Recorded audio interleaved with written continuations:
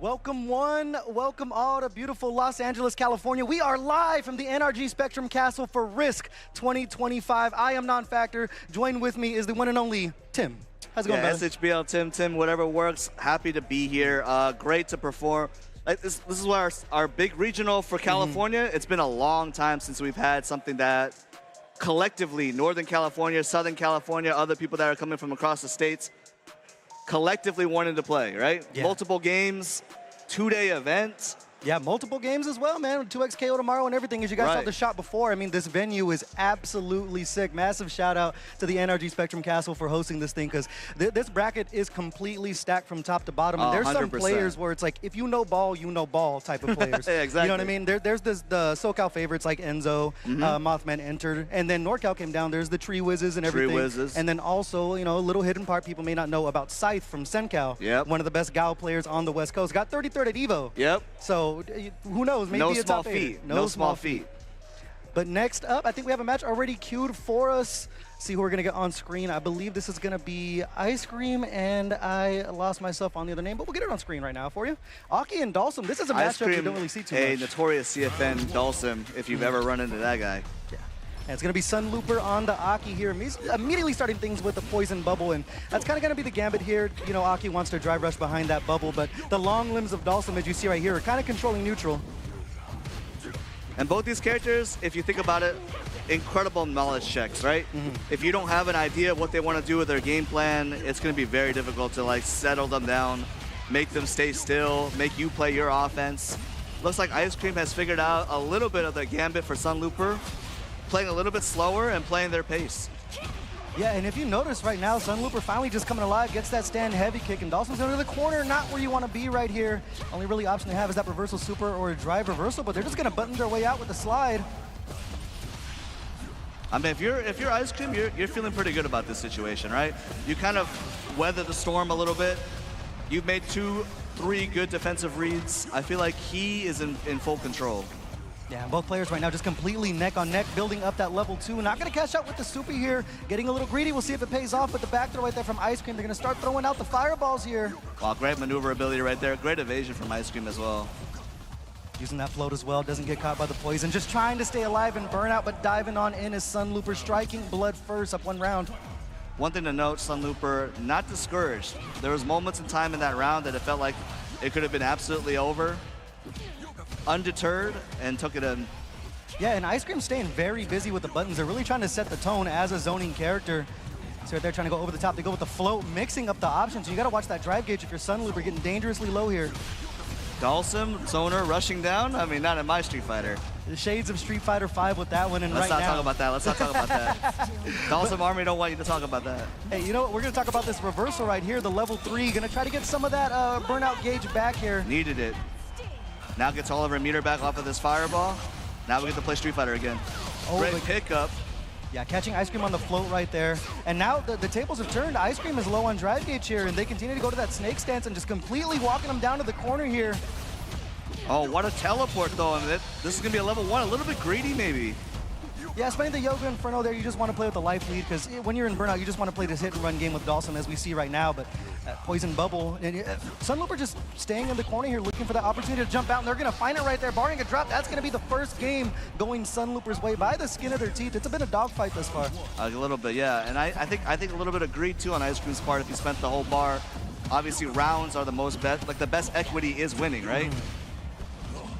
All right, trying to get the party started again. Ice Cream has been having such great openings getting Sunlooper to the corner, but Sunlooper's done such a great job of fighting out, getting caught with the forward throw there. It looked like they were going for that whiff attempt, or a whiff punish attempt off of the grab, but didn't find it. Once again, we've kind of seen this in 2 back-to-back rounds. Ice Cream's kind of corner pressure, rushing down Sunlooper. We'll just gotta see if he can clutch it out. I mean, there's been rounds where he could have finished it off. This being one of them as an example, we just have to see if he has that clutch gene in him. Was such a huge shimmy from this side of Sunlooper. They have this super, should be going for the kill right here. Did not get the level 1. Yeah, didn't get the level 1. Might have been a missed input, but Ice Cream gonna live to see another day here as they get a B&B of their own directly into the Yoga Inferno. Not enough to kill. Oh, we're just almost trading a sides. check down there. Yeah, we're just going, oh, double KO. Speaking of trading sides, as equal as you could possibly want it. RISC 2025 starting off with a little bit of everything right now. Yeah, they're impatient for sure. They're just trying to get things started.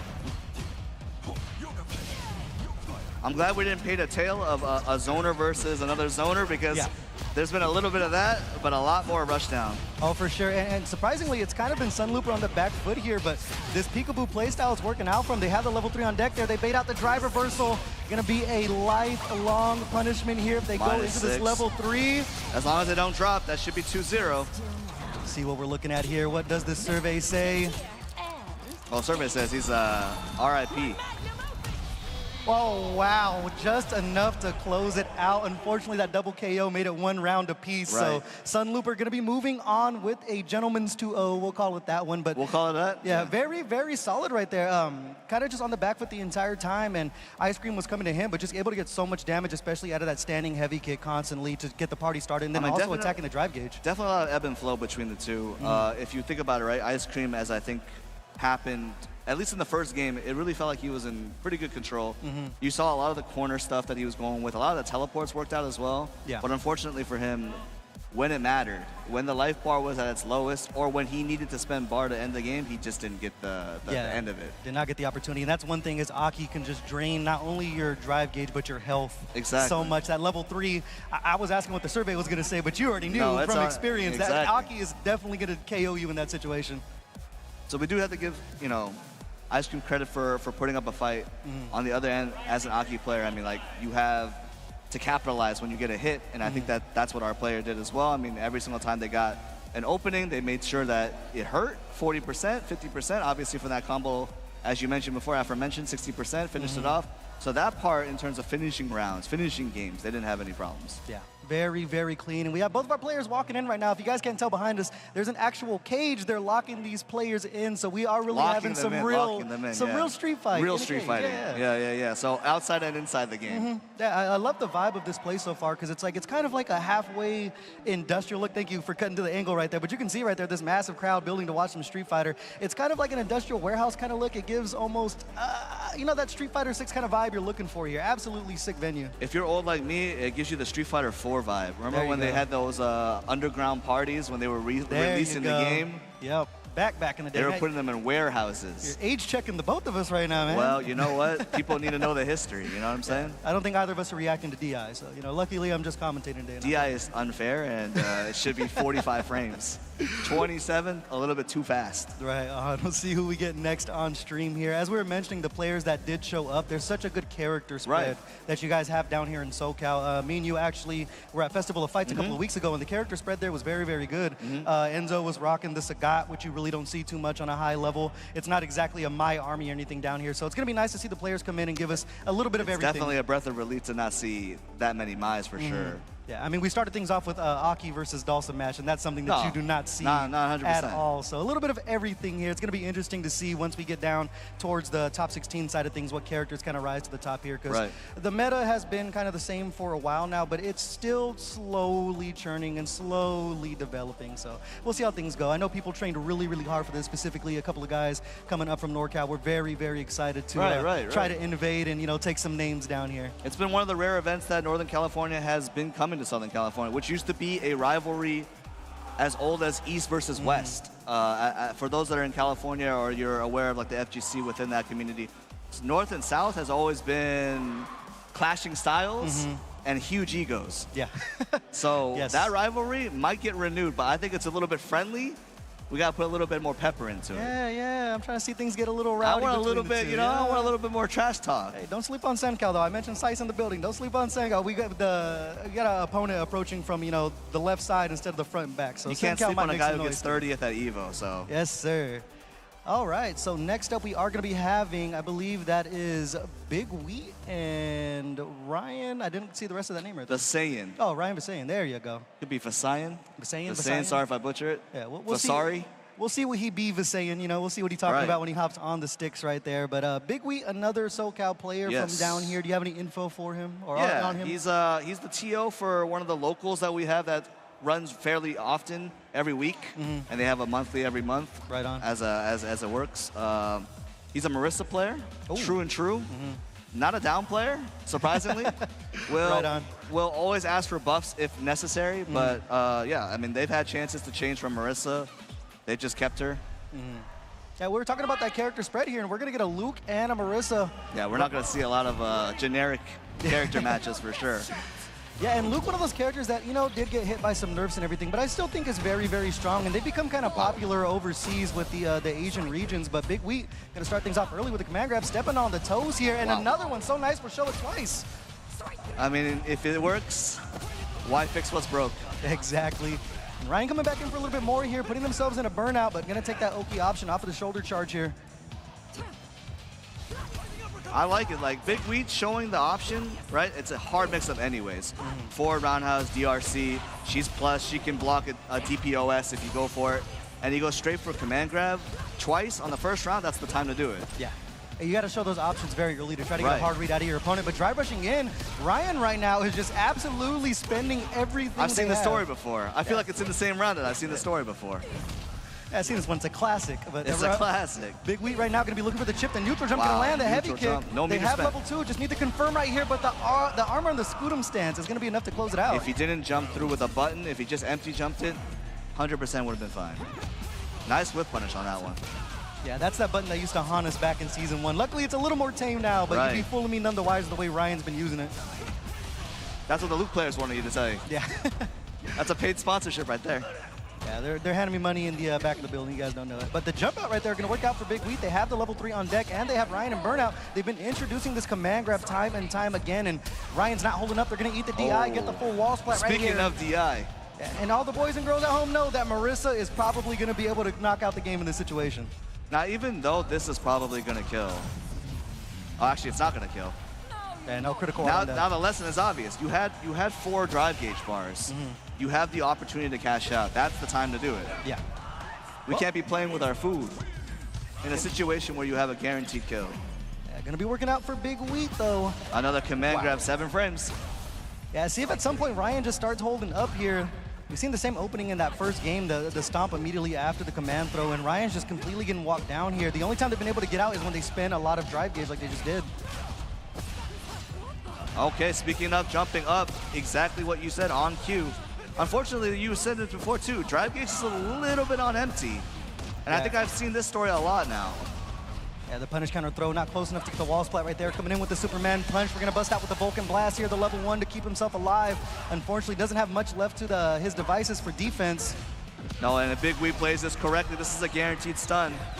And depending on the combo route, make it short and easy. Should be a first round for him as well. Simple and clean there for Big Wheat. Just 1 round away from moving on in pulls here. See if Ryan has any fight left in him, but Big Wheat is just kind of undeniable right now, the way they're running their offense, and Ryan's doing him a favor by spending a lot of this drive gauge. We see there the raw into the crouching medium punch again. You're getting the corner carry, but once you get there, you don't have a lot to work with. Without that much meter, especially if you spend most of it just to get to the corner, I think if you're Big Wheat's position, even though you're down by 40%, the fact that the life gauge isn't the most important bar in this game. It's the drive gauge that's the most important. You're pretty confident in what's happening. All right, so we're gonna go low forward again, spend the drive rush. We have the level 2 on deck. Dash at level 2 would have killed. Yeah, it might come back to bite him here. He's over the corner in burnout. Gonna get smacked with the DI, and this time it is critical art, so that should be all she wrote. I don't need to answer this one for you. I think everyone can solve the 1+1 in the room right there. That's gonna be Big Wheat moving on 2-0. 2-0 flexing himself as well, and there were a few things that Ryan could have done. Unless that's obviously the play style. Obviously the preference is that he wants to spend bar to get to a certain point in time. Yeah. Maybe it's defensively to get them off of you, or maybe it's to get them to the corner themselves. But like you mentioned before, once you get to the corner, what are you going to do there? Yeah, it's the old metaphor of the dog chasing the car, but it's like once the dog gets the car, what are you actually going to do with it? So right there, Ryan just spending way too much resources, and Luke players will say that's kind of the Achilles heel of the character. What they have to do, yeah. Is they have to spend a lot of meter to really get the party started, but we're no stranger, if you're a Street Fighter fan, to seeing a Luke play in Burnout constantly. If you know who I'm talking about. If we're talking about Southern California, yeah, I think we have somebody, a villain of sorts. Pretty familiar, but then Marissa with the extra health as well, so it's just an uphill climb for Luke when it comes out to getting that damage. So Ryan going to be having to making a run over in the loser side of things, but Big Wheat looking very, very solid with a character that's not played too much. Yeah, old FGC kind of philosophy where you want to do all your risky things, obviously, in the beginning, so they see if your opponent can test out, see what their defensive options are, what they can react to. And like we mentioned before, when he did the forward roundhouse DRC into command grab, even though technically on paper it's not real, if they're not going to do anything about it, and if they're going to get hit by it 2 or 3 times, maybe even 4 times, why not continue to go to the whale? Yeah, do not fix what is broken. That was Big Wheat's game plan. And got both players sitting down right here. I still think this cage thing is so sick, the way they have to walk up. We have a camera guy watching them come in right here, but we're going to head over to the replay desk here. And that's kind of just the tail of the tape right there. Ryan just continued to find himself in burnout against the wall, and that is exactly what you don't want to be against Marissa, because they're able just to cash out so much, especially if there was multiple times that Big Wheat had that level 3 on deck. And even if it's not going to kill, I mean, when you have a pixel of health against Marissa, she just has to sneeze on you. And it's pretty much the end of the round, so. There's like 2 things I wanted to know. Obviously, Big Wee doing the DIs, even though his opponent had level 3 a lot of times. I think even in that situation, when they did it, I think they were fine with taking a level 3. Yeah. Or even a level 2 or a level 1, whatever it was. They had to see whether or not they can do it to deal with it. And if they took the meter, they took the meter. Because it wasn't life and death. A lot of times they could have survived it. On the other end, though, as a Luke player, while we did talk about the exhausting of drive meter, I think there was a lot of things they could have done with their fireball game that we didn't really see too much. Yeah. At least test out your opponent to see what they can do with the fireball game, whatever they can do in projectiles. If they knew how to perfect parry, if they knew how to drive rush, if they're impatient with their jumping, those are what you want to open your situations up instead of having to walk forward, you know, exude or use a resource that you normally don't want to do. Low forward DRC, spending 3 bars. Maybe if you could just get an easier situation, throw a fireball and they jump and you get an uppercut, you'll get Oki that way. Yeah. Yeah, unfortunately just playing into the hand of Marissa there, so not going to work out for him in the long run. We'll see what the players we have on deck here. Hopefully we get a nice character spread again this far. 4 different characters so far on stream, so hopefully we keep that streak going here. I know the moment we see a Maya, we're going to be like, oh, okay. Someone wants to win. Right. Looks like, though, it'll be Kiyoshi Black on one end. He's also a Southern California player. Right on. He'll be an Akuma player. He's repping the local team, the Bracket Demons. You can see a little demon on his little shirt. On the other end, can't see it. I see a hat, though. Yeah, I got the blockout right there, but that is actually a very, very sick logo right there. Now, that Bracket Demons tag I see everywhere when it comes to SoCal brackets. So, like, they are coming in heavy over and over. Definitely trying to rep it. Definitely trying to make a name for themselves. A lot of them are up and coming. Like, even if they're not Bracket Demons, they're Bracket Demons adjacent. There you go. Right on. And does this player look familiar to you? You got any info here? We'll find out. Yeah, we'll find out. That's one of the best parts about doing polls is you always get a nice surprise to everything. And shout out to everyone that's also in the building. Like we mentioned, we have a lot of different regions coming through. And as you mentioned, some people coming in from out of state. I believe Chris G is also in the building. Prototype I saw on the bracket as well. So coming all the way from Vegas. Is it Vegas Prototype, though? I didn't see if it was Vegas I think Prototype. it should be. Okay. Vegas Prototype spells the T with a 7, right? Yeah, he does. Yeah, that should be him. That should be him. But yeah, massive shout out coming down from Vegas as well to come, you know, sharing the festivities here over at the Spectrum. And his character's coming. And his character is coming. His character's coming. In like 6 years. At some point. Yeah. A big maybe. You know, speaking of which, I mean, I wouldn't say around the corner, but I'm kind of excited for Alex. You know, I think the game needs more grapplers. Hopefully one that isn't on struggle street right off the rip. Although Geef did have his moment in the sun. Oh, when the hop was, you know, a little broken. Alex not a true grappler, a hybrid. Yeah, the brawler grappler archetype. Yeah. Which historically for Capcom has always been a very strong archetype. If you consider like Laura to be strong, Abel to be strong, those are the characters that normally have the hybrid build. Yeah. Alex was a little bit on the weaker side in Third Strike. He's a little bit more gimmicky. And in 5, he was a little bit on the weaker side until they made him into a little bit more of a complete character. But I'm excited to see what they do. It's the same design team, so. Yeah, they usually flip characters on their heads so well. Like we mentioned, like DJ is such like a good redesign of the character and everything. But we are going to get the Akuma and the Zangief on screen. Kind of an uphill battle for Geef right here, but it's feast or famine because you're only a couple of those SPDs away with that Akuma health from immediately being dead. This is a contentious matchup as well. I mean, I remember discussions on this from Season 1. Is Akuma actually a losing matchup into Geef? Ace of Spades 363, Xbox Live name right there. the reasoning for it, too. I mean, the reasoning for it is pretty simple, right? Geef can kill you in 2 shots. Akuma low health. We'll see how he navigates. Right now, not faring too well. Going to be able to grab out of that overhead attempt right there. Into the corner you go, but the anti-air from Kiyoshi Black. Kind of a one-player game to start things off here. We'll see if Ace of Spades can get the party started at some point. And as mentioned, even though they looked pretty rough on the first round, all it takes for Geef, honestly, is one read. Yeah, they can completely just steamroll from there. Right. So anti-air there. We're just doing the dance here.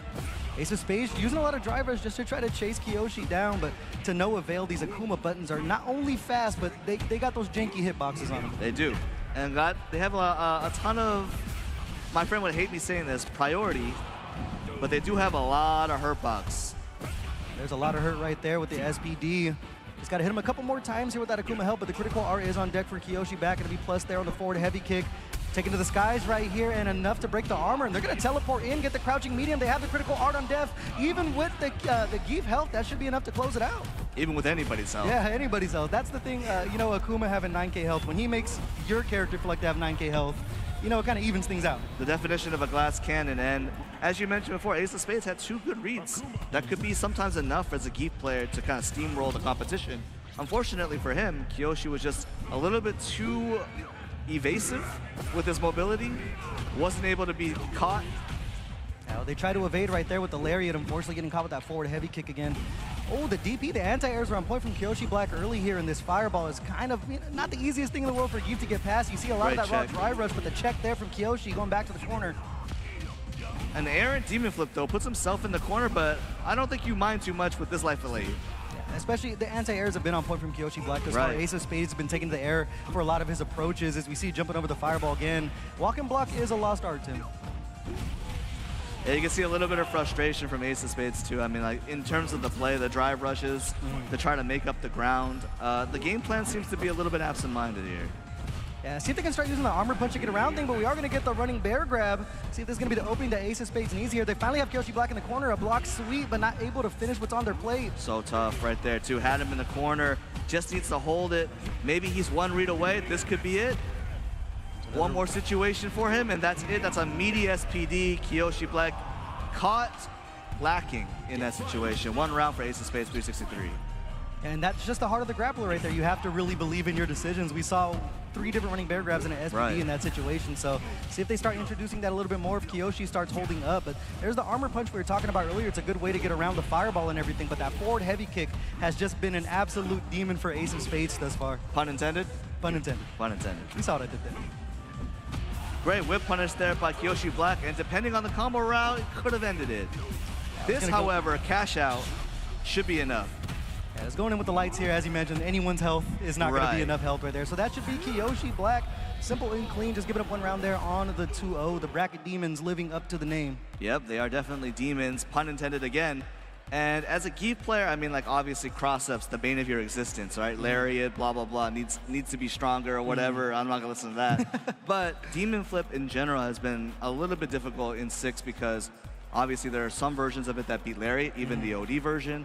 The cross-up version, if you go for empty, Lariat obviously loses. You have to go for some sort of option select, a cross-up option select, whatever it is. And if you don't have it, and the Akuma player sees that you don't have it, you're in so much trouble from that. Yeah. Yeah, just complete uphill climb for a Zengi player right there. And we noticed that that forward heavy kick was such an option for Kiyoshi Black because it is plus on block. The only way that you can really punish it is if you crouch that first kick. So a little bit of a knowledge check right there. But as we saw in the last match with the Marissa player, if something's working, keep on going back to the well. Even if it's a big option, even if it's a big option like that. Yeah, and there was a couple of good reads we saw from Ace of Spades. We mentioned he believed in the command throw a couple of times, but that crouching medium punch from Akuma, man, just reaches a whole country mile. So, and the damage, I mean, we talk about it time and time again, that Akuma damage. It doesn't matter how much health you really have when they're able to cash it out like that. We have some moments, like obviously, like with Ace of Spades, if he's going to live and die by the read, then that's your play style. However, if you can somehow mix and match it to the point where your reads can set up everything else, then that makes you a complete player. And obviously, like, some people just want to be a reads-based player, obviously. Like, right, if you're going to be Geef, I got a ton of health. I can make like 4 or 5 reads, you die. If I just make like 7 mistakes, it's not a big deal. However, in that situation where he had, like you mentioned before, 2 or 3 really good reads, and he had his opponent in the corner, there were moments where he could have just slowed it down. Maybe walk his opponent again, and then get that one finishing hit, maybe a stray hit, a low medium kick, right? A standing medium punch. End it off of that. No need to be too risky about it. Just end it on your own terms. Yeah, that's one of those things where you finally get your opponent in a vulnerable position and you want to try so desperately to take advantage of them being in that spot, but just biting off a little more that they can chew in that situation. But next up, I do believe I see Sodacan on screen. Sodacan, if you guys don't know at home, one of the premier Rashids they have over in NorCal. Shout out to the whole Fitz crew, the Mad crew, and everything from up there. And they've been placing very high in their World Warrior runs on the online side of things. So we'll see what they have for us in store today. You know, I like to tease him sometimes and say that he's a level 2 merchant, but you know, we'll save that for another time. But very strong player. They play a very patient Rashid. Doesn't rely on the drive rush. I know I'm saying all these things. He'll probably do the opposite when he's on stream. He's gonna do everything. Typically, you know, they play real patient. They look for their whiff punishes. Everyone loves that standing heavy punch from Rashid. That big chop opens up so much for him. Definitely run into him a few times online as well. Yeah, like you mentioned, not the most drive rush heavy player. But also at the same time, not the most fireball heavy player as well. I know there are certain Rashids out there that have a lot of their neutral game plan patterned around their mix and matching of their fireballs. So I think depending on what they want to do in terms of how they want to open up their opponent, we'll see what their approach is. I think he's not like a one-fits-all kind of player. That's a pun as well. But yeah, very good at adapting. That's the thing, too, over in NorCal. They have a very good character spread, so they're real familiar with all the different matchups. So we'll see who their opponent's going to be choosing here. I didn't get a good look at them. Do you recognize that shirt anywhere? Yeah, I did not see it either. We'll see. It's always a surprise here. And Rashid, you know, I would not say they typically have a lot of bad matchups because that level 2 is kind of the win condition, and a lot of characters don't have an opportunity to get past it. There's certain characters like Bison that can OD Cycle Crusher to get through it and everything, but not everyone has those tools to get past the SR. He's fallen out of favor from a lot of people's de facto top 3, top 5 list. I don't know if I buy specifically into that. I'm not buying it at all. But there are many people, and I won't name names, that will put him in the top 7, top 8. In terms of like strength, I just don't know. I mean, I think the game's balance is at the point where it's pretty hard to argue who top 2 or 3 is. And everybody else kind of like fits into wherever they want to be, and you can argue a spot for each one of them, and you could probably be right. Yeah, that's one of the beautiful parts about the balancing, unless you're like really on the struggle bus, like a Jamie player or a Marissa player or a Manon player. And even especially with Manon, they took away the funny button in Burnout. So, yeah, the funny button is gone.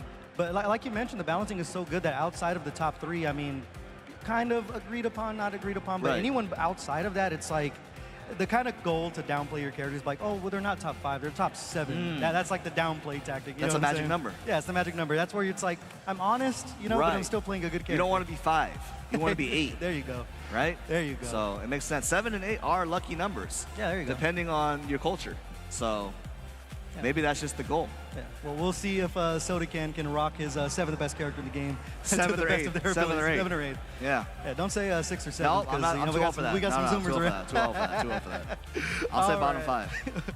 Let's get into the match here. It's going to be Sodacan, and then we'll see who their opponent's name is. I didn't catch it on the way in, but these pool matches thus far have been very, very interesting. We saw a double KO at some point. It's actually going to be the Cammy. This is John GameCube. I knew I recognized him from somewhere. John GameCube.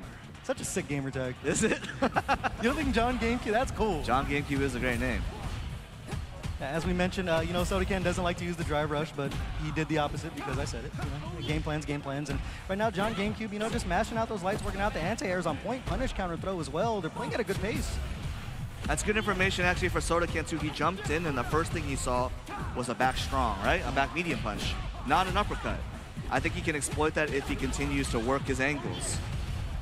See what he chooses to do here, but John GameCube has not been afraid to press buttons here. The Eagle Spike to get over the corner, and this is where Sodacan really starts cooking because he kind of throws players off in the options he chooses. Whip the throw there, no harm, no foul. Putting themselves in a burnout with the DP. Burnout on my own accord. Immediate level 2. We're only on round 1, right? Yes, sir.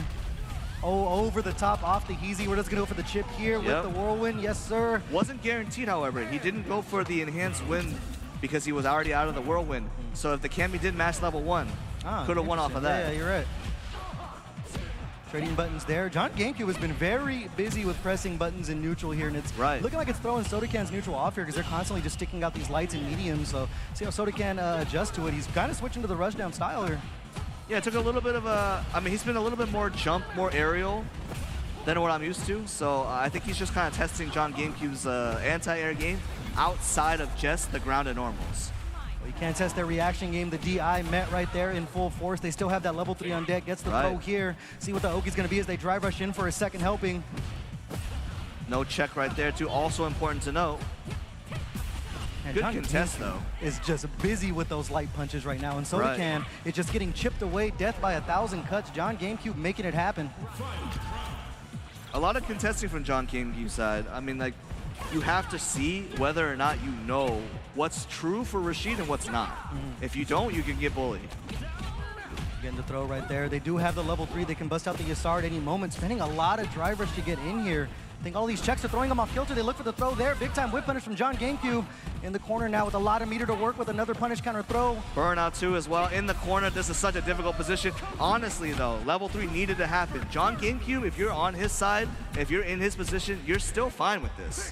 Yeah, you spent every defensive option you have at this point, so you cannot afford to get knocked down or get put in that situation where you have to eat the DI. They have all the meter in the world to spend, so that should be enough to close it out with the animation. Gonna make them watch the movie, take some time to breathe here, but John GameCube striking blood first here at 1-0. I like what they did there too. Obviously, like I mentioned it before in terms of the illusions. I alluded to before with the anti-air game, right? Obviously, he didn't DP there. If he DP there, it was almost guaranteed. I think if Sodakin keeps up with this, though, he can take advantage of John GameCube's lack of anti-air. Yeah. We'll see how that goes, but right now, John GameCube's game plan is working flawlessly. Gets clipped with the low forward right there. And Sodakan is just uncharacteristically spending a lot of drive meter here. Gets the air throw punish counter. Yeah, you might be a little bit more familiar with his style of play or his nerves. I don't know if it's necessarily that he's feeling a little bit more like he's pressured. Right now, he's putting on the pressure. That's going to be a clean round for Sodakan right there. Kind of turning up the pace here and, you know, pressing meteor buttons to kind of throw John GameCube, who's, you know, for lack of a better term, has been mashing out those lights. Right. And you mentioned before, Sodakan's been a little bit aggressive almost throughout the entire set. Pretty uncharacteristic normally, but it's working out in this game particularly. Oh, what a great call from John GameCube there just to go with the parry on that Yasar. Built up a lot of meter, gets the back throw to put themselves in a good spot here. Okay, throw game going into as well. Not a throw loop. Oh, unfortunately gets clipped right there. Gonna spend all the meter. Sodakan striking back one game apiece. It's a good recovery, but I don't know if it necessarily was a good adjustment. I think he kind of did the same pace, same kind of style of play. It just so happened that he hit more times. Yeah. Sometimes in a first or two, it's just pedal to the metal and see if it works out for you. Right now, working out for both players, and we'll see whose will is just a little bit stronger. The low forward been landing for Sodakan a little bit here. We'll see if he challenges here. Does try to. No DPOS on the other side as well. John GameCube, both sides actually, low on meter. Yeah, Sodakan looking for the DI again. We've seen this one before. It's a classic. John GameCube getting back to neutral here. The neutral jump, the trade. Again. He's testing him for sure still. Yeah, just jockeying for position, and both players refuse to go into burnout right here, but you know what? The Yasar is going to help out Sodakan's cause. See if John GameCube can time this parry once again, but we're just going to be wiggling back and forth here. Gets caught with the stand heavy punch. Heavy, already spinning mixer to close it out. Sodakan kind of finding his rhythm. It's a difficult position to be in. In the corner, you got a huge tornado coming towards you, two-way mix-up. Honestly, in that situation, if he just went for the parry defense like he did last time, would have worked out fine. Right now, Sodakan once again spending a lot of gauge, but that stand heavy punch goes an entire county over. It's looking all Sodakan right now as the DI is finally going to hit its mark. They have the level 1 on deck. They can get busy with it, putting themselves in burnout to keep the pressure going. Good defensive option from John GameCube, and this is his moment to shine. See if he can strike back. The spinning mixer coming right back in. They're just fishing for that heavy punch. Finds a low forward right there. One more hit is all they're going to need to clip him.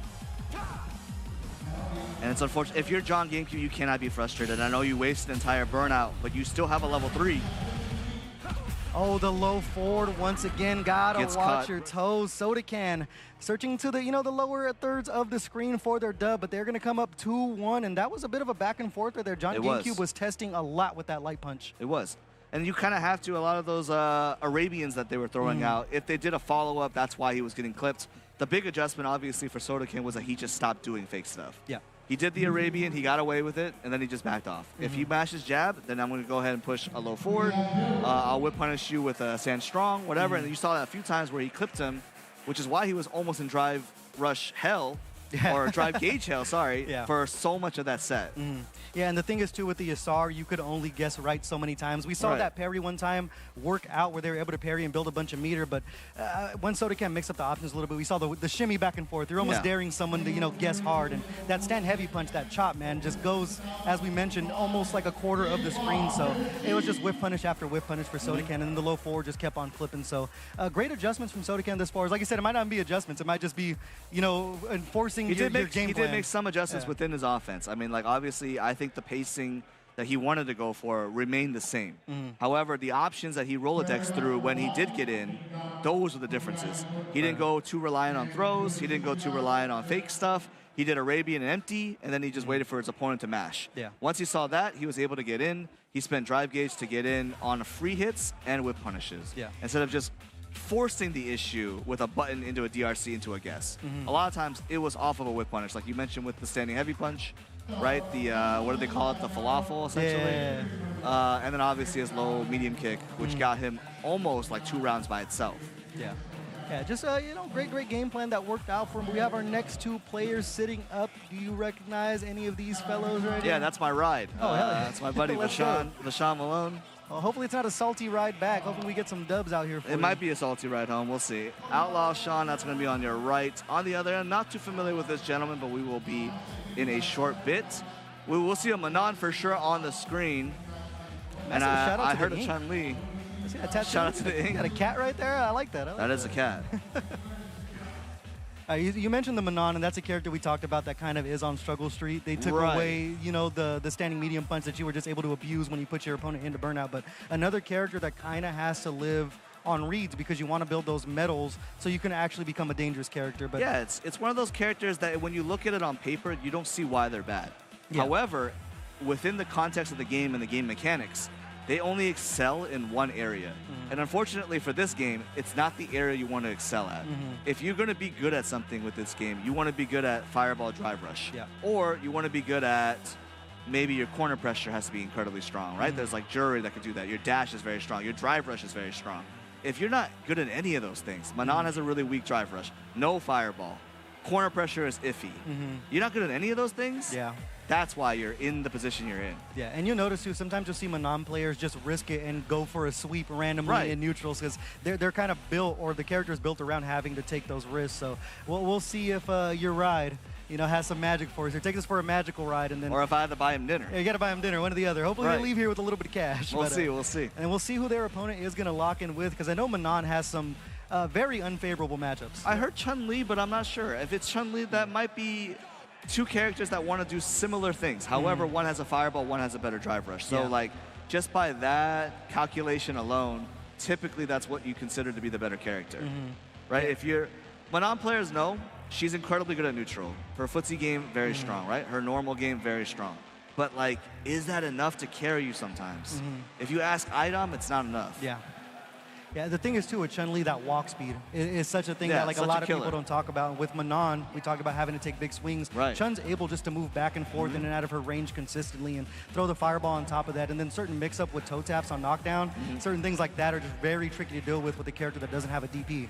So an uphill climb. We'll see if your boy is able to handle things here, but that is, we get the Chun-Li. You say we heard Chun-Li, but we might get surprised here. I do say, though, even if he doesn't pick the Chun, she still has one of those things where I feel like everybody, if they had it, the game would have less complaints, and that's her throw loop, or lack thereof. Her throw loop is the Street Fighter V version, right? Where you throw them, you take a step forward, and throw them again. But it requires you to make a step forward. If you don't move at all, you can't throw them. Or if you walk forward, you can't throw them. So that should be existing for everybody. That would just solve the whole everybody hates throw loop argument if they just have Chun-Li's throw loop. Yeah. Well, we'll see how it goes here. Like you mentioned, you have to spend some of that Drive Rush there.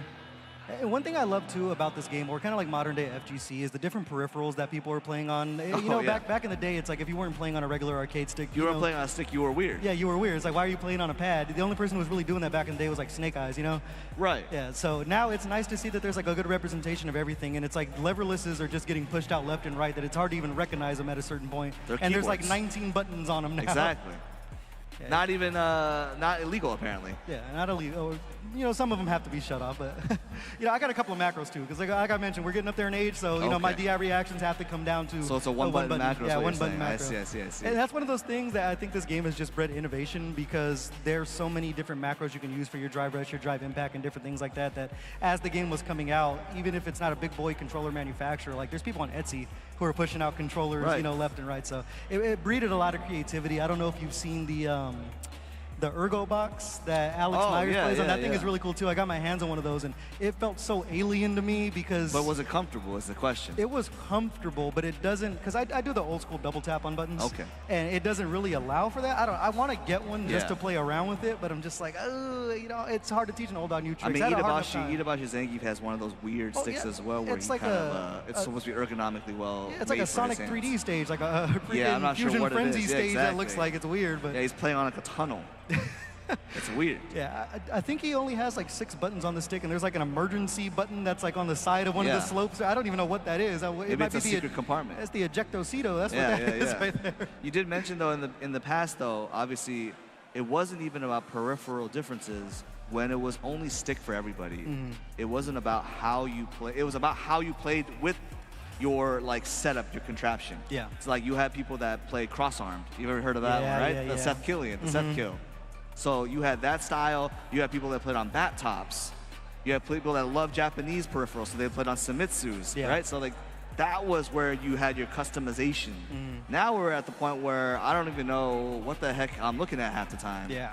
And it's like whether or not am I just playing on PC anymore? Are they just playing on mouse and keyboard? Is that not just the peripheral that we should just be going for?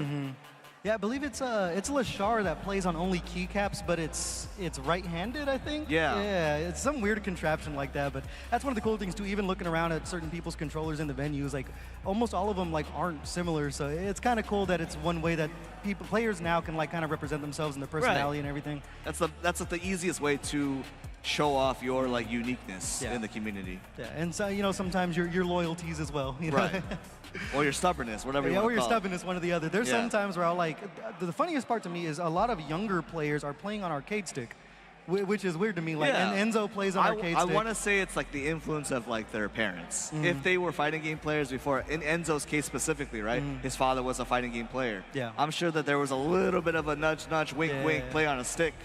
No son of mine is playing on Marvel. No son of mine is doing a DP shortcut, all right? Maybe like Enzo started on pad for like a minute until he was like, no, you're upgrading. Yeah, showing him the old school way, but it is going to be the Chun-Li, and it's going to be a modern Chun-Li, and there's not too many modern players There is left. one in the house, though. There's 2 in the house, I should say.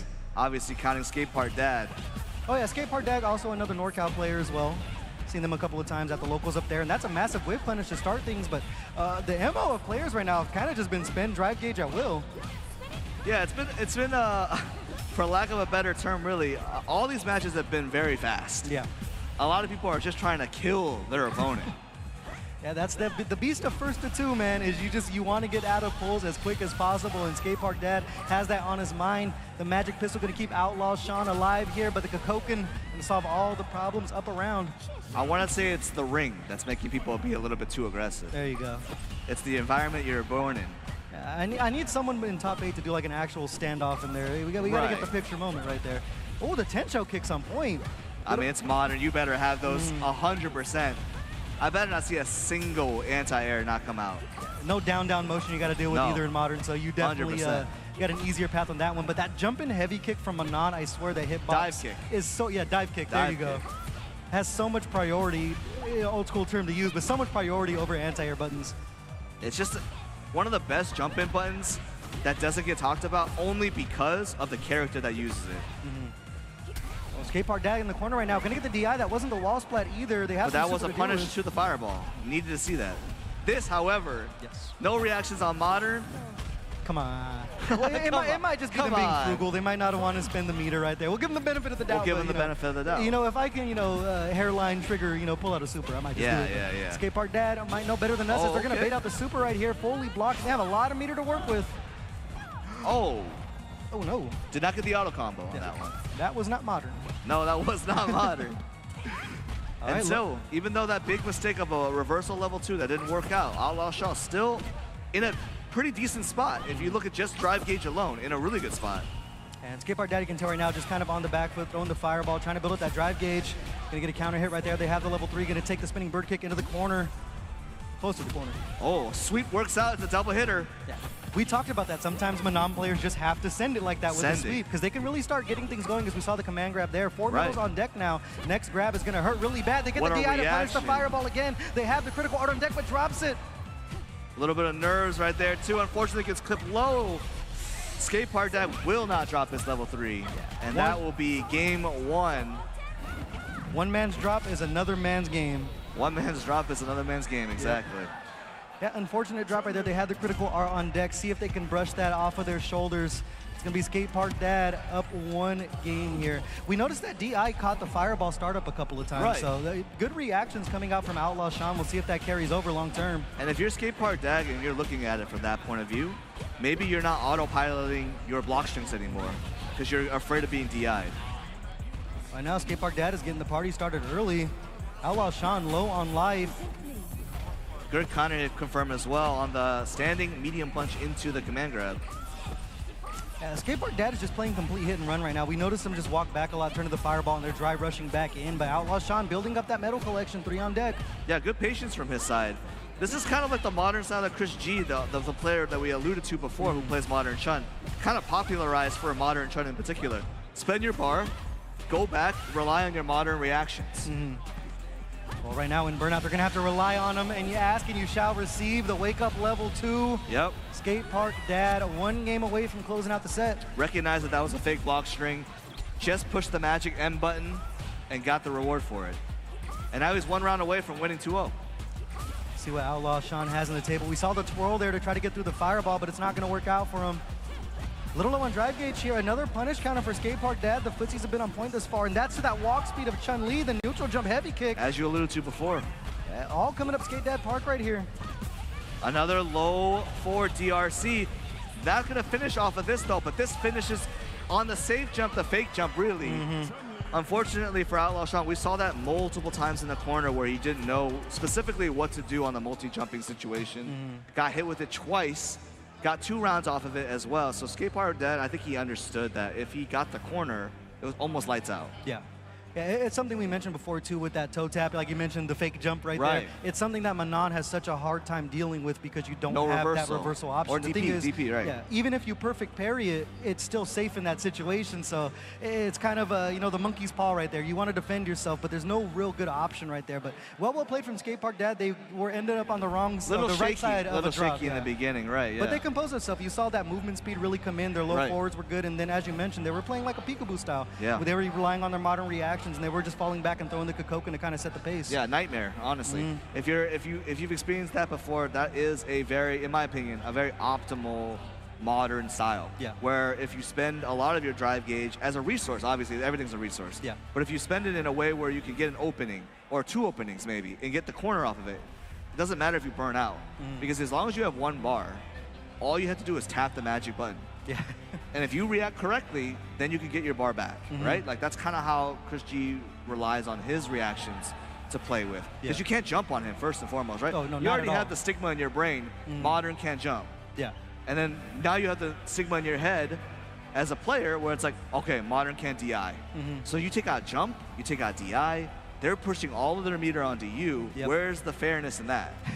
You know what I'm saying? Hey, you know what? If fighting games were fair, I probably wouldn't play them because, you know. Well, you know, I mean, if we did, we would play chess. There you go. There you go. But, you know, Skate Park Dan, you know, as mentioned, made really good adjustments. They were shaky in the beginning, but just continue to have the good right answer, and they're going to be moving on over in the winner side of the bracket. And next up is actually going to be a barn burner, man. We got Axel and a Pink DS Light. So it should be Pink DS Light on that Kimberly, and then Axel, I believe, is playing Ed now. We'll see what he plays. Yeah, we'll see what they play. A master of many characters. We'll see what he plays. It's going to be between 2 characters for sure. It's going to be between Terry and Ed. I know for the Kimberly matchup, he will probably play Terry. Right on. Yeah, and the thing is, if you guys are unfamiliar with the NorCal region, there's like an army of Kimberly players up there. There's like 5 of them. Yeah, we're talking about YJK. We got Pink DS Light up here. Who else am I forgetting? We got Quicksilver. There's so many Kimberly players, and I'm like, what is in your guys' water? Because every time I go up there, where's the appeal coming from? I got to go through the Kimberly gauntlet every time I'm up there, and Pink DS Light is definitely one of the strongest ones they have up there. So for YJK, it makes sense why he wants to go to Kimberly. He's a lifetime guy player. The kind of like similarities with the slide, the elbow drop, all those things have a lot of parallels. I don't know why the rest of the crew in Northern California loves this character. Like, where's the appeal coming from? No idea. They don't want you to have fun. That's what it is. They want to run their offense. She is an unfun character, I will admit. Yeah, 100%. Probably one of the most annoying, if not the most annoying character to fight. Yeah, and the thing is, too, it's not only is the mix-up so good because you have to hold that pain cam, but their buttons are so good. People talk about the standing heavy punch because it is such a good option, but that stand medium kick... That's not the best button. Yeah, we are actually going to be sending things over to a quick break before we get back to the action. So do not leave your seat. We'll be right back with some more Street Fighter 6 over here at RISC 2025. Stay tuned.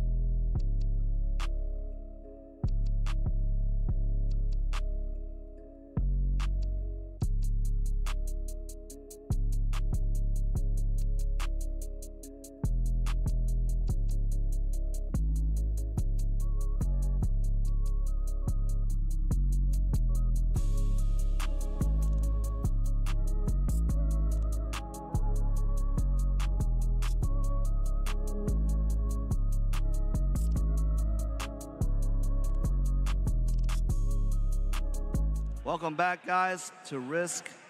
We are at the Street Fighter portion of the day. I mean, we're at the pool section to get to top 8. I think we're still in, like pool B or B1 or whatever, but we have a banger coming up for you. Yes. It's going to be, as mentioned and alluded to before, Axel versus a pink DS Lite, one of the millions of Kimberlys up in Northern California. I'm joined here by my buddy, my co-host, Non-Factor, the one and only. And as you mentioned, that Kimberly Army from NorCal, Pink DS Lite is one of them. But Axel, I mean, is an absolute, we talk about bracket demons, absolute demon they have down here in SoCal. He's been on an absolute run, winning tournament after tournament on the online side of things. So we'll see. Just don't ask him for his age. Yeah, I don't want to talk about that anymore. Hey, we'll see if Pink DS Lite is going to be able to weather the storm here. And the more interesting part, we're going to see who Axel decides to play here. It's going to be Terry. It's going to be the Terry, yes. For that Kimberly matchup, you have those whiff punish buttons like we see there, the standing heavy kick. And he has a lot of experience about this. I know he plays Jeff a lot, not just online, but he's played him offline as well. Yeah, I'm sure they've run into each other in World Warrior at some point. So no slash to it. What a rising tackle off of the elbow drop there. Oh, and I do want to highlight a Pink DS Lite. The glow up he's had over the last year has been honestly incredible. I know him to be like he plateaued for a while last year in terms of even MR or whatever, and I think ever since then, maybe even like, I don't know what you guys have been doing, maybe the study sessions, he has been incredibly strong as a player. Definitely been studying, but right now Axel's teaching the lessons. Another whiff punish there. Pink DS Lite just kind of living in the corner, and I mean, Terry, man, spacing trap right there. Can just maul you like you mentioned with those spacing traps.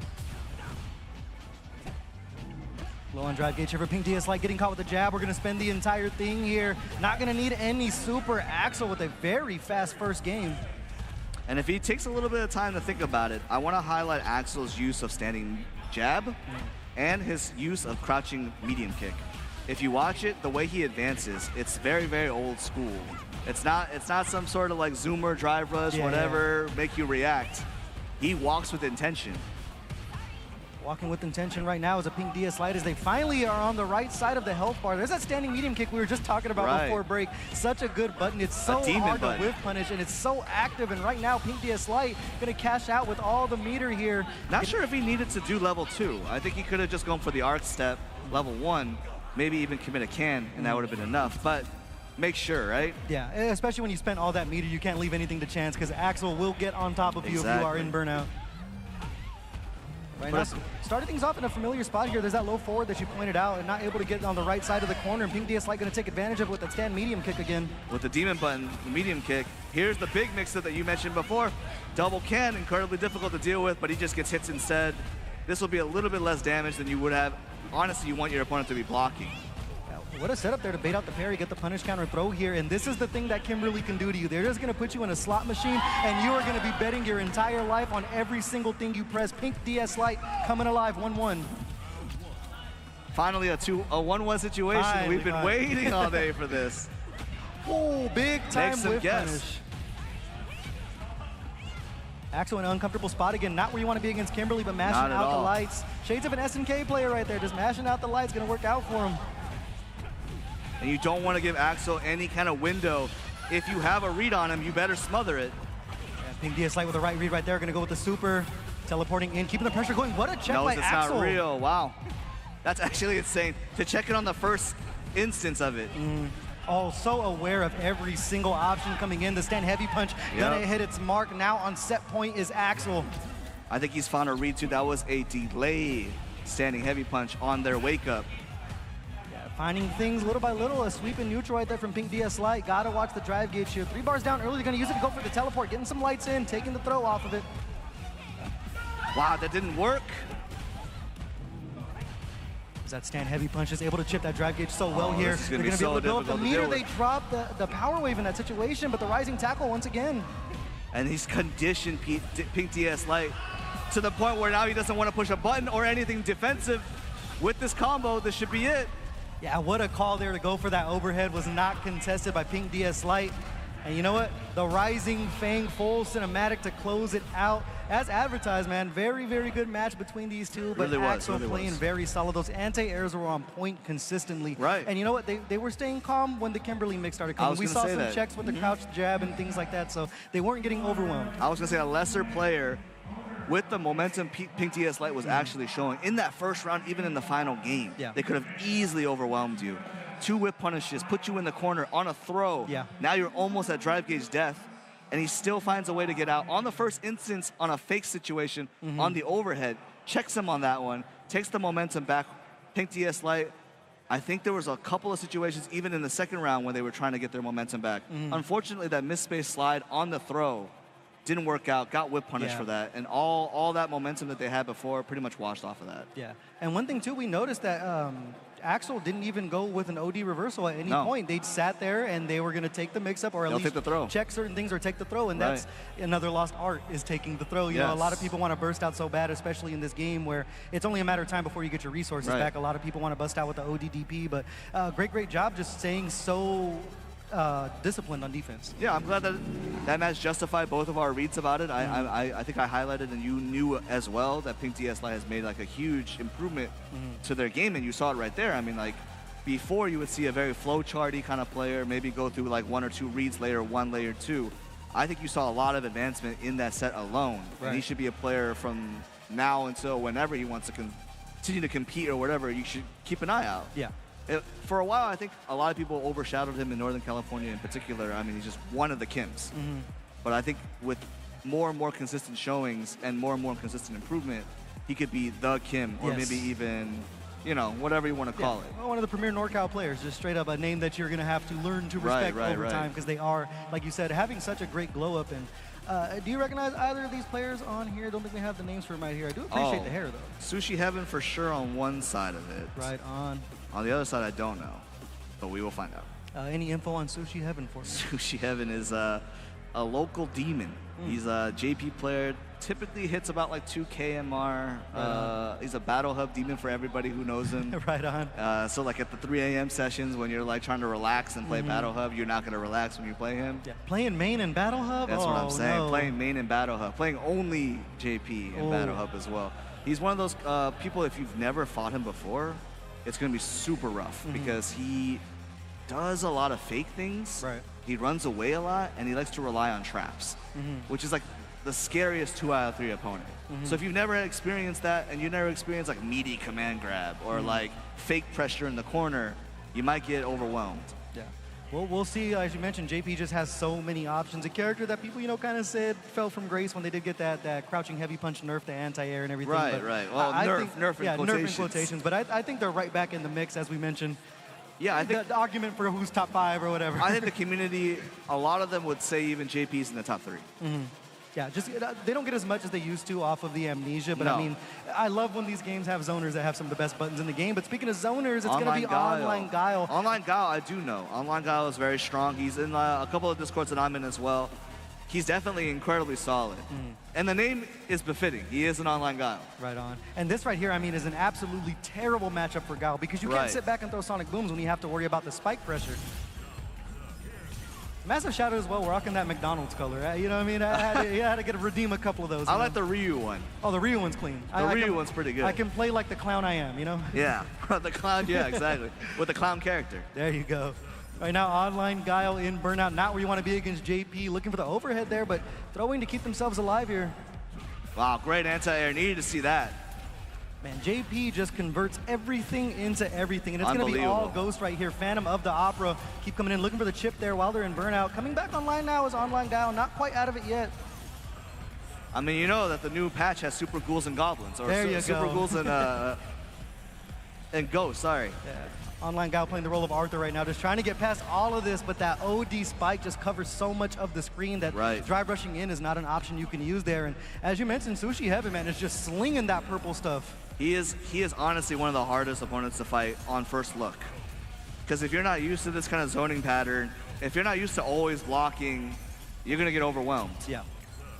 And right now, Online Guile just staying put on the right side of the screen. They have to just micro walk their way in. They try to get in with the bazooka knee off the drive rush, but the departure to go ahead and get Sushi Heaven out of dodge. Great, needed to see that as well. Unfortunately, Spence bar for it as well, and he's a little bit low on his gauge, but you have to see the reversals.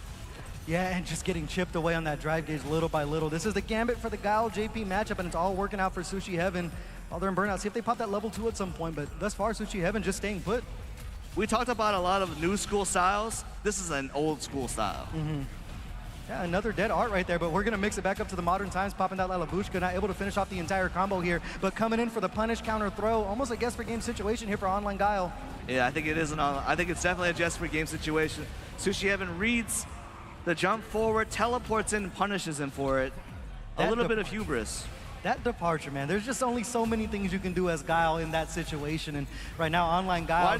Why does he get a teleport? Of course, an air throw. There's sometimes I forget this character has an air throw. They have everything. He has air grab as well. I'm surprised there's no dive kick at this point, but the departure once again to get in over the Sonic Boom. Checks him Sushi well. Heaven is just busting out all the tricks. Yeah. Sees the parry, reacts accordingly. This has got to be so frustrating for Online Guile in burnout. I'm frustrated. Yeah. I'm frustrated watching it.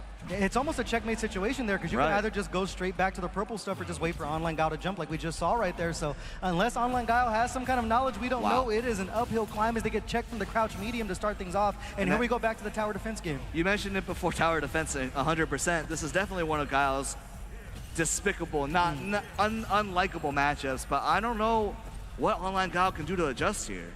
You just have to stick on JP and hope for the best at that point. But with the reversal options that JP has, they're going to send you back to the full side of the screen at some point. Right. We saw a couple of OD flash kicks, and Online Guile was getting these knockdowns, but they're so far away from them when they land that you can't really get Oki off of it. And if you're Sushi Heaven, you're fine with taking them because at a certain point, your drive gauge is just depleted.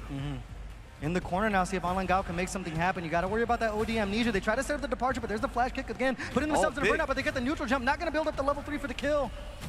Still a great situation for Online Guile, though. Gets the throw on the amnesia, knows that there's a gap, finds his first round, and maybe this is the beginning of some positive momentum. They got to get the damage in quick, but they try to drive rush, but the ghost continues to come in. They have the level 3. They can make Sushi Heaven hurt, but the gambit is to get your hands on him. The flash kick there off of the departure. Already an improvement as well. You saw from the previous situations from that departure, he was parrying. This time around, you know, a little bit more reactive. And right now, Sushi Heaven's going to play the life game, want to play with the lead, and then also the drive gauge lead. So all the cards are stacked against Online Guile here, but they have that fully loaded gun with the level 3 in their pocket. They just have to get close. They just need the singular hit, and you mentioned before, they do have a comeback factor. Purple stuff coming in. There's a departure again. This time, Sushi Heaven turning the buttons. About to be in burnout for Online Guile. Cannot afford to take the spike right here. The jump in going to work out for Sushi Heaven. The spike to close it out. A clean game 2-0 for Sushi Heaven.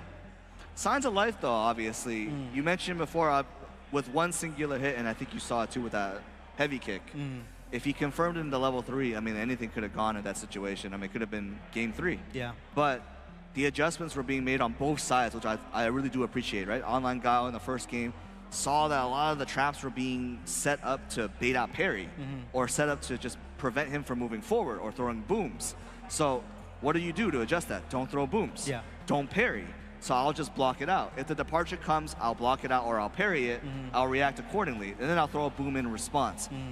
The response after that, though, Sushi Heaven saw that. Okay, great. I'll just go ahead and cut my block strings completely. I won't do anything where you EX flash kick. I'll just do a jab, jab, nothing. Yeah. I won't do a spin cane. I won't do any kind of target combo. I won't just do like a departure for no reason. And you saw the other adjustment after that. Online Guile was like, well, great. Now he doesn't have that anymore. I'll go start doing more low forwards. Maybe I'll do more aggressive drive rushes. And it was just like a very, very back and forth matchup between both sides. Unfortunately for Online Guile, just not enough rounds to make the adjustment. I think if he had a 3 out of 5, Capcom, please. There could be a potential where maybe he found a different adjustment, a second, a third, a fourth, a fifth. But we did see, in my opinion, Online Guile adjust at least 3 or 4 times in this matchup. Yeah, but as we mentioned, it's just such a tough outing for Guile in that situation. Right. With that first of 2, there's only so much you can do. Exactly. So maybe if they played a longer set, but unfortunately we're not on that timeline. So it's going to be Sushi Heaven moving on winner's side, and Online Guile's going to have to make the losers run. But we've seen in these replays over and over, just Online Guile was just stuck on the right side of the screen at full distance, and there's so little options Guile can do to get past that. We saw the drive rush into Bazooka knee, but of course the OD spike covers right in front of JP, piece. So it's Right. like, how dare you, try to touch So me at that difficult to point. deal with. Yeah. Honestly, so difficult to deal with. Next up, though, we have an absolute NorCal burner right here. We have SodaCan back on stream. Team kill. And we have Trauma. And Trauma, they've reined it in a little bit, but they are one of the most feral Blanca players you will see in your life. When I talk about believing in their reads and reactions, they believe in it wholeheartedly. It's their Right. religion, is jump back ball. Command grab. Command grab, wake up. So they will do whatever it takes. They will Right. claw and scratch to get a dub. So. I'll be surprised if he doesn't do at least 2 drive rush command grabs in this set alone. Oh, I need to see it. I need to see it. Trauma loves to sneak those in, and SodaCan is a player that is so aware of every situation. These two play each other a lot, so there's a lot of familiarity between these. Unfortunately, it's going to be the team kill, as you mentioned, but that play style from Trauma could be the factor to throw SodaCan off, because it is a first to 2, so anything can happen. Anything can go. And honestly, Blanca in the first of 2 might be one of the scariest characters in the game. Yep, and I take full advantage of that as much as I can. 100%. Bottom 5 character, though. Bottom. I Bottom 5 appreciate character, you. though. Bottom 5 character, though. I appreciate you. Let's get into it. Trauma and SodaCan. With the generic color 1. He just like me for real. Horrifying. There's that crouching medium punch. That button right there, man. I mean, you can say what you want about Blanca's placing on the tier list. That button is pretty darn good. No, needs buffs. There you go. And make it bigger. Put it back to the way it used to be. Yeah. What are we talking about? It was like here? 14 frames It's 9 before. frame startup. Yeah.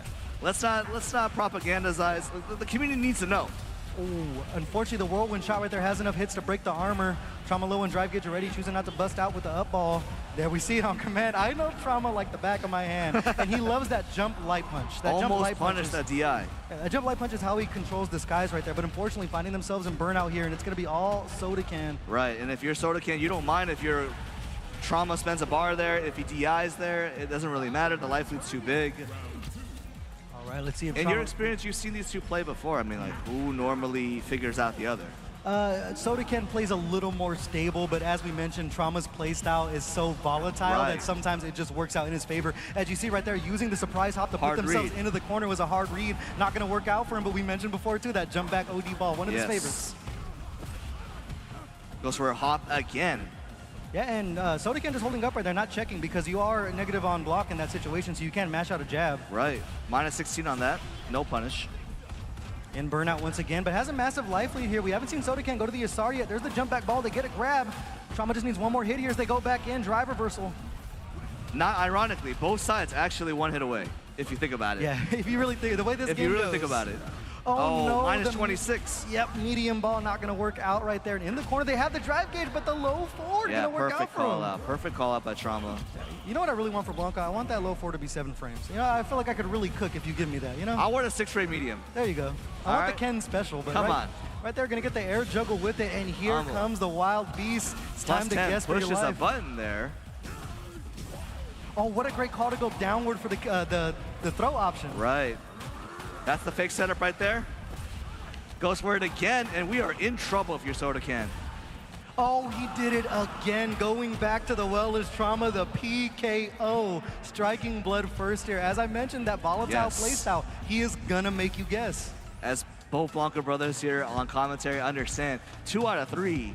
You know, you don't want to guess wrong. Yeah, I'm getting excited, man. I'm about to start speaking in ape noises right now. Ape together strong. Starting to care about my mom a little more. There's the up ball to bust out for Trauma. The light ball didn't go for the grab in that situation. See if they did show that later, but right now it just seems like SodaCan can't really set the pace. No, he's still trying to speed things up. But Trauma, you know, even though he got himself in burnout, we've seen this before where he's almost made a comeback. Gonna take the DI early here just to make sure they get the damage and build some of this meter. Wow, cheeky reset to the DI, showing Trauma that he is actually not young. Yeah. All right, well, SodaCan getting on the board with the round here. See if they can keep it from being a 2-0. Trauma with some hard reads. Once again, we saw the up ball got blocked. Right. And we'll see if they, time it down a little bit, but so far just going in. That drive rush back medium kick is so good. And there's the command grab we were talking about. Give me a count on that one. Give me a count on that one. Oh. Plus 36 as well, not a safe jump. Hell yeah. Oh, baiting out the OD spinning mixer. They have the level 2 if they want the juggle off top of it. They're going to take the DI here. And that didn't combo, by the way. Yeah, looking for the cheeky reset, and right now, Trauma on set point. Some might call this an upset if you're familiar with these two, but we'll see if Trauma can finish the job. And as a Blanca player, you want this round lead because you can always activate. Oh, that drive rush back, medium kick, that wild nail working out for him, and now we activated the wild beast. What kind of setup do we have here? Gonna hit the brakes in the OD spinning mixer from SodaCan. Oh, this is not real. Works out for him either way. They're going to get the pressure into the corner here. We've seen Trauma bust out with the OD ball a couple of times. They have the level 2 on deck. They find the low forward. Driver cancel off of it. It's just call-outs on call-outs. Yeah, call-outs on call-outs. They're going to keep on going for it and see if someone stops answering the phone at some point. Oh, they committed to the level 1. Not going to work out. Shout of the Earth, unfortunately, is going to get Trauma killed. Sodacan tying it up 1-1. Yeah, I don't know if that was done on purpose or maybe it was a flip. I'm not sure. Not sure. They might have just believed in it. Maybe they buffered it. Maybe they buffered it. Yeah, it might have just been a buffer. But yeah. Sodacan going to take advantage of that. Now 1 game apiece here. And you can see the look on Sodacan's face. Yeah, he is definitely stressed. Yeah, that's a very stressful playstyle to go against. But setting the pace early is Sodacan. Up ball again. Look, not being discouraged and not being conditioned is still a play style. Sometimes to beat a Blanca player, you have to think like them. That's impossible. Oh, there's the light ball whiff, the throw. We saw that shot. There's the command grab. Yeah, we saw that shot from Trauma before, but a great reaction there with the level 1 for Sodacan. Oh, no level 1? Could have killed. They look for the throw. They have the level 1 to defend themselves. You saw the match with the light. They're going to get the ball there. No conversion off of it. They could have went level 1. Oh, one too much to the well. Doesn't matter. Doesn't get punished. Gets his drive gauge back. Oh, great tech. Oh my God. I was going to say just D on his face. I'm over here being biased right now because I want to see the Blanca win so bad. I'm sorry. I'll calm it down. But Trauma right now on the verge of the 2-1 here. And they're almost building up their level 2, and that is something you definitely want if you're a Blanca player. You want to be cognizant of it for sure. You're definitely on the opposing side. You're looking at Blanca's gauge. Ooh, putting themselves in the corner with the heavy ball there. Sodacan can finally get it work right there. The feint into the throw. Goes for the overhead. We've seen that a lot from Sodacan today already. Down and up, keep on showing it. They look for it again. There's the up off from Trauma. But if you're Sodacan, you're not too mad about that because you're still in an advantageous position. You bust out the Yasar here and Trauma's low on drive gauge. But if you're Trauma, you're also okay with this because he had to spend level 2 to close it out. That means, depending on how this round goes, you will never see another Yasar. Yeah. Hopefully he doesn't have to deal with it, but we are going to be in final game, Jump final jab, round. as you alluded to. They have so much meter to work with here. They go over the top, off the Heezy, but not able to get the stand light punch off of it. Or stand light kick, excuse me. Wow, needed to do that as well. Oh, we're actually just in so much trouble for Sodacan. Yeah, you got to watch the drive gauge, the fadeaway jump right there, going to work out from trying to build up that level 2, but the OD up ball from Trauma keeps on coming in. They have those 3 bars. They just have to activate the level 2. Jab. No DI though, he burns himself out. That's unfortunate, just mismanaged the gauge a little bit, and now you're in a world of hurt. They wake up with a level 3, it's not gonna work out for him. Sodacan gets the knockdown in here. They're gonna be able to build up the level 2 for the chip. They take the DI, that's gonna be all she wrote. Sodacan somehow weathers the storm and is gonna take it 2-1 over Trauma. Unfortunately, NorCal versus NorCal, but the composure, or lack of composure from Sodacan worked out for him because he had to really get down and dirty with the Blanca player. And if you are a reads-based player, right, as you mentioned before with Trauma, you die with the read, but you also can live with the read. Unfortunately for him, even though if you look at it and he might just watch this tape back and watch the game and like, where did I go wrong? What happened here? I think even if that's the case, if that's what your read says to go for, you kind of just live with it, right? I mean, you got to that point because of your reads. Yeah. So even though the level 3 didn't work and you burned yourself out, or maybe you had like multiple opportunities to do a block string in the level 2, you know, you can't look back on and regret. Yeah, unfortunately for Blanca players, sometimes we only read picture books, so, you know, the reads aren't always as solid. But, man, that was an absolute barn burner. So that's going to be Trauma having to make that run over on loser's side, and Sodacan continuing to progress to the winner's side, which kind of is expected. Very, very strong player. So I'll be very interested to follow his run as things go forward here. But I see a demon taking their seat right now. That is Enzo, the one and only. A small demon. That's it's a gremlin right there, man. You got to watch out for that kid. Very, very good player, and they've been a very good player for a very long time. And they've only gotten better, and if they are going to keep on rocking, that's a very unique character you don't see too much of. Now for a young kid, right? Yeah. That's an old man character. Yeah, and playing on a fight stick as well. We mentioned these young players. You don't have arthritis on 2 of your fingers, or at least on some of your limbs. Right. You're not excited about Sagat. Right. You're not like, man, I really love doing Fireball, Dragon Punch. Right. That is not a play style. For Enzo, I'm sure he just looks forward to playing Sagat every time he picks that character. For sure. And you know what? It's one less Mai we got to deal with. So I'm always grateful about the change. Get that character out. One less. Yeah, and I think he has mentioned it before. He didn't gel with the character. Kind of played it like Do does, Knuckle Do. Yeah. Out of necessity, right?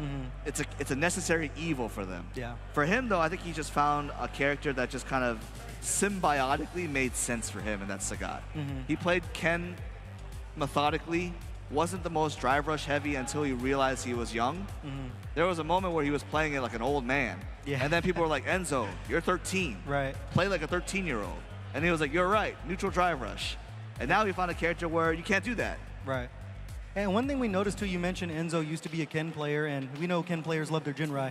Enzo's one of the only Sagats I really see use Tiger Nexus a lot. So that is something that people aren't really used to. And sometimes when I watch them play, people aren't even checking the negative options in the middle of that. So we've seen that multiple times from these players. It's just those knowledge checks. You're almost daring someone to show you that they will check it. But if they don't, I'm glad you brought that up too, because I think he will do that in the first couple of rounds to see whether or not his opponent understands what's real, what's not. Pendasune, if you know him on CFN, it's I Miss Her. He is definitely a little bit of a wacky Ryu. Ryu players are a little wacky these days. That's true. Luckily enough, we're treated to the lore battle here, and we're going to start things off with a brawl right here. Pendasune sticking on like white on rice, and Enzo plays at the perfect position for Sagat, always in range of his longest pokes, and right there you see the conversion off the crouching medium punch. Over to the corner we go. And establishing a shimmy game early, too. They're just whiffing buttons in each other's face. We didn't even talk about how this is a lore fight. Oh yeah, you gotta love that one right there. Sagat wants that revenge for that scar right there, and that crosscut DP gonna take a step towards that. Enzo on the board first here. He got his revenge. Street Fighter 4. Now he's finding inner peace. Yeah. Or whatever he's doing. I don't know what he's doing. Punching wood, doing whatever. He's hanging out with tigers. Yeah. Another shimmy as well. He's already shown it twice. Yeah, and it's that little micro walk back. Sagat doesn't have the best walk speed in the world, but Enzo making it work by just giving that little micro stutter, throwing off his opponent. Trying to fight out of the corner here is Pendasune. A lot of drive gauge being used as well, just trying to get out of the corner. Yeah, I was going to say, you got to use that solar plexus to try to steal these turns and take down the drive gauge of Enzo, because Sagat is definitely not one of the better characters when you're in burnout. Confirms his medium kicks. And honestly, pretty academic for Enzo. Two decent reads on offense with his shimmy game, showing the immediate Jinrai. Yeah, and there's that stutter step again, that slight hesitation, hitting him with the Allen Iverson, and it's been working out for him thus far. And they finally introduced the Tiger Nexus in the beginning of the round, so we'll see if they start pouring that on. But right now, Pendasune just seems kind of in a lost position here as Enzo's just working the game plan flawlessly. Yeah, Enzo's kind of found the answer here, right? A little bit. And that's going to be another round for Enzo with the charge DP. Going to be a quick set point here. See if Pendasune can make something happen. I thought Sagat's not a Rushdown character. They turned him into a brawler. Capcom has made some choices. Yeah, what's going on here? He is no longer just Tiger Shot all day. They want to get in your grill right there. The perfect parry off of the donkey kick. And we're going to go over to the corner again. Pendasune might have to get a timeshare on this side of the screen because they have been living there. Empty jump to bait out a parry. He has a read on him on Wake Up. Try to go over the top there, busting out with the ODDP. Trying to go over the top in his own regard, but the defense of Enzo has been so good. There's another confirm with that medium kick here. They have the level 3 on deck. Just have to find a confirm to close out the round. Okay. Almost went for the perfect parry bait as well. Pendasune needs a little bit of offense here to get started. Finding it's so difficult, though, with this wall. Yeah, Pendasune just seems like they're not sure what range to play at against these. Sagat buttons the shimmy again. Man, Enzo might be a hooper when they grow up because the footwork is looking clean. The footwork, he might be a center. Right on. Gotta watch the kick step if they're playing right tackle. Had the Hakeem shot. He hit the shake and bake a couple of times. Man, that was a pretty dominant performance. And it wasn't even a lot of tricks pulled out of the hat from Enzo. It was just very solid gameplay. And that's kind of what Enzo's known for, and Sagat rewards that. Sagat is one of the few characters in this game that wants to confirm buttons instead of constantly drive rushing and things like that. And they put on so much pressure with that stand medium punch in the corner off knockdown that you can just chip away drive gauge and really control the narrative of the match. I do want to point out Enzo, even though it looked like it, if you watched it on the surface, kind of steamroll his opponent. But if you look at how he adjusted to his opponent's options, you could tell he was thinking about everything. Yes. The shimmy game worked out the first instance. He's like, okay, I understand. You're not going to be a delay presser. Right. This is going to work out on you. No counter hit on the shimmy. He just saw the throw.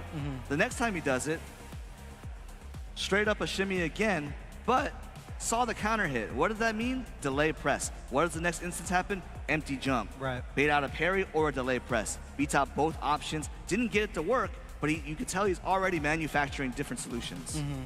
Yeah, just as you mentioned, just simple and clean. And that's the thing about Enzo being so young. I mean, they're processing Insane. knowledge so quick that Insane. it's like you get kind of thrown off if you're not used to someone who can really shut down every reaction and option you have so quick. Right. Where it's almost like that old school feeling from when you would play Street Fighter 4, when it's like I just can't do anything against this guy. Unbelievable. And it's a lost art. We talked about lost arts I a really lot, do. but that's a lost yeah, art. I do appreciate how much work he seems to be putting in to how he wants to continue to be a better player, and he's already one of the best players, in my opinion, in the U.S. Yes, for sure, at such a young age. And they've only gotten so much better, but I believe we have to give a shout out to some Yeah, of sponsors. course. And speaking of high processing speeds, we are sponsored by Spectrum. That is the internet that's powering both this tournament and the energy castle that we're currently in with high fiber internet. Which, speaking of energy, that's the team that's also around here as well. Like, we are in the energy castle. They're just fresh off a Valorant victory, a grand finals victory, 2-3-2 in Valorant. So, you know, we have to thank for where we're at, and obviously for what's been provided on our heads. Yeah, and right on. I know you guys at home have noticed this controller sitting right here. This is from Thrustmaster. This bad boy right here is so easy to pop out and customize. You pull this little bad boy out right there. You can swap it to get the exact layout you want for the custom and comfort that you need. This bad boy is the eSwap X2. Make sure you go ahead and look this up from Thrustmaster. Very, very solid controller right there. And we're also RISC is a gold tier event for the ARC World Tour. I mean, like, for anybody here that places highly, this is for Covenant points for the ARC World Tour Finals later on in Seoul, South Korea in 2026. We're sponsored, as you mentioned before, with another peripheral thing, a Kwamba as well. Kwamba has been, I think, a part of the community for, like, at this point, 11 to 12 years. Yeah. We have a RISC code as well that's going to be live for this next 2 days. RISC 2025, you get 20% off if you want to get your Titans, your Obsidians, and your Sapphires. I think they are also using like hitboxes now, leverless. Yeah, they got the entire kit and caboodle over Yeah, there. everyone's kind of building up for that. So, I mean, if you want to get your gear, RISC 2025, 20% off. I might have to go use that code because I'm in the market. I haven't bought a new stick in 20 years, I think. Oh, wow. The thing is, I'll get a new one and I always give it away to like different members of the community. So it's like, I wish I still had a levered controller because sometimes I want to play CVS2 in the collection. They are still $150. What's going on? I got a kid on the way. You know what I mean? I can't bust out the money. I want to. I just don't get it. Yeah. I just think this should be cheaper is what I'm saying. Well, We're the minorities. Might be a little cheaper if you use that code right there, RISC 2025. You know what I'm saying? But as we mentioned, so many different peripherals we see out here in the modern day FGC, and this might be the first time I've seen 2 stick players playing against each other in quite some time. This is a lost art right here. We mentioned it before, Online Guile on your right side on your screen, and I believe this is a Northern California player you can introduce us to. This is the one and only Chump Slayer. You can catch them up there winning a lot of the locals, a couple of Guildhouse Ws. I think they also show up to, I believe they show up to the Madhouse event sometimes. Not exactly sure, but they're always at Fits, and they're placing constantly within the top 5, top 3, and sometimes taking home that title. A very, very aggressive jury. If you were to put a player cam and watch his hands, he is constantly going to work with his fingers. He is just pressing lights all the time, so you have to really be believing in the checking or the drive rushing that you're going to do. And I believe he sold his soul to the devil. I think he's also a Mai player too. I don't know. He might be cooking with some Mai. I'm not 100% sure. No. I know they're jury specialists. I know he's a jury player. Hey, if we see Mai, man, we're going to have a discussion after this. That's true. Hopefully I'm wrong. I think I'm wrong. There we go. As you mentioned, it's going to be Online Guile in this right here. You know, a lot of people say isn't a good matchup for jury, but we'll see if Chump Slayer can, make it work. The thing is, in NorCal, they don't have a lot of Guiles to play with, so this might be a little bit of character unfamiliarity for Chump Slayer. There's actually not a lot of Guiles in the U.S. in general. No one wants to play this boring character, man. Come on now. He's not a zoner. Oh, yeah. Well, you imagine back in the day, man, like people were just sitting back and chucking booms, and now the Fireball drivers, they're coming in with Bazooka Knee, and it's like, hold this plus on block. What's happening? What happens to the game I love? What happened to the game I love? The flash kick, though, still working out no matter how much time passes. As we mentioned, Chump Slayer hyper-aggressive. They spend a lot of raw drive rush and Online Guile trying to keep their drive gauge alive here, and they have a decent life lead, so staying put actually going to take to the skies. First jump of the round for Online Guile didn't work out, but first reversal for him as well works out perfectly. Yeah, up 1 round here, and Chump Slayer just trying to use that raw drive rush and these lights to get in, but Online Guile, I mean, doing what Guile does. Just staying back, chucking some plasma, wanting to play with that life lead, and right now it's all Chump Slayer. And a little bit better of a matchup for him, at least on paper, right? We saw him face up against Sushi Heaven earlier, where he struggled a little bit with the zoning game. This time around, he's the only one who gets the zone.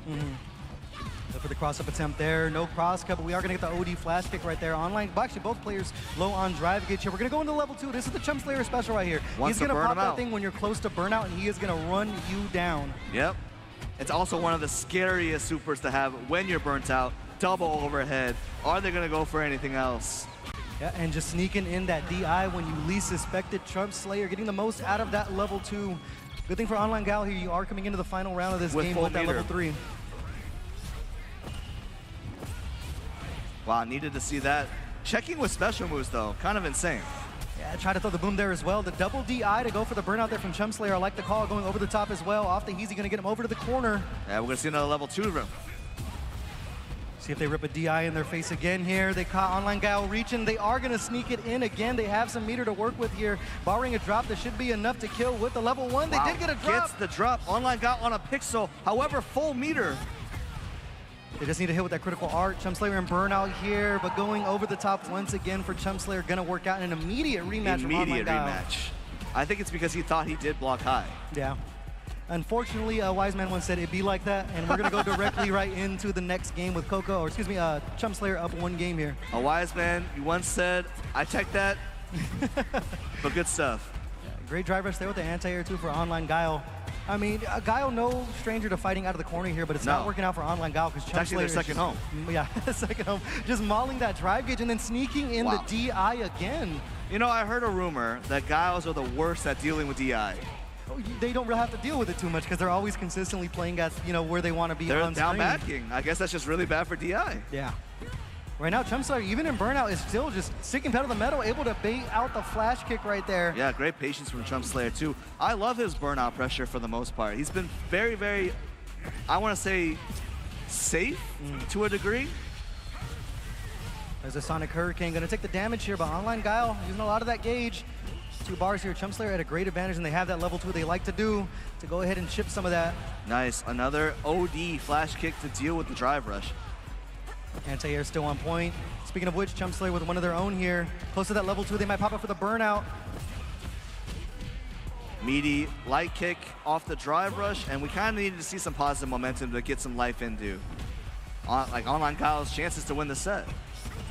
Yeah, trying to turn up the pace a little bit here as we see Chump Slayer getting walked up to the corner, the low forward into building the Fuha stock there. That overhead has consistently been working out. We've seen Online Guile bust out of some of these drive rush attempts with the OD flash kick, but we haven't seen it off of these overheads yet.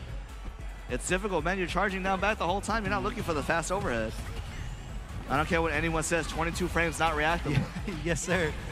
Coming in, we're going to spend the entire thing here to get some of that drive gauge back, and it's going to be a lot of damage. Online Guile once again going to have that level 3 in a short amount of time, but they're in a bad spot when it comes to the life. But we haven't been able to see him use any meter, really. Low on gauge here, the perfect parry. They try to drive rush in behind it here. You see that stand heavy punch into the Sonic Boom to try to keep that drive gauge alive. There's the flash kick to defend themselves. But unfortunately, he's in burnout as a result. This is a closing situation here. If Online Guile could get a singular hit, he could probably make a comeback.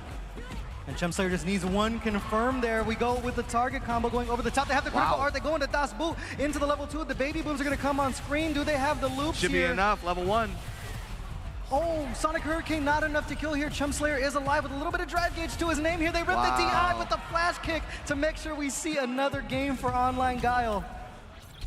And honestly, I don't know if it was miscalculation from Online Guile's part. I really do feel like that combo that he went for route-wise could kill. It's going to work out for him either way, one game apiece. That's one of the things when Chump Slayer, he can knock you off kilter when you're just playing so aggressive that you're kind of reacting on the fly there. Right, I don't think you should be discouraged from his playstyle at all. Everything seems to be still working. Right now, they're finally fighting with a life advantage here. Chump Slayer turning the tables, busting out their own ODDP. Low forward finds a home. Guile once again in the corner. Yeah, but that gambit is when Chump Slayer comes in using raw drive rush, it's 1 bar versus 2 when you go for the OD reversal. So that's why you see Chump Slayer consistently in the lead when it comes to it. And that overhead, another confirmed there. Over the corner you go. We're going to get the burnout. This is not going to work. It's a projectile. Yep. And we sneak in the DI again. My lord, Chump Slayer might be 5 for 5 on those. That one actually was guaranteed, though. Oh, yeah, it's a setup situation. No meter, yeah, no meter on that one. Great eye, great eye. And right now, Chump Slayer in a great position. See if Online Guile can send us to a final round here. Wow, beats the flash kick. If you're a Guile main, I mean, I don't know if you're crying or you're just upset. Yeah, that's the one where you just put your hands up and say, Capcom, please. Whatever. What can I do? These flying characters. And there's the engine again from Chum Slayer. Online Gal using the drive reversal to get themselves some breathing room here. Yeah, and great call by you as well. I mean, Chum Slayer really does only activate when he sees his opponent near drive rush gauge. Oh, and there's another DI. This should be all she wrote here with the DRC cancel. No meter. I don't think she's dead. Oh, staying alive. Online Gal is actually going to prove me wrong here. Bad trade, though, and another overhead, and I believe we've seen at least 6 of those. Yeah. The standard closeout against a charged character. Man, those DIs and those overheads just continue to find their home over. And you see Tree Wiz down there popping off. Let's go. Let's go, NorCal. Show out. Show out. And that win means that Online Guile, although the name signifies online, will have to go home. Yeah, unfortunately. Maybe he's just going online. Was this loser side? This should be losers. Oof. We did watch Online Guile lose Oh, that's to... right. That's right. That's right. Yeah. So that will be the end of the tournament run for Online Guile and Chum Slayer. Gonna be moving on. And next up, we are going to have another burner. We talked about YJK, one of the Kimberly Army members in NorCal. Right. And then we have a SenCal representative, Crazy Diamond, who's a Rashid player. Also has some big wins to his name. Won a King's Cup over in NorCal, like a 113-person tournament. So very, very strong. They're from a smaller town over in SenCal, so not known as well, but very, very solid. I believe I think they're a former Jamie player, too. Yes, former Jamie player as well. You know ball. You know ball. Yeah. What are you going to do, you know? Yeah, I'm glad he stopped playing Jamie because I hate that matchup as well. Okay. But unfortunately, they switched to Rashid. Right. And another person that I like to tease and call a level 2 merchant. Because, you know, sometimes I'd be winning in neutral and then you bust out the Yasar. That's a compliment at this point. Yeah. We're also level 2 merchants. Some would say. I don't know who said that. Bottom 5, right? It's a bad super. There you go. We don't get enough off of it. I can teach you everything about how to break the super. There you go. And it needs to not go away. You know? Look, follow-up zip is not real. You can get uppercutted off of that. Why is that real? Why am I taking a risk when I spent 3 bars? Right. All right, well, these two right here, I don't know how familiar they are with each other. I'm sure they have to play each other online at some point. Yeah, for sure. Crazy Diamond does hit up there in the high 1900s, the low 2000s. So at a certain point, you got to run into each other. And then Crazy Diamond also has had some pretty good World Warrior runs in their time. YJK is someone who's a ranked demon. Yeah, a ranked demon, and then consistently top 8ing in the World Warriors. So a long-time player. Didn't always go by YJK. I'm trying to think of one of their older tags. Uyu Pop when he was in anime. Yep. Before that, there was another name. He wasn't Uyu Pop in Street Fighter 4. Yeah, it was something else. I mean, he went from Guy, obviously, right? He went to the animes afterwards. Played a version of Guy, a ninja character from there as well. All right, well, let's get into it here. Crazy Diamond and YJK, these two very high-level players here. One thing you're going to notice from Crazy Diamond, they love to shimmy. They love everything they do on their Oki. They love to try to force hard guess. And the one thing about Jeff, even though I'm sure you're aware of this as well, Jeff, one of those Kimberly players that never do neutral drive rush. Yes. And they're also in love with Kimberly Sweep. Oh, yeah. They will bust that thing out like crazy. Even the slide, they go crazy with. Yeah. And one thing you notice about YJK, they do not whiff a lot of buttons. Everything is in the perfect spacing range right there. It's to his strength. It's to his strength and to his detriment, unfortunately. There's moments where I've seen him play a little bit too passive for his own good, and as a result, he gets rushed down, he gets beat. We'll see if he makes the adjustment. I think Crazy Diamond's figured out that I don't have to worry about checking certain things that I normally have to for like wild Kim players. Yeah. YJK definitely turns to that paint can setup. They really want to maul you when they're in the corner here, but Crazy Diamond is no stranger just letting that OD spinning mixer rip. Right. Knowing that the medium kick into a run is not real, you have to establish your knowledge. Oh, what a jump arc to get over the whirlwind shot there. To go directly into the Ninja Star Cypher. It's the thing about Kimberly players, they want to bust out that level 3 as quick as possible to get the buff. To become a complete character. Yes. Complete character. Yeah. And right now, Crazy Diamond in a bad spot. Goes for the shimmy bait, doesn't work. Yeah, they found a hit right there. They tried to run behind it, but didn't convert off of anything. And still, YJK in a very advantageous spot. In a great spot, yes. Confirms off of the heavy punch. Gets the first round for himself as well. And like you mentioned, once he established the corner, he could just pretty much do whatever he wanted. Yeah, he is forcing hard guess after hard guess right here. And the thing is, when you're Rashid in the corner, you don't have a lot of space to pop the Yasar, so exactly where YJK wants to keep Crazy Diamond. Right. Interesting mix-up on Oki, too, with the arc step. Waiting for a reaction again. Jeff, as we mentioned, YJK, definitely not one of those players that are just trying to force an issue. Yeah, they will definitely kill yourself right there. We're going to go for the block string, forcing the drive reversal, but unfortunately that Yasar is going to solve every problem for Crazy Diamond here. See if YJK is going to bust out the super at some point, but Crazy Diamond finally finds himself in a good spot as we hit the left side of the screen and YJK in burnout. Oh, I think we're just going to see a lot of win shots. Look like they went for on cue. Yeah, it looked like they went for the shimmy attempt, but as you mentioned, they love that Kimberly sweep. And like you mentioned, they love to shimmy. Yeah. We might know a thing or two. You might have some ball too. You might have some ball as well. Oh, we're going to stick to the string, though. Invert not going to matter. Hit. Wow. The Eagle Spike going to work out and take the kill there. Crazy Diamond getting the first game. And he gets it off of the frame trap, too. The plus frames on the standing medium punch. Gets a straight hit, confirms it the moment he got out of drive rush Gage. Oh, look for the Kimberly sweep there, but met back with Crazy Diamond. Eagle Spike trying to get the corner carry here. The meaty whirlwind shot might be trying to set up a parry in there. Fake. That's the fake stuff. Oh, challenging there with the jab. Going to work out for YJK as we get back to neutral here. Going over the top off of the run. Nice sweep again. Sees the whiff throw. Goes for the A-framer. Unfortunately, just whiffing buttons, but it's going to work out for Crazy Diamond. Either way, on the verge of a 2-0 over YJK. And I think you mentioned it before, like, their MR, they're solid. They've won a King's Cup. I don't know if you would consider this an upset. Some would say, but you know what? You can't be an upset if you're consistently getting big wins like this. Like I continue to see Crazy Diamond get. But right now, we'll see if YJK can fight back here. Putting Crazy Diamond back into the corner. Both players have that level 2 on deck. Sweeps again. Bust out, first time. They've been spacing those pretty well. They haven't had one block just yet. And YJK getting them back over the corner with the slide. Not jumping out for free, but able to get back to neutral. Yeah, you see a little bit of urgency now from YJK as well. A lot more movement, a lot more forward progression as well. What a call on the teleport to get past the whirlwind shot here. Will we spend the level 3 for the buff? Would you level 3 as a Kimberly? I think you level 1. Yeah. Smart there just to make sure they keep the meter. They are going to get the level 3 probably at some point in the next round. Heads up play there from YJK. It is a debate. I think it's a worthwhile debate as a Kimberly player. Do you just want to take the buff? Well, we'll see if it's going to work out for YJK here. Another sweep. The footsies have been on point. They have been. Oh, checks the shot again. Honestly, insane reactions to have it. And he's like 100 years old. Yeah. Hey, you know, it still has the reactions of a young man as they try to get Crazy Diamond back into the corner here. Level 3 on deck for both players. Wow, another sweep, whip punish. The spacing has been insane. Crazy Diamond gets a throw. Unfortunately, not a back throw. They're going to be stuck in the corner. There's the stand medium kick, and this for sure should go into the level 3. Ninja Star Cypher, even with the scaling, should be enough to close it out off of the Vagabond. Right. YJK should be 1 game apiece here. I love the call-outs. You could tell YJK's figured out a little bit of a pacing that fits his style, but also fits his advantage. And I think Crazy Diamond needs to either speed things up or they need to walk one more step forward because they're getting whip punished a little bit too much. Oh, right there, they took a step back and found the whiff punish. Going to work out for him here. Right. YJK has done a decent job of fighting out of the corner thus far, but that low forward, man, one of the underrated buttons of Rashid. They say he has stummy normals, but, you know, be fooling me with that button. Nobody, that's not true. Perfect KO, though, for Crazy Diamond, striking back strongly. Great adjustment from him as well. He says, you know what, YJK, if you're going to walk back and whip punish me, I'll walk back and I'll whip punish you. Going over the top that time, able to get the light off of it as well. Turning chips into chunks here. Another shimmy into the chop.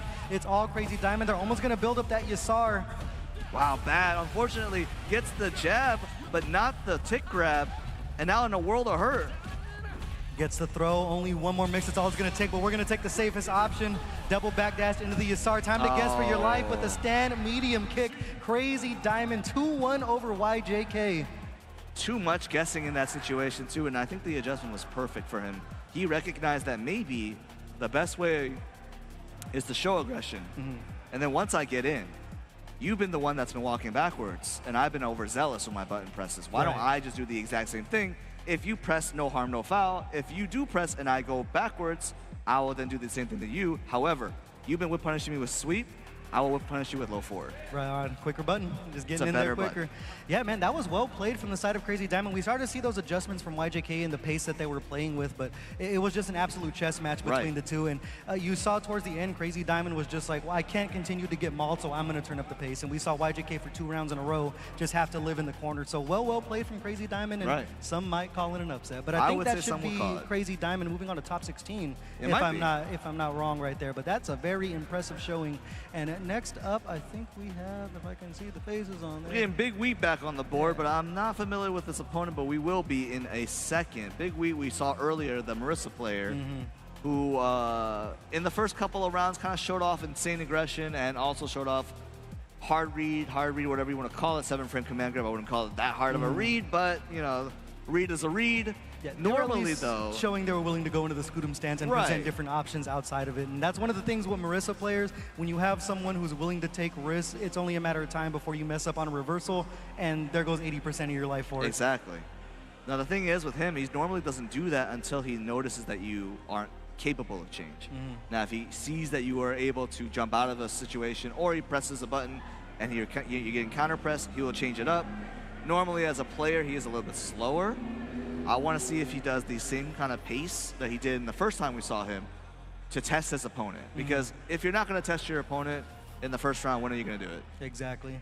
Trying to listen to see what character we get against it, because that's kind of the gambit with Marissa. She has some unfavorable matchups against zoners Sure. and things like that. You know, if it's a JP or something, they don't really have a lot of options to get past the spikes or anything. So kind of comes down to the character, so let's green sometimes. But it doesn't matter what character it is, because once Marissa also gets a hold of you, it's going to be all she That wrote she right is there. the great equalizer. The Yeah. damage was her great equalizer until Ryu got born. And then we saw a bunch of damage from Bison. We don't talk about that guy either. Yeah, and but that's now, an interesting thing, too, you pointed out, is we saw a lot of Marissa players switch to Bison and Ryu and different characters that Right. are also heavy hitters. So it's nice to see someone sticking with their character. Yeah, he's stubbornly sticking to her, though, to a fault. Yeah, because I think there's some another SoCal player you guys have down here, Wreckage, I think was a Marissa player that switched to Bison. I think he's here. Okay, yeah. Shout out Wreckage, shout out Wreckage. I haven't seen that Yeah. guy in a long time. We had a very, very close match back in the, well, not back in the day, but We like also 2 have years ago. Z-Metra here, too. Oh, right on. Oh, yeah, everyone's showing up, man. Heck yeah. No, not here, but like as a Marissa player in Oh, California. okay. I thought they showed up here. I was like, man, everyone's showing up. Nah, Z-Metra definitely one of the stronger Marissa players that we have as well. As I think that's 3 in Southern California alone, and there might be like 2 more that are hidden. Yeah, well, they got the Kimberly Army up north, and apparently you guys got a Marissa Army down south as well. I'll trade. I mean, these are weird characters Yeah. to be good at. I always respect the, Kimberly's not low tier, but I respect low tier heroes. You know what I mean? They're like us, Blanco bottom 5. We are low tier heroes. Yeah, low tier heroes. All right, Give us our credit.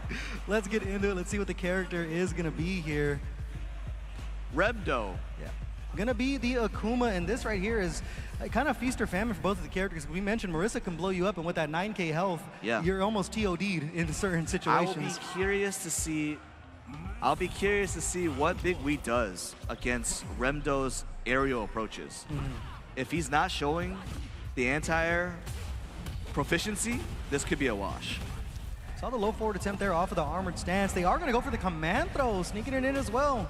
Showing Big Wheat he has one of those as well, but the perfect parry from Big Wheat going to be the momentum changer we need. Oh, showing it early. The great equalizer, 27%. Yes, sir. Looking for the stomp afterwards. You can see the pattern in which they play. They like to go for the stomp to catch you walking backwards. I mean, it's a Marissa player. Walk back is the absolute enemy. Yep. Keep on charging. They look for the neutral jump there. No harm, no foul. They try to charge up the punch to break the armor, but Remdo going to do them a favor, putting themselves in a burner. They look for another command throw. And a backdash as a response is honestly kind of insane. Yeah, that is a read of all reads. That is a read of all reads. Yeah, both these players are now taking hard risks right there. It's going to work out for Big Wheat, though. Right. Remdo starting off strong. And they started off strong last round as well.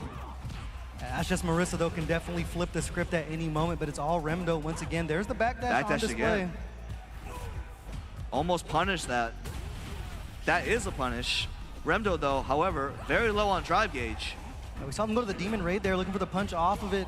Still has a massive life lead, but that critical arc could be erased instantly. They go for the DP, not going to spend any meter here. Tech, overzealous walk forward. Remdo's very smart to just hold his ground. Press the button afterwards. Also smart, just both players making sure they hold on to the meter. Gonna need to here for this last round as Big Wee is gonna start the party early here, going for a safe jump setup. Misses the Gladius though, no proximity on that one, but he does to the armor afterwards. Goes early for the command grab and he's 1 hit away from winning the first game. Oh, what a parry there. Was the imperfect parry though, not able to still to turn back, and Big Wheat gonna keep on pressing the buttons up one game. Hey, if you're a momentum monster, you have to continue to move forward. And we didn't see any ODDP attempts there from Remdo, so. Not off of wake up, definitely off of fake stuff, for sure. Off of fake stuff, yeah, but not off of wake up, so they're not willing to risk that option. They're not willing just to yet. die in one shot, I understand. And I too recognize that I don't want to die in one shot. Oh yeah, for sure. After you come to a tournament, you would like the set to at least last as long as possible. Yeah, you want to get at least a 10-minute game. But they are going to be sticking with the Akuma here. I mean, they didn't necessarily do anything wrong. It's just Big Wheat just kept on moving. Yeah, if their play style is more about buttons and less about fireball control, then I shouldn't expect him to do a fireball zoning game. I should expect him to continue to do what he was doing well before. Yeah, they keep on having these big openings, man, but Big Weed is just able to take this momentum back. We saw some perfect parry or even going to the armor to get in. We find the jump off of the light, and that hard knockdown sets up an entire world of guessing for Remdo. And he has been guessing right every now and again, but because of Akuma's vitality, it only takes 2 wrong guesses until he's dead. Going low right there. We're going to spend all the meter. Actually went to the Adamant Flame. Heavy Tatsu, not going to be enough to kill here. Great overhead, though. Another backdash from Big Weed as well, and this time, no comeback. Yeah. Remdo aware there, noticing the backdashes were coming out, went with the overhead. Low forward landing again, going to go over the corner with the medium Tatsu. Neutral jump, you got to empty jump that one because of the armor. Still hasn't figured out what to do about the armor.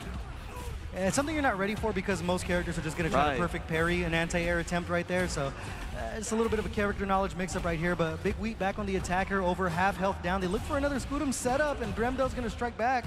I'm not sure if he could have just cashed out and won. But he will if he just goes into level 3 right here. That's the first game for Remdo, and we're all tied up 1-1. And honestly, if you think about it, Big Wheat's still kind of playing the same defensive reads that he was going with before. This time, though, Remdo better with his offense. Yeah, you saw the spacing a little bit better. That low forward was landing a couple of times, like right on the edge of the hitbox as well. So Remdo getting the spacing down here, and their conversion's been pretty well. They've been spending their meter wisely. Right. Yeah, unfortunately, I was looking for the command throw again, but no one home on that one.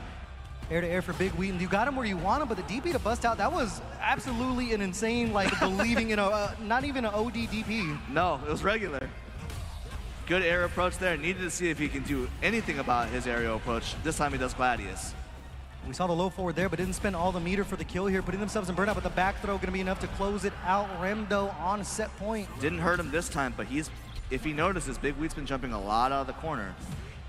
So if he meets him, it might be a little bit of difficulty for Big Wheat to come back.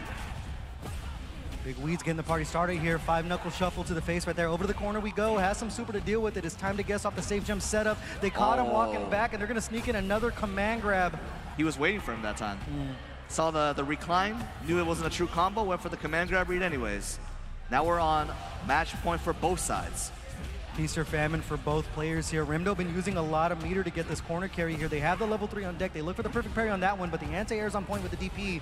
There's the armor again. Wow, immediate Gladius off of it as well. Both these guys are slugging. It's a matter of just who gets the first hit here in the middle of the scramble. The level 3 is on deck. We're going to cash out if you're Big Wheat. This is close. This is so close here. I could not put my Sage Jam channel points on this one. I will not put my Sage Jam channel points on this one. Barely. Oh, I thought it was going to be enough, but the last And that's how you lose your Sage Jam channel points. Oh, no. That's how you lose them. Back to the salty mines I go. Remdo staring down the camera in that one. You got to hate that feeling. Remdo off of, unfortunately, the one missed anti-air. Gets a crouching light punch. We knew exactly what he wanted to go for. But unfortunately, because of that, loses the game as a result. And I believe if this is losers, then he's going home. But if not, another chance to play. But yeah, very, very solid. And I believe that was a loser's quarters, if I just heard correct. Yeah, so that means, Big Week gets to move on, losers finals of his pool. And unfortunately for Remdo, hopefully it's a short drive. Yeah, hopefully the tacos are good outside. Hopefully the tacos are good, right? Sometimes, like we said, unfortunately, it does be like that. But it's been nonstop action this part. We had some very good sets. We saw a lot of 2-0s to start things off, but things have gotten a little more interesting. Things got a little more chaotic, yeah. That's kind of what happens naturally, as brackets move forward and everything. So it's going to be interesting to see once we hit that top 16 mark, that top 8 mark, because I wouldn't say it's a top-heavy bracket, but the killers are killers in this bracket. I think there's a lot of depth in this bracket, for sure. All right, well, I think that is going to be enough for us right now. We're going to be heading over to a quick break. So that's going to be us for our block right here. Yeah. Tim's been an absolute pleasure working with you. Do not leave your seat. We have some more Street Fighter action coming right at you at RISC 2025. Spectrum Fiber-powered internet. It's the fastest internet with the speed you need. It's only everything.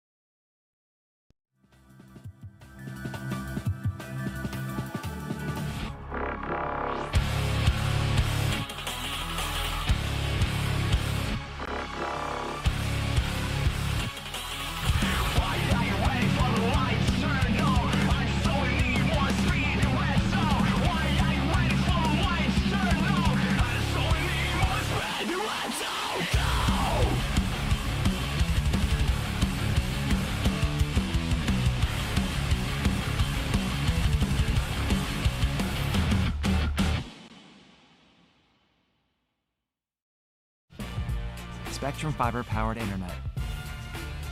It's the fastest internet with the speed you need.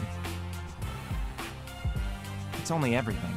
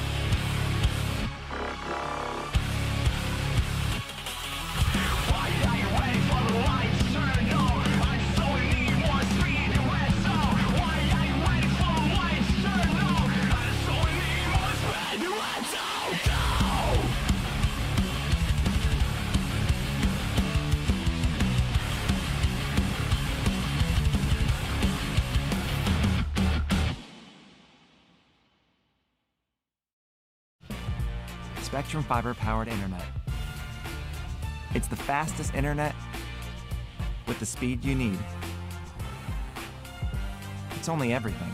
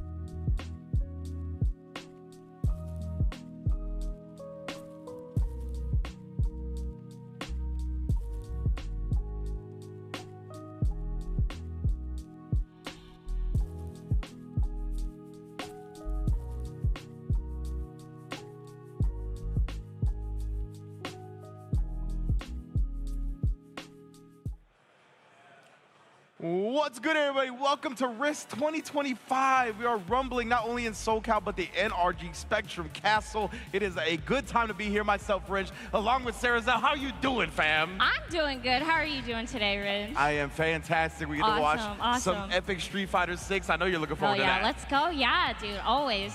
Yeah, it's definitely going to be a great time. You guys already know what it is. I'm super happy to be here in SoCal, in my home of some champions. You know what I'm saying? That's you get it. Are you a Dodger fan? She doesn't like baseball. I am not. I'm not. I'm a Giants fan. I'm so sorry.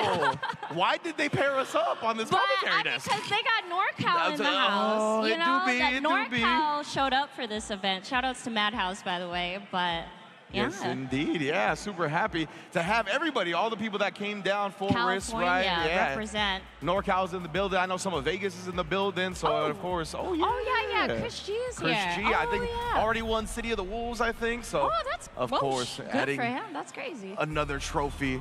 He's gonna have to get a storage unit for all the awards sooner or later. But right now, we got Pax versus Hotep Torameshi. This name is amazing. That's all I gotta say. That's like Egyptian and Japanese. Torameshi is actually like one of the best Dawson players in the world, hence why the Dawson play from Torameshi. But the Hotep, my man is bringing the knowledge. He is woke, to say the least. And now, my man Pax, though. You can tell, right? Dawson is a very funky matchup. Try to DP through it. And if you're not familiar with it, bro, it's going to be trouble. Akuma does have a lot of tools to get in, including the demon flip. That was a good block on the overhead, though. He would have got melted for that one. Oh, things didn't go too well with that frame kill. Indeed, and now he gets jumped in on. We got the drive rush. Quick drive reversal, though. Dawson's always keeping that at the ready. Oh, and then sniped. Long limbs, baby. Yeah, quick teleport to the other side. Just wants to get that space going, right? Applying a lot of pressure, though, staying close. That's why the Akuma started to press back. Akuma trying to dance around these long limbs over here. Oh, okay. Some gaps in the pressure here. Yeah, nice little conversion as well. We're gonna pick up some frame kills there. Was ready with the tech, also ready for the teleport though. Oh, that's a hit. Indeed, jump straight into it, bruh. To get off me, sir. I'm not trying to be in the corner again. Yeah, facts right now. The Torameshi, the one that's able to kind of control this corner. 3 bars on the side of Pax though. Keep that in mind. Who tagged him in the dome piece, the main. He blessed him right there. Oh, I don't know if that's supposed to be a fireball and it was execution error, but nonetheless, Torameshi slowly working his way back into this one. This is some aggressive Dawson play, I must say. Oh, he actually got the overhead, but no, and then the throw was too early. Punish counter is there. We got access to the demon now, though. Oh, no follow-up, it's all right. We saw that, right? Anti-air, yes. Torameshi. With a neutral jump. Yeah, Torameshi had been looking for a lot of techs. Yoga Anvil for the anti-air shuts him down real fast. Torameshi is playing really aggressive, not trying to stay on defense for too long. It's true, right? You gotta be active as Dawson. You wanna turn defense into offense as quickly as possible. That's just kind of Street Fighter 6 in general. Yeah, this is a very momentum-based game, so he's not trying to lose that momentum to Akuma. Oh, with the wake-up drive reverse gone wrong. Yeah, definitely could have paid heavily for that one. The overhead is going to get Not trying to get overhead today. Oh, man, just faded out of range here. Using the air fireball to not land on the Dawson fireball, but he's put himself out with that. Oh, that was some air geometric footsies, right? calculations right there. Like, this man must play billiards or something. That was extremely... That was some geometry right there. Geometry is where I stopped liking math. I liked math until geometry. The angles, nah. Ooh. Pax now going to take control of this corner. Hopefully get some momentum going, right? Because it's been all Torameshi so far. Okay, Torameshi gets out of the corner with ease with a teleport. And now just trying to bait Akuma into him, right? Oh. Trying to approach safely. Does get caught. Trying to take his turn a little bit early with the adamant flame cancel. Oh, wow. Early. Akuma challenging the dive kick. Was he plus or minus on that dive kick just now? Yeah, I think it was Akuma. He was probably just minus. Decided to press anyway. Punish counter again. Oh my goodness, bro. Shut it down. The fireball approach. Another fireball hit and another one. My man is allergic to projectiles. Not today. Oh, DP though. Wait a minute. Pac still in this, but again, mistiming the meaties. Yes. Unfortunate.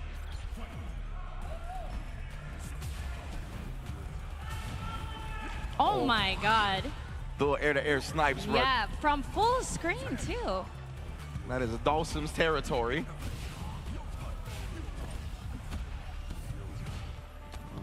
Oh, and then just walks on in, gets the throw. It's a huge lead for Torimeshi now.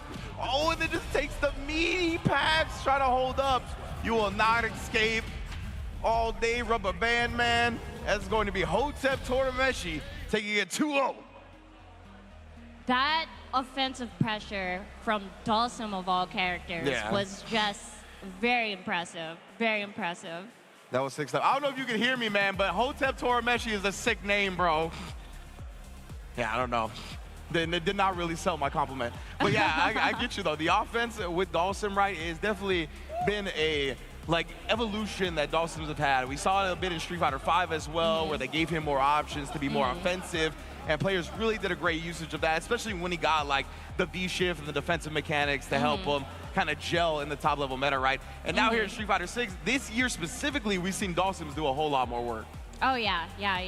Because normally Akuma is the one that's on the offensive with all his plus frames and his crazy fireball pressure and everything. And Dawson usually, has his back in the corner and has to drive reversal, just to like regain momentum. But this Dawson player, that didn't really happen with him. He was the one maintaining like the offense the whole time. Like that was very impressive to see. So. Yeah, it felt like it really caught his opponent off guard, right? We only saw, like you said, like a drive reversal or two, and they ended up being punished. So it felt like Torimeshi was just like, all right, I'm going to put that to the side, keep the aggression going. And yeah, you could tell players just not used to dual sims with that much offense. I know I wouldn't be. Right, you're expecting Dawson to chill, be on the other side, be exactly. moisturized, stay in his own lane, you know what I'm saying? Throw fireballs, you stay over there and throw your little yoga flames, but not today. Namaste and all that. Not today, yeah. But no, he's very aggressive. I like it, though. I like the aggression, especially with all the tools that Dawson has been given over the years in Street Fighter VI. He's got more tools than ever. So love seeing players get aggressive with it as well, man. But yeah, thank you all for joining us here at RISC 2025, man. Of course, presented by Spectrum and NRG. We are in the building holding it down. We got Street Fighter VI. We're going to handle it all today. We got pools right now. I think top 24 is the block after us, and then top 8 after that. Yep, and congratulations to Team NRG, by the way. Their team won the Valorant Championship earlier this year in October. They went up against Team Fnatic in Grand Finals. So big congrats to them. 3-2 victory for NRG, so definitely a great stuff. Of course, NRG, a professional gaming and entertainment company out of Los Angeles. We are holding it at the NRG Spectrum Castle. So everything that you see today is going to be brought to you by NRG and Spectrum. Everything is powered from the stream setups to the tournament stations. Everything is definitely due to the lovely Spectrum. So big ups for them. That fiber internet. Our internet. competition, man. The fiber. Fiber. You'd love to see it, of course. We got 2 more players coming into the cage as well. I always love the cage setup. Yeah, that's super cool. It's kind of like, what is it, CEO? Yeah, CEO got the cage setups. Yeah. 100% CEO usually like on the side stage has the cage setup still, so that's super sick. They got the ring for the main setup, right? So yeah, man, are you into combat sports? Combat sports? Combat sports? I'm familiar with it. I'm familiar with some BJ Penn. Oh, That's pretty much it, though. That's it? Yeah, Starts and stops at the legend? Okay, I mess with that. We're seeing plenty of virtual combat sports today. Like we already talked about, we have crowned a City of the Wolves champion. Chris G already took that home. I know Guilty Gear Strive is happening today as well, part of the ARC World Tour. I believe it's a gold event. I'm going to double check that, of course, though. But yes, indeed, man, it is super sick to see. Yeah, it is indeed a gold tier event. So big ups to Strive being here as well with the ARC World Tour. Grand Blue in the building. And of course, we got 2XKO tomorrow with some elite competitors here. But it looks like we got the dap and we are ready to get into some more Street Fighter 6. I like the Yusuke shirt too. Yes, some Yu Yu Hakusho in the house. I'm familiar with Shockman over here. He's a pretty consistent top 8 player over in NorCal. Okay. He has a good Terry, solid Terry. Let's see if he goes with the Terry pick for today. You're my insight into everything NorCal, okay? Yes. You gotta give me the info, the intel, Yes, but don't bring up the Giants again, okay? We're good on that? But all the players and whatnot, I need to know. I'll try. Oh, so you said the Struggle Man. Usually, Terry, we're seeing the McDonald's we Ryu. got the Ryu. Maybe some inspiration from Ryu's big recent victory over in China. Oh my goodness, yeah, right? Definitely with the Phenom coming out of nowhere. Or maybe he just likes McDonald's. I mean, you know, who knows what it is, but you know, I'm surprised by the Ryu pick right now. Yeah, might have been, like you said, inspired by Hanao, right? Yes. Doing work with it in Chengdu. Of course, Blas. Whole lot of Ryus have been looking lethal. My man's rocking the Big Mac color. Right now on the other side, ooh, Laoshi. Willing to get frisky with the sweeps early and then trying to wiggle out of this drive rush pressure. Got caught low. Oh my goodness. The Tatsu just in time to avoid the bomb. That was clean. No spray can today for Ryu. Man, cleaning up the streets, no graffiti. Ooh, goes for the slide, but guess is wrong on the read. Indeed. Trying to clip him with that stand fierce. Okay. Wow, elbow on elbow action. It was like, he just got out of the bathroom. That's how you dap him up, and then this is how you finish it. You already know. Ryu with that big boy damage. The World Warrior. I've walked the glow damage. Always coming through. He's got the curled toes with that level 3. You know that. Oh. People waving hi to us, of course. Yeah, sorry. Always lovely to see all the local competitors. Right now, Struggle Man. He looked good on this Ryu, right? As you mentioned, known for the Terry, but this Ryu is looking clean so far. Laoshi immediately challenged as well. Oh, it's supposed to be a fireball, but it's all good. Oh, whiffs with a forward heavy kick and gets big punish for it and ends up in the corner. For real, that was such good damage for no meter spin. Let's see, will Laoshi be able to get Ryu in burnout? No, not likely. And he's in burnout. This is not a good situation for him. He's gonna have to fight his way out of this burnout. Indeed. And try to not end up in the corner, or else it's pretty much GG's for him. Exactly right. Ooh, okay. Get the drive meter back now. Government bailout. Shout out Slogan Sama. Doesn't react to the teleport. It's okay. No need to take any big risks here. And catches him with the stand fierce in neutral. Yeah, man. Laoshi was mashing on that jab, right? Trying to counterpoke something, just trying to get something started. But the fist, bruh. The fierce of Ryu, one of the most potent buttons in the game. Wow. Super kick out of midair. Oh. How minus is that button on block? What was it? It was a sweep? I didn't even see. It was that. Somehow fierce. Oh, it's like the crouch fierce? Yeah, that's mad punishable. Oh my goodness, please help, bruh. Oh no. ODDP, big bait out. Will Laoshi spin it? You get the install for the next round anyway? Oh, yeah. Goes for the install. We need that boost for the next round. That's going to be able to contend with Ryu in the neutral a little bit more, right? The walk speed being faster. You can bait out buttons easier. Maybe get into range where he thinks twice about throwing a fireball easier as well. Ooh, Strugman better be careful with those stand fierces. Yeah, my man's just frisky waking up with that DP you are paying for right now, dog.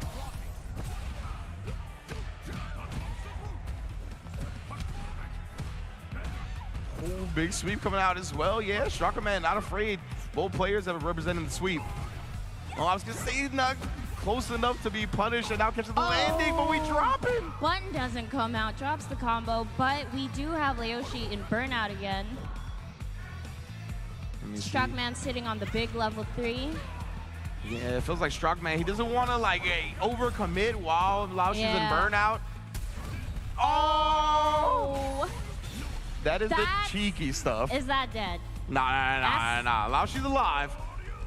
Kim's gonna have another chance. Okay. But it's scary. It's real scary.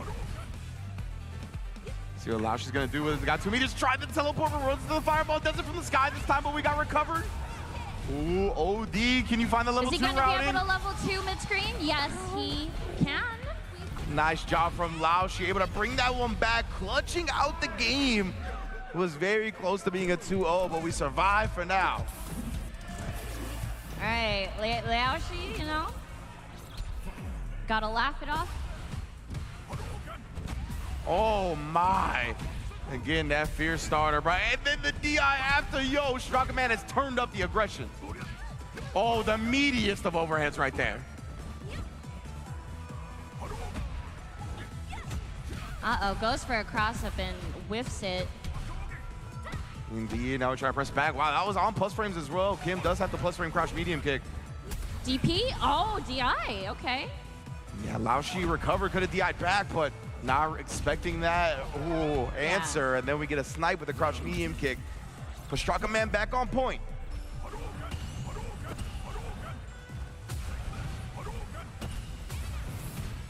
Oh, from the top rope. Nice little tech throw, though, and a beautiful backdash. Outspaces the slide perfectly. Now Laoshi, the DI, but yeah, he uses the follow for the arc step. Dodged the DI completely. Azuna dropped a follow. Another big backdash. Nice whiff punish. Ooh, that backdash got clipped by the overhead. That was nuts. That could have been kill right there. Indeed, it could have been. Would have loved to see the juggle there. Oh no, puts himself in burnout with the OD Shigeki. Oh my god, Gus is right on the DI, jumps out of the pressure and takes the set. Is that the set? First to two, right? Yeah, okay. That is the set. Able to clutch it out in the end. As you mentioned, via jumping that DI. We got the light show too? Okay. But that's honestly why I really like the drive mechanic and burnout and all that, is because when you are burnout, obviously it's a big restrictor, right? We all feel it. We're all like, damn, son, we can't drive rush, we can't parry, we can't do all this stuff. But it does tend to make the opponent a bit linear with what they want to do, right? Yeah. They want to DI you in the corner. They want to abuse the stuff that's really good in burnout. Yeah. So it does make them a little bit more predictable. So I really love that balance of like both on the defense and on the offense of being like, I can't be too predictable. Defensive-wise, you get stuff like that where you get easier, harder reads on the jump DI. So yeah, I really like it just because of that little mind game. Yeah. Yeah, well, when your opponent is in burnout like that, it's easy to just like be bloodthirsty and be like, okay, I'm gonna DI this guy and get the stun, but you know, it doesn't always go that way. Yeah, that's the tunnel vision aspect of it, right? You're like, I oh my know gosh. I have that problem. We all do, 100%. As fighting game players, that's something that you have to like consciously combat, right? It's kind of like fighting your instincts a little bit. You just know. smell the kill and you want it so bad, but then, you know, they jump and you're like, oh no. And then you die. But that's why we're out here playing fighting games. You know, we're not the professional Tetris players. That's not our hobbies. We're not just out here trying to block or chill out, play a puzzle game. No, we're trying to hit the other person in the mouth. Yes. Oh, I get it, man. Absolutely. That's just our nature. But yeah, indeed, right? Some of the most effective strats, got to pull it back a little bit, even when you have an advantage, especially when the other player is good, right? We've seen players like Noah the Prodigy make a living off players trying to really take advantage of him while he's in burnout. But it looks like our next match is in the cage. Both players preparing to go to war. I believe this is Fist of Fury and... I know the dude on the left in the purple is Black Skills. Black Skills is from SoCal, been around since I've been in the scene, so definitely I'm going to be representing here. Fist of Fury is another NorCal representative. He's got the Madhouse cap on, as you can let's go, see. Rep. Yep. Yeah, all the NorCal weeklies look super sick. Definitely. Oh my God, the energy is unmatched. Yeah. I'm sorry. I love SoCal. I love all Cal, but you know, the energy in NorCal is unmatched. I have to say that. No, 100%. Every time I see anything regarding the weeklies or monthlies or anything local happening out in NorCal, it always looks like an amazing time. So glad. You gotta check it out sometime. I do, yeah, 100%. I haven't been to NorCal in a minute now, so definitely, hopefully, make it out there soon. But you have an excuse to now. Oh yeah, visit the locals. That's what I'm talking about. It always looks like a tremendously great time, so definitely we'll try to make it out there ASAP. Big ups to NorCal for coming down for RISC as well, right? Obviously, we got Org Tour points on the line and all that, but even if there was nothing on the line, NorCal always comes down to SoCal events. SoCal always goes up to NorCal events, you know what I mean? It's just the love of the game. Madhouse actually provided a lot of the setups for tonight. Oh, so, see? Yeah, there you go. Yeah. They helped organize and everything, so, you know, it's a group effort. 100%. California, we have our rivalry, right? But when we need to come together, it's all love. It's always love at the end of the day. Ooh, but now, time to put the love away. Sarazel's a Giants fan. I'm a Dodgers fan. We got a SoCal player versus a NorCal player. That love will be saved for another time. DJ versus Ken. Yeah, I was gonna say, Black Skills has been a DJ player since I known him as well. Like in Street Fighter 4, he played DJ.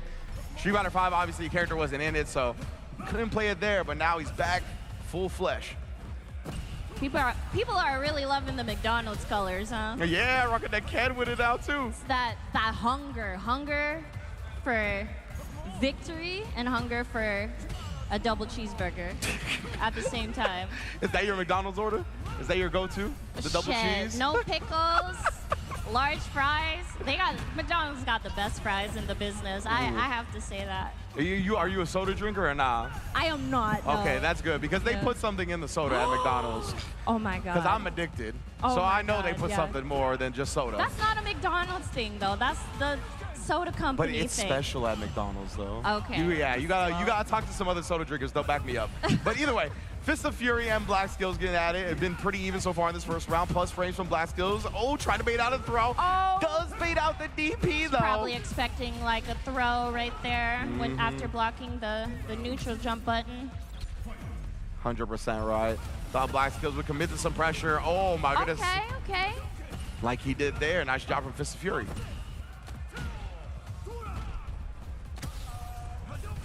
A little corner pressure going. Oh yeah, trying to out-prioritize the fireball with the OD version, but snipe with the crouch medium kick. You know how Ken gets down. Ooh, the frame kill into DI. Very nice. Little run stop action as well, frame kill wise. Oh, I was gonna say not actually combo, recovered in time to get the perfect parry off. Black Goes Skills. for it again. That's huge, man. He baits it out. He has the corner. He could spin the CA for burnout if he wanted it, but chose to try a little cheeky reset. Fist of Fury is pretty generous with these EXTPs. You better be careful with those. Oh man, it's definitely oh, wait a Giving minute. them away. It's a giveaway. Legit. Check under your chair. You got an ODDP. You get an ODDP. You get an ODDP. Everybody, bruh.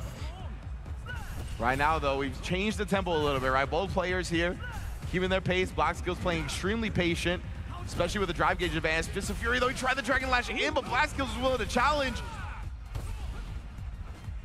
No level 3 to follow on that one. That would have put Fist of Fury on death's door, but this should shut that door. All these dashes getting checked. Oh, he drops the combo. This is so bad. Oh my goodness. He's got the level 3. He can't quite kill right here, but I mean, Okay. I think the life is going to be about pretty even.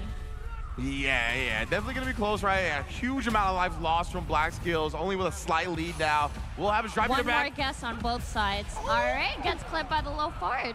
He tried to sway back, but he was already in the corner, so the sway didn't go as far back as it usually does, allowing the crouch medium kick to still be in range. Nice snipe. Oh no, and then started with a fireball. Fist of Fury, big bet on the jump, and he's been right on these big bets.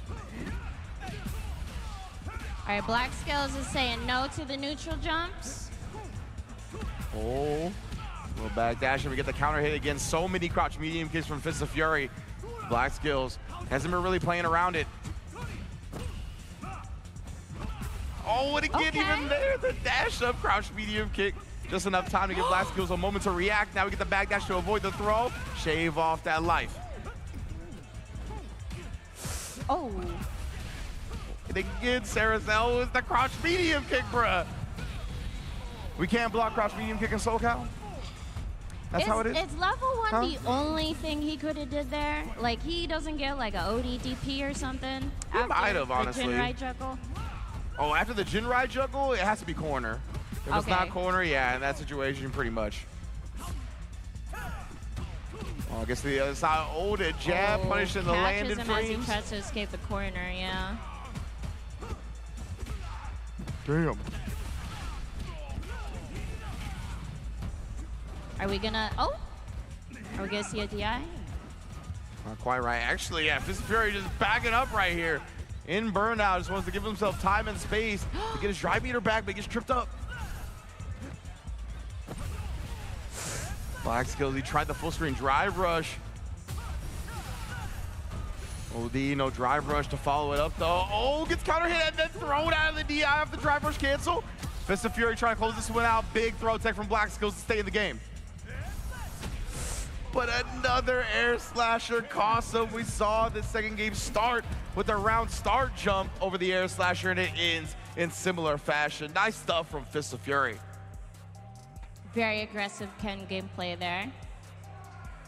Yeah, indeed. You know, get caught throwing fireballs sometimes. It happens to the best of us. It's just fighting games, you know what I mean? But that crouch medium kick, man, you got to know, Kens are addicted to pressing that. The way I'm addicted to the McDonald's soda, Kens are addicted to pressing their crouch medium kick button. That's just how it is, right? It's a good button. I mean, it's one of the best low forwards in the game, so, you know.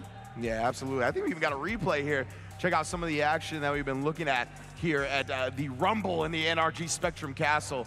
But yeah, man, you can see a whole lot of slash kick coming out, whole lot of crouch medium kick. This is the sickest effect I've ever seen. I was like, I wanted to hear some Darude in the background of that. I was about to start raving. You feel me? But either way, yeah, definitely like the crouch medium kick was just constant knives. We saw a lot of bait outs, or not honestly a lot of bait outs. There was like 1 or 2 bait outs on the ODDP, but a whole lot of them hit, right? Yeah. OD Tatsu, or not even the OD Tatsu, but the run Tatsu as well. Nice little frame kill with the drive impact that we saw. And Fist of Fury really just strong offensively. He really knew how to run the Ken Gambit, had the frame kills to back it up as well. Blastos, that was a huge bait out right here. Could have, this is where I was talking about, where he could have burnt him out if he wanted to spin the CA, but ended up trying to save it, get a cheeky reset, and just all kind of fell apart. And there's that game-ending jump right over the air slasher right. That is a very powerful projectile, but it is long duration when you throw 2 of them, so very susceptible to the jump-ins and the like. But yeah, it's good times. It's a good time here at Rumble in SoCal, of course. We are in the building. We got more Street Fighter representatives. Are either of these players NorCal? Oh, okay. That's the homie Sly Coco. Okay, okay. Representing NorCal. Who does he play? He plays Luke. Is he on the left or the right? He's the one with the braids. The braids, okay. So we got like camera left, so to speak. Man, I don't want to say my homie on the other side. I know he gets this a lot, so I don't want to say it loud, but he looked like Danny McBride, right? He looked like who? Like Danny McBride, like the dude from Eastbound and Down. I don't know. You seen Pineapple Express? Oh. You remember homie in the neck brace? Oh, yeah. You do, right? Oh, my you do, God. right? I know he began that. Don't worry, they called me Post Malone for years, so I get to say stuff like that. Okay. Let's go. Getting into another Street Fighter 6 match right here in Southern California. Beautiful NRG Spectrum Castle, everything powered by Spectrum. And finally, the McDonald's colors are on the sidelines. We got Purple City Luke on the slide Coco. My man, a Dipset fan, he probably is. And then Dabble King. The purple eyebrows to go with it, too. Yeah, that's OD. These are kind of like San Jose Shark colors. Look, you gotta stop bringing up NorCal teams, because I was gonna bring up how it's a little Lakerish, you know what I'm saying? But Lakerish? you gotta see the New Jersey. It got like a little blue in it. But you're right, though, it is primarily San Jose Sharks, which is honestly one of the best colorways in sports. I do believe Sly Coco is from San Jose, if I'm not mistaken. Oh, or okay, East Bay, at least, so makes sense. Oh, the overhead, though. Right now, he's from the corner. This is where he's stuck at. Little spine buster action. He probably wanted the backdoor ride to put him towards the corner, maybe sneak in a DI. Oh, that's okay. Plus on block. I feel like I heard some noise too. I'm gonna take a headphone off. I want to hear some more noise. Oh, it's good.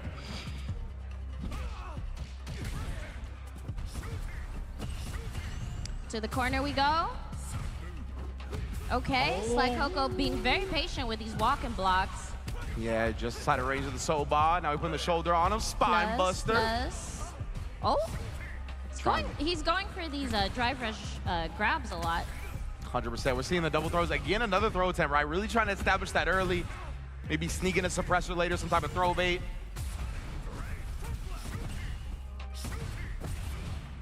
Oh, we're just blocking here, though. The bazooka knee as well. You can challenge after the drive rush on the bazooka knee. Chose not to, though. Oh, he said get that out of here. Man, we're starting to see the parries come out a little bit here. That's why we're faking out the sonic booms. Oh, that was a beautiful whiff punish. Clean no level 3. Yeah, saving the meteor. He tried the suppressor right there. That's what I talked about with the throws. Finds another one here. He needs one more to kill, though. Tried to bait him out. Oh, the bazooka knee. Scary situation for both parties, but Sly Coco was able to clutch it out right there. That's so true, though. Nobody was comfortable. Check. Oh, and they get another whip punch. I even heard a woo let out. My boy Flair dripping on him right now. Oh, my. He's so good at checking those. Hold on. Yeah, he's got the charge, right? He's been holding. He's been parked on the down back. Spine buster party. Again. Oh, yeah. misses the suppressor. Indeed, right. Double King has not reached. He has either teched the throw or done like a backdash, some type of other thing like that. Oh, no super. Oh, and again, this time Sly Coco, you see him hit with a two-step that time, right? A little walk back into the walk forward, spine buster. Nice stuff. Those braids are clean, too. Yeah. Sly Coco, man, he's definitely got the swag, so. With a jury t-shirt, too. I was going to say.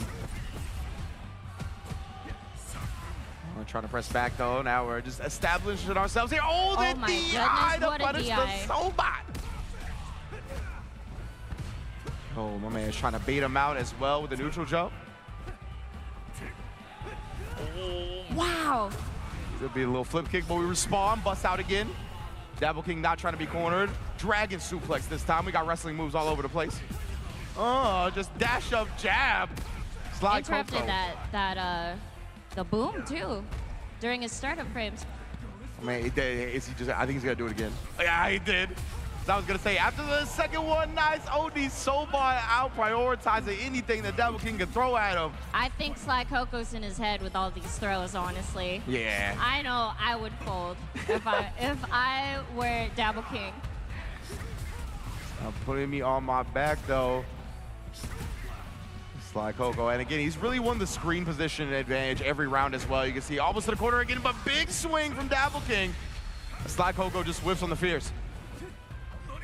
A little bit too far for the throw, and now you paying for that. How much you're gonna spin? We're holding it right now.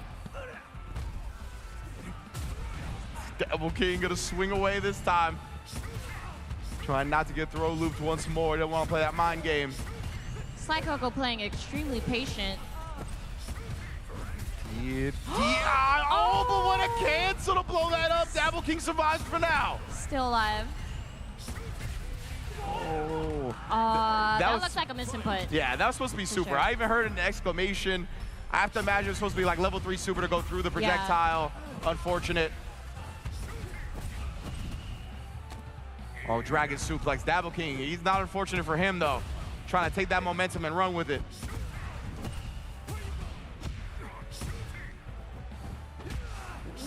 And again, just shutting down the space. Double King looking so much cleaner in this round than he has before. Oh, going into the solid puncher as well, level 2. Oh, tried the drive reversal. Gonna be the round. Damn, deleted. Deleted as well, as the spectators are feeling it. Cheering for their boy. Oh my, the knuckle sandwich. And again, the bazooka knee here, not challenging afterwards, doesn't want to play that. Really patient with these walking blocks. He's trying so hard to get in without doing anything too risky here. I was gonna say, do you think he needs to be a little bit more reckless? Right now, oh. There we go with a jump in. Starting to see a little unsuccessful. Again, so many Sonic Booms just raining down. Sly Coco finally out prioritizes one with OD, but of course it costs meter, right? It costs resources. Yeah, so he can't really throw another one, risking burnout. Oh, Sly Coco on one last little sliver of life here. Oh, gets caught during the startup frame of the Sand Blast. Indeed, the projectiles and Sonic Boom just a little bit quicker. Beating him on the bullets. Oh! Yeah, it wasn't an outright punish, but did beat Double King to the next button. Sly Coco, this is what he needs, right? He's been so good once he's gotten Double King to the corner. Oh, but just not say that. Back to the middle of the screen they go. Oh, okay. Now that one was an outright punish. You see the punish counter on screen. 3 bars for Double King, though. Plus frames. Oh. Nice. Catches the startup frames of the boom again. Indeed, this time with the drive rush. Got 3 bars. He's trying to throw. He's really trying to bait something out with the shoulder tackle plus frames. Yeah, just been waiting afterwards, right? Trying to see what Double King does. Dragon suplex. Double King. Either of these players can land a level 3, it'll be GG's for this round. Indeed, it will be. It'll be GG's for the set if Double King's the one to do it. Oh no! Baited. Maybe he tried to guess on a boom. Oh, he went! dropped the combo! He dropped the combo on the level 3, and not only is he out of resources, but he's down a round. Oh my goodness, we're going to a final round off that. And Dabble King's got no more meter as well. Oh man, the tension's running high. Offline drops. Again, now he's just gonna shoot him. Ooh, establishing the throw. We've seen that Sly Coco's game. Establish the throw. But Dabble King, he hasn't bit on a lot of these attempts, and now he's beating him to the button with the plus frames with the suppressor. Oh no, Sly Coco, and oh, that was such a good DI. Oh, but drops the combo. The homie drop, you dropped last round, I dropped this round. That was the kill combo too. It could have been for sure. Oh, big perfect parry, but no punish. Oh my goodness, it's anybody's game right now. Burns himself out. Oh, he's buffering. Buffering. Oh, but couldn't quite get the level 3 buffer to avoid the DI. He's still alive. What? Still alive. How is this real right now? He checks the flash knuckle. He could have chip killed him. Oh my goodness. That was anyone's game at the end right there. It was. Down to the nitty gritty, scrambling. Found that match at Waffle House. My goodness, bruh. That was an incredible set.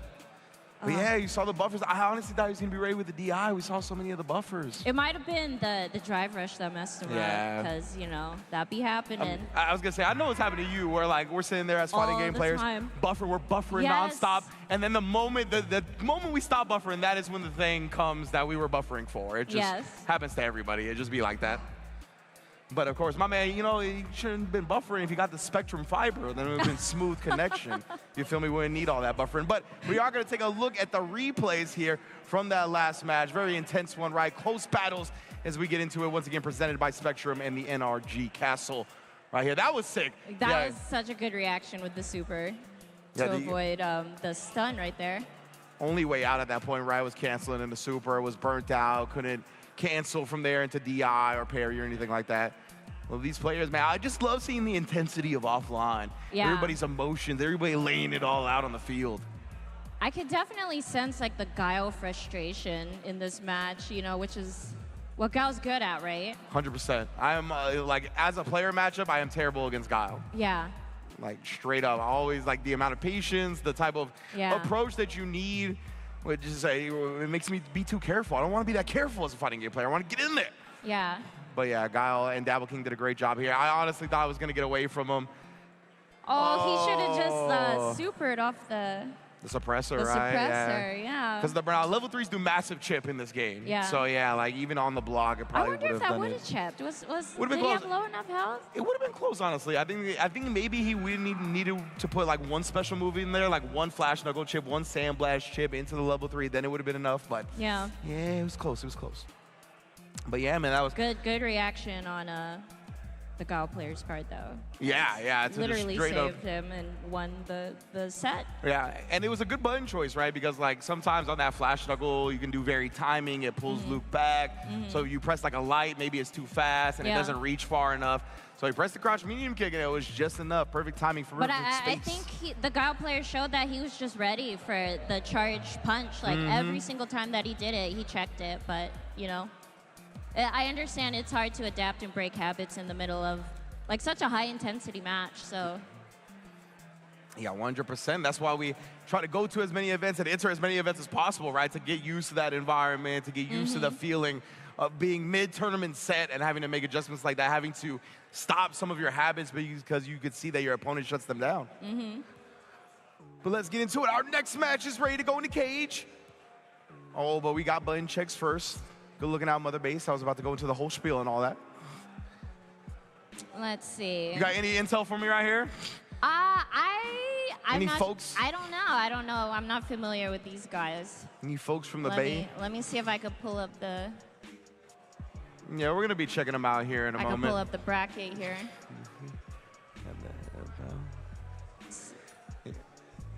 But yeah, we're gonna be checking it out. You can also follow along at home on Star GG. Simply put, RISC 2025 star GG into Google, and you'll find the very first link. Here's all the brackets that you're going to be looking at here. Those are going to be a great time. As again, we're whittling this down to top 24. Eventually, top 8 is going to be, I believe, at 8 o'clock p.m. PST. That is at least what it's scheduled as. So just follow along here. Of course, we're going to keep y'all updated here on the stream, on the socials and all that. You can follow Down Back Club for all info and updates regarding the tournament as well. Yep, shout outs to Down Back Club. They throw a really awesome local tournament every other Tuesdays in Koreatown, Los Angeles. So if you're in the area, definitely check them out. They organized this whole event. So, you know, they really love what they do, and it's an awesome community. So if you're in LA, definitely connect. Down Back Club on all socials. Indeed, at Down Back Club. My man has the big dog shirt on. I ain't seen. Speaking of Down Back, we have another Guile player here. We got Guile versus Sagat, 2 characters. Projectile versus projectile. Yeah, very traditionally used to down backing. Sagat got to be a little bit more aggressive in this game. The zoning isn't what it once was, but honestly, I think it's to the benefit. If he was zoning was like old games combined with the system mechanics of this, I think he'd be a pretty tough character to crack, I gotta say. I already feel like he's such a tough character. It feels like he has no weaknesses in my personal experience. Yeah. I think he's an extremely strong character in this game already with the incarnation that they kind of made in this one. So, love seeing more people represent the Sagat. Damn, I didn't even notice my man's name was Big Mac Combos. We need to get Sagat. Speaking of McDonald's. Yeah. So much McDonald's references today. We need to give our They're man. not even a sponsor of this tournament, but have you seen might as well be. The night manager Sagat, like the meme of like his McDonald's outfit, like in the pants with the McDonald's eye patch? He hasn't gotten one. Oh, no, he didn't no. get one officially. Yeah, no, yeah. I didn't see it. Hopefully we get the official one eventually. Just give the whole cast a McDonald's outfit while you're at it. Honestly, I think the way it's going, it's going to be like that eventually. Saito fighting back in the corner here. Oh, and then a quick little throw to the other side. Try to take the screen badge for himself. In the shooties. It's crazy how Kyle can confidently throw booms like so close to you. Yeah. Like, you got to show them that you're going to jump, that you're going to have some answers ready for it, threaten with something. It's practically like a button. Oh, yeah, 100%.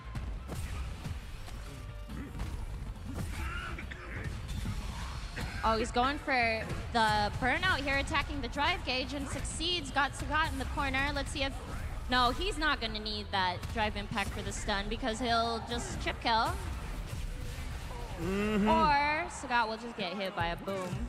Yeah, nice job using the OD boom right there, knowing that he was burnt out, so he can't match OD for OD, right? He would have to do a level 1 to out-prioritize the boom. So nice stuff. But I like the point that you brought up, right? I think one of the most effective ways to use a fireball is just outside your normal range. Basically use it as an extended poke. So we're seeing a lot from Scythe. I wonder, can Sagat's Tiger Knee go through Sonic Booms, or is like the Sonic Boom too fast for that? I believe at certain ranges you should be able to. I don't know if you can react with it or you have to be like preemptive, probably depending on the strength. But yeah, you can definitely Tiger Knee a boom or two. Oh my goodness. Oh my god, with that crazy, is that a stand fierce or a crouch fierce? That was the stand fierce. Stand fierce reaches halfway across the screen for the big whiff punish into the kill. Sagat's got gigantic buttons, 100%. I forgot his actual height, 7'6" or whatever, but they make you feel it in this game. He's a tall man. Good thing he decided to do Muay Thai instead of basketball. Well, we got him in basketball now. Shout out to Victor Wembanyama. Basically the same build, bro. 7'6" and all that. With the muscles. Yeah. Let's just hope Wemby doesn't start doing Muay Thai. Then who knows what's going to happen. Oh, my goodness. Sagat is so good at shaving off drive meter as well. Huge jump in, though. That's what we talked about. Got to represent it up against the Guile. Make him think twice about throwing booms. Oh, good block on the overhead. That would have been death. Oh, no, level 3 cancel. That would have been it, but regardless, caught him reaching one too many times. Yep. Got clipped by that standing medium punch frame trap. Oh, nice job. Again, just a little simple conversion here. Big Mac trying to make sure Gao's locked down in this corner. Another OD boom. Always smart to throw the OD projectiles when you're both low on drive. They're less inclined to throw an OD of their own. Can out-prioritize their projectile a lot of the time. Oh, yeah, leaving him standing with the Tiger Nexus. Just got him with the throw reset. Oh, no anti-air on the jump in.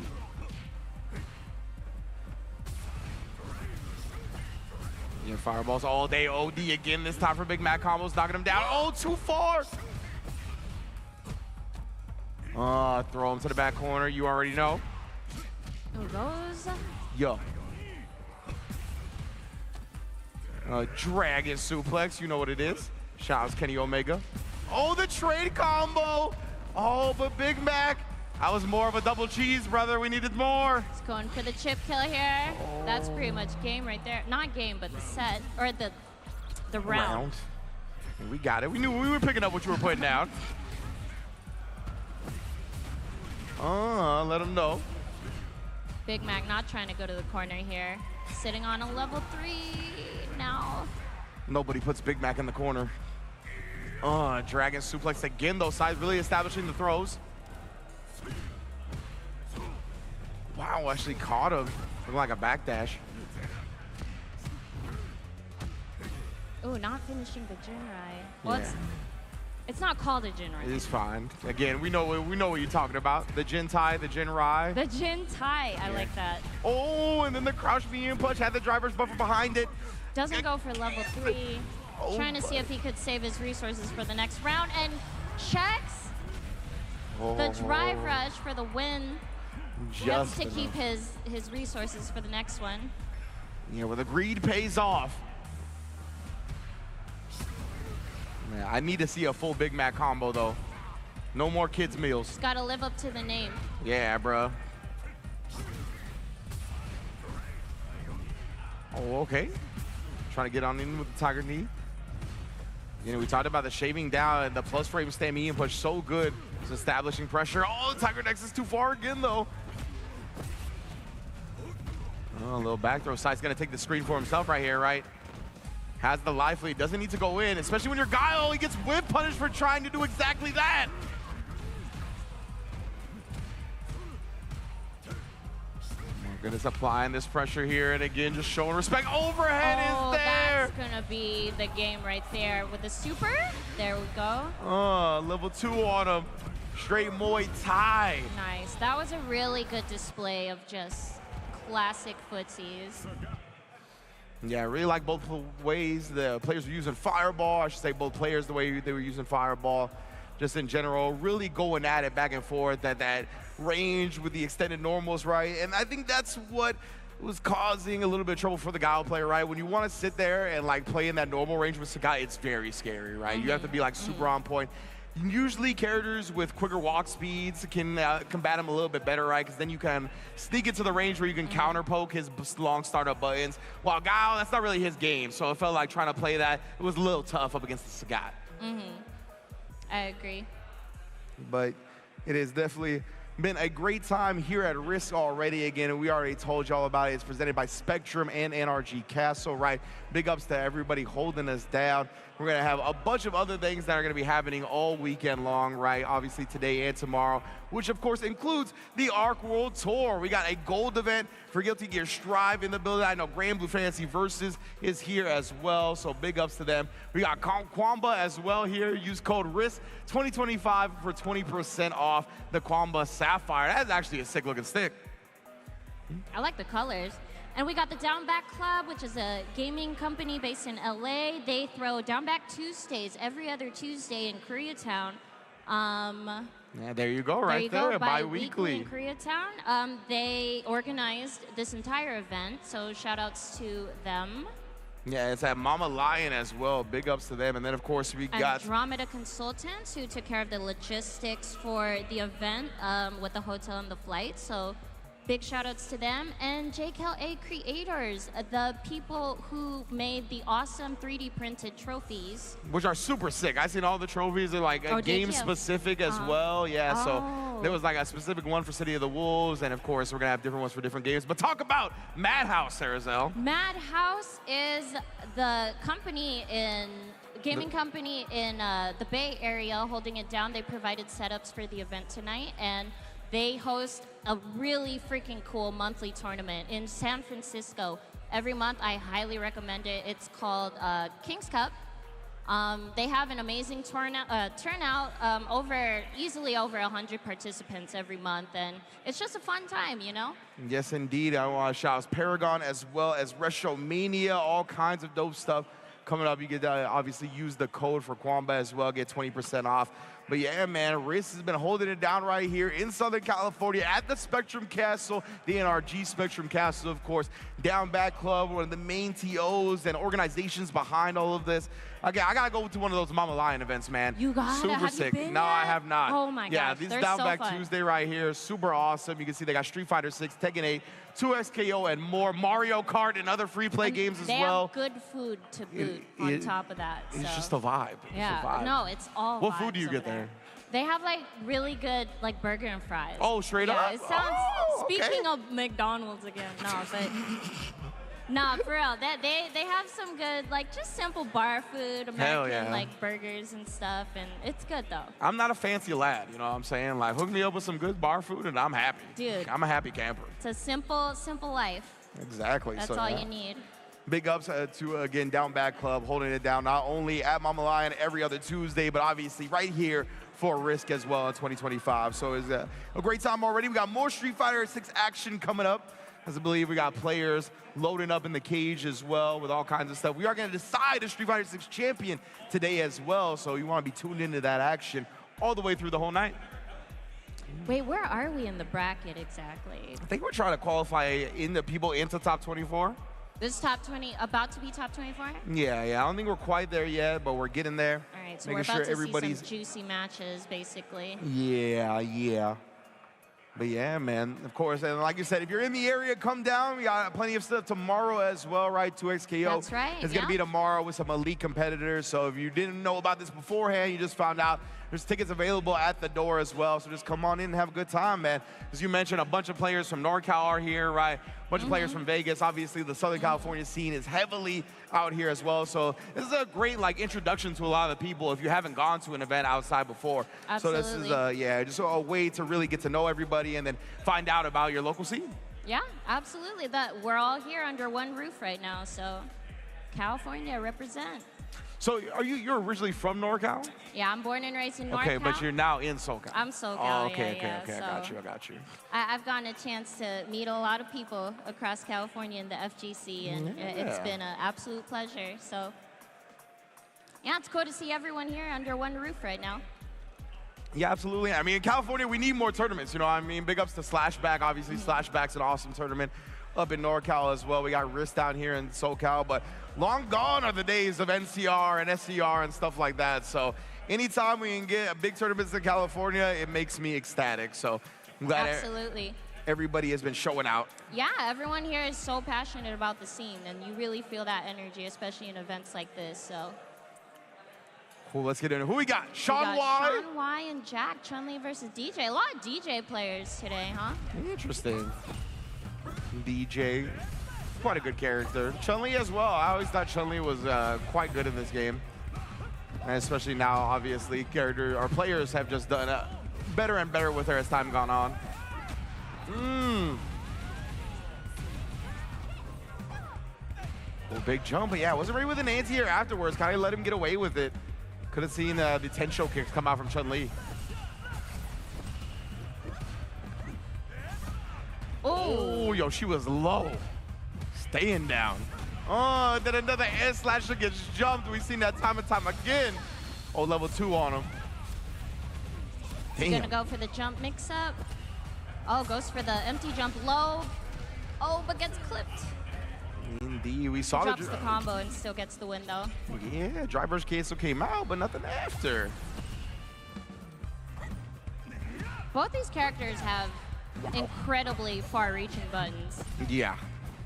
You can see just in the spaces that they're playing at, right? Like the neutral is quite a distance away because they know they got options, whether it be Fireball, the Stand Fierce from Chun-Li, yeah, the Sobots from DJ, and again the Sobot actually shutting down the air approach that time. Maybe it was the Hazanshu.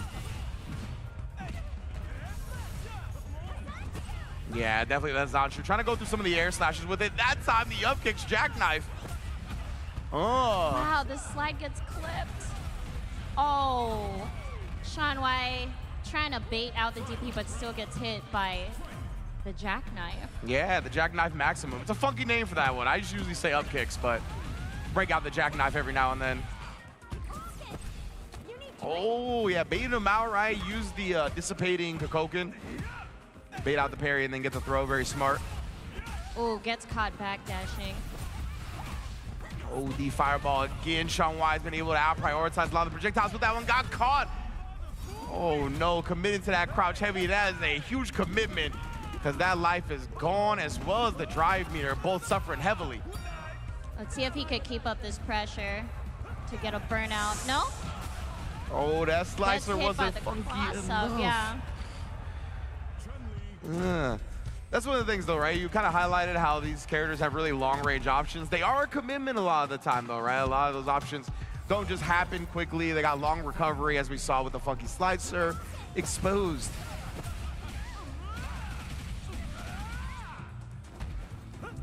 Both these characters also have pretty good fireball drive rush game too. Oh yeah. Oh, and then be a little bit cheeky. Stay and reset right there, not following it up. Oh, got up under the fireball, but fortunately beat to the button by Chun-Li. This time though, nice juggle off the forced knockdown.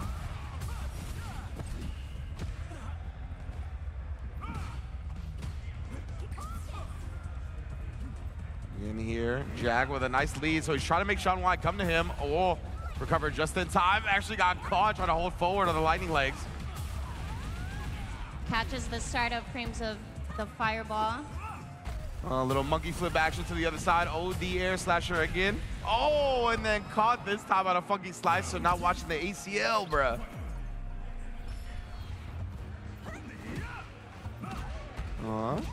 Little trip back. My goodness, bruh. The ankles of Chun-Li protect them.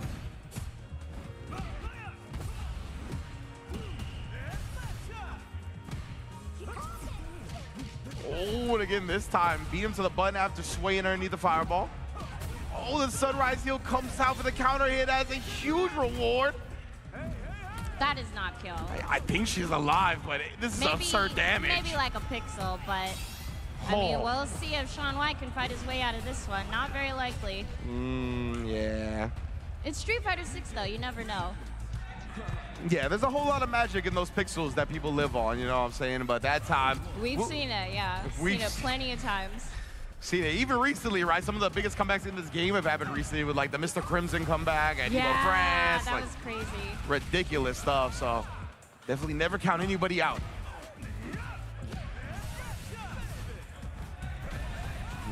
Hey. Oh. Baits out the OD legs. Taking the first round very convincingly.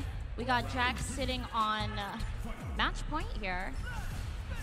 Yeah, indeed. Jack has been looking composed in this game 3. Wow, actually comboing the jackknife after that. Don't see that often. Oh, beat to the button. Just by a frame or two, Jack. Momentum rolling right now. Actually gets the cross up. It's like that, bro. Oh. Drops the combo, but... Oh my goodness. The Kokoken gets shut down, the jump in. Yeah, you could tell. A lot of spaghetti in the end there. Yeah. But Jack, definitely looked confident in that last game, right? Definitely you could tell. Something just started rolling, and he was like, okay, everything I'm going to do is right. And just really believed in the decisions after that. And hey, it worked out perfectly. Good stuff to Jack. Able to move along in the bracket.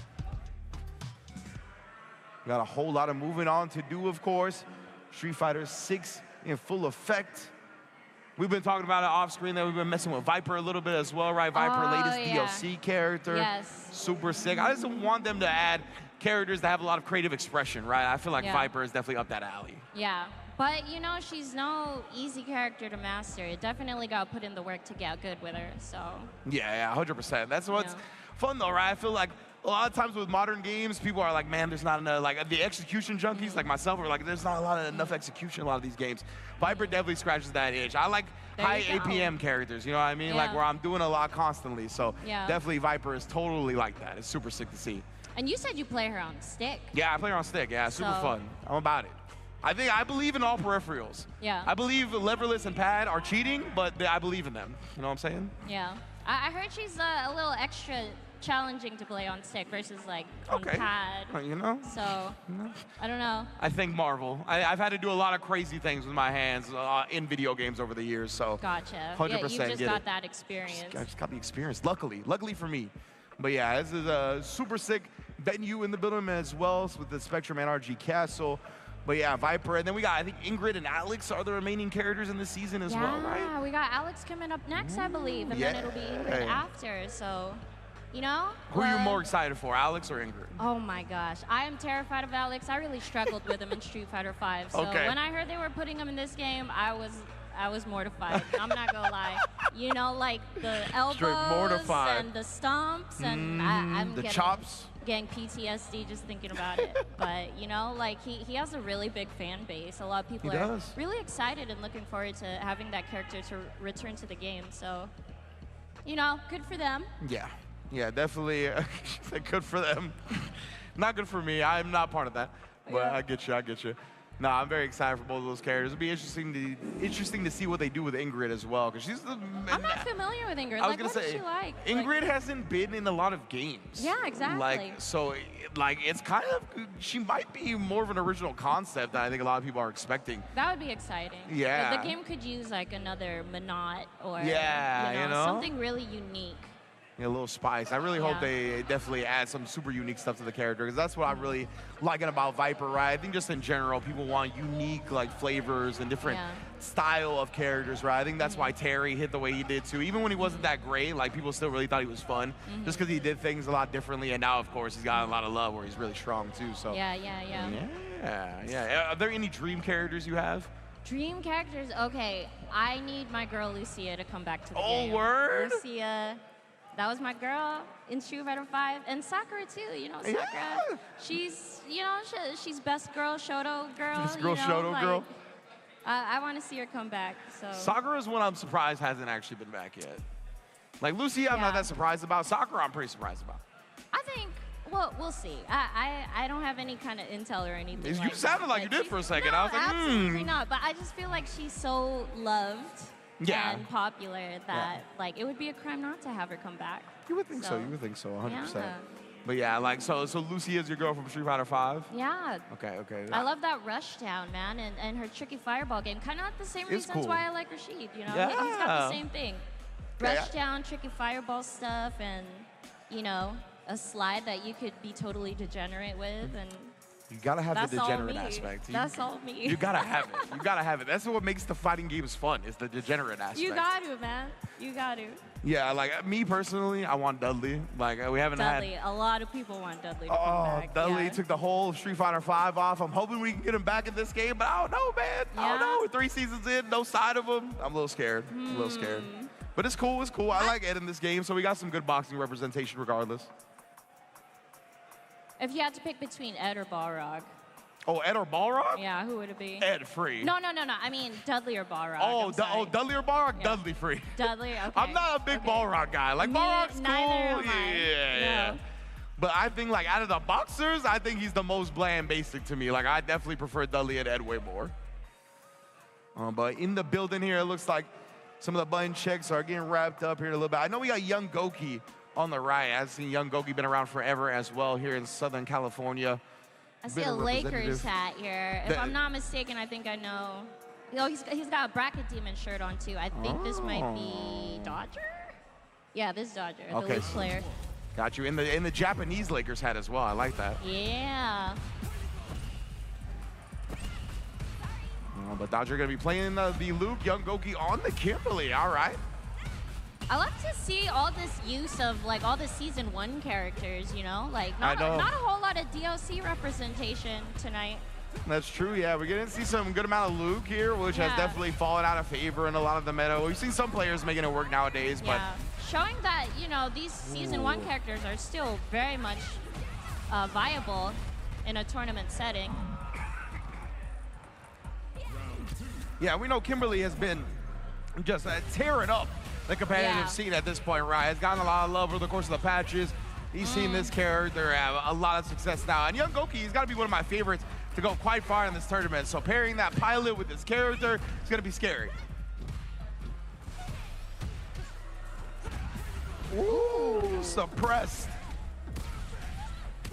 Man, went old school with that one. Oh! Wow, the wake up level 3, what a bold choice. I think he's trying to attack the drive gauge to see if he could get a burnout situation going, maybe. No? Oh, he got the imperfect parry off. He was expecting maybe the down back medium kick. Oh, checks the flash knuckle. Flash knuckles are getting checked tonight. People are just ready for him.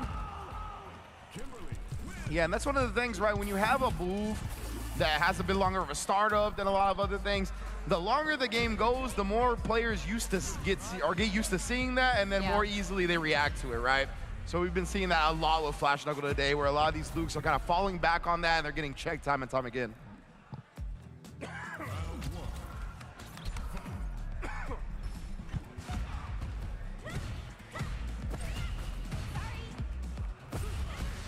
Ooh. Tries to attack the drive rush, but gets hit instead. Ends up in the corner. Indeed, but immediately pressing after that. I'm not going to just let him get away with that first hit of target combo. It goes full target combo on that one on the punish. A little back throw action here. Put him to the wall, but a good anti-air. Oh, Dodger was looking so solid in this set until that one got clipped. Now challenges again, but no combo. Big back throw tech as well, but the slide, it wasn't outright punished. But Young Goki might try to anti-air after, and it got stuffed. Ooh. Oh. Yeah, that's the thing. Kimberly can cancel that and bait a super DP just like Young Goki did just now. Got to be careful with that. Yeah, exactly right. You're really betting on the Kimberly committing to the follow-up on the run, which obviously they do more now because the fierce into the run follow-up is a true block or a true frame trap. But nonetheless, that was a good run stop from Goki, and now we got Spine Busters trying to be established. Back dash though, and the trade combo.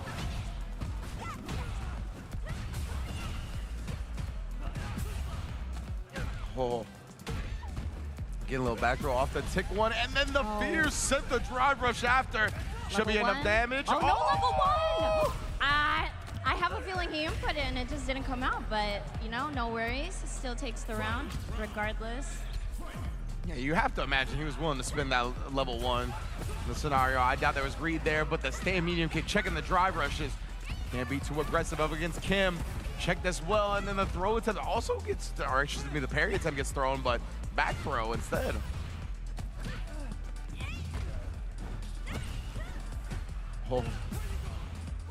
Oh my goodness, caught Young Goki trying to take a throw, and Dodger, we cashing out all the way. Trying to catch up on that life lead. Pretty even on life here. Young Goki sitting on the level 3 though, just one touch could be death for Dodger, and there it goes. And the drive rush does get checked this time. Young Goki scheming on the crouch medium kick, converts all the way through to take the set 2-0. Man, Young Goki in the building. I've seen that guy come out forever. Like, Young Goki was a child when I first saw him coming around in the SoCal scene. Yeah, legitimately has been around since, I mean, maybe just shortly after me, maybe around the same time. And yeah, so obviously still a young man, has been playing for quite a while. And it's dope to see, man. It's crazy that, like, fighting games have been around for this long to where I've seen, like, generations of fighting game players, like different generations, you get to see people literally grow up. Literally like, grow up. Right before your eyes in the scene. Young Goki's one of them. Obviously, Super Noon's going to be here for 2XKO tomorrow. That's another guy. I met Super Noon when he was 13 years old. You know what I'm saying? Wow. Like, it is crazy. But we're going to check out some replays from the last game, of course, where it was Young Goki versus Dodger. Kind of in the corner here. Young Goki, he's lethal on the Kimberly, man. These Kimberly players as well figured out a lot of the double can setups. They are just monsters offensively.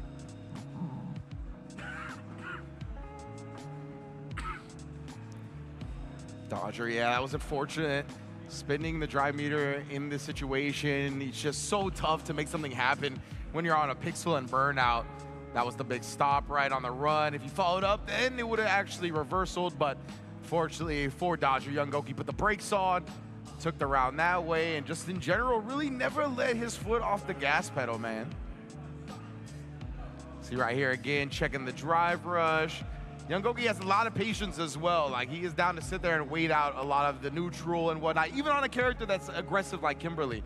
Like, he uses the walk speed and like the stay medium kick as a good, just a wall stopper to put it in he didn't waste momentum. any opportunities. Like, one button and big damage, so. Yeah, he is super clean with it, always has been, since I've known him at least. So big ups to Young Goki, 100%, man. Gonna be moving on in the bracket. Like I said, one of the favorites to make top 8, in my opinion, for sure. So. Oh, you think so? Yeah. I definitely think he'll be up there with the likes of Enzo and Chris. And like, Enzo's here. Yeah. Oh, okay. Yeah, as far as I understand. Chris G, I think Chris G, Enzo definitely guaranteed for top 8. I'm hoping we get to see the Sagat from Enzo. I know Enzo plays a lot of different characters, but I'm hoping he's playing the Sagat today. Been loving it. Speaking of Chris G. There he is, already with 1 championship under his belt.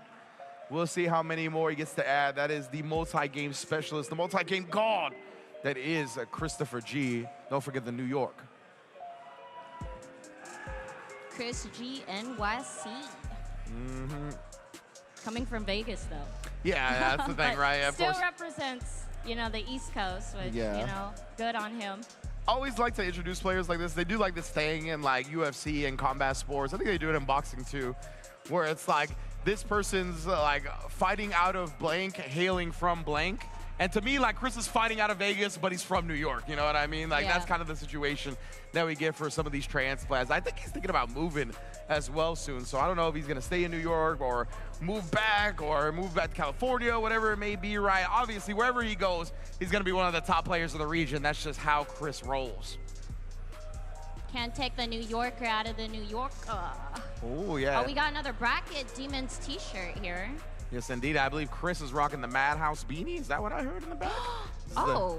Yeah, well, like a special, like he is. The metal font version of the Madhouse. Oh yeah, I can read it now. Yeah. Design.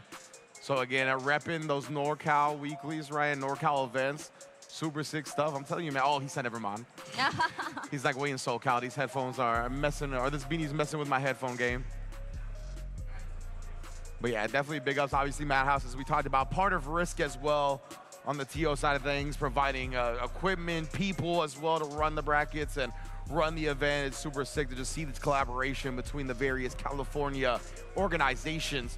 But yeah, Chris, already City of the Wolves under his belt, right? I think he got first place at First Attack as well for Street Fighter 6, if I'm not mistaken. Oh, no way. Yeah. Oh, Mans is on a roll right now. Yeah, just came off of winning that tournament. I think he got second in 2XKO to Jonathan Tene out there. In addition to winning Street Fighter 6, I think rocking a combination of Chun-Li and Mai, the modern Chun, if I'm not mistaken. I mean, he plays a multitude of characters, but lately he seems very committed to the Mai and Chun-Li. Oh, but look at that. But he said, not you thought. Today. Everyone's on that Ryu hype. You thought. He's a strong character. Yeah, I can't blame nobody, right? The Hashigeki bully game is top-notch. Definitely. My man's just hits like a truck, so, you know. Yeah, absolute waffling, people. My man put the do-rag on as well, extra damage.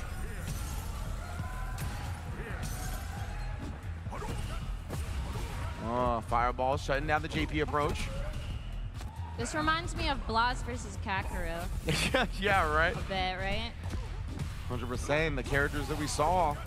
Purple Rain edition. Oh, yeah. Chris's Fireball DP game is going to be immaculate. Mans was raised in the arcades. He's been molded by that type of game plan. Oh, that's cool. Oh, it's in a crouch fierce afterwards. You can tell Chris is playing no games. He's like, I'm not trying to waste any brain space that I don't need to. It's going to be Hashigeki in your ass. Right now, though, you got to figure out a way to get past the obstacle course of JP. Man, the haunted house bringing out the ghost. Spooky season, you thought it was over. Oh my goodness, the reverse cross up or whatever that was. Yeah, the air to air. For it. Man, hit him with all cheeks. Hit him with both cheeks. All cheeks. No legs, no feet, nothing. That was all cheeks. Oh my goodness, trying to sneak in, right, and catch Jet Set, but ooh, even checks the drive rush on in. Jet Set is about to get his drive meter back. Real good job just weathering that storm. Oh, just as I say that though, Chris is in. Ooh, the fierce bro into the crumple state on the Ashigeki. It's a straight murder. Ryu, stop playing with him. Really convincing win from Chris G. Damn. That combo did so much damage, bro. It's just so devastating when people get hit by the OD Hashigeki as well, like the crumple effect. Yeah, damage is Ryu's middle name. Oh my. You didn't know that? Oh my bad, I did not. I say he's part of the D clan from One Piece. Yeah, right. Oh, damage indeed. Wow. What a call out on the amnesia. See the D in the middle, followed by the P for perfect Chris G on 1 round to go.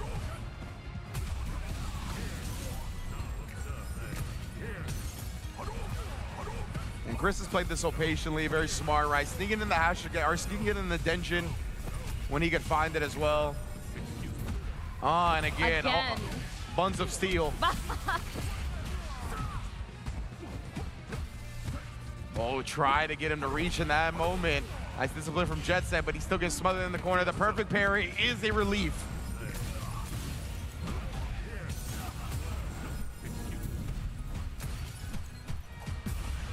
Jet Set going for some kind of mix-up here. Puts himself in burnout. Cindy. Looks like he'll be able to take it with a level 2. Nice, no drops. JP looking as clean as ever. Of course. I don't know, he's a little dirty right now, though. Oh, the battle damage. Damn, you're right. The battle damage costume. The white pants is definitely scuffed to hell and back. Sullied. And now Chris, he spent all his meter because he knew he was gonna amnesia right there. Oh my goodness, should have caught amnesia instead. Forget about that. The pressure is just too much. Oh, the God of mental War. stack, yeah.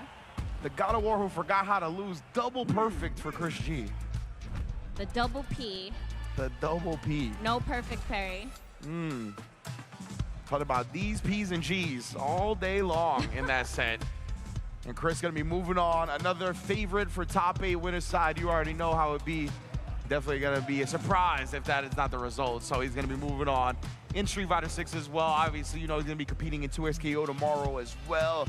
Chris, man, That's always adding hardware. Always adding hardware. Mans is a genius. Legitimate Chris Genius. Chris Genius. Chris Genius. That's gotta be what the G stands for. I mean, it's gotta be. It has become one of the many things that the G stands for sure. But yeah, man, he is putting bodies in bags as he's used to doing. But yeah, we got all kinds of good stuff going down. I think Strive is going down as well on another stream right now. All kinds of dope action. As we mentioned, we're gonna wrap up Street Fighter 6 today as well. Gonna crown a champion. I think Tekken is happening today as well. So yeah, man, all kinds of great tournaments here at RISC, presented by Spectrum and NRG.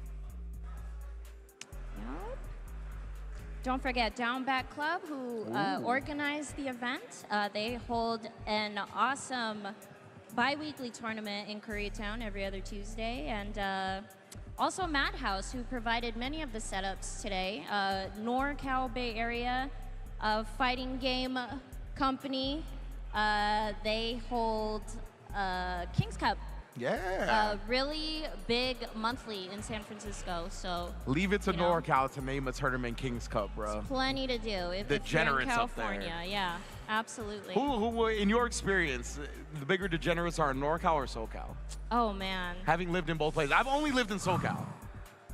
Damn. Be honest. But I don't. Be honest. I don't want you to hate me though. Oh, so it's SoCal. You already called out the Giants thing. I'm gonna have to go with SoCal. That's what I'm talking about. That's okay. I wanted us to be the bigger degenerates. It's okay. Nah, man, NorCal definitely always all love. Proud. Yeah, 100%. But all love up there. Definitely some of my favorite players of all time have come from NorCal. Some of the coolest people I've ever met have come from NorCal. So definitely all love all day. Well, okay, I got another question for you. Does Madhouse have food? Absolutely. Oh, it does? Yeah. Okay, they got good food too? They got some bomb-ass pizza. Hell yeah. And I think some What kind chicken of pizza? wings. Oh, Pizza? I mess with wings. I've never had the pizza. Okay, okay. So You I do don't have the wanna- wings? No, actually. Oh, no, I'm sorry. Oh, Like, I can't. Excuse I don't me. eat during tournaments. Oh, that's right. We went over this. Yeah, I forgot. yeah. Yeah, Like, you're right. I can't. You're right. That's my secret tech right there. I feel like food slows me down a little bit. So. I agree. I agree. A lot of the But time. I heard it's good. Okay. Everybody who I've spoken to said it's good. Rep so. said that's what I'll get when I go up there. Pizza and wings, I'm right Yeah. at home. Hell yeah. But of course, these two players are at home in the cage. Ooh, we got Viper. Yeah, another DJ in the building, but Viper. Nostalgia outfit as well. You like this outfit or the new one better? The new one. The new one? I New one's am, OD? like, so in love with Yeah. her new costume. Yeah, new outfit is She sick. looks like such a boss lady. She Like, do. actually, like the CEO of a company. Like you say one wrong word to her and you're fired. Yeah, You man. out the door. She even let the hair down. For real, that was Got crazy. the Brazilian blowout flowing. She looks gorgeous. She said, a roomie's jacking my swag too much.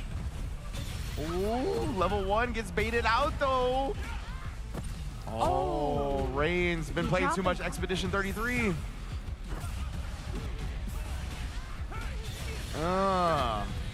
Have you played that game? I haven't, but I know what you're talking about. Yeah, I just It's said like- that because that's his tag right Yeah, there, or yeah, his little, yeah, his yeah, little yeah. sponsor. I've heard nothing but good things about it. Yeah.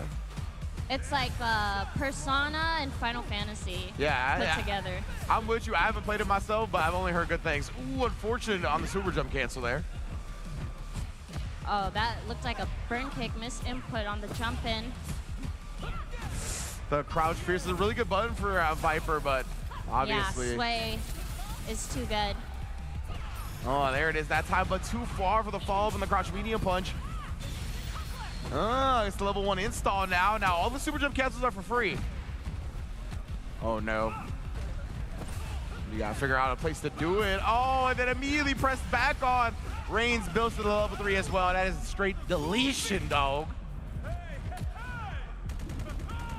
Oh, so unfortunate. I wanted to see some cool super jump cancels when we got the install activated.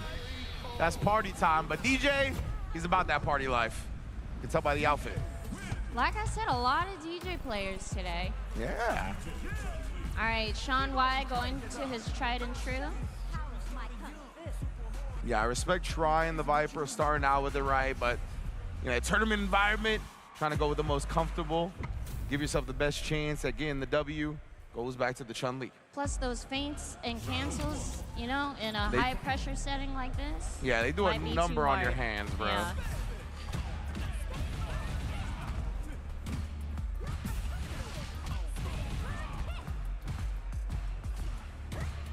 And now, oh my goodness, that fierce style. Oh, but Sean, I think it's supposed to be a Serenity stance cancel, but it flubbing a little bit. Oh, and now pressing back with a crouch fierce. Wanted the monkey flip into the corner. Damn, good spacing on the stand heavies. Oh, but bad spacing on that one. Bad timing.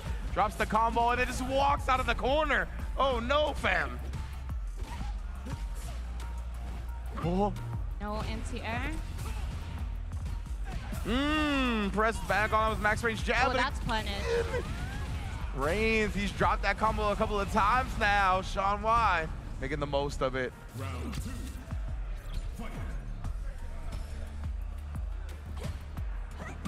Oh, tripped up real quick. Reigns did a good job. He feels like really comfortable fighting up against the Chun-Li range, it feels like.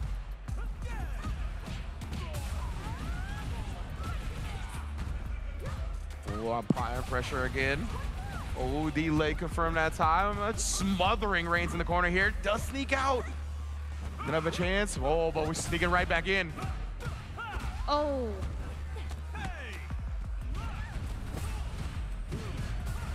Again, yeah, putting the OD as well at the end, just trying to stay safe with it. Oh, got caught thinking that was gonna be the end, but he committed to the target combo. It's really establishing the mind games with the target combo. Indeed. Is this a level 3? Are we gonna see it? All resources emptied. Sean Y, nice bounce back, switching to the Chun-Li and tying the set up. You love to see it. always respect the experimentation, you know, going with your new character and whatnot, but love to see how comfortable a player is on their main.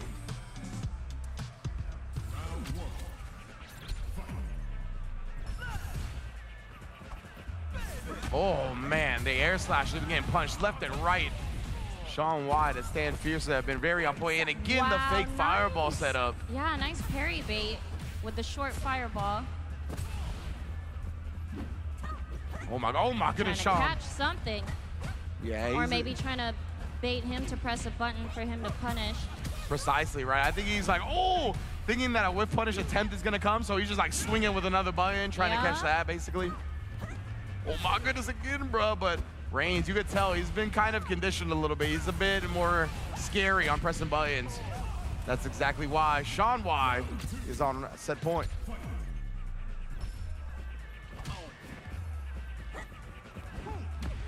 Wow, try to anti-air, but the activity of the knee drop.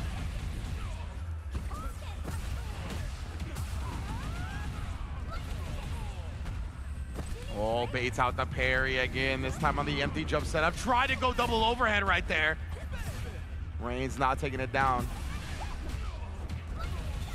Oh, and Sean Y, though, very, very dominating performance after switching to the Chun-Li, right? It felt like at that point, Reigns, I think, was combating in that neutral against Chun-Li pretty decently at first, but as soon as Sean Y got comfortable, man, didn't give him a chance. As soon as he switched to Chun-Li, it was over. That was good stuff, good stuff. You could tell how much more comfortable he is on that character compared to Viper, which most people are going to be already, right? You already know that, obviously, Viper being the newest character, everybody's going to have some investment in another character, especially one like Chun-Li that's been around since launch of the game. You're going to have a whole lot of hours under your belt on that character. Man, oh man, we are here. RISC is in the building. So good for Southern California to have another tournament, man, like we were talking about earlier. Just not enough tournaments in California, so love seeing stuff like RISC pop up, like Slash back in NorCal. Always want to show love. I think Brett is here this weekend. I saw on his Twitter it was at RISC, so gotta find him and say what's up to him. Obviously, one of the main minds behind Slashback up in NorCal. So okay. I have never been to Slashback, but that's like an anime fighter thing. It is. Okay. Yeah, they got Street Fighter and whatnot in Tekken, but it is an anime-centric focused event. But yeah, of course. I gotta check it out someday. Yeah, definitely. It was Hella Brett on Twitter. You're gonna follow him to make sure you find out all the details necessary when it comes to Slashback and whatnot. But let's take a look at the replays here for the last match here at RISC. We have a couple of players duking it out, and we saw Sean Y start with the Viper, but then eventually switch to the Chun-Li. But you can see why Viper starts here, tries to press back, just gets decimated in the corner because DJ does not lack for damage, let me tell you what. Quick little back massage, I need that.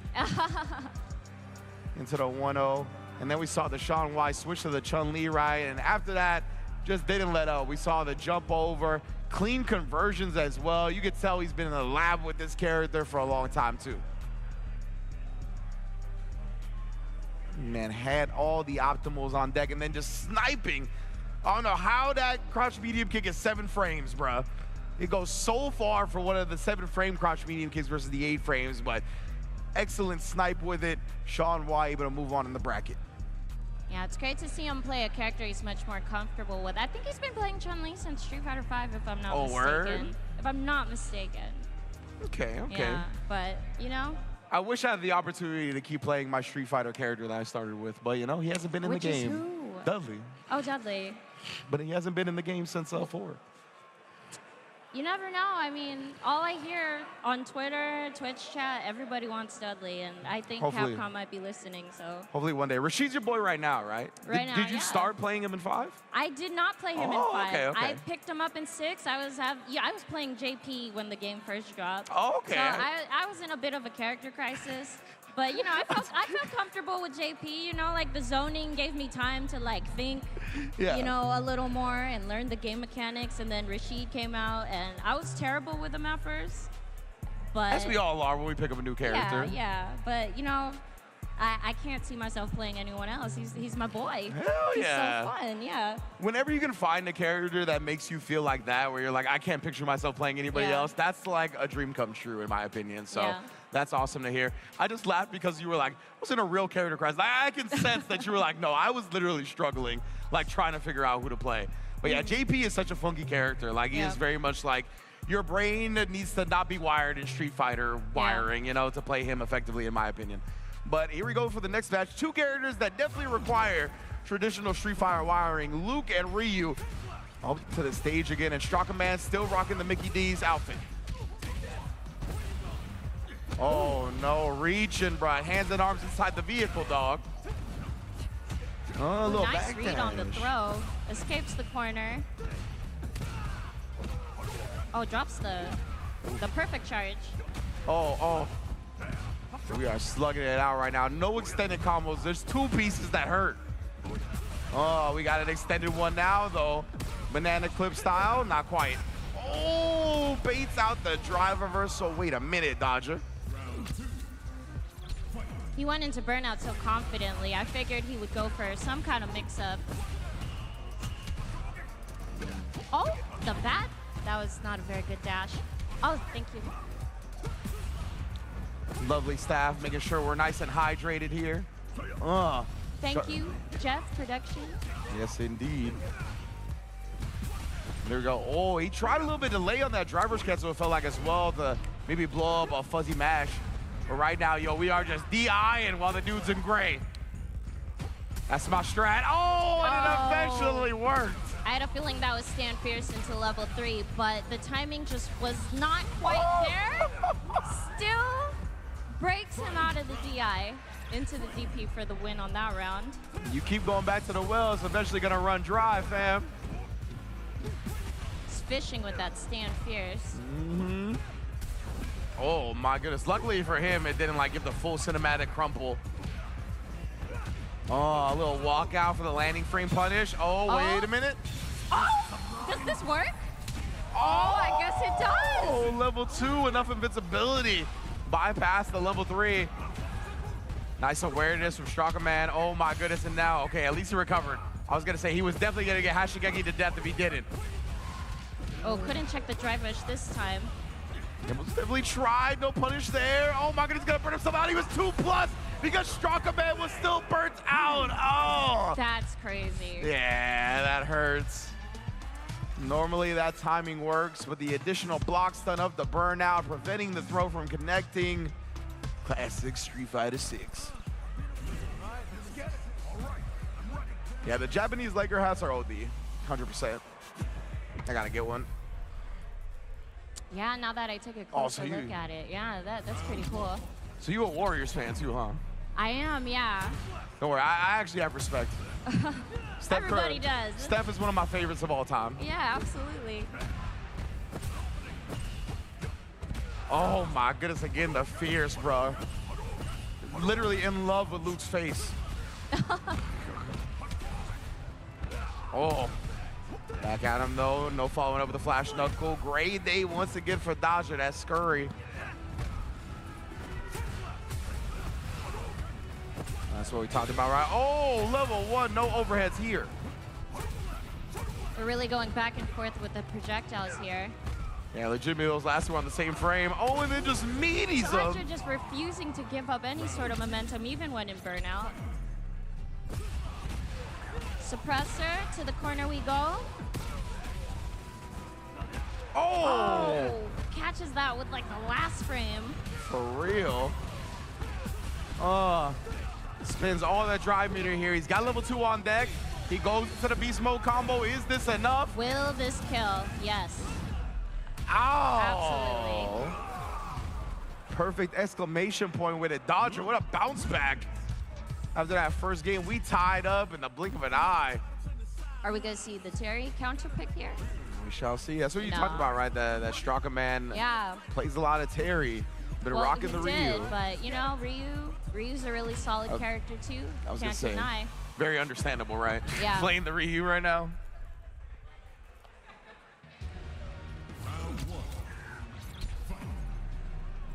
Going to stick with the Ryu as well. Spine buster. You highlighted right. All these players have been so ready for the flash knuckle today. We see another counter there. Tries to go for a jump back jab, it gets flipped. Projectiles. Getting knocked down in the corner, press back, nothing to follow up. Oh, he was so ready for that, and so was Dodger. Indeed, what a response, having the DI counter ready. Oh, tried it again, but speaking of being ready, Strakaman once again dodging it. Oh, and another fierce. Finds its home on Luke's chin. Doesn't put him away quite yet, though. Oh! What a jump back air to air from Strakaman. Puts himself on set point. Both players here nearly fully loaded. Now they are. 3 meters on deck. Dodger spins all his drive. Drops the combo though. Oh, Dodger is playing like a straight savage right now. It's really adapting that Noah the Prodigy gameplay, always going into burnout. Legit gets the big move punish with a launch. He wasn't ready to combo off of it. This is my chance. And look at that, just waking up with a button right there, immediately trying to turn the aggression back on, burns himself out again. Yo, Noah, you got a challenger for the throne, dog. And that is the classic Luke strat. That's why they fish with the heavy flash knuckles so much while they're in burnout. You can cancel into level 3, and you want to DI it, right? It's an extremely long recoverable move. But of course, if you add the level 3, you can cancel. You have to be extremely aware of Luke's resources in those kind of situations. Oh my goodness, Strakaman getting aggressive on his own end. Oh no, you don't want to see that though. Even in burnout, that is going to be an easy punish for Dodger. Oh, beautiful spacing trap right there, and Dodger closes it out up against Strakaman, putting him away. And yeah, it's one of those losses too where it's like, man, when the opponent is so aggressive like that, it's hard in the moment to realize what happened.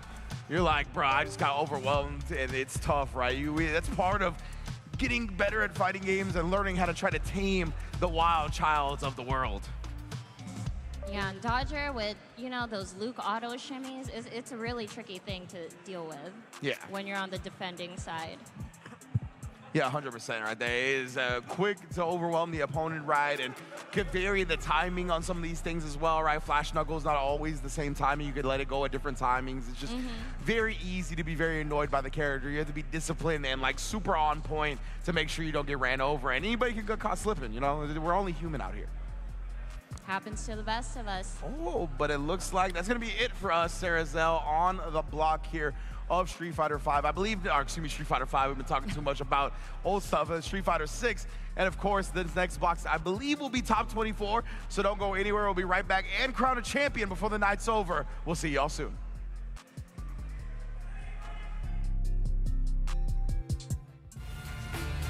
It's the fastest internet with the speed you need. It's only everything.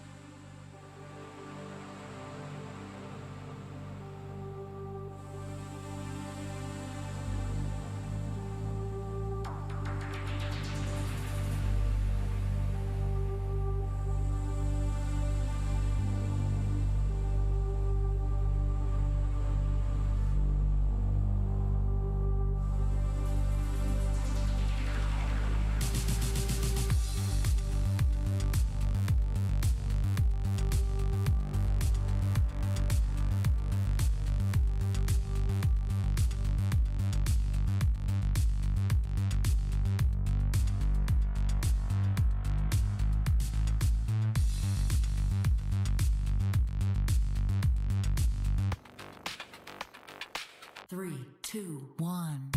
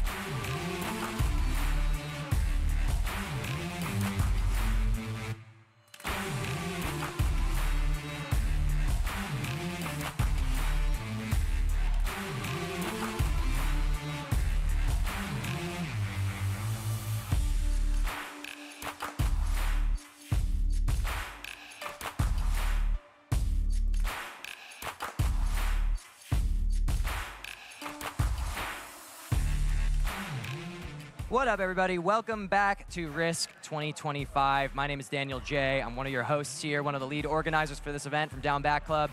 Joined on the mic for our top 16 of Street Fighter 6 with my dear friend QA, also a TO himself, up in the Valley, up in Burbank. Appreciate y'all for being here. Been some fire matches today.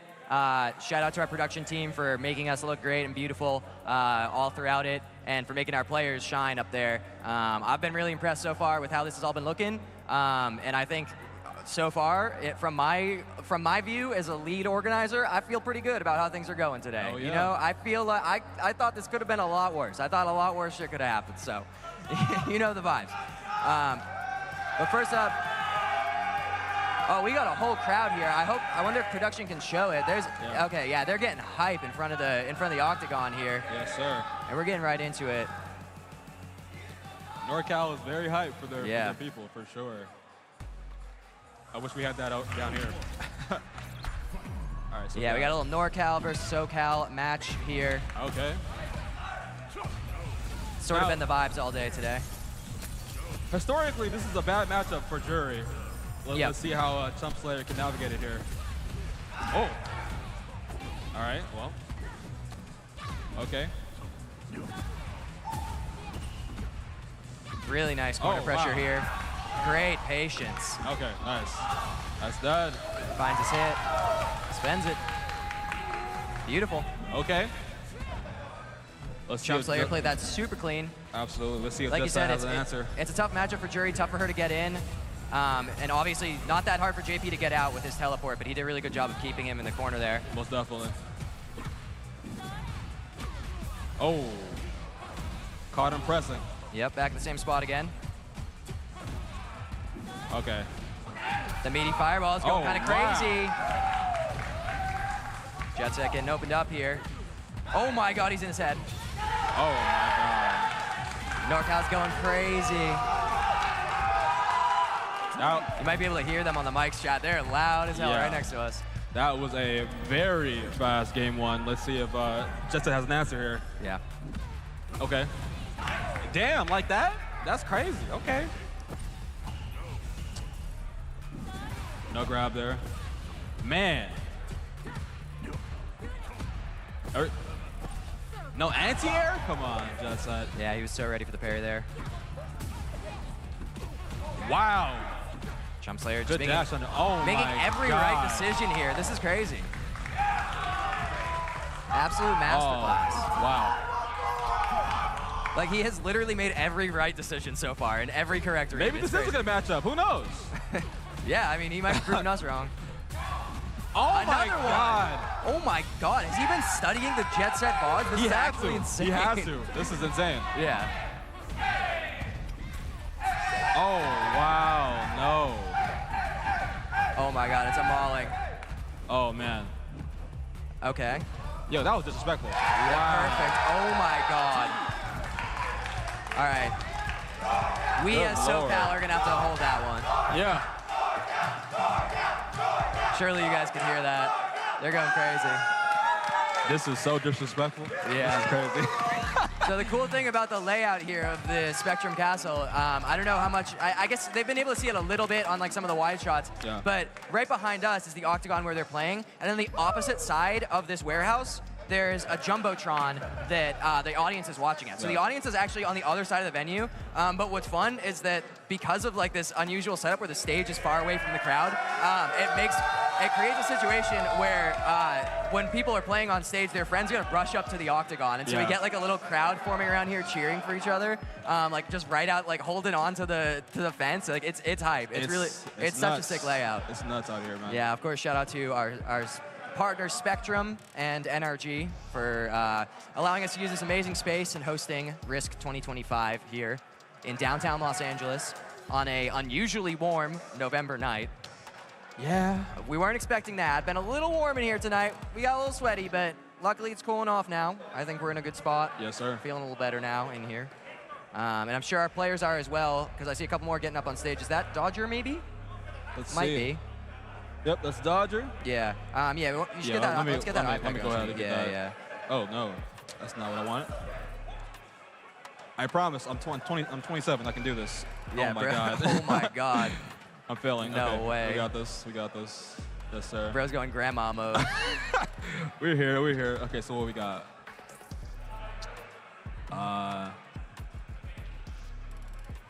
We are not updated. Yeah, okay, so it is Dodger. We got Dodger and... We'll see who his opponent is here in a second. I don't recognize his face. It's someone else from NorCal because they're still... Yeah, the NorCal crowd is here. here. He's definitely a NorCal guy because we would know him if he's SoCal, I think, at this point, yeah. Okay, so that is Crazy Diamond. Yeah, King's Cup winner. Appreciate that tip from production. Thank you, guys. Shout out production, for real. Yeah, he's a great player. I know he's been grinding a lot lately, and I know he's been on the I've heard from the NorCal guys that this player is really on the come up. So not a huge surprise he made it all the way to top 16. And I'm hyped that we're going to get another NorCal versus SoCal. It feels like we're right at the sweet spot in the bracket where we're going to get quite a lot of those. I think, if I'm correct, off the dome, I think Chris G is the only person in top 16 who is not either NorCal or SoCal, I think. So we'll have quite a lot of these matches coming up. For sure. But that's the best. That's what we do this for, right? It's a regional, you know? I mean, I think RISC 2025 is a little bit bigger than a regional. We're calling it a mini major. That's my term that I coined for it. Yes, sir. So it's a little bit bigger than that, but the spirit of a regional historically in the FGC is to bring together, you know, the nearby communities, like, of course, in our case, the NorCal versus SoCal, you know, decades of fighting game history between those two areas, and glad that we're keeping it alive here. Yes, sir. All right, Luke versus Rashid. Damn, round start? That's crazy. Oh, no. Okay. Damn. Oh, no. All right, in the corner you go. What you gonna do? SF6, people, let's go. All right, get the hell off me.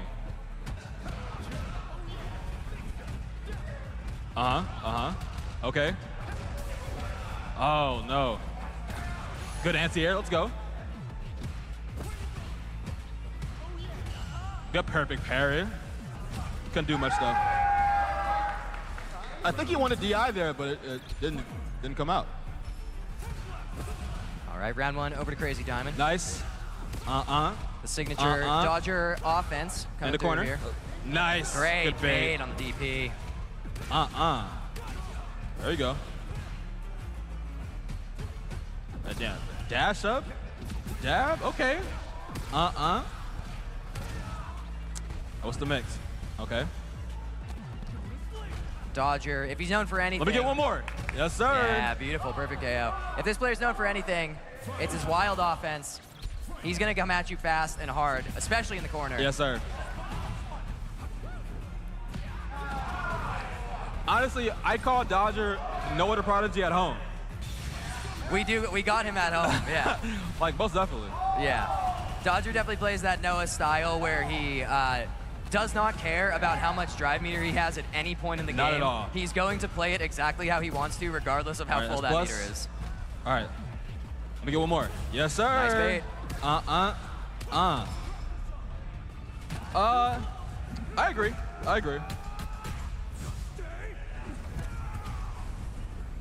All right. He can end this in one combo. Whoa. Oh, the parry comes through. Okay. Oh my makes God. the grab. That was such a juicy little bait on the grab. Oh, we love to see that it. was Let's really go. nice. I got baited by that. I was for sure going for grab Most there. definitely. Dodger representing Bracket Demons, another tournament organization here in SoCal. They run Chop Chop Throwdown. I believe it's in Monterey Park. Monterey Park, thank you. I was gonna say a completely different town, and that would have been wrong. But yeah, check them out if you're in the local area. Ooh, nice anti-air from the back. That's a Rashid privilege. Nice. No. What? That's crazy. Oh, he's crazy. Gets the burnout. All right. Tough spot here for Dodger. This might be guaranteed here. Yep. Guaranteed DI. Oh my God. Yep, Crazy Diamond just gets to be mean to him here. Yeah. Nothing you can really do there. So scared to get burned out against this character, man. Rashid can just blow you up when you're in that spot. Pretty much.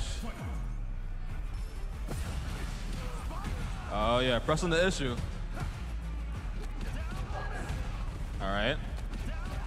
Oh yes. Oh, wow. Good block on the overhead there. Oh no. Air to air is good. Uh-oh. Nice. No anti-air there. The trade. Oh, we goes for it swing it. again. Yep. Oh, we swing it. That's plus. Oh. Going for the burnout there. I agree. Yep. Definitely worth the 2 bars, especially in this spot here. For one touch will get him the game. Oh boy. Damn! There it is. Crazy Diamond on the board. Okay. Keeping it close.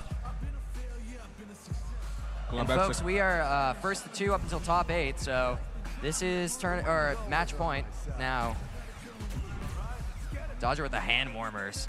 He came prepared. Isn't it warm enough in here, bro? On God, it's hot as hell in here. I Why know. you got hand warmers for?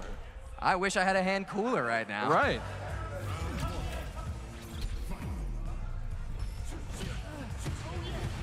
Oh yeah. Oh yeah. Good mash there. Jump back. Damn. Yep. Okay. He said, "Come here." Oh my God. Okay, a little too much on the jumping Dodger. A little too much. Yeah, doing too much there. Damn. Got him. There's a balance to things. Caught him pressing. Oh Great my catch God. there. Dodger, please stop pressing. Yep. Okay. Crazy Diamond. Set point. Yeah. Makes a comeback here. Whoa. Oh. That was Missed funny. foot there. No whip punish. Surely, Oh, if no. anyone can clutch this up, it is Dodger. He's known to do so. Oh boy. Good tag. Hands off. Yes, sir. Nice. DP. We got those. Great catch. Probably burns himself out here. Oh, no, he's going to hold on to good it. stuff. Burnout coming soon. Oh, got him with the throw bait, but that actually didn't work. Yeah. Plus, no anti-air. Oh, no. And that's He's got bad. level 2. Might be it. Oh, no. Oh, it's so scaled. He's got one more chance here. Oh, my God. Yeah. I get it. I think in that spot you kind of have to. You kind of gotta go for it. Like, otherwise you get chipped out, right? Yeah. Damn, another L for SoCal. Hopefully it doesn't stay that way. I would like to see some W's. Yeah. Well, we got 2 SoCal commentators on here. Would be nice. Right, would be nice. right, would be right. nice. Shout out NorCal. This is probably the most excitement they've had in the last 2 months, so good for them, though. Yeah, you man, know? we got to let them win every now and then. We Right, gotta give right, them some- right. Yeah. That's all good, though. Yeah. Appreciate y'all for being here with us, chat. Hope everyone is having a great time watching RISC 2025. Most definitely. And I believe, yep, we've got some more players coming up now. We got Big Wheat and what else? What happened to yeah, we're having some trouble with our iPad here, but we will figure it out. What? This is insane. Maybe production has this information already of who his opponent is, but if not, we'll see it in just a second. Yeah. How's your time at RISC, Ben, man? Big Wheat versus Sean Y. Okay. Yep. Good to know. Another NorCal versus SoCal. I know, it's crazy. It's happening, man. Insane. So we got Marissa versus Chun-Li. Yeah, this should be a good one. I love to see a Marissa these days. When the game first dropped, I hated that character. She drove me nuts. And in a lot of ways, I still hate that character, but you don't see her as often now. Yeah. Now she's at a nice point where it's like, this character, I feel like, is healthy for the game at the amount that you see her. Most definitely. In the beginning, when it was like, 1 out of every 5 ranked games was Marissa, that life was pain, bro. Most definitely, because she was definitely a scrub killer for sure. Yeah, absolutely. But then they nerfed her down, and then they brought her back up, so she's in a good spot now, I think. Yeah. But yeah, again, less represented than before. Kind of same with Chun, I guess, actually. Yeah. But Chun is much better at playing SF6 than Marissa is, I believe. Yeah. And Marissa historically has a really big problem with lows, and Chun-Li has several good lows. So. Yeah. I'm also just noticing he brought a personal fan with him. That's some insane tech. Oh, really? Oh, okay. Sean Y might be San Diego, is what we're hearing. I don't. He's definitely not SoCal, or I mean, not LA. Sorry, he's not LA. But I'm just impressed by his fan. That's crazy tech. Yeah. I gotta get one of those. So we got SoCal versus Lower SoCal. Yeah. Should be a good one. Just getting them settled in there. Look at that. He's got his hair blowing in the wind, bro. Oh, hell yeah. Yo, this shot is amazing. Yeah. Shout out production. Yeah. It's been a great show so far. Shout out to all of our partners for helping us put it on. And we got a lot more Street Fighter to play. We're only in top 16 right now. Plenty more to come. We're going all night. And Tekken is also going on the other stream right now, in case y'all didn't know, on twitch.tv/KizzyK310. Tekken is happening over there. Yo, I see him rocking the Metal Gear Foxhound jacket. Okay, ooh, I see it. Oh, it's M.Rage, but he put a Foxhound badge on it. That's cool. That's tight. That's tight. I like that. Shout out Diamond Dogs. Yeah. If you know, you know.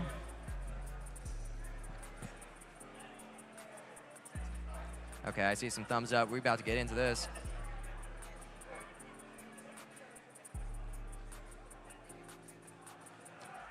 Presented by Spectrum, another great match between some of the best players in California. Sean Y versus Big Wheat. Ready? Then show me. Give me your best shot.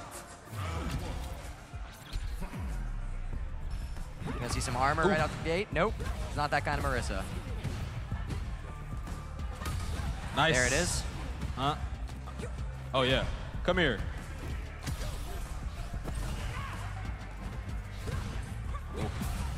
Relying on that Gladius a lot. It is keeping him in the corner, but... Nice. Oh, okay, nice. Oh, no. Great read. Nice. It can be a tough one. The Marissa command grab can be a tough one to spot, but sometimes it will. Looking scary.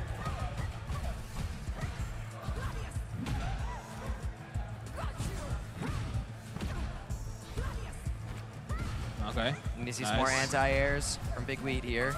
Letting some of these jump-ins get through. Oh. I'm not sure that's what he wanted there. I think he wanted the Superman punch, but he got Gladius instead. Unfortunate. Oh, here we go with those lows.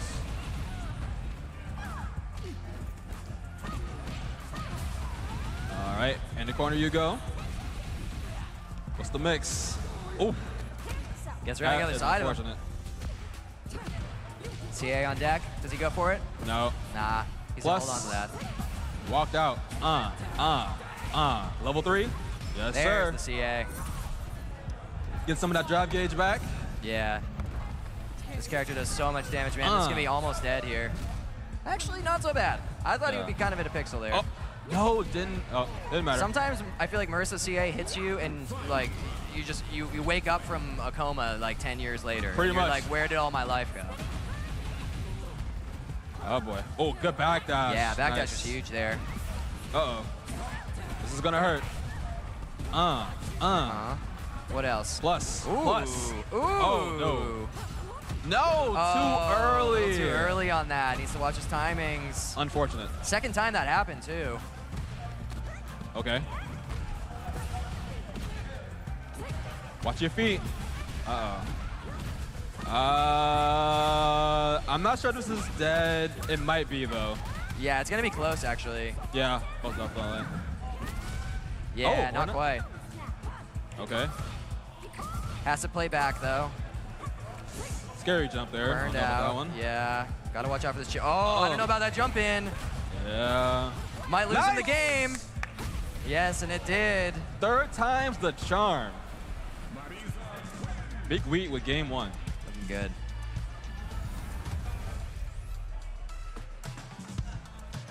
Kurt select. Los Angeles holding it down. Big Wheat with some heartburn there. Well, that's what he's got the fan for, bro. Right. To cool him off, you know? Oh, good whip punish there from Sean White. Looking like SF5 out here. Oh, no. Crossed up, unfortunately. Nice tag.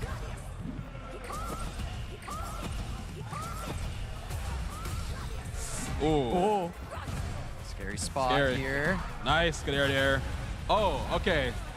Look too overzealous with those, not gonna lie. Yeah, spends on that EX there and then puts himself in a situation where he's guaranteed to good get burned walk out. under. But doesn't matter. It's all right. Great walk under from Sean White there. Yeah, Sean Y staying in.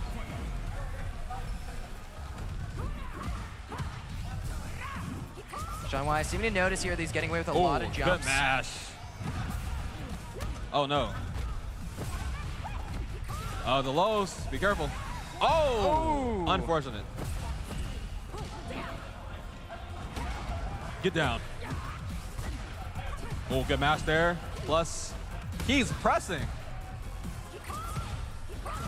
Nice. Superman punch is good there. Another I agree. EXTP. Get the hell off me. John at CA now. Oh, the overhead. Yes, sir. Yep, CA will do it. Good timing for him, too. He had just got the meter for that. Sean Y with a decisive game 2. Let's see if Big Wig can bring it back. Yeah, keeping it even. No blowouts here, really. Except for the first match. But we don't need to talk about that one. Yeah. We don't need to talk about that one. And shout out, I see Sean Y using a Conva arcade stick, one of our partners here. Use Yes, code sir. RISC2025 for 20% off. Oh. Ooh, armor's good. Oh. Caught him jumping. Very weird jump there, but There's been a lot of weird jumps this set. yeah. I'm seeing some interesting stuff going on the screen. Oh! Oh no, too far. It's a Chun-Li Confirmed. privilege. Playing third Damn. strike. Oh, that's gonna hurt. Oh, uh-oh. Scary spot for Sean Y. No, get back in that corner. Oh, no. Not watching his toes. Oh, good jump back there. See, I would go for DI here, but it doesn't matter.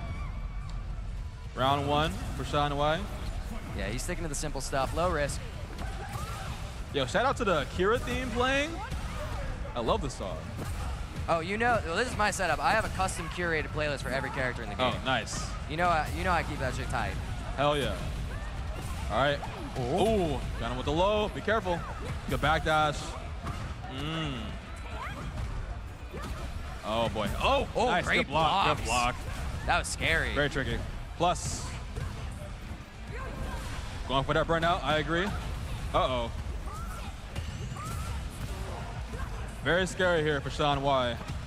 No anti-air. Oh no.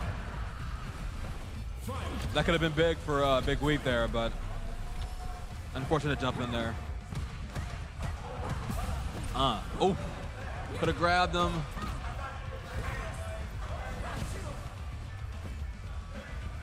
All right, play some nooch. Whoa, very weird. Okay. Nice Great anti-air. Great. Oh, got him with the mix. Oh, whoa, that was very. Oh no, that's game. Unfortunate. Sean Y with the 2-1 over Big Weed. Unfortunate. Another L for Los Angeles. But we persevere. Goddamn. It is rough out here in these streets. Yeah, you would think when we host a tournament, we win it, but right. I don't know. Well, we do got Enzo. Enzo, the #1 seed. Yeah, we do have Enzo. We're counting on him. He's our hope. And of course, Chris G also flew out for this. He's in here as well. So we do have some killers. Mothman still in it too. Yes, sir. All of SoCal's finest made it out. Where's Trix at? Speaking of bracket demons. Would love to see him here. Yeah, I don't know. That's crazy. He should be here. Shout out Trix if you're out there. Shout out Trix. Yeah, he's the homie. All right, we have another match coming up here. Actually, let's check on this screen here. How does it? Yeah, there you go. You want to check that for me? Let's see who. Okay, that's gonna be Trauma from San Francisco versus Big Mac Combo. Don't know much about Trauma, but I do know about Big Mac Combo. He actually won one of our locals at Game Realms. Oh, okay. So then Ryu. this is another NorCal SoCal. Yes, sir. Yeah. Okay. They walking up right now. Shout out Big Mac Combo. Yep. Who does he play? He plays Ryu. Okay. Yeah, because I don't think he's been to any of my tournaments. If he was making it this far, I probably would have seen him by now. He is a very, very good Ryu. And I think he plays Akuma as well. Okay. But honestly, why play Akuma when there's Ryu? Yeah. Like, Ryu is this, Ryu's like... still so crazy. They're just letting that rock, bro. Yeah. It's crazy. I mean, I've given up hope on any changes for that character. Right. Not in our lifetimes, I don't think. Every patch. I know. A buff. It's crazy. Every single one. It's crazy. They love him. I mean, he's Mr. Street He's Fighter, not even right? on the, but what's crazy is that he's not even on the cover of the game. It's Luke. Well, it's because they let Luke rock for too long. They let Luke run a little wild in season 1. Yeah, but they let him run a little wild, you know? Oh, look at that. You got the same controller as me. Oh, thank you. Appreciate it. Oh, I see. Yeah. I get it. Yeah.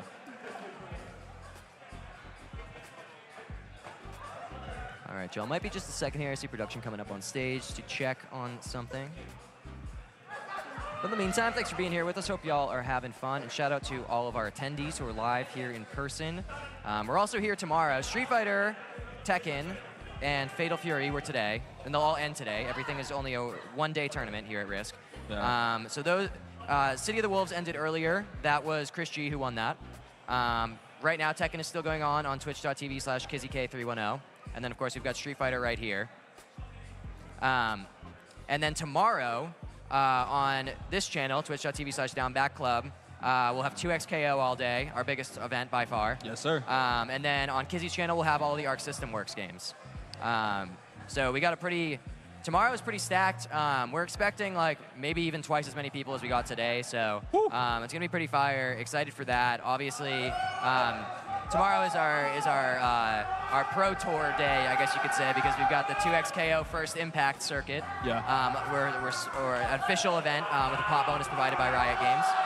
And then we're also oh, look at him go! Okay, I like the energy. Yeah, shake that. Look at it. Whoa. Shake it, bro. Let's go. Look at these rabid animals. Yeah. This is what happens. This is what happens when you give a bunch of fighting game players unlimited Rockstar energy drinks all day long. Literally. Yeah. This is the type of energy they bring to the Octagon. But yeah, also all the Arc System Works games are part of the Arc World Tour event, Gold Tier event tomorrow as well. Yes, sir. So a lot of top talent coming out from all over the country, and even some people internationally. Most definitely. So it's gonna be a good one. But right now we're focused on Street Fighter, and this should be another good one. Oh, Big Mac combo with the Sagat. Okay. Blanca versus Sagat. I don't think I've ever really seen this matchup. This is SF2 right here. Yeah, some classic stuff. Ooh. I think Sagat is so cool in this game, man. Most definitely. He's amazing. Uppercut. Let's go. Nice grabs. There we go. What else? Bam. Ooh. Oh, yeah. Oh, yeah. Get the hell off me, sir. Yeah, looking good. Oh, yeah. Nice. Oh, yeah. Oh, yeah. We swinging. Yes, sir. Almost got the burnout. Burnout scored. Dead anyway, though. Round 1, Big Mac combo. Dominant from Big Mac combo. I might be a little biased. I'm not gonna lie. It's okay. When the tournament is like 90% NorCal versus SoCal, we get to be biased. Yeah. You know? Okay. What we got? What we got? Damn. Oos. The big poke. Damn. Oh, we swinging. Damn. Damn. We are not blocking a goddamn thing out here. I love it. Yeah. Every EXEP landing so far. Damn. Watch it, don't. Okay. We patient out here. Yep. The pressure. Yo, we are crazy. swinging. Just barely gets the stun there. I thought he might be a little too far, but it's good. That boy didn't even jump in. He said, you know what? Crouching heavy. Let me get that.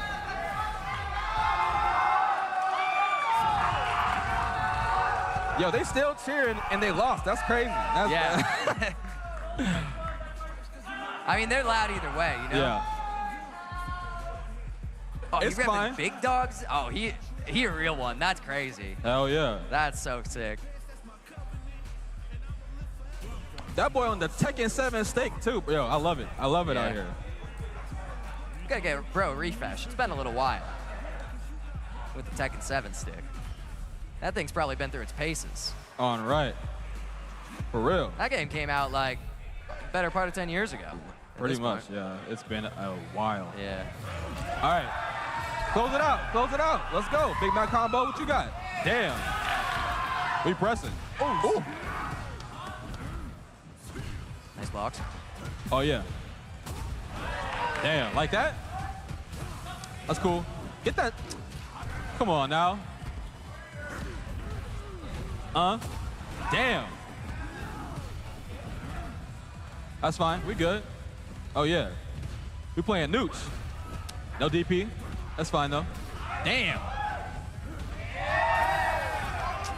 Okay, the side swap. Yeah. That boy think he Air Jordan. You ain't Air Jordan, bruh. Yeah, I was gonna say, I have this theory when it comes to Blanca in Street Fighter 6. There are two kinds of Blancas. There's the ones that play neutral, and then there's the ones that throw out the Blanca ball, the Blanca doll. Yeah. And so far, it's looking like Trauma is the careful, slow, neutral type of Blanca. Yeah. Plus. Have not seen a single doll from him yet. All right, I'm gonna need some baits from Big Mac combo here. Slide under's good. Oh, get that out of here, boy. That's what's so cool about the character Blanca, though, is that he's so expressive in this game. Like, you can play him a bunch of different ways. Punish. You can be a lunatic with it, or you can play him, like, you know, pretty careful, pretty slow. Yeah, most definitely. Yeah,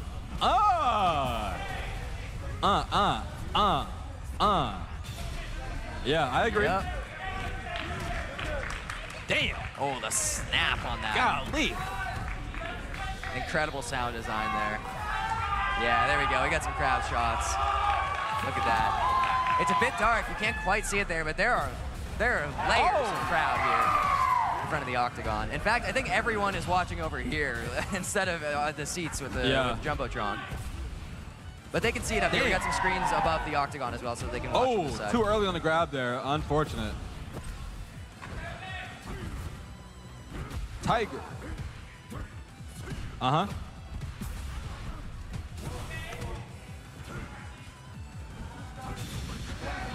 Okay. No. Too far. Full screen activates. Oh! That's the mix. Oh. Oh, careful with Risky. those. Careful with those. Oh, no.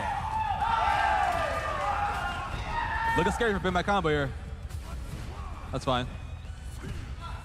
All right.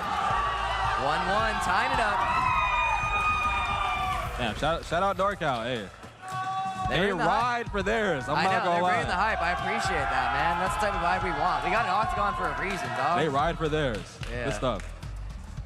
I'm hating low key, but it's cool. It's okay. We'll get some NorCal raps on the mic again later, I believe. Nice. Nice. Good stuff. Oh. I don't know about that burnout though, but we'll see what happens. Damn, good stuff. Tiger knee. There's a boy in him. Yeah, he's going for a lot of those. Getting Nice. a little risky with them, but it's working out so far. Plus. Yeah. Good patience from Big Mac. All right. Oh, yo, bait, please.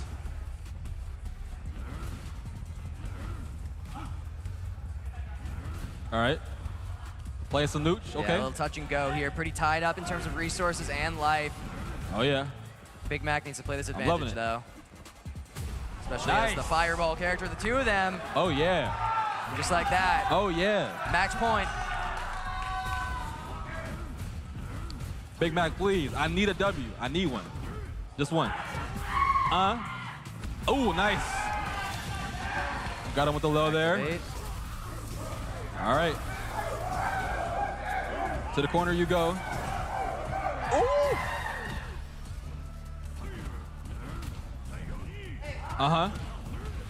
Nice. Oh, grab is good. What we got? Has to. Trauma has to watch out. Yeah. Nice. Because he's got the. Big Mac has the level 3. No! Oh, no, he drops it. Oh, no. Oh, that's so bad. I don't know about that one. That was probably the game. Still has this level 3 to work with, though. He didn't spend it. Oh, great jump back. Too slow. That's negative as hell. I wonder if he goes for it here. No, he wants to hold on to it. Nice. Okay, there we go. Another Man. stun. That's good. Yep. Let's finish our food this time. Nice. Yeah, there we go. All right. That's the SoCal dub we needed. Okay. Okay. NorCal do right for their own. Even on the loss, they're rooting for him. I was gonna say it sounded real quiet, but it's not. I can't say that. I respect that a lot. Like if you're gonna chirp, you might as well do it on both sides. You know? Yeah, most definitely. Most definitely. Yeah, it's important. Yeah, good stuff to him. He's looking happy. He's moving on. Hell yeah. Staying alive in this top 16. Shout out the water bottle. Yeah, beautiful shot of that water ball. All right, Chad. I believe we have a short ad break coming up before our next match, potentially, maybe. I'll probably get confirmation on that in just a second. We're doing good though. Oh, actually no. I guess I see Enzo getting up there, so maybe. Oh, let's go. Yeah, maybe we're just getting right into it. Let's go. The boy, the young prodigy. Yep. SoCal's very own, our hero. Enzo. Young Mr. Enzo. If anyone out there is watching and doesn't know this kid, he has had an incredible story. He is, what is he? Is he 14 now or 13? He's either 14 or 15 now. Okay. I'm losing track because he was, I think, 12 when he started coming to my tournaments. First tournament he ever won in his life was Down Back Tuesdays. Yes, sir. Shout out. And he's come, like, he's made massive, unbelievable strides as a player since then. Like, his first ever Evo, he got top 100, I think. Yeah. And he's... Okay. Okay, we are going to do a quick ad read before Enzo comes on. So in the meantime, before that, we'll get into Enzo's story in a little bit. Yes, but sir. first, we're going to talk about our friends over at Spectrum, our wonderful hosts. You see them right behind us in the octagon there. All right.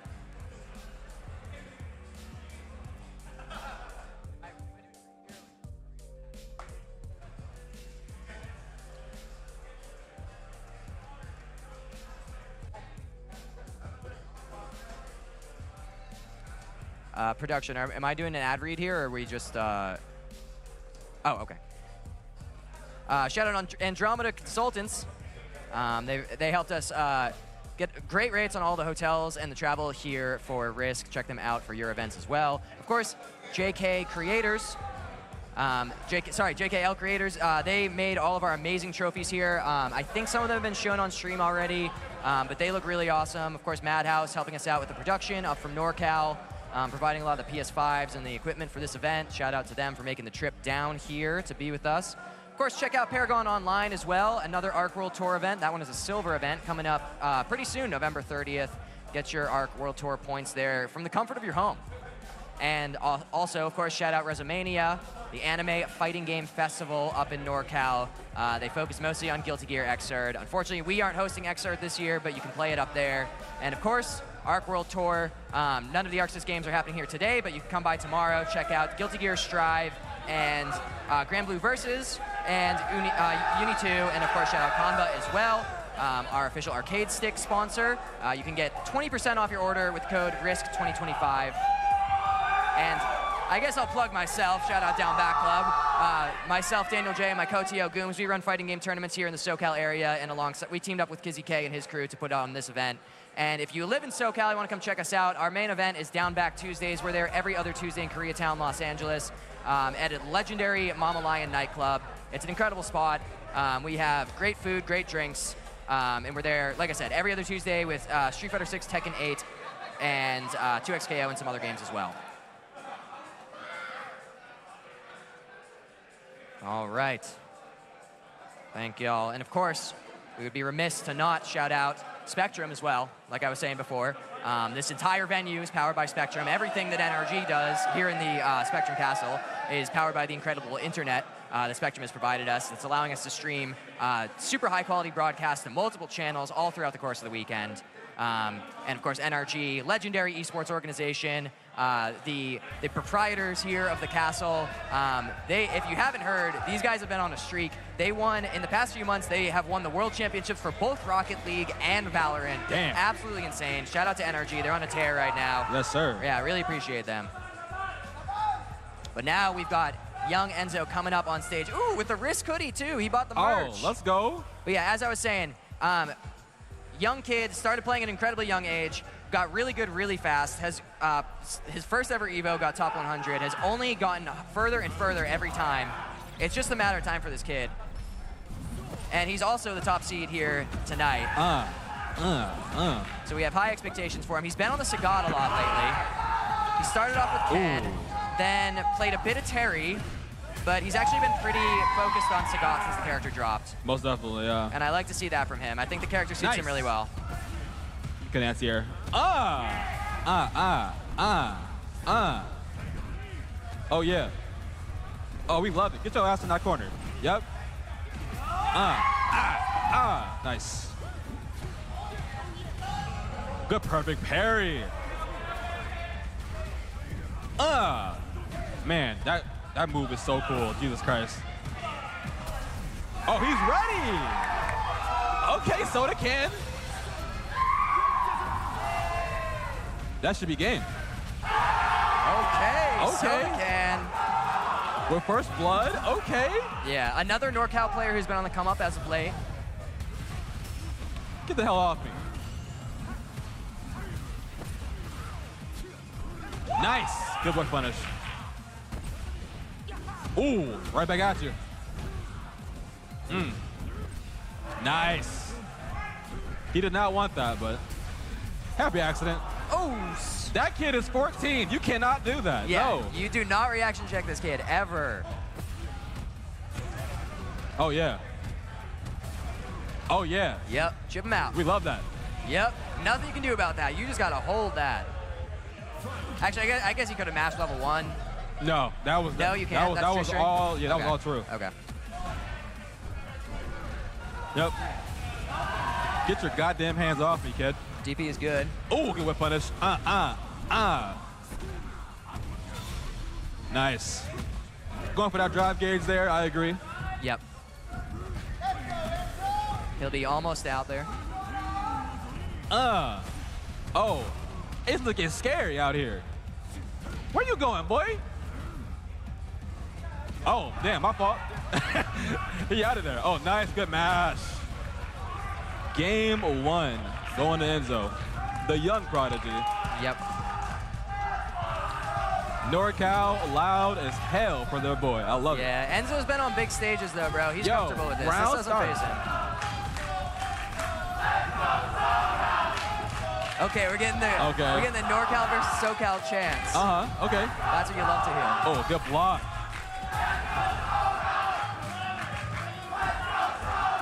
Oh, bad jump. Oh. Oh, good block from Enzo, but not going to be perfect. Enzo won't allow it. Oh, nice. Ooh, burnout. Great grab. Oh, close. Yeah, there's the burnout. Cross-cuts, we got those. Nice. Damn. Oh, are you Enzo dead? plays on stick too, despite being a young man. He can hit those cross-cuts. They can be tough sometimes. Ooh, not yet. Not dead.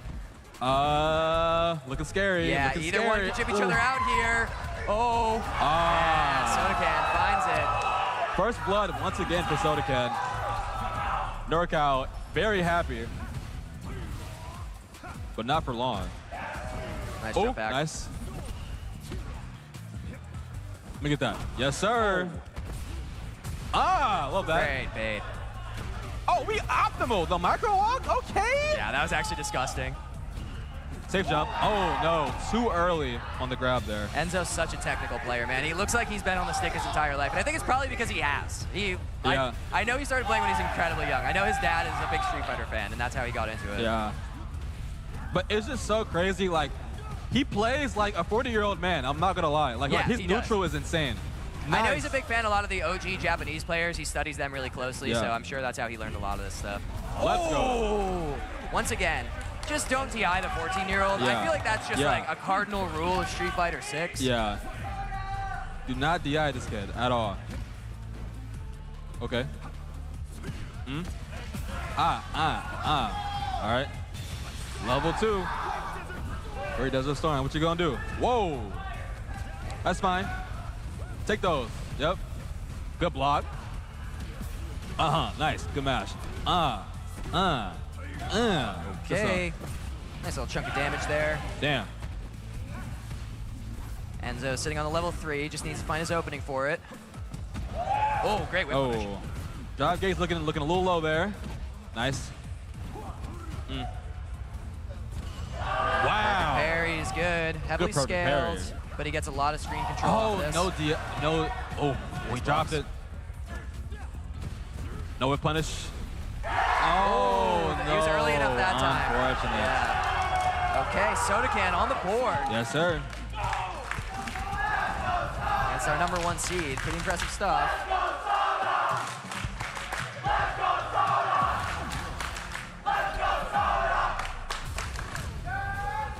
Nice. Nice. There you go.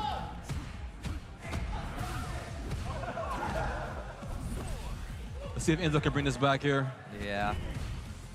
Oh. We got trade combos. We got those. Yeah. Yep. Oh, love that. Optimal. Nice little chunk there. Oh, yeah. That's game. Natalie dead. Enzo is not going to be dropping those. No, sir. Match point now for the young gun. Oh, yeah. We love that. Oh, too far. Oh, did not believe the hit. Oh, we optimal. Okay. Hey. Oh, yeah. Oh, yeah. Oh, nice. Now looking good. Oh, yeah. Oh, yeah. Okay, there it is. Oh, we love that. SodaCan putting up a good fight. Made that closer than I thought it might be. Shout out to but young Enzo, kid. not going to be losing at this point in the tournament. That's for sure. Damn, they look hella quiet right there. That's crazy. Yeah. Whew. After all they quiet that, as hell. After all that. Oh, we love it. Yeah. Oh, we love it. Yes, sir. Beautiful. I'm very happy. Yeah, that's what we need. Let's get a few more of those. Let's get a few more of those in. Yeah. Yes, sir. Yeah, it's been a good day so far, folks, and we got more Street Fighter to come. Yes, sir. Yes, sir. Oh, here comes our man. He's walking down. Soda can to it. Meeting his whole Let me get that. Here. Oh, that's crazy. No way you got iced out by Enzo. That's crazy. Yeah. That's wild. He changed, bro. He got the bustin' haircut. He got the train on now. Yo, he's too cold for you, bro. You're unk. You're actually washed. I guess I am. You're literally the chuzz right now, bro. That's crazy. You're chuzzed up in here. That's wild. Unfortunate. Okay. Unfortunate. This next one, I know I saw Mothman coming up there. I want to see who he's playing against. I'm curious because I could not see his face. Gotcha.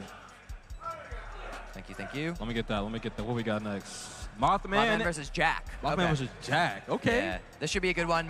Mothman was a super last-minute addition to the bracket. Almost didn't get in there. Yeah. And we were going to seed him at the very bottom. But because we don't have a death pool, it actually just like screwed up the entire bracket to do it that way. So we did end up seeding him. And of course, he's made it about where you expect him to. He's definitely a favorite to make it at least top 8 in this tournament. One of SoCal's best players, multi-game player as well. Yes, he's a really talented Marvel player. And I know he plays some other games as well. I want to say like... He's playing 2X right now. Oh, he is? Yeah. Oh, that's tight. I haven't seen him play. I bet he's good at it because I know he played a lot of Marvel 3. He's like an OG in that game. Most definitely. Yeah. Hopefully we get him in bracket tomorrow for that then. All right, we just solving some controller stuff here. It can be a little funky on PC sometimes. Y'all know the vibes. Yo, thank you, Enzo. I appreciate it. Thank you for coming back. Yeah, that was crazy. I'm not gonna lie. Lock in. That was insane. He came back. That's the respect. He came back. That's the respectful young man. Yeah, someone out there told Enzo that he iced QA. It was his dad. And he made the time to come back over here. Hell yeah, we love that. Yeah, he's a go for that. Cause I was hurt. I'm not gonna cap. I was hurt. Yeah. But he's we locked love in, that. bro. He's not paying attention to you right now. He's Yes, trying to sir. win it. He's trying to win some money. Yes, sir. Yes, sir. All Shout right, out y'all. Mothman though. Yeah. You know, West Coast. You already know, SoCal. Yep. Should be another good match. Winner's semis here. So I hear DJ. Yeah, so. I heard DJ get picked. We got some quite big names here in this winner's semis. So that last match with Enzo and Sodacan was our first winner's semis. Right now we're gonna have Mothman and Jack, and then after that is Chris G versus Young Goki, and then Axel and Sushi Heaven, which should be a really fun one. Those are two of SoCal's best players. Not surprising. Pretty expected winner's semis overall. That's about what it should be at that point. Mothman's stick is incredible. That's got to be a custom joint. Yeah. Beautiful. Cammy versus DJ. Yeah, this is the balls to the walls matchup. They're gonna go in on each other.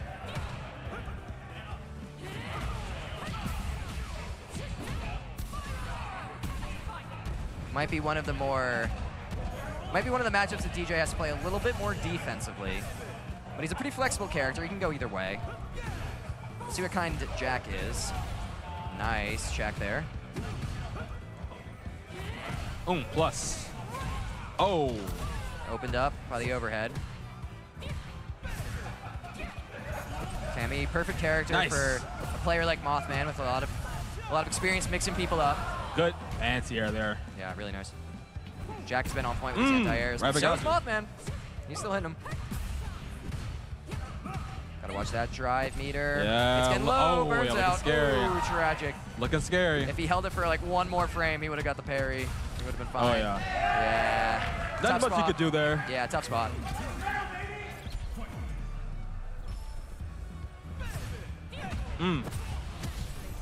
Good tech there. Ooh, got him with the sway. Sneaky. It's a mix. Anti-air fireball, low to see lows. Uh-oh. Ooh. Okay. Interesting. Oh, nice. great catch. He pressed the Cammy button. Level 3 ready for both players. Mothman trying to bait that EXTP there. Doesn't come out though. Finds his hit. Surely. Oh, got him with the reset. Ooh. Good stuff. Level 2 is, I like that there because you need to secure it. Like you can't be taking risks not killing him there. Most especially definitely. when he's also burned out, but you don't need to spend the whole 3 there. Most definitely. Great awareness from Mothman in the heat of the moment. Ooh. Caught him walking back. Oh, okay. Nice. Another overhead is good. Oh, good mash. I agree. I agree. Yeah. Healing that drive gauge there. Yeah, good spot for him to get a little drive back and even up the life a little bit.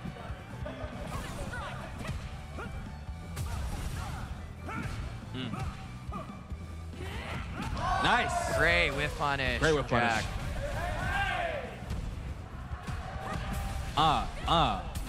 Nice. Yep. Good confirm from Mothman there. Game over to Mothman. Crowd didn't know they were on camera for a second there. They needed a slightly delayed reaction, but we got it.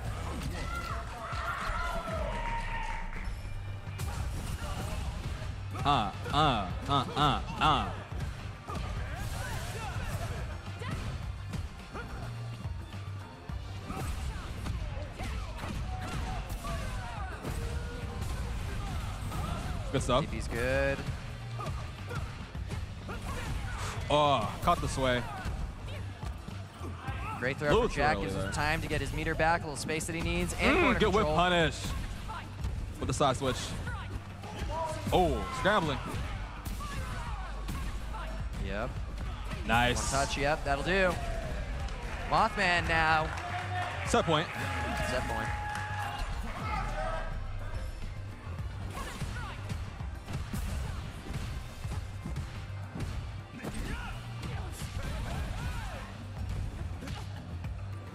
Walking back, taking a space. Oh, no. He did not want that. Unfortunate there. Yeah, and that's going to give Mothman space control and a whole lot of damage. Doesn't opt to spend there. All right, here we go. Doesn't really need to. Okay, Mothman's nice. sitting on maxed out resources. Oh.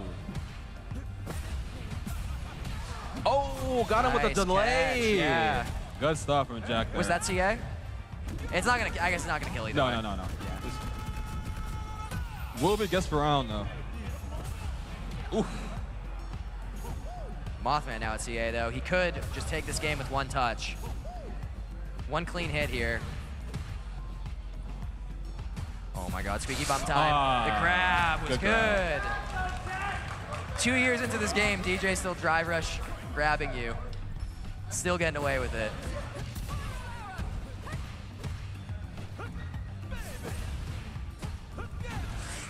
Oh.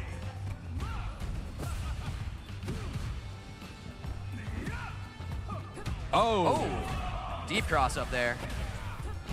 Safe jump.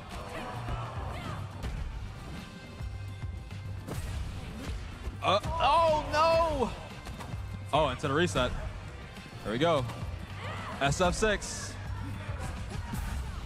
He's playing the game. Oh no. Oh, good trade for Mothman. Just one more hit. Looking here. scary. Yeah, there Nice. it is. Good stuff from Mothman. Huge. He's moving on. Top it. Is that Alex on his stick? Like the Street Fighter character Alex? I think the not art sure. on the front was Alex. He must be excited then. He's getting his character back. Good stuff to him. Like I Great. said, favorite for top 8, and he's making it there. Most definitely. See what we got next. Yep. And I'm pretty sure he'll be playing against Enzo. I'm pretty sure. We don't have the full bracket in front of us, but if I'm understanding correctly, that could be misinformation, so maybe ignore me.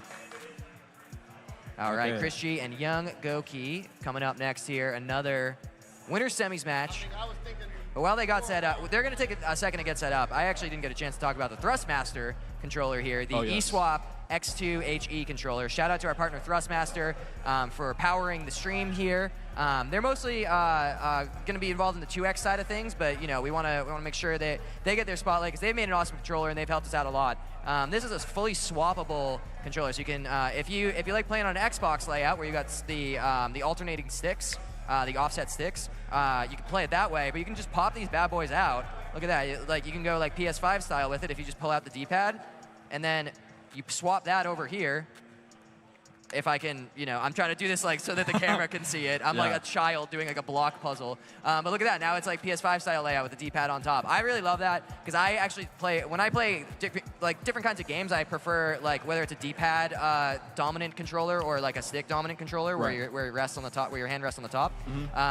So I need to get one of these because I'm always switching back and forth between controllers depending on the type of game that I'm playing. And of course, it's got all the other things that you'd expect from a pro-level controller like this, like the adjustable trigger and the paddle buttons on the back or the shortcut buttons on the back. Great controller, really nice stuff. And of course, thank you again to Thrustmaster for helping us out here. But now we got Chris G and Young Goki sitting down. Chris G, another last-minute addition to this bracket. Wasn't planning on coming out, and then last minute, he posted a tweet. Actually, he tweeted I think an hour or two before Reg closed, and he posted this whole thing. He's like, I'm gonna start locking in on 2X. This is my job. I need to compete. I wasn't gonna go to RISC, but now I'm gonna go. And then someone sent me that, and I was literally getting ready to close the Reg thing. So I got his replies real quick, and I was like, get in there, brother. Yeah, let's go, bro. You don't have much time, my friend. All right, this is a button check, folks. This is an in-game button check. So we got, Chris G needs no introduction, obviously, but we also have Young Goki, my GOAT Kimberly player. One of the few representatives for Kimberly, like top level. Yeah. We got Young Goki, we got Psycho, we got Shine, of course. Yeah. Not a lot of people playing this character on the top level. Not a lot of Kimberly players in SoCal either. Shout out Segundo, one of the regulars at our tournament. He couldn't be here tonight, but he's the homie. He's holding down for Kimberly. He won one of our tournaments recently with her. Yeah, Kimberly. I don't know. Scary character, man. Very scary, but she's kind of mixed. I don't know, because she could be really, really good, but sometimes just not having a reversal and also not having medium kick drive rush, it's just ugh. Yeah, it's a little rough. She's definitely a feast or famine type of character. But I mean, she's a ninja, right? She's trying to move fast, hit and run. It's sort of what you should have for that type of archetype. We're getting in here. Chris G on the Modern Chun. Modern Chun? Yeah. I think he's always been on Modern Chun, hasn't he? Wow. I'm pretty sure. I know he's not playing this game too much these days, but so maybe he's just going back to the old comfort pick. Most definitely. But yeah, definitely one of the strongest. Unfortunate drop. Oh, no punish. Okay.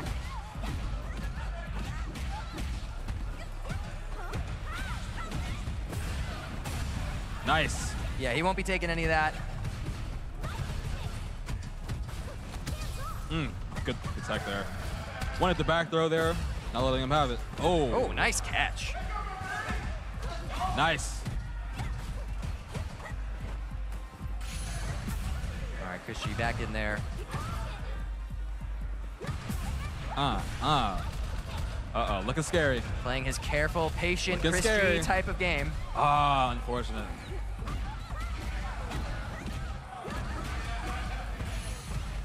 Yep, safe jump is good. Not a lot you can do about that. Got to make the read. Yeah. He could risk that, yeah. Yeah.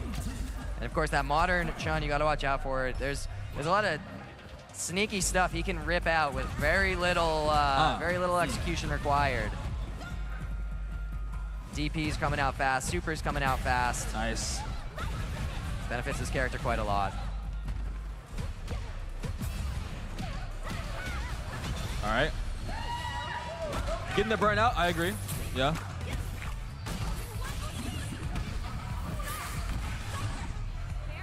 Yeah, not too much damage, but like you said, good for the burnout there. That's what Kimberly is more interested in, is putting herself in positions where she can mix you. Oh, nice.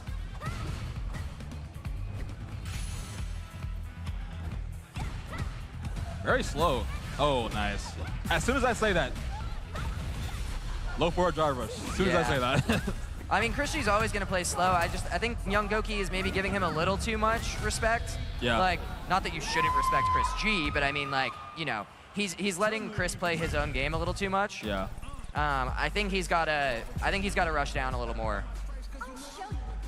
I think that if I had to guess, it's probably a pretty tough matchup for Kimberly, but I think his only solution here, he can't play back like that. He's got to be in Chris's face. Yeah, most definitely. Obviously, easier said than done, but I think that's the win condition here, at the very least. Oh, his Dio Brando shirt is cold. Look at that thing. Oh, hell yeah. That's heat. Oh, going with the Viper. The Viper okay. switch. Okay. What we got? We haven't seen a whole lot of Viper today. Only a couple other times that I noticed. They jump. Oh, that's so tricky. See Viper, newest character in the game, incredibly technical, as always. That's what you'd expect from her. That's what she's known for. That's the point of the character. But because she's so new and so technical, I think you're not going to be seeing her a lot. That was disrespectful. On screen, but that was pretty fire.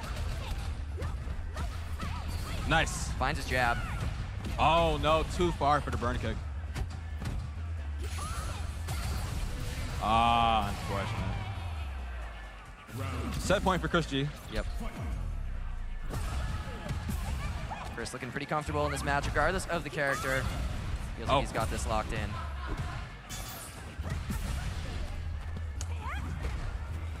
Chris G not scared to burn himself out at all. He knows this character, bro. She was in Marvel 3. He knows everything to do. Yeah. He knows what he's got to do. Super plus there. Yeah. Good tech. It is interesting though, because I don't think Chris has been playing too much from what I was hearing from him earlier. So he maybe doesn't have too much experience against Viper. Yeah. Oh, okay. He got those. Going for the throw bait there. Oh yeah, we're plus. Oh. Going for a little bait there, but did not bite. Both players got a whole stack of butter to work with. Oh! Is that good? Oh, just barely. He's playing modern. He got those. And not dead yet. Oh, close. Yeah, Chris is just going to do nothing here. He does not want to play the game at this point. He does not want to interact at all. I don't know about that burnout. Burns himself out for the super jump. Questionable, yeah. I don't know about that. Oh, yeah, unfortunately. Yeah. I mean, brutal spot for young Goki there. Chris just had every advantage in the world at the end of that. Well fought, and I appreciate him putting C Viper on the screen. Most definitely. Love that character. Love to see her on screen. Yeah. And that is Chris G staying alive in this winner's side of top 16.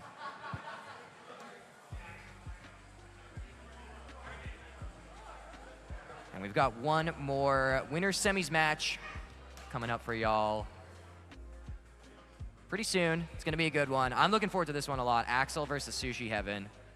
If y'all don't know, these are two of SoCal's best players. Sushi Heaven, not a lot of people know his name. He doesn't have much of like a public presence on the internet or like stream or anything, but he's genuinely one of the best players in SoCal. He has definitely won more Down Back Tuesdays than any other person. Most definitely. By a long shot.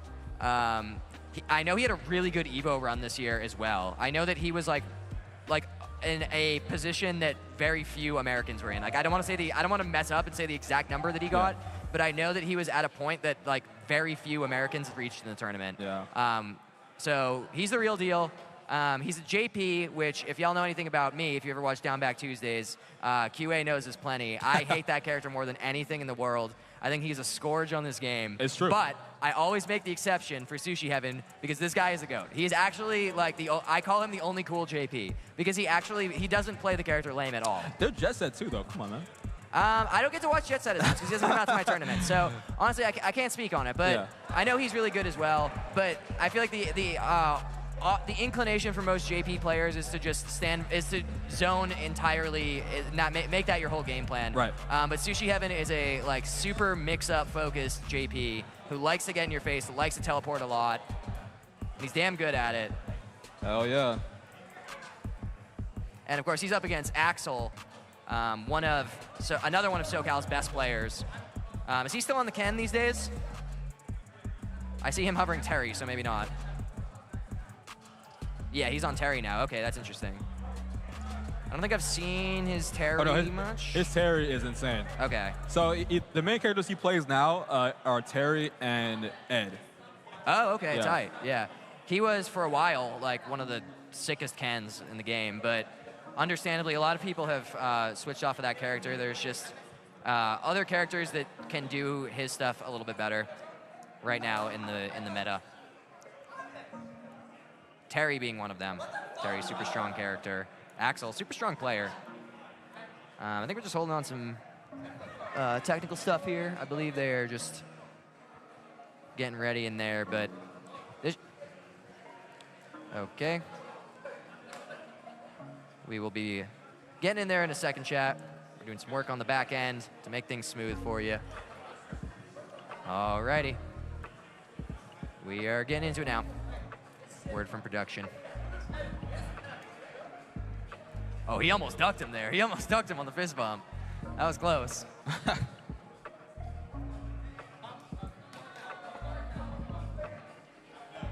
All right. What we got?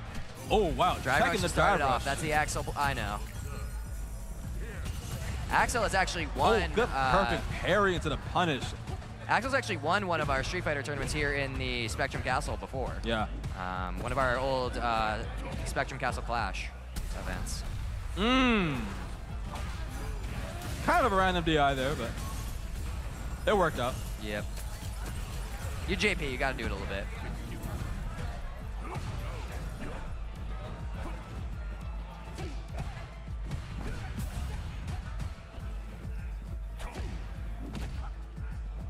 Okay, careful neutral from both these players here. Sushi Evan gets his way though. That'll be the round.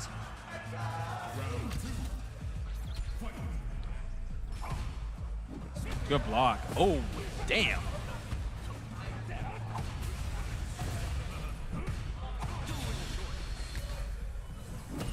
There we go.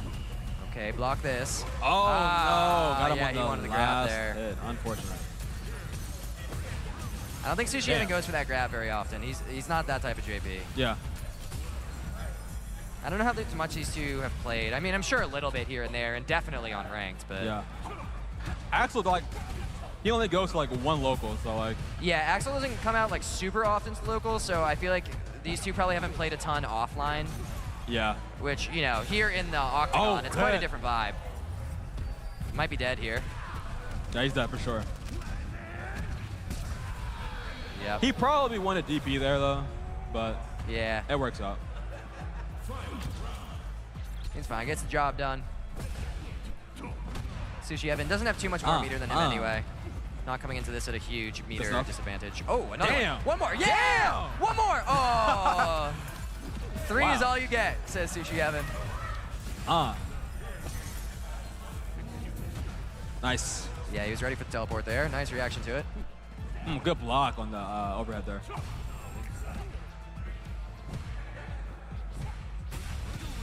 Damn. Did that hit? That hit, yeah. Oh, my lord. Oh, that was weird. Oh, okay. Nice, burn knuckle. Here we go. Damn. JP really? privilege right there. Gets out. Oh, no. Oh, my God. This is actually crazy for Sushi Evan. Got his gauge back. Looking scary for Axel. Oh, Axel's got to be careful. He could get burned out here. And he does. Oh. Sushi Evan catches it. That's game one. Over to Sushi. Interesting idea there. Yeah, tough spot for him. Also, I just noticed he's not playing with headphones on. He's got no game audio. Bro is just thriving off the crowd. Yeah, he never wears headphones, ever. That's true. You know what? Now that I think about it, I remember saying the same thing about last time. Yeah, yeah. That's crazy to not... Oh, wow. That was a really fast switch to Ed. Yeah. I didn't even see that happen. Okay. Let's see how Ed fares here.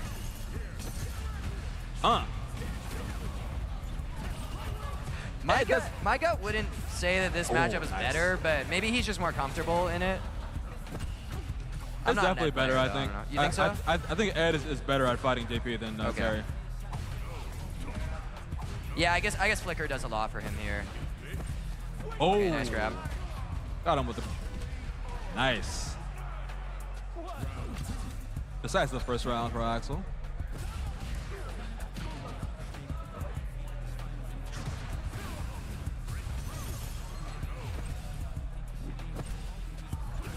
Nice.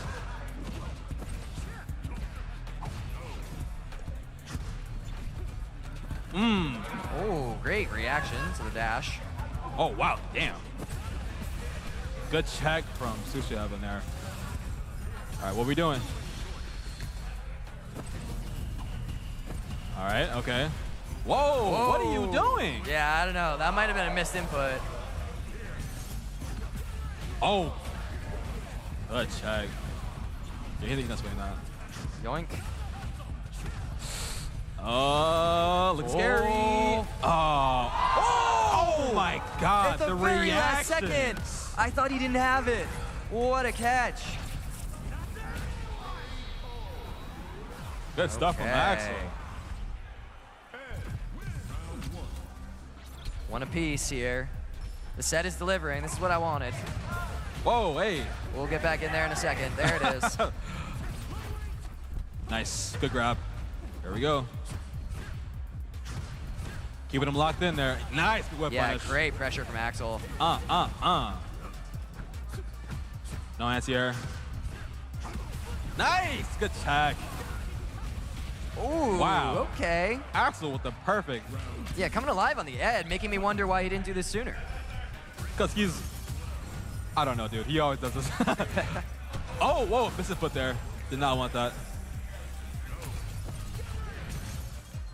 Okay, okay, walking him down. Nice! Nice catch. Holy hell. Oh, the setup.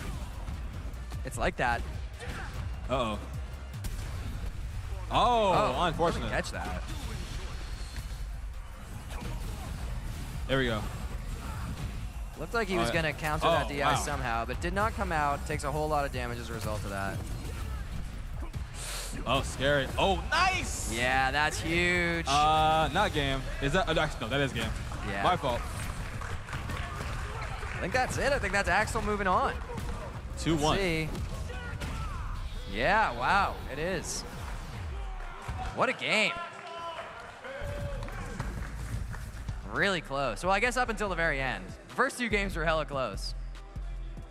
And then Axel kind of run away with it at the end. And that was our last winner semis match, folks. So we're getting down to there. We're starting to figure out some of our top 8. And I believe, yeah, we're gonna have a quick break before we head on down to losers bracket, where we'll have our next match will be Soda Can versus Chump Player, coming up soon. In the meantime, he gets a little bit of a sneak peek there at our beautiful venue, Spectrum Castle. You can see the jumbotron I was talking about before. This shot doesn't do it justice, but it is massive, man. It's an entire wall of this warehouse is a screen that people can watch on. It's really hype. Looks like we're gonna have a NorCal team kill here. Yep. Soda Can versus Chump Slayer. Oh, I called him Chump Player. I just realized it's Chump Slayer. Chump Slayer. Yeah.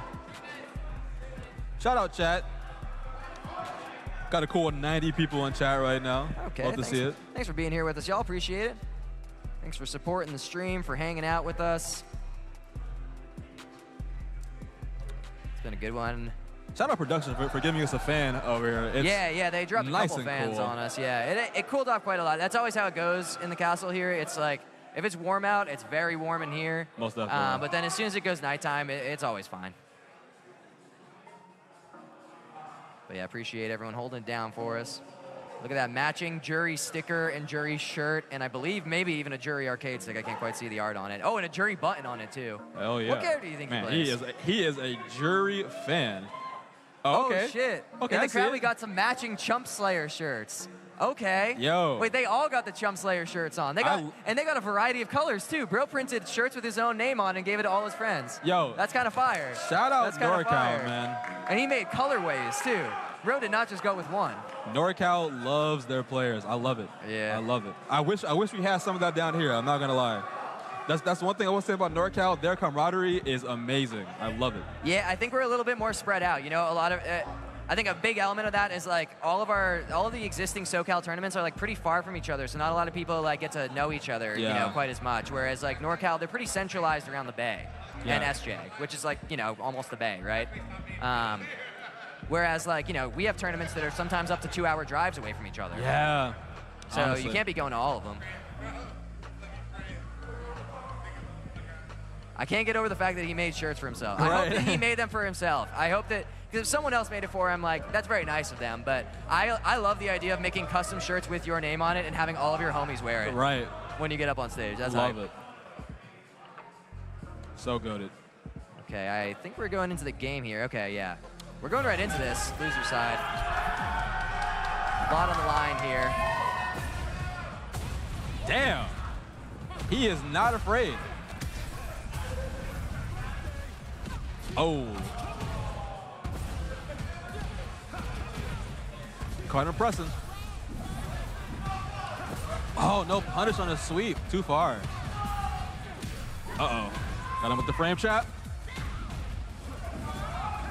No anti.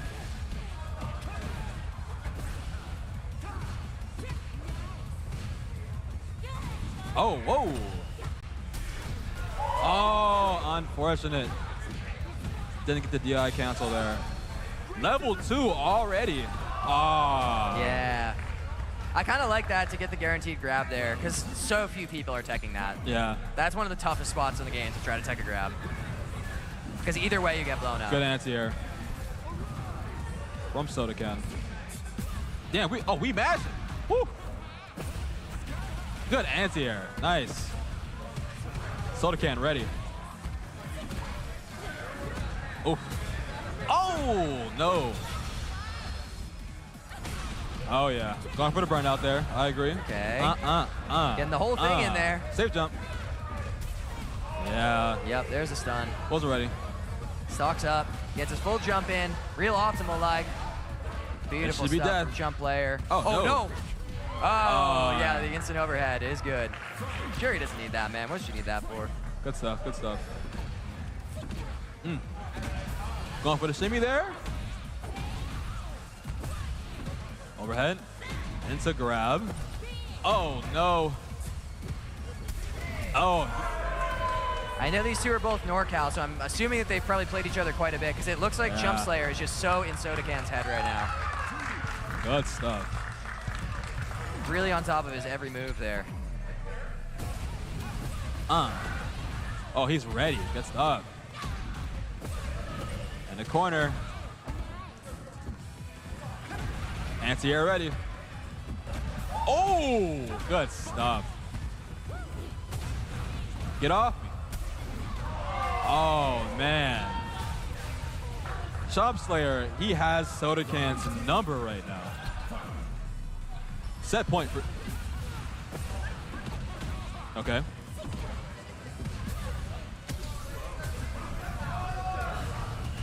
Plus. Nice, good punish. Oh.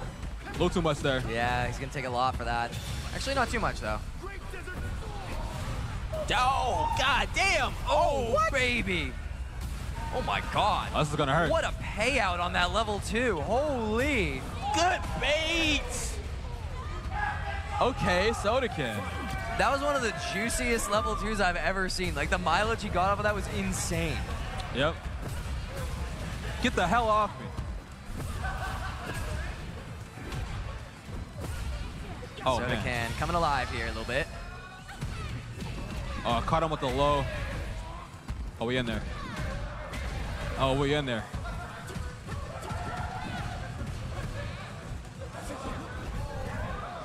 No. Good anti. Oh, oh, that was scary. Here we go. Oh, no.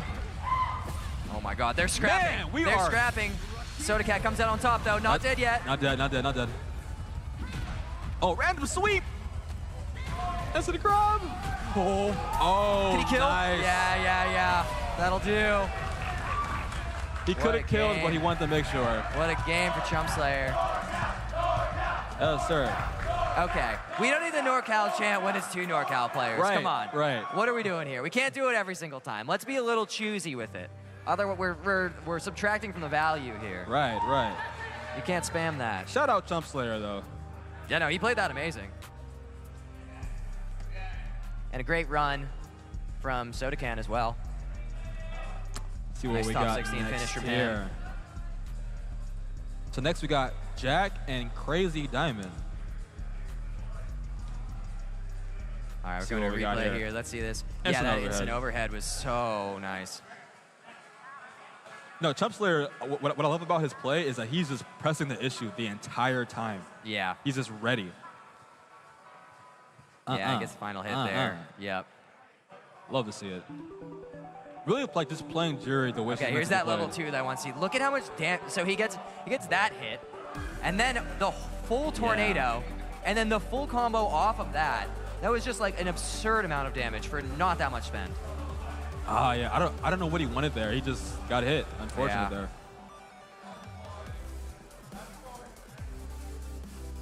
Oh, we got some boxes over there. Okay, there we go. Hello, folks. Thank you for being here with us. I'm your host, Daniel J. Holding it down on the mic with my GOAT, QA. Yes, sir. Couple of yes, TOs getting on the mic. You know what we do? You know, we can't just be behind the screen the whole time. You know, we gotta get our licks in. You know.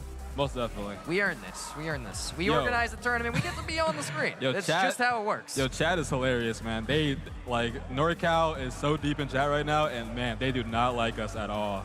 Yeah, I mean, of course not. I'm sorry, I don't like you either, bro. Nah, it's good. I love the NorCal crew. I go up for Genesis every year. One of my favorite tournaments in the world. I'm always there no matter what. And of course, Guildhouse also one of the best gaming venues in the world. Here, like point blank period.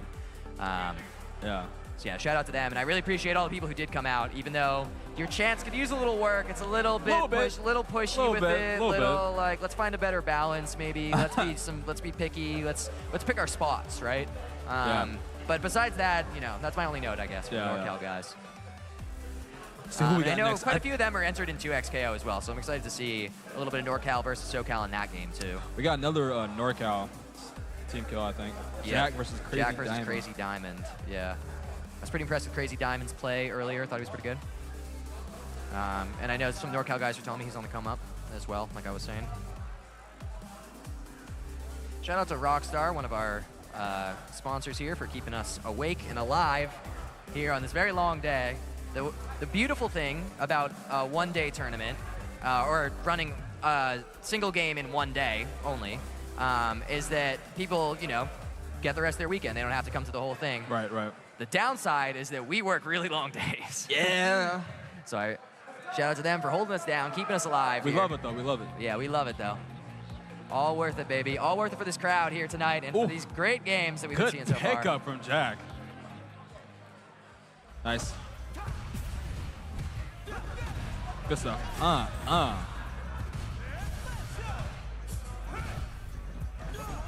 Nice.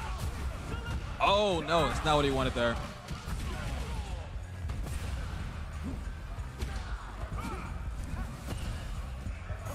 We are swinging. Oh. Oh, no. Wanted to grab there, but a little too slow. Yeah. A little bit of spaghetti that round on both sides, but there's some nerves here at this point. A lot on the line. Getting into top 8. Nice.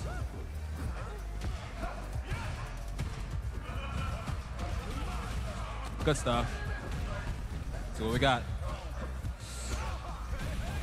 Nice. Hey. Yeah, we swinging. Let me get that. Oh, nice way back. Oh, crazy trade.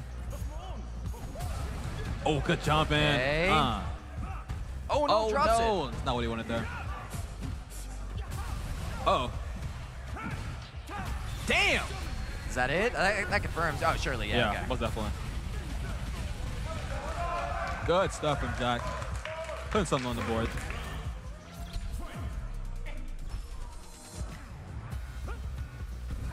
Okay, one round apiece, but Jack's so far ahead in meter right now. Huge advantage coming into this third round. And of course, a lot on the line here in this loser side. Oh, bad sway there. Caught him jumping. Oh. Level 2. What we got? Whoa! Oh! I don't know about that one. Whoa, that was... Jack was maybe seeing a vision that we weren't there. All right, game 1, Crazy Diamond. All right, right back into it. No breaks here. The boys are gaming. Oh. Yes, sir. Okay, Jack definitely waking up here now for sure. Already looking better this game than he did in the last. Damn. Nice. Nice, there we go. On the board now.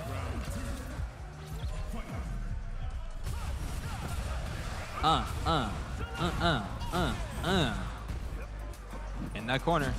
Oh. Oh. Good mash. Oh.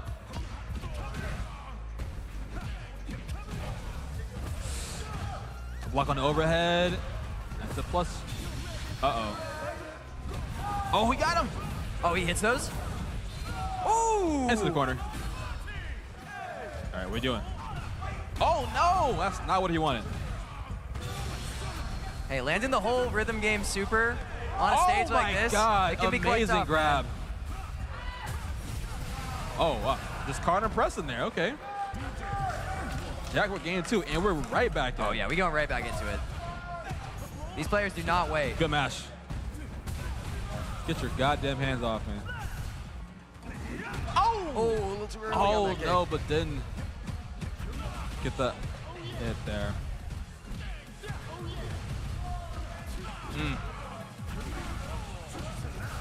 There we go. Caught him pressing.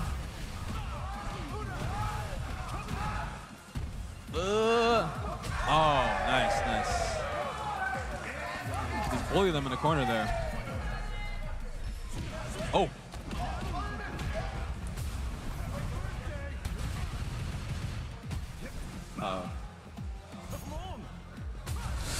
Oh, he's ready for that. Good perfect parry. Perfect parry is really nice there. Gets himself out of the corner with that. Good grab. Into the corner you go. Going for a bait there. Oh, no. I see the vision, but Crazy Diamond was so ready for it. And Jack pays the price in a big way. What? But can he do it twice? Wake up, crouching MP. He's crazy. Some DJs don't go for that. They don't trust themselves to hit it. But Jack likes it, man. It's tough to do. Oh, no. Didn't want that. Oh, another one. Again? Come on, man. Yeah, Crazy Diamond is just so ready for that. He's been in that spot 9 million times, you know? Yeah. Everyone wants to DI that Rashid Tornado. He probably keeps his finger on the trigger. He knows what to do. And he comes out on top here in this loser's top 16 match.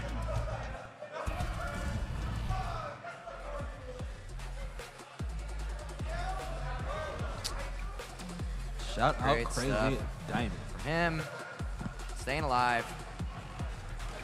And a nice little run from Jack as well. Should be proud of that. Another good one coming up here next. I think I see the players on deck. It'll be Young Goki versus Sean Y. Two players. SoCal team kill. Yeah, SoCal team kill. That's the thing, is that like when the spread is the way that it is, you know, we got all of our fun NorCal v SoCal matches up top, but now they all have to play each other. Yeah, so that's a tough part. But hopefully we get a little more of that in top 8. I think we should probably, just based on how things are going so far. Yeah. But yeah, stick around, folks. We got plenty more Street Fighter coming, and we're gonna have this match, and then I think we'll go into a break after that. Most definitely. But don't go anywhere. And then, of course, for top 8 later, we're gonna have Ringe back on the mic, and he will be joined by the one and only Vicious, the voice of Street Fighter 6 himself. Bro is literally in the game. So excited to have him here. Excited to have both those guys here. Oh yeah. Two of Street Fighter's best commentators gracing the mic here tonight. And then there's us.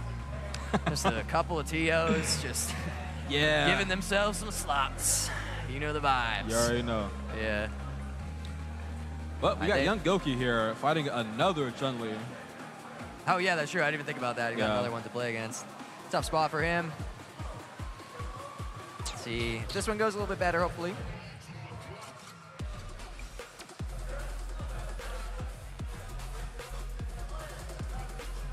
Shine Under Pressure. I Those cannot beautiful. stand. Wait, you don't like this song? No. I love this song, bro. Why do you this love song this is one of my favorite things about this game. Oh, man. I legit, like, this song, like, I just think about it, like all the time. It's unfortunate because it's so catchy, but I know. I don't like I know this song. every word, bro. We all do at this point. And I know every different variation of it too, because if you listen to the soundtrack on Spotify, they have like a different version for like, because there's like 5 different verses that it, like the game shuffles through every time you go to the character select. Yeah. And every now, sometimes when I'm feeling a certain type of way, I might listen to all 5 of them in a row. That's how much I love this song. Oh man, love yourself, man. Come on. Nah, come on, come on. You don't know it, man. But yeah, I was gonna say those beautiful Anda seat chairs that they're on as well. Not an official sponsor of RISC, but I want to give them a shout out as a sponsor of NRG and providing these beautiful chairs for this venue. Hell yeah. I really like the look of these, and I'm sitting one right now. It's quite comfortable. Actually, it has some of the best lumbar felt of any gaming chair. That I feel like is always the big sticking point for me with these gaming chairs. But this one feels great. All right. Yeah. Yeah. Yes, sir. Especially that part is my favorite because when you're in like the crowd at Evo and everyone is chanting along, like they knew what they were doing with that song. Most It's definitely. so sick. Most definitely. All right, another Kimberly versus Chun-Li game.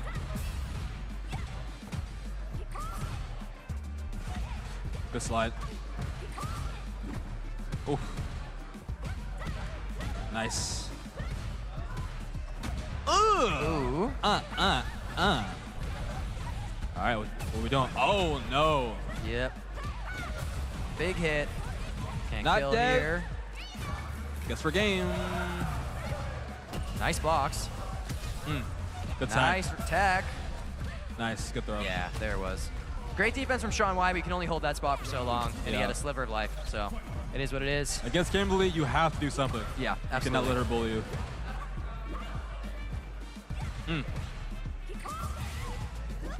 Oh, good whiff punish. Love to see it. Safe jump. Okay, hands off. I love that Chun says hands off, too. Yeah. So good.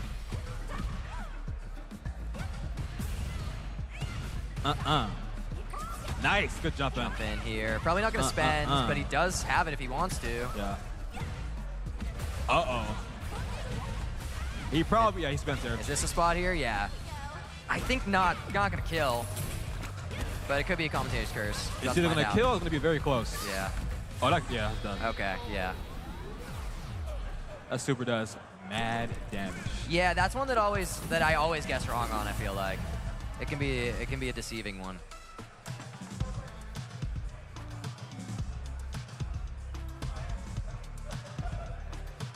Tailor made. I don't know what that is, but I like the name. His hat. Taking Tailor a moment made. here just to gather himself. There's some money on the line, or almost money on the line eventually. I think he needs to win Good one or ante two there. more. Good ante, okay. We're locked in. Get low. Let's go. Meaty overhead. Into the combo. Oh, we're locked in. Back Nice off. tech. Wow, complete shift in the momentum there. Most definitely. Sean Y doing the exact same thing that Goki did to him in round 1 of the last game. All right, what are we doing? Oh, yeah.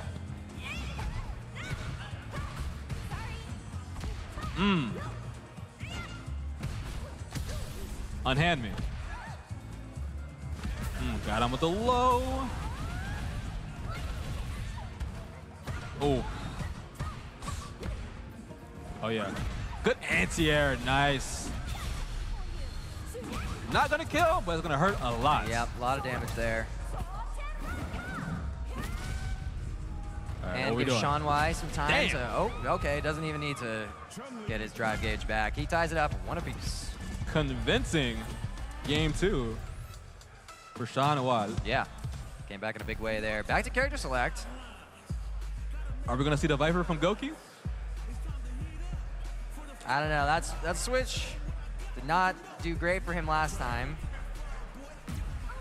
Not at all, but we'll see. But Yeah, he's thinking about it for sure. He's probably the one who went back. Oh, he's pondering.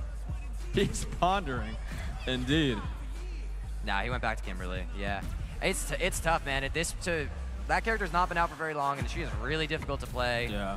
Especially in like a in a pretty intense offline environment like this. Third strike, Chun-Li theme, okay. Oh yes, sir. You know I got it. Oh.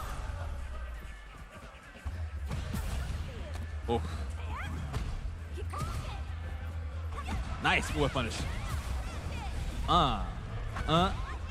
Safe jump. Oh, that was tricky.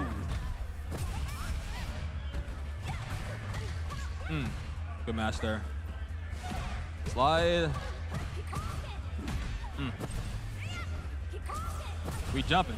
Oh, nice. Yeah, catches him. Got a little ambitious with the overhead there. Oh, get the hell off me.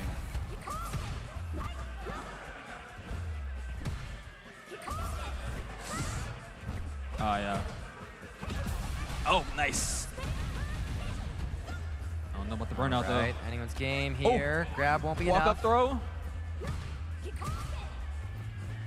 Young Goki. Oh, he's going in. Oh, scary though. No. Too much health. Yeah, that's a tough spot. Oh, whoa, good sweep. Ooh, nice bait there. Doesn't get anything off it, but it was cool. Oh, he's ready. Oh, no! Damn, we're swinging.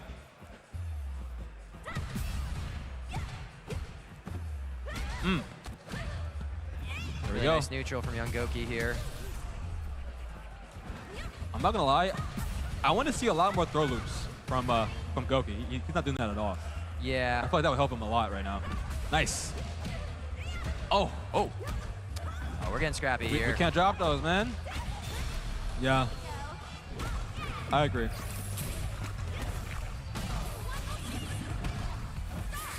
Bro turned off the third strike music. He said none of that. He said, we're listening to my song now. Right. Oh, Sean Wise saves himself from burnout there. Absolutely huge jab. Oh, good shimmy. Well, yeah, I agree. Yeah. Yeah. For sure. Yeah. Unfortunate for Young Goki. Great run from him. Oh, definitely. Great run.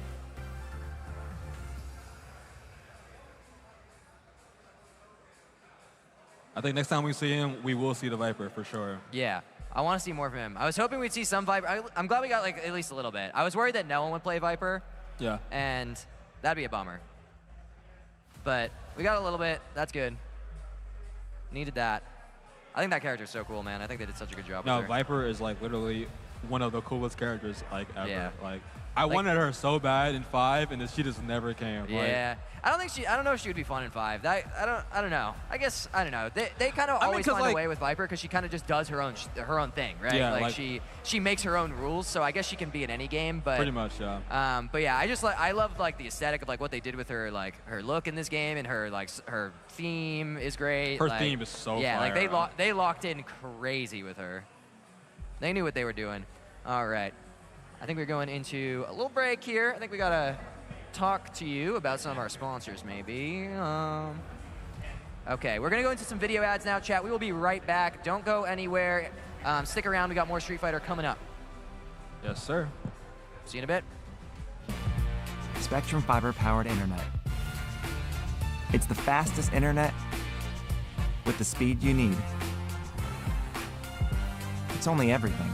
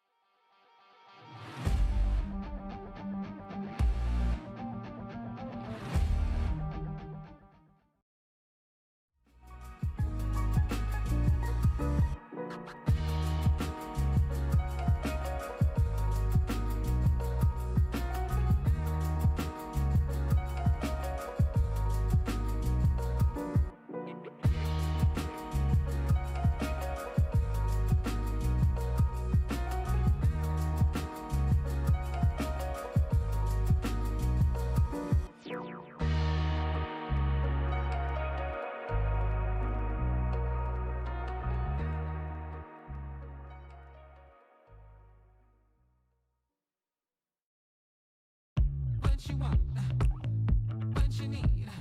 Gotta take all you get, my love, 'cause you know it don't come for free. Every little thing you want, every little thing you need. Keep it all for yourself, my love, 'cause it really don't matter to me. I fell for you, I took the fall. I gave my heart every single time. I know the truth, I see your heart. You know I'm just some simple guy. It's funny how you finally feel like yourself when you finally let someone in and give you some help. It's funny how you finally feel like yourself when you finally let someone in and give you some help. Hey, yeah, get what you want, gotta get what you need. Better take all you get, my love, 'cause you know it don't come for free. Every little thing you want, every little thing you need. Keep it all for yourself, my love, 'cause it really don't matter to me. I know you're wrong, I feel the pain. You think I'm just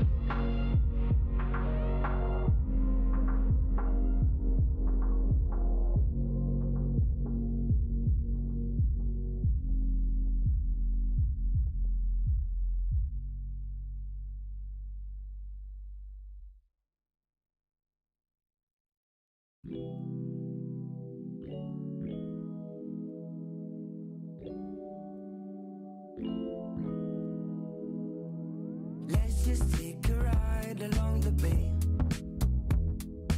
We don't need to work, we can sit around and play. I've been waiting for so long to get away.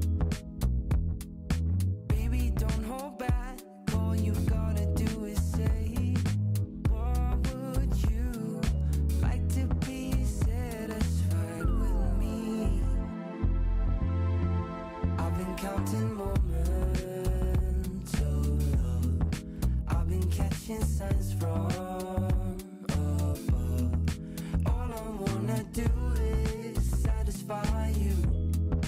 Baby, all you want is to be satisfied with me.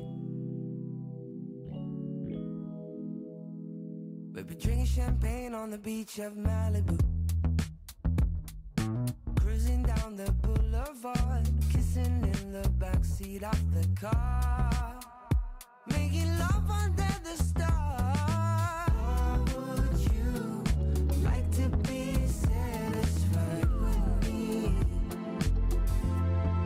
I've been counting moments of love, I've been catching signs from above.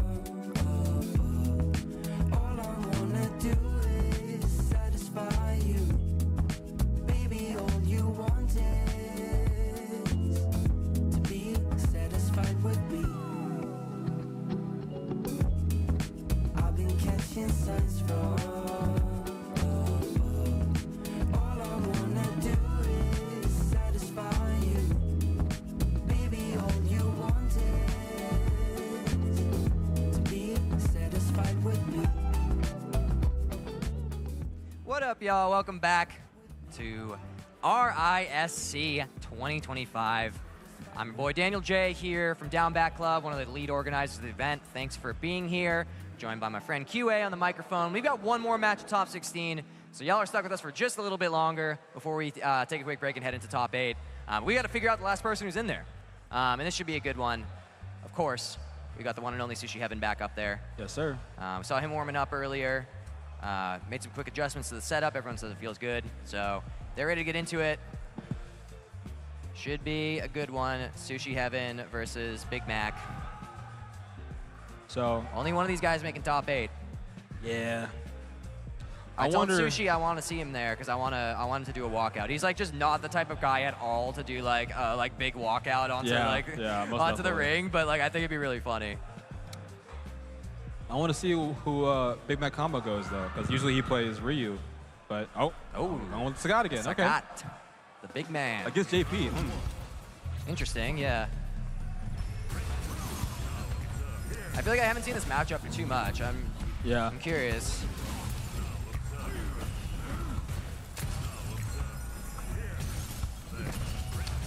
Oh yeah. Stay over there, buddy. Okay, yep.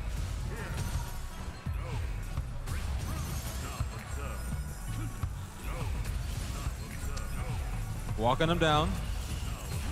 Or trying to. There we go. Oh, good perfect parry. Yeah, great parry there. Looking like Kakadu out here. Let's go. Yep. Right back to the beginning. Oh!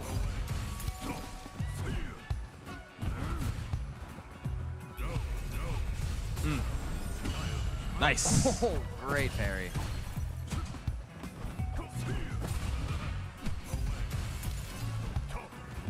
I mean, good patience for Big Mac, but he's got to find his way in somehow. Yeah. Every time he gets that jump in, Sushi Heaven finds a way to immediately get him out. One thing I do like about Sushi's JP is that he is not afraid to press the issue at all. Oh, yeah. He will go in. Yeah, that's what I was saying earlier. He's super aggressive. Oh, man. Wow. Yeah, he has some of the best teleports I've seen of any JP player.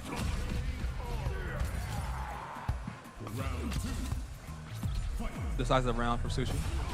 Ooh. Makes a big read with the sweep. All right, okay. Hey, this is hard. This is hard. Sagat is just so slow. Like, it's really hard. Yeah, I'm curious for with him the pick here. I just feel like Ryu is Ryu is easier. way better. Because, like, yeah, this is not... I mean, this is, what does he even rough. do here? Like, this is so brutal, yeah. And then he gets teleported out. Oh, man. Nice. It's like Sisyphus with the rock, bro. He just keeps going back. He just keeps getting sent back down. This is this. Oh. That's that, yeah. Yeah, great confirm. Damn. Yeah, I think we're gonna see the Ryu because surely, right? That was not looking too good there.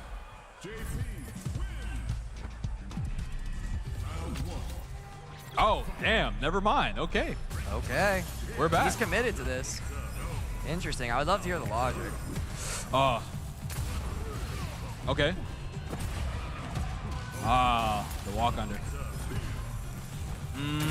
Nope, can't do that. Okay, all right. Could have DP'd there, but. Oh.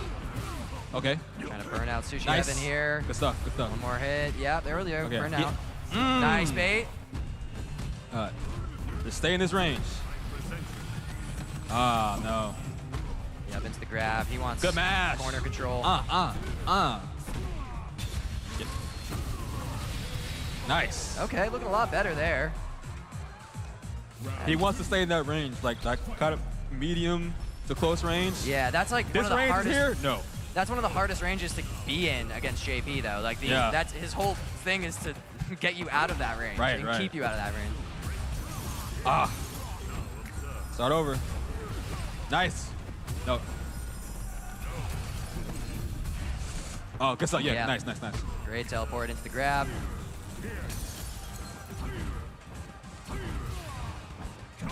You ready? Ooh, nice. Can't do that. Yeah, juicy anti-air for Sushi. Healing back to drive gauge there. I agree. I like the spend here just because he's sitting on it. Uh-oh. Yeah, this is looking very grim. Ah, yeah. Nothing you can really do. Set point for Sushi.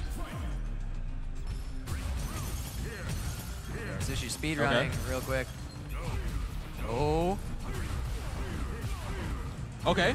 I think this is what he wants to be doing in this matchup, but it's just the way that Sushi Evan is playing it, he's not giving him the opportunity to stand full screen and Tiger shot him like that. Nice. Ah! The Tiger shot spam is probably pretty tough for JP to deal with, but it's also really tough to get started. Yeah. Okay. Against him. Very even though. Okay. That's dead. Yeah. Okay. Nice. Okay. Big Mac proving us wrong, staying in it. Good stuff. One apiece, not going down without a fight.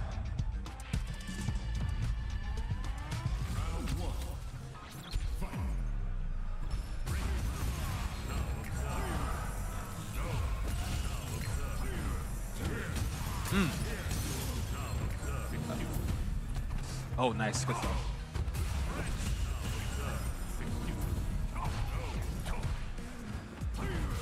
Big Mac combo, being a little patient here. Okay. Nice. Good whip punish. Nice little chunk of damage there.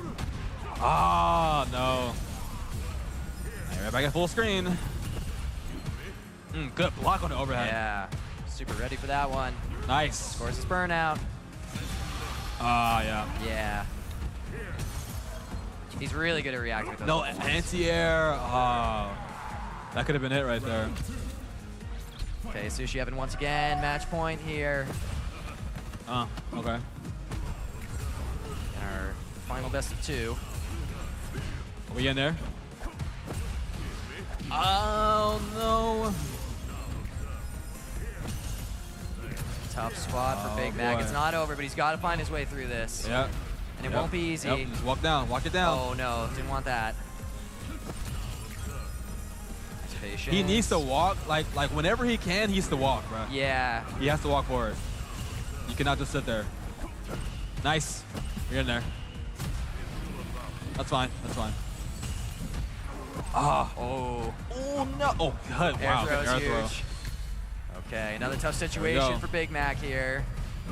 Good block. Oh, almost had damn. it. Okay. Does have CA, but is looking pretty doomed. It's looking pretty doomed. No. Oh, that'll do. Yep. Sushi having moving on to top 8, just like he promised me he would. 2-1. Great stuff from him. He's earned it. He's moving up there. It would be pretty surprising. It would be quite a bit of an upset if Sushi Evan did not make it to top 8. Yeah. Just in terms of where he's seated and how good he is as a player, especially in the offline environment. Yeah, I really would have preferred to see the Ryu there, honestly, because I feel like Ryu is just. Yeah, I'm definitely curious why he ridiculous. went with the Sagat. I mean, we saw it a bit in the second game. Like it started to make a little more sense to me, but it's like I feel like he was just playing the game on hard mode for no reason. Like he didn't have to do all that to himself, you know? Yeah. He didn't have to work that hard. But alas, maybe he's just trying to lock in on the Sagat. Maybe he's just trying to get the reps in on it, you know what it is. But well, that's going to be the last match from us, folks, from QA and I, at least, because we've got our top 8 locked, and we're going to tag in Vicious and Ringe pretty soon. But thanks for hanging out with us. The two of us will be back for 2XKO at the same time slot tomorrow, starting at 6 p.m. for top 16 for that game. Yes, sir. But thank you all for tuning in. Thanks for hanging out with us. And thanks for supporting the events. Check out Down Back Tuesdays. Follow us at Down Back Club on social media to stay up to date with what we're hosting, when we're hosting, where we're hosting it. And QA, you can plug your event as well, my friend. If you're ever in Burbank, come down to Game Realms on Saturdays for Street Fighter, Tekken 8, and 2XKO. Yep. Starting at 6 every other Saturday. So if you're in town, come through. Yep. All right. Well, I see Enzo getting ready up there, but we're probably going to go to a quick break. Okay, we're going to break. Thank y'all, chat. Enjoy top 8. Internet. It's the fastest internet with the speed you need. It's only everything.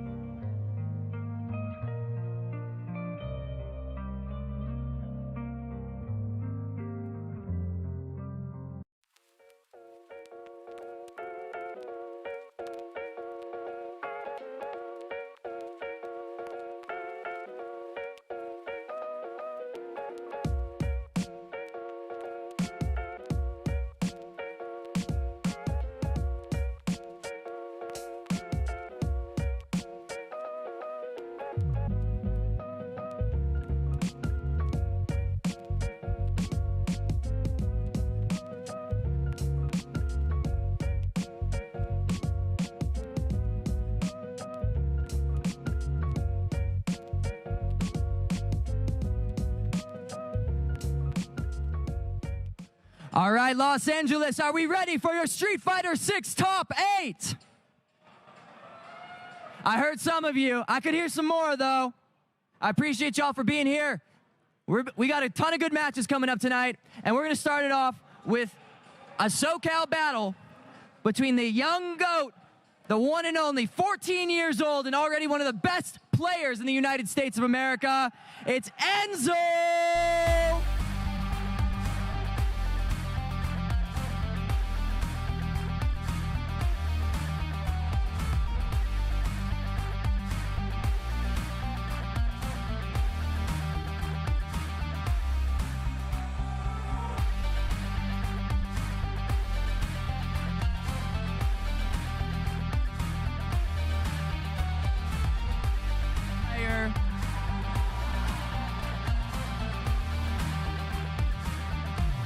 Here he is, Mothman!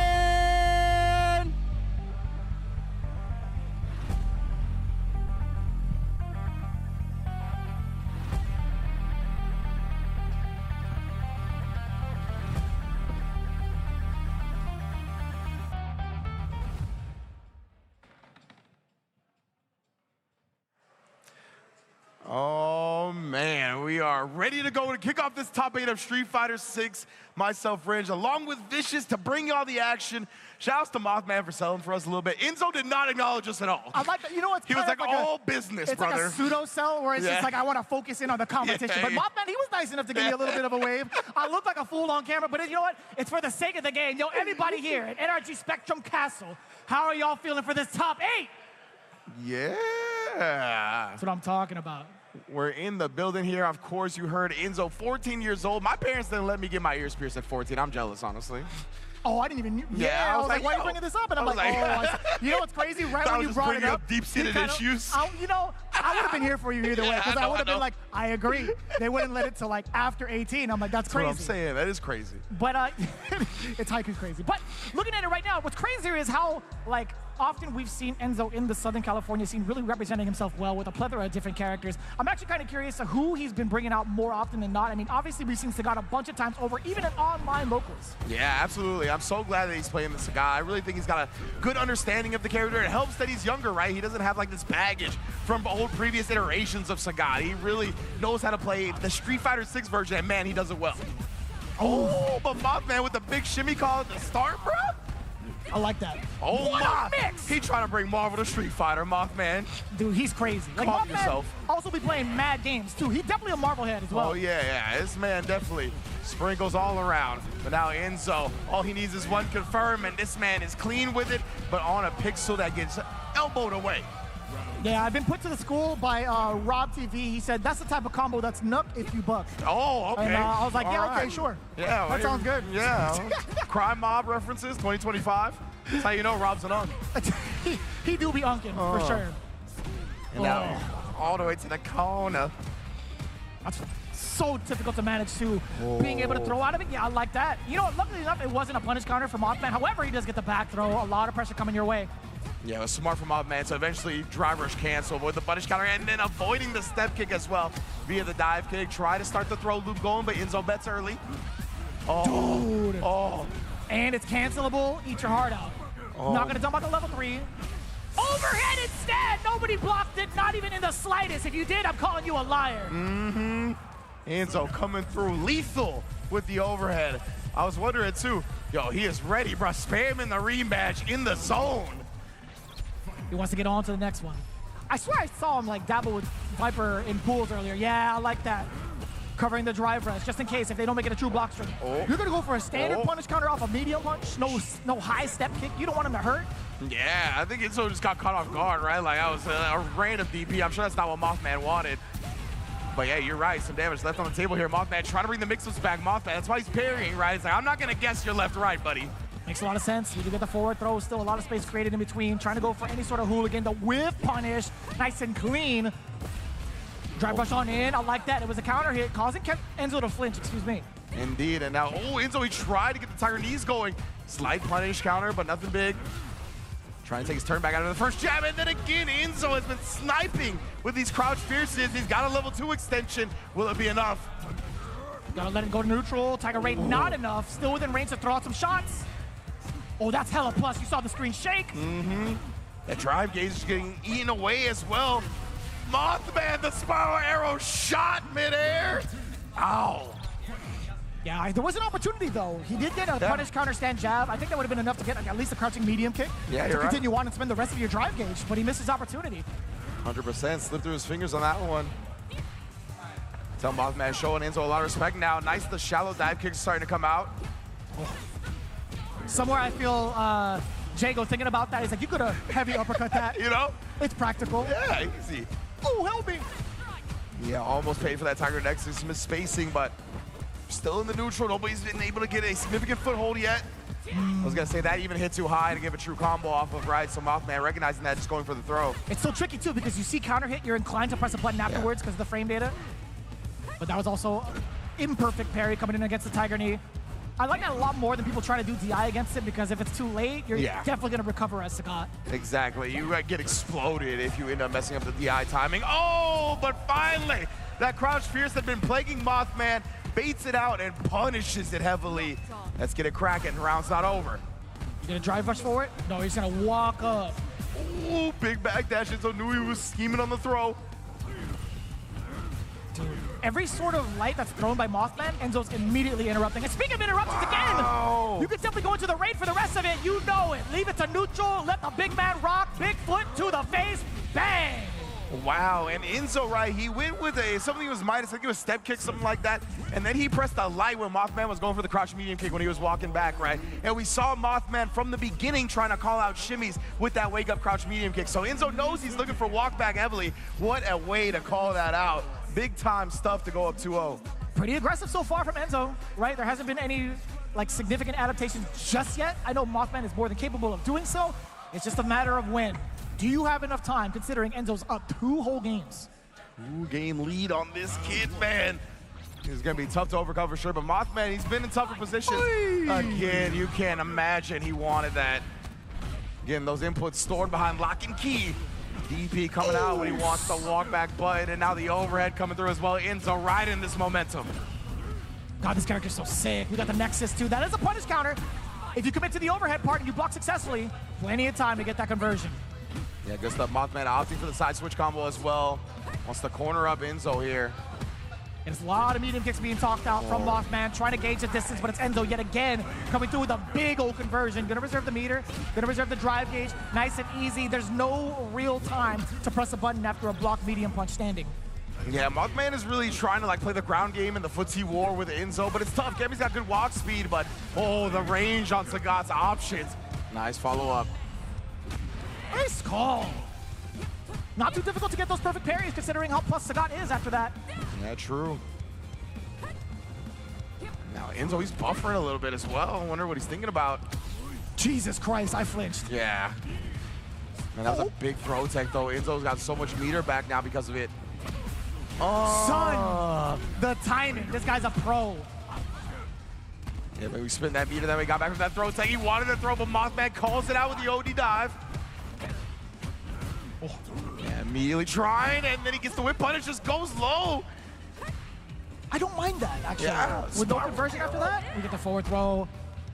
Do it again. We're expecting a meaty this time, right? No, we're not. Enzo thought the same, possibly. Street Fighter 6, baby. That's what I'm talking about. 4 in a row. My goodness, bruh. Everybody in the crowd's like, oh, come on, man. I get it. I get it, guys. You think you're going to do it again? And then the perfect parries are coming out again. You mentioned Mothman looking for that a little bit more now. Oos.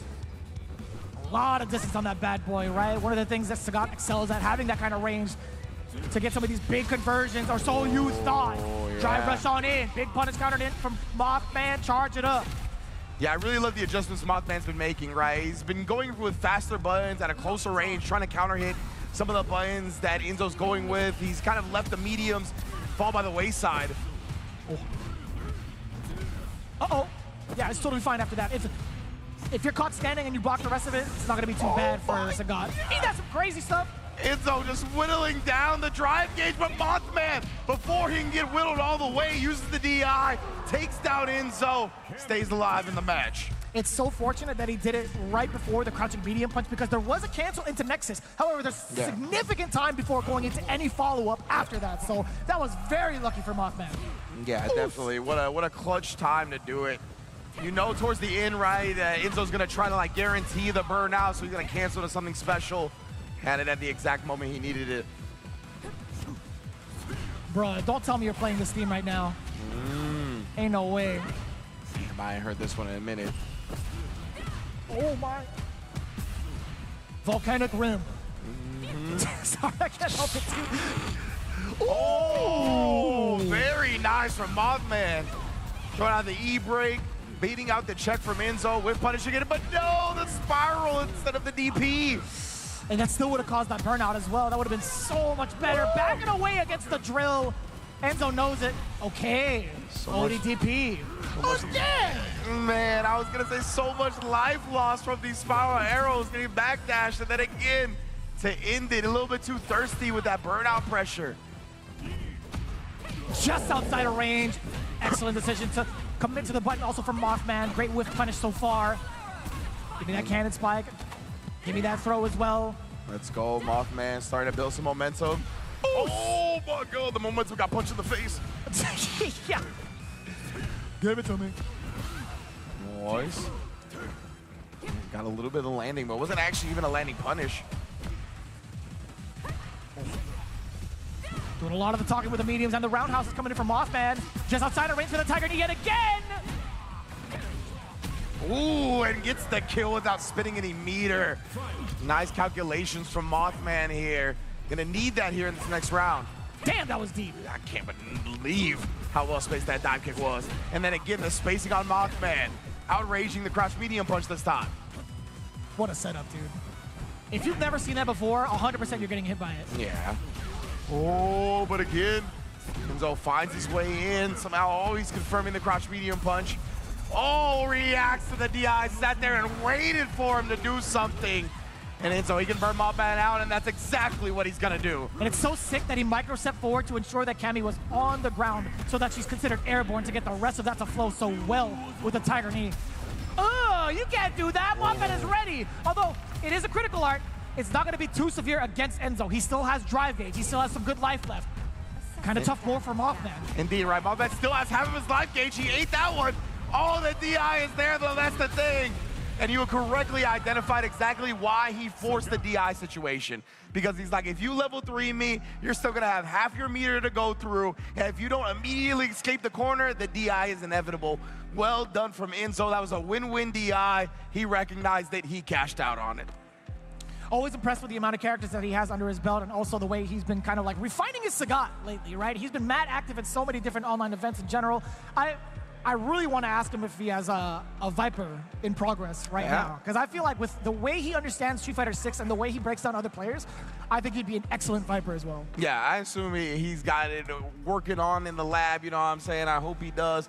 Obviously, with a player of his talent. Excited for whichever character he picks up. Super glad to see him play the Sagat here, though. Like, that's the character I wanted to see him play. We got it in full effect. Super sick. Yeah. To go back to that ending point for just a moment, it's wild how sometimes you have to fight your instincts as a fighting game player, right? And there's a lot of times in Street Fighter 6 where you especially have to do it. We always talk about, like, when you don't have enough health to absorb a DI by DIing back, right? That's one of those moments where you really have to fight your instinct to DI. In that situation, right, 9 times out of 10, you should level 3 like Mothman did. But in that situation, he probably should have level 1'd, right? Yeah. So he could use the level 1 and still have 2 more level 1s to have, like, in case the corner happened again with the DI. But it's so tough to remember that in the moment and fight what you've built your muscle memory up to, you know? It makes a lot of sense, too. You kind of notice that in a lot of the Japanese meta, or even like the upper echelon in regards to like NA meta. You see a lot of people kind of go for at least a level 2, level 1, etc., just so that they have firepower while in burnout, while in a corner scenario as well, just in case things don't work out on the follow-up afterwards, as you saw from Enzo. But like the control that Enzo's shown in general has led to so much damage, right? It's the nature of the beast when it comes to Sagat. You cannot misstep, you cannot whiff against him because he does have lengthy normals that do happen to cancel. Yeah, exactly. Like, Cammys are usually so comfortable kind of ruling the buttons, right? Ruling the footsies and ground game.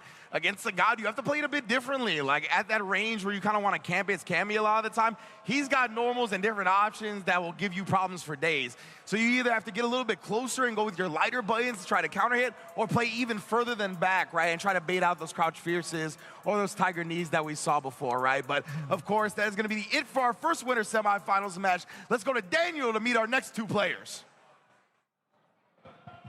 All right, y'all, we got another match coming up. Our next player needs no introduction whatsoever. A fighting game legend and the only EVO champion in the room tonight. The one and only Chris G.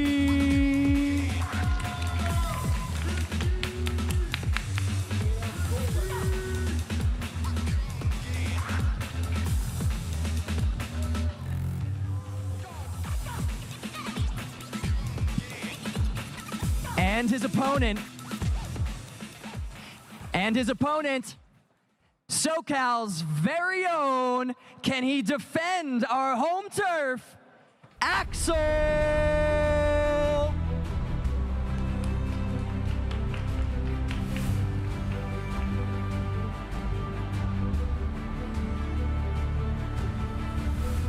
Coming to the stage, bringing his peripheral in a Trader Joe's bag. Hell yeah, that's what I'm talking about. True SoCal brethren. That is an organic pad right there.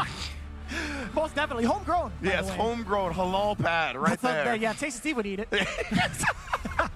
Put that bad boy on a pizza. Oh, he definitely would. Sprinkle a couple of buttons, best believe. Single bite, oh my God. Oh my God. All seriousness though, I mean, we've talked about Chris G a plethora of times at this point, for decades, really. On the other side, Axel's been getting a lot of recognition throughout the entirety of the US, and I'll be very honest about that, right? He's been very active in TNS.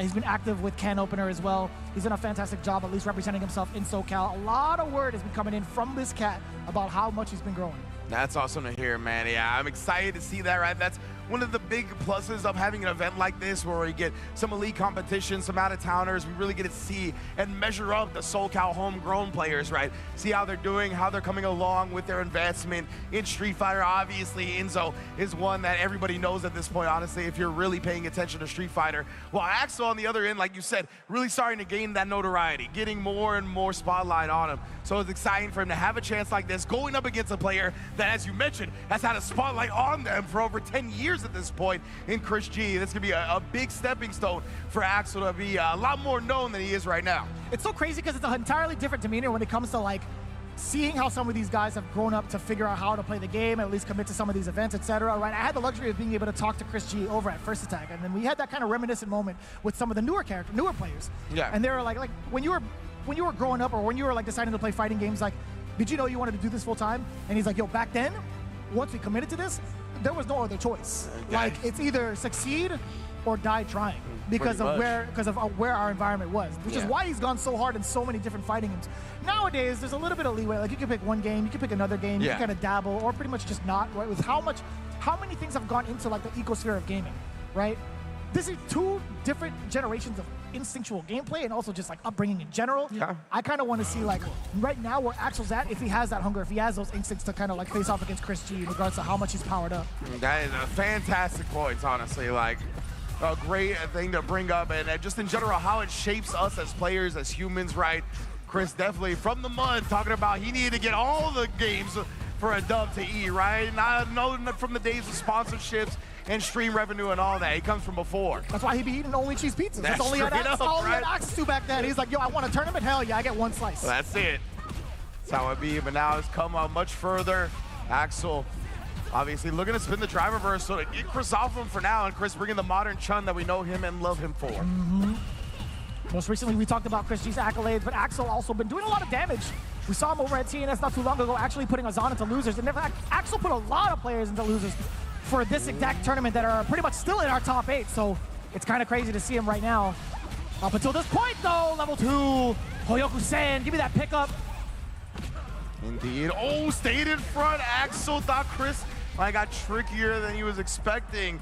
Cross up, nah. It was mad smart, too, because Axel barely had enough to try to parry it, right? If he called it wrong, he would have been burnt out. If he called it right, good luck with perfect parry. Would have been very difficult. Smart from Chris to go the medium in that instance too, right? Make it even more difficult to get the perfect parry timing. Oh, damn, that's far. Yeah, bro, I'm telling you. I hate this character, bro. Yeah, same. Big same. But Chris, I'm gonna do mad work right now. Got the corner, baited out the DP just enough to not get burnt out, which allows him to get that driver's cancel, which should have been the kill. Just a slight delay, 5-second rule. It's still good. It's still good, it's still good. Still good. There's a pig just flying across Springfield. It's still good. Nice work. It's unfortunate that the ODDP actually didn't burn out Chris G. I was quite surprised when that happened because, yeah, that punish, allowing the driver's cancel afterwards, plus fully stock on super, that's rough. Yeah, 100% meant the kill in that instance. Ooh, no trade combos, but nonetheless, Chris. Oh, made him think he was going to start backing off a little bit, right? Like, wait till he gets more of his drive meter back. Flipped it on its head. I love that pace switch. Oh, he was definitely waiting for something. Chris G, not even trying to go for a stop roundhouse. He just empty jumped afterwards, or he just didn't follow up afterwards, excuse me.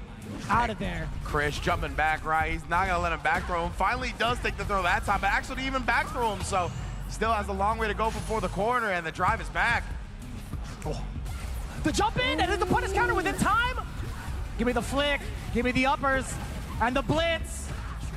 Well, we got a real chance now. Driver rush cancel, try to get you flinching. Gonna go into the level 2 here, just gonna do mad drive gauge damage. You can't. Yeah, he does the driver reverse on, burns him out though.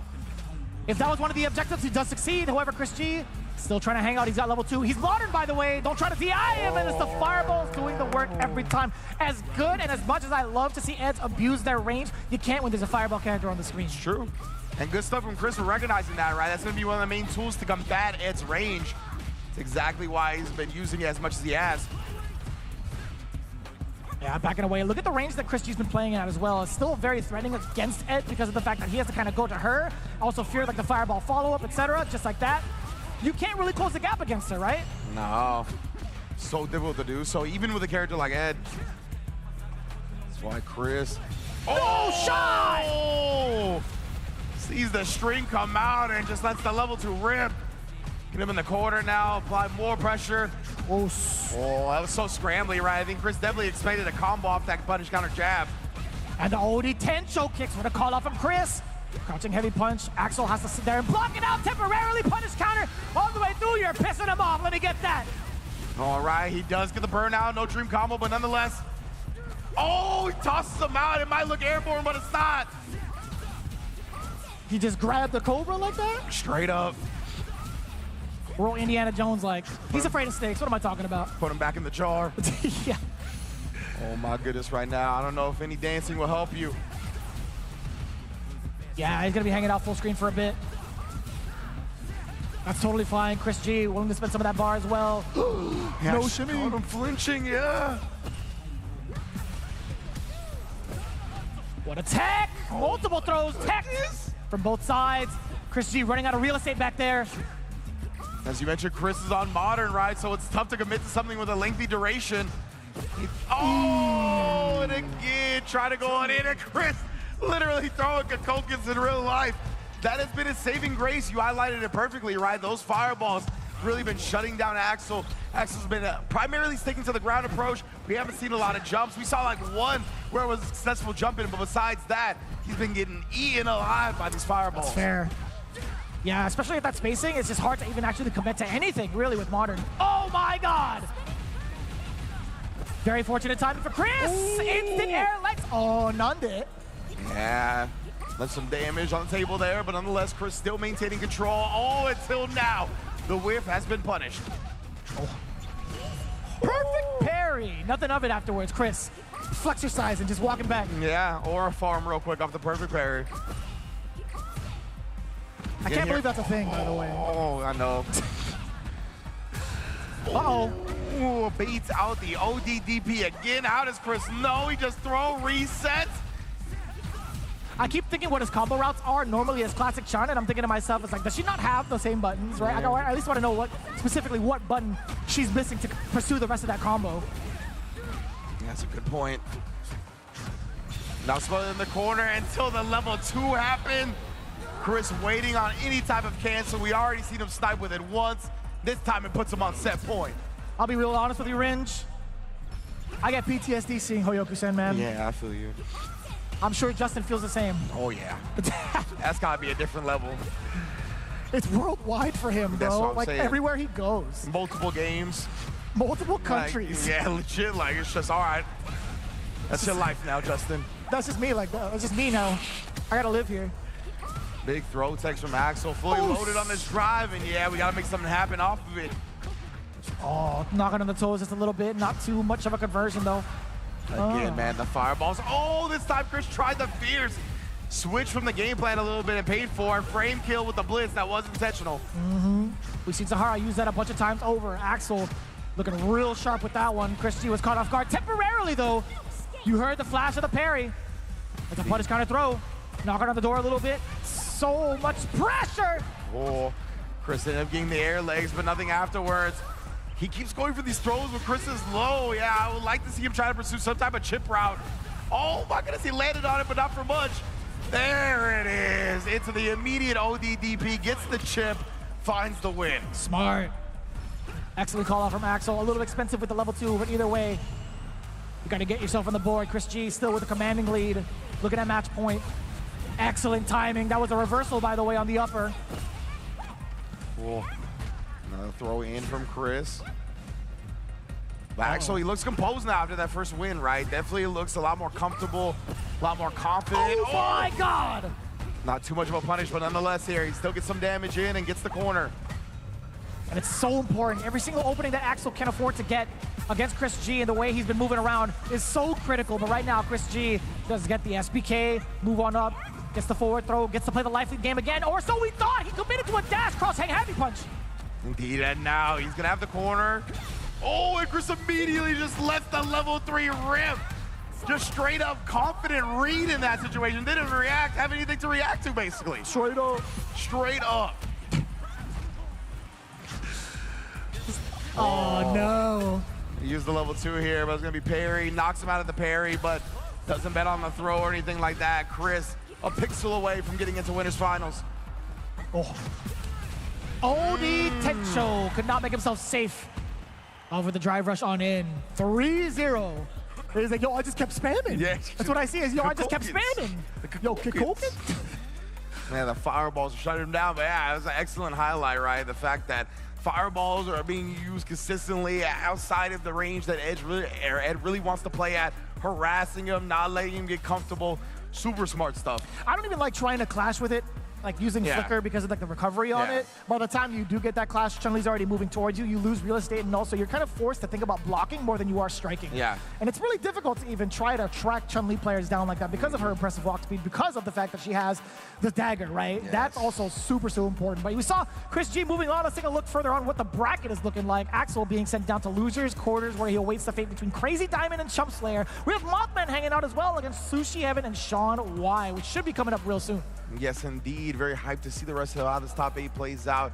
And yeah, to make one more point before we move on from that last set, right? I really like the fact that Chris, the fireball usage was close enough to where Ed wouldn't be able to really react, nullify the fireball with his own, and then send the other fireball, right? Facts. He did it very close to where that wasn't really going to be an option for Axel. So yeah, all the way around, really like the spacing attacks on the Kokokins.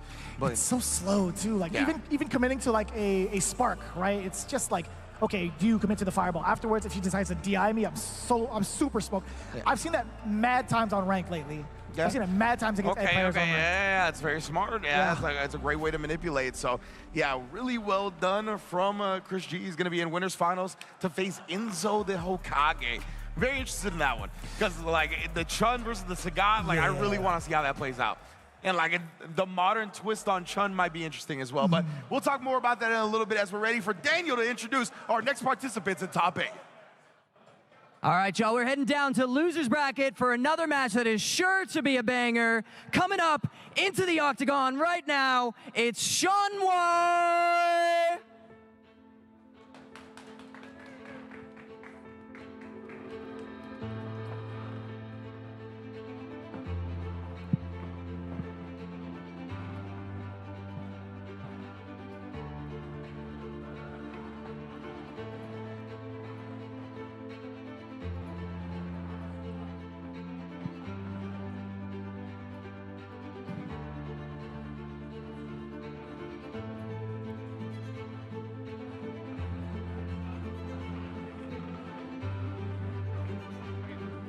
And his opponent, one of the best JPs in Southern California, the man, the myth, Sushi Heaven!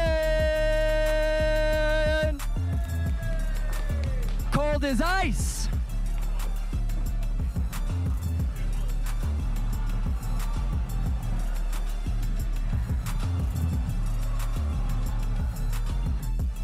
All right, we are out here for another match of Top 8. We're still in round 1, but now we're jumping down to the losers bracket, right? Where we got Sean Watt versus Sushi Heaven. Gonna be stepping into the cage, the octagon.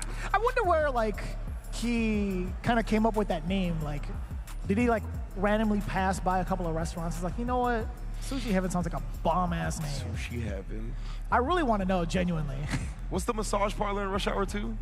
Oh, dude, I don't even know. I thought I had Heaven in the name. It's definitely like Heaven on Earth massage parlor. yeah, right? Okay, there you I don't go. know. Dude, I thought Chris Tucker just like made up that name, but I think that was like the official name. Heaven on Earth massage parlor. Heaven on Earth? Yeah, you know, maybe something like that, you know? Oh, that's Saw definitely, that's got to be Chun-Li, right? Hold up. On the shirt? Oh, yeah, you're I see right. the boots That's and the definitely laces. Chun-Li. Yeah, that's Chun-Li. Can you believe there's actually boots with the fur? Can you believe that's actually a real there thing? you go. Opened it up so we got the good look. Ah, all right. Yeah, He's like, I why are they don't making me know, do that? That's good. Like, we didn't force you to do it, you know? The boots with the fur, yeah, you know, it's popular. So it not only exists, it's popular. It got like wished into existence. The fact that T-Pain curated it, designed it, and released it into the world, it was like, where was this before? You know what I mean? Yeah, how was he the one to come up with this? How was he the one to popularize it? And it took so long. That's crazy. It took so long. My man invested in like real estate, some like hotels, etc. And he went bankrupt. He told his whole story. Twitch Then he went to like streams now. Yeah. And I'm like, brother, you know how much more money you could have made releasing boots with the fur mad long ago? Come on, bro. Easy money. what I'm Left saying. on the table. Paired with a drink, bartender, come on. How does he not do this, bro? But either way, our next players are sitting down. They're getting ready to go. I think he single-handedly made like strip clubs popular. Oh, 100%. Yeah. Like all the a bangers, big- plus yeah. all the music videos he has there too. Like, it's crazy. That's where he first started popping off, I'm pretty sure. That's facts. Yeah. Oh yeah, that's true. Yeah. No, it's crazy. We got crazy stories regarding T-Pain. Yeah, dude. I need T-Pain in. I would love to collab with him on something Hell one day. yeah, dude. That'd be sick. Come on, man. Isn't it crazy? We could just say like, Talk to man, us, bro. what a streamer. What a streamer. What a gamer. What a gamer, bro. That's so wild, dude. What a world. This man was talking about how Kendrick only got 5 dance moves. That's wild. He might be right. He might be cracking me right. up. He was on stream he was like he hit those moves, but he got like 5 of them. You gotta pay like 10K per move. Actually, at his rate, it's probably like 100K per move. Yeah, exactly. I mean, man. he could say that and kind of, you know, jab him a little bit. I was gonna say, like, does T-Pain have any moves? I've seen him kind of move over in like Coachella. Yeah. Oh, okay, He's got some, but it's like it didn't last too long. I so see. he's It's got like- maybe like 8 You know, to 10. it's the thick boy thing. We don't got cardio like that, you feel me? That's fair. You bust it out, you read 10 out of 10, but he can't keep going. Man, he's gotta get on that. It's a move and you're done. Probably. That's He it. be We sweating we're on stage, sprinters. brother. Oh, yeah. He be sweating hard on Oh, yeah, stage. yeah, I know the life. It's tough. Being a sweaty person is tough. Dude. Let me tell you what. I I'm just can't even glad that imagine. normally, I normally only sweat from like my forehead rather than like, you know what I'm Yeah. saying? It could be a lot worse. You can sweat from a lot worse places. Bro, in So- Japan, it was all like calm upstairs, Yeah. but over in the back, I wasn't That's gonna what get I'm mad saying. weird with it. I'm just gonna talk That's about what my I'm back. Dude, mad perspiration, bro. That's what I'm Beads saying. of sweat just dripping. So I'm thankful. I'm thankful for the type of sweat I am. You should be thankful for the type of sweat you are. That's what I'm Oh. saying, dude. Like, if you're only a sweat in fighting games, God bless. Yeah, that's I'm glad you got good genetics to a certain degree. I was literally gonna say that's just good spawn right there. You know what I'm saying? Like, you got lucky on the dice rolls. Well done. Yeah, dude. Big stats. Man, Sushi Dragon. Oh, I said Sushi Dragon. Oh, Sushi Heaven. no! We don't need to talk about Sushi Dragon. I don't even know where that guy's at anymore. Yeah, I don't know what happened to that fella. He's got to be popping somewhere. Like, if you don't use him for his creative talents, like if any agency doesn't do so, people are messing up. But either way, What was that? All right, it looks like our players are ready. We get the dap of death before the match. It's going to be now Sean Y versus Sushi Heaven. JP versus Chun-Li. That's right, Sean Y was using the Chun-Li. I think he busted out a Viper earlier, but Looks like it's not quite to the level he wants it to be in tournament. So the Chun-Li was looking much cleaner. He's going to be bringing it to the table against SoCal's own Sushi Heaven. Little sidebar, I don't mind that matchup though. C Viper versus JP, being able to contest against the GOATs with Seismos, fake it out, and also super jump over a lot of things. Yeah. She's got some real grimy stuff against JP. It's a good point. I really want to see that matchup played out at high level. It'll be a fun one to watch for sure. Bruh, Japan's got it all. Either way, here we go. Sean Y disrupting the teleport, by the way, or at least the departure setup with that standing heavy punch. A massive reach on it. Damn! Ooh, Ray with that anti-air already? Can you believe it stuffed out jump medium punch? Oh, yeah, that's true. I never see that button loose to anything, bruh. Oh, keeping him locked down in the corner with the air legs. Warden Chun-Li. Oh my God, the Warden! She's not letting you leave. You gotta sit here. Nah. Put his ass in solitary. Nah, he's cooking. He did a my preemptive God. jump air grab. This man. He wins right now. Hey, he's been playing some air dashers, let me tell you. It's fair. Wow. You gotta be kidding me. That just looks so stylish. Perfect parry on the other side. Chun-Li's like, you think you can like, trick me that easy? Oh, and it stuffs up the drive rush amnesia. Can it save Sushi Heaven from this corner pressure? Oh, the mix! Sushi Heaven! Took him to Sushi Hell with that one. We got no unagi on the table, brother. We just run out of salmon. You just hold it straight rice. My. That is crazy, son. Bruh, I have never seen that one. That was a disgusting mix-up. Put this man in Street Fighter League right now. For real. Oh, wait a minute. Oh, okay, no 2H this time. Ugh. God, that normal. As cool as he was earlier, I hate that normal. Oh, yeah. Ooh, caught him trying to parry. He's noticed that, right? Sushi Evans been doing that a lot as his anti-air. Put the level 2 on her again. What we got cooking this time? Oh, that's right. He got hit early. Michelin star meals. Reset. You didn't think I was still going to mix you? You thought wrong. Oh, if he held on just a little bit longer. Yeah, use the throw to avoid the spike as well, right? A little cinematic escape. No shot. Oh, my God. Oh, my. He tried to grip her again. What is happening right now? Oh, and then recognizing Sean. He wouldn't have been able to DI back. He needed a super cancel to live. Was not there. 1-0 for Sushi Heaven. I didn't get to see how much life Sushi Heaven had, and I'm just thinking about the possibilities. If he had just let that critical art rip, I wonder if it would have killed JP. Oh, yeah, I wonder. It would have been close for sure. Well, especially with like the DI absorption, the little extra damage you get because of that. Yeah, that's a good point. Oos. Oh, man, Sushi Heaven. Do you think he says on Kami-sama? I bet he does. I bet he does. I wouldn't be surprised if he hit somebody before the matchup. Konnichiwa Guan. Mina Slimes. Oh, get him! Top left. Trying to slime him out right now. Oh, but no, not going to happen. Instead, escape the corner, but not for free. Tax him real quick. My man's got bare anti-airs top left.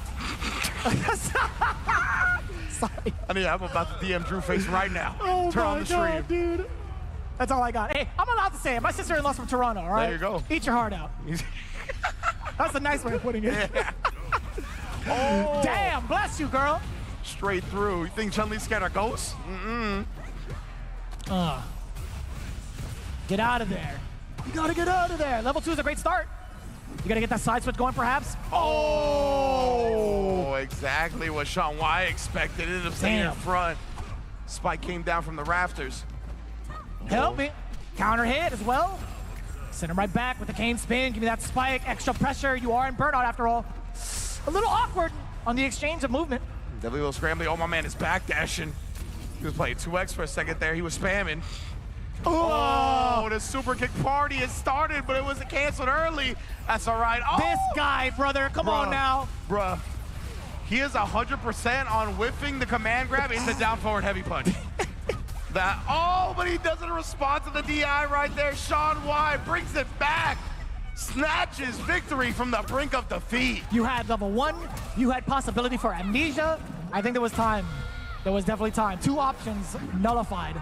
You live by the sauce, you die by the sauce. That just happens sometimes. As you know what I'm saying? When you are that type of player, this is gonna happen. It's okay. You know, he looking real calm and composed. Low sodium soy sauce is what I like to put on my sushi. I'll tell you what. Okay. He's got that on deck. But either way,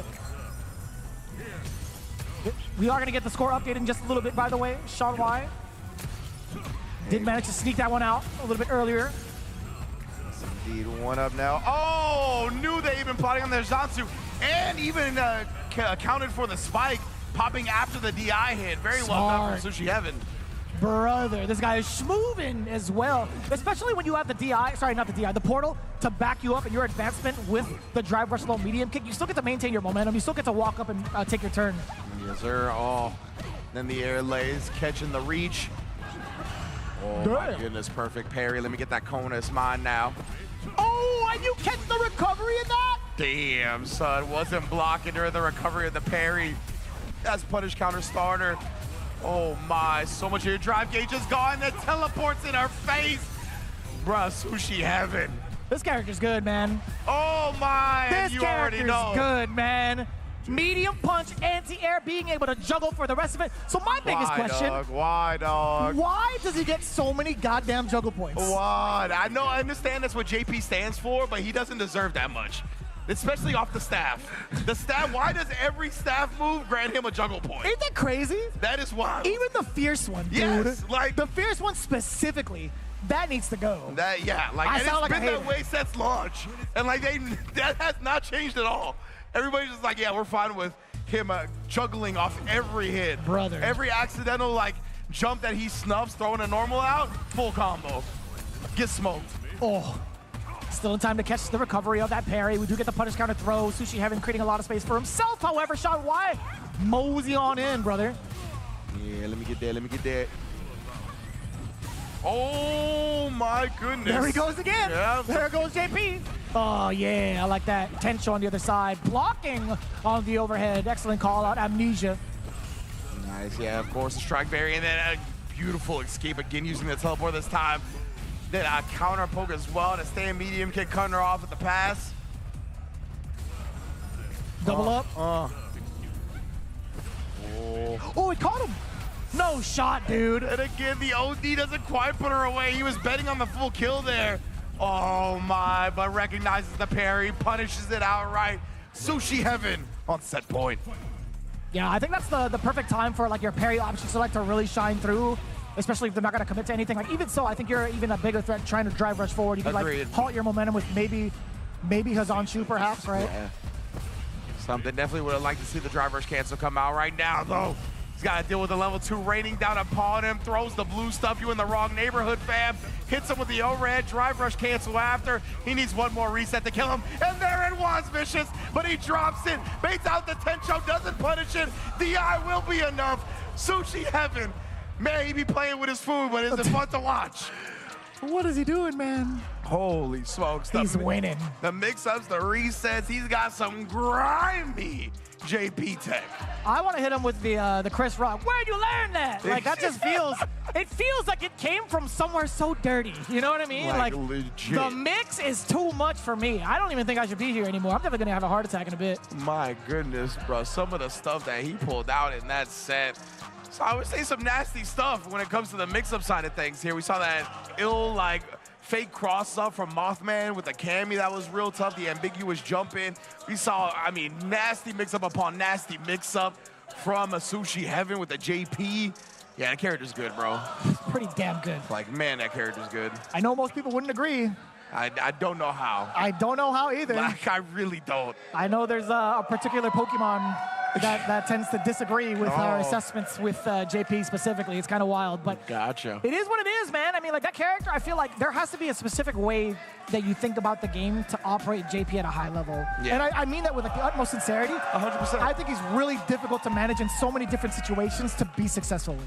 Yeah, 100%. Like, I was actually talking with Sarah Zell a little bit earlier because she was like, I started on JP in this game, but now I'm on Rashid, yada, yada. She was like, JP, it was just like, couldn't wrap my mind around it. And I was like, legitimately, you have to wire your brain differently than you do a lot of Street Fighter characters. Like, he is not traditional Street Fighter in any sense, right? But he is strong when you figure out how to actually like play him to his full potential. Yeah, like, incredibly strong. It's one thing to like transfer over your skill set as a former Street Fighter 5 player into like Street Fighter 6. Like you have to relearn how like the structure of a different game kind of works. But you're interested in a brand new character with some mechanics you've never really seen in a Street Fighter game before. You've definitely seen it in some NRS stuff. But I'll tell you what, this character is so difficult to pilot. I feel like at a higher level successfully, genuinely.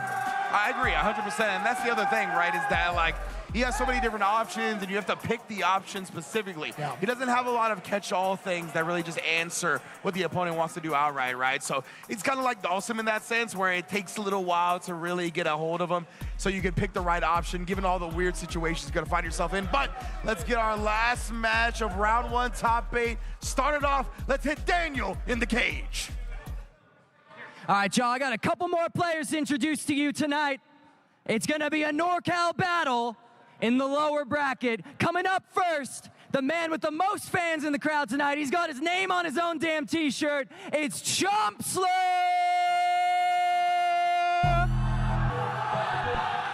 Let's hear it, NorCal!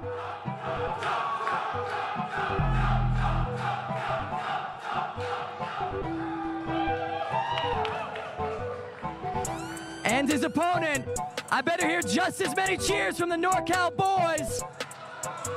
Coming up to the stage next, it's Crazy Diamond.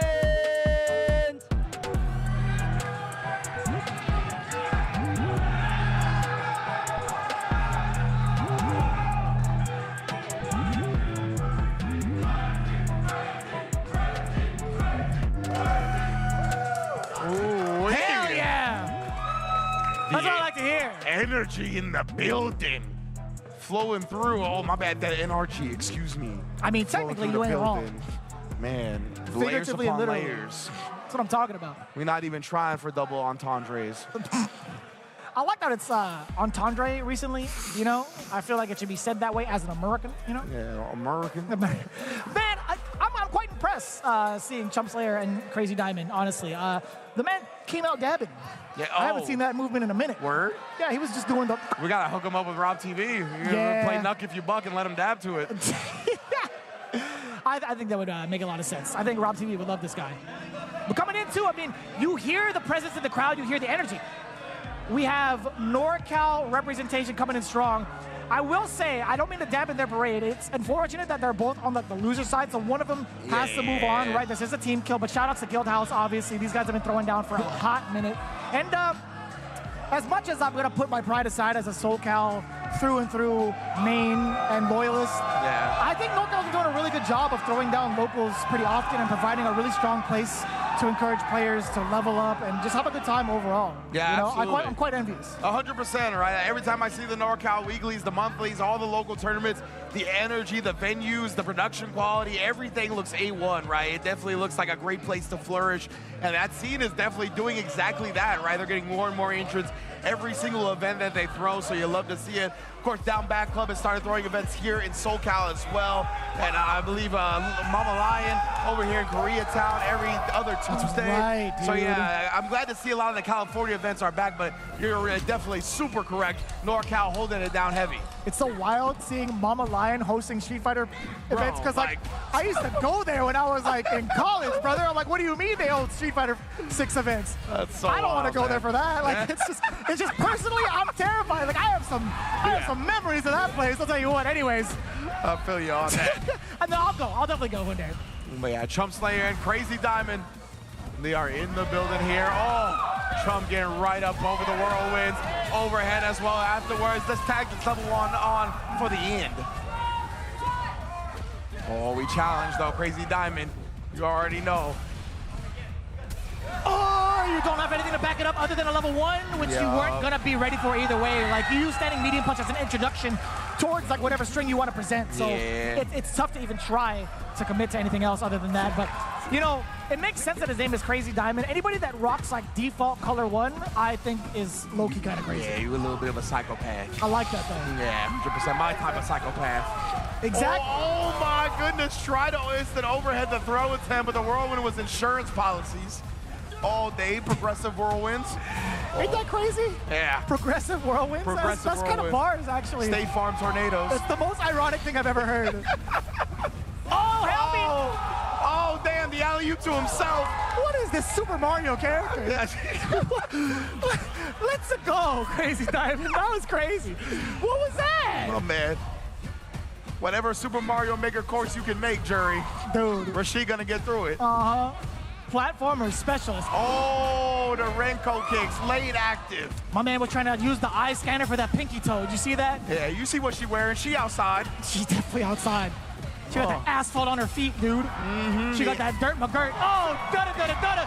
And he got the side switch. Damn, son. That means you gotta hold this level 3 raw toast to the grill, and your drive gauge is getting cleaned out.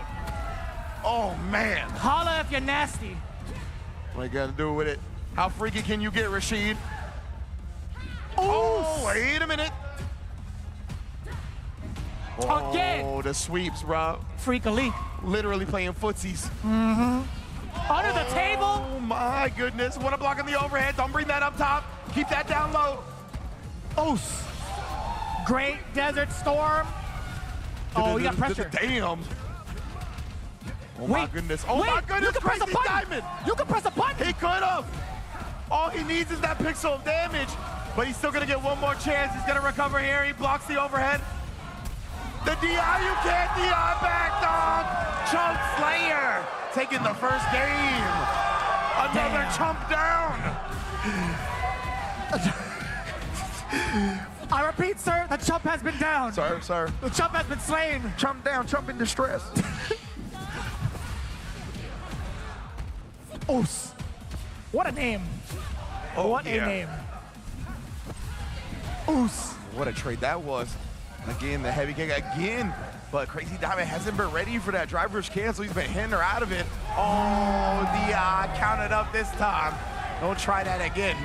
Yeah, we got him airborne as well. Charge up that fireball. You got hit raw? Damn, she got chopped and screwed on that whirlwind. Like, whatever extended her hair box, like the way it subsequently hit her was wild. That's kind of funny. I saw that character reel back. I'm like, you got hit? Yeah. Excuse me? It was like she was reliving the hit. She like, real back, got hit, real back, got hit. So weird, dude. Oh. Let it hurt. One more time. We got the enhanced whirlwind, by the way. Oh, where's the botones? You could have punished her, bruh. Oh, the overhead parried, not even blocked. I think it's kind of wild that the NorCal crowd is cheering after every bit of movement from both sides. It's like, you guys gotta run out of stamina, yo. It's definitely a NorCal. They got batteries in their back. That should have been the kill right there for Crazy Diamond. Or she lets it escape him a little bit there, and now you try to walk back, but that's part of the changes. Feng Shui, let me fix my chakras. Oh, it hits! Oh, I thought it did, my bad. I was wondering, and now you got nothing to protect yourself from an inevitable DI. Will he even need to go there? Yes, he will. Chump Slayer, another rep. Yo, we are jumping on the cage. Oh, trade! You get that for trade for sure off of the overhead. Damn, Rashid looking like Nico Harrison. You hate to see it. Bad trade for you, bruh. That's actually pretty bad.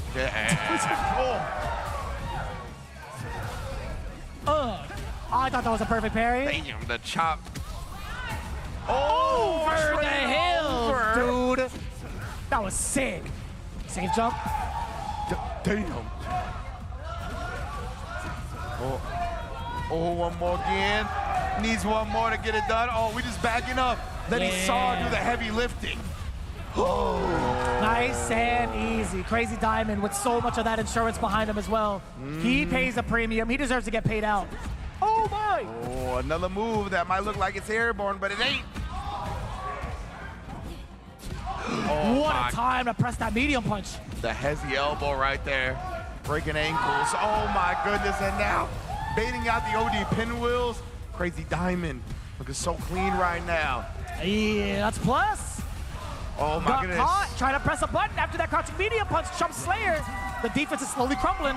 This man ain't mad, lab made. He is mine. Blood diamonds here. Oh, once again. Oof. Damn. Heavy, bruh.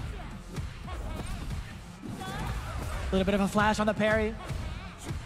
Trying to gauge what Chump Slayer's been trying to do. Again, it's been very ambiguous in terms of the approach so far, but you know what?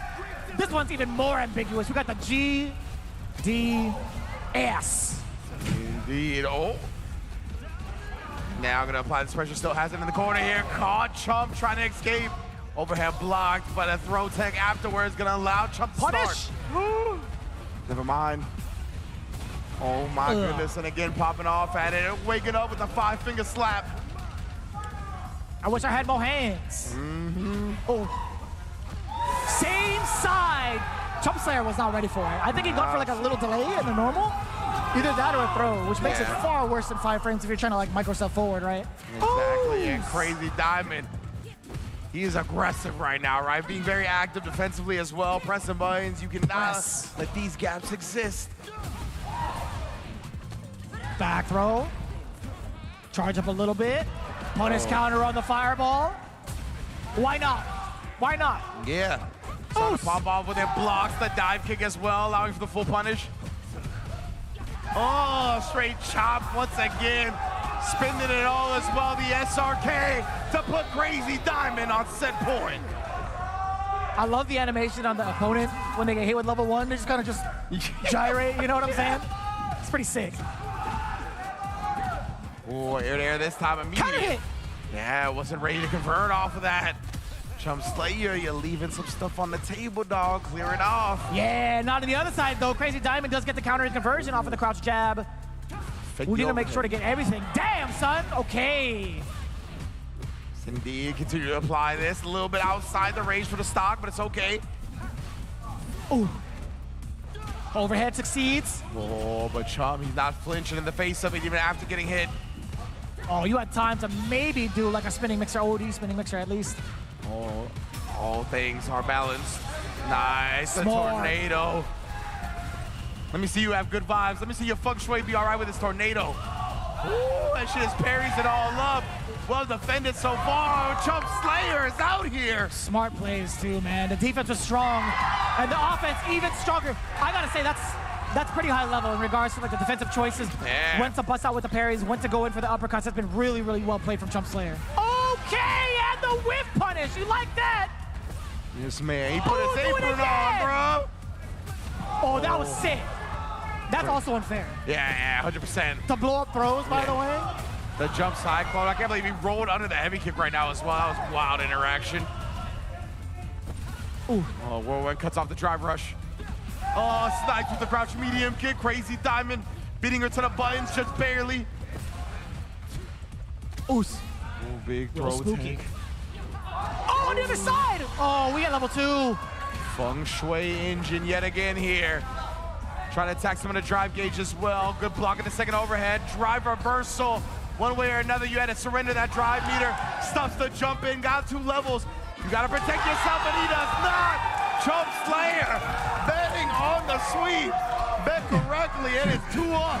You can't even cancel out of the sweep with Feng Shui. My man bet it all. He bet. What do you mean? The cojones on the table. Oh, blue stuff. Go right neighborhood. I still don't know what he's... Sorry. That got me good. I still don't know what he says when he perfect parries. It sounds like your mom's got a cold. I swear to God, dude. Tell me that doesn't sound like he's saying your mom's got a cold. This man, is my mom a subscriber to Rashid? Why does he know this? Probably, yeah. Yeah, you're right. Popular streamer, brother. Oh, drive reversal. Trying to relieve some of that pressure for now. Oh. Word. Oh, just in there. Threaded the needle. Found the gap, knew exactly what he was going to stop. Maybe he got a button eaten during the drive rush freeze, but maybe something else needed to come out afterwards. You know, I wouldn't doubt it if he tried to like take to the skies and his jump input got eaten. I've seen that standstill before. Could have been exactly what it was. Oh, the big jump in here though. Crazy Diamond. Oh my God. Sick. Hit right in the scouter. Oh, what? My man had the Tokyo Drift combos. That was kind of nasty. Okay. Oh, it was meaty. This is a close one here. Side switch, DI. That could have been it. Slipping for now, bro. He could have done it again. He had life. Now I'm not sure if you get the eye back. It's a little scary. He would barely live. Yeah, right. Just barely. He gets the throw bait that time, though. Crazy Diamond, can he force a final round? He cannot! Chump Slayer shuts him down with the frame trap. Northbound's going crazy. My man, we got people sprinting back and forth at the venue. Are they both NorCal? Oh, wait, one's Turlock. My mistake. Turlock, damn, Turlock, they don't count that? That's send count to them? It's literally so east of them. It's like It's still within the same distance of NorCal. Look, Northeast Cal is not NorCal, okay? That's wild. Right, buddy? So specific. Oh, man. Yeah, but yeah, aren't they both NorCal guys? I thought so, but I'm not 100% sure because dude is wearing a Lakers beanie. Right on. Hey, I So, like that. I did see that. Either That's he's cool. a sympathizer, which or I don't know, maybe we got an info wrong. Could have swore I looked them up and saw that they were both from NorCal, but Turlock, baby. Turlock, California. I'll tell you what, Chad, if you can tell me. Turlock. Yeah, I love Turlock. Yeah, you think dinosaurs lurk Maybe. around there? Maybe. NorCal?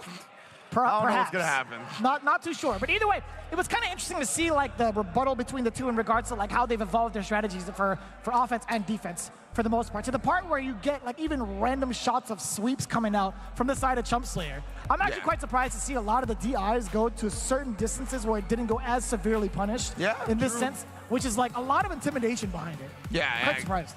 That's 100% correct, right? Like the DIs, you could just tell that a lot of both of their mental stacks, they were considering so much at certain points, right? Which allowed the other player to kind of get away with certain things that you don't normally see, but it's just one of those things when you play somebody that you play pretty often, which it looks like these two do because of the hard call-outs, the unorthodox reads that we saw, the adjustments that were like very like heavily read-based rather than like matchup-based. They were very player-focused. Right. So it was definitely one of those things where we saw some funky stuff because of the familiarity between the two players. But man, it made for an entertaining match, and as always, NorCal delivers on the electricity.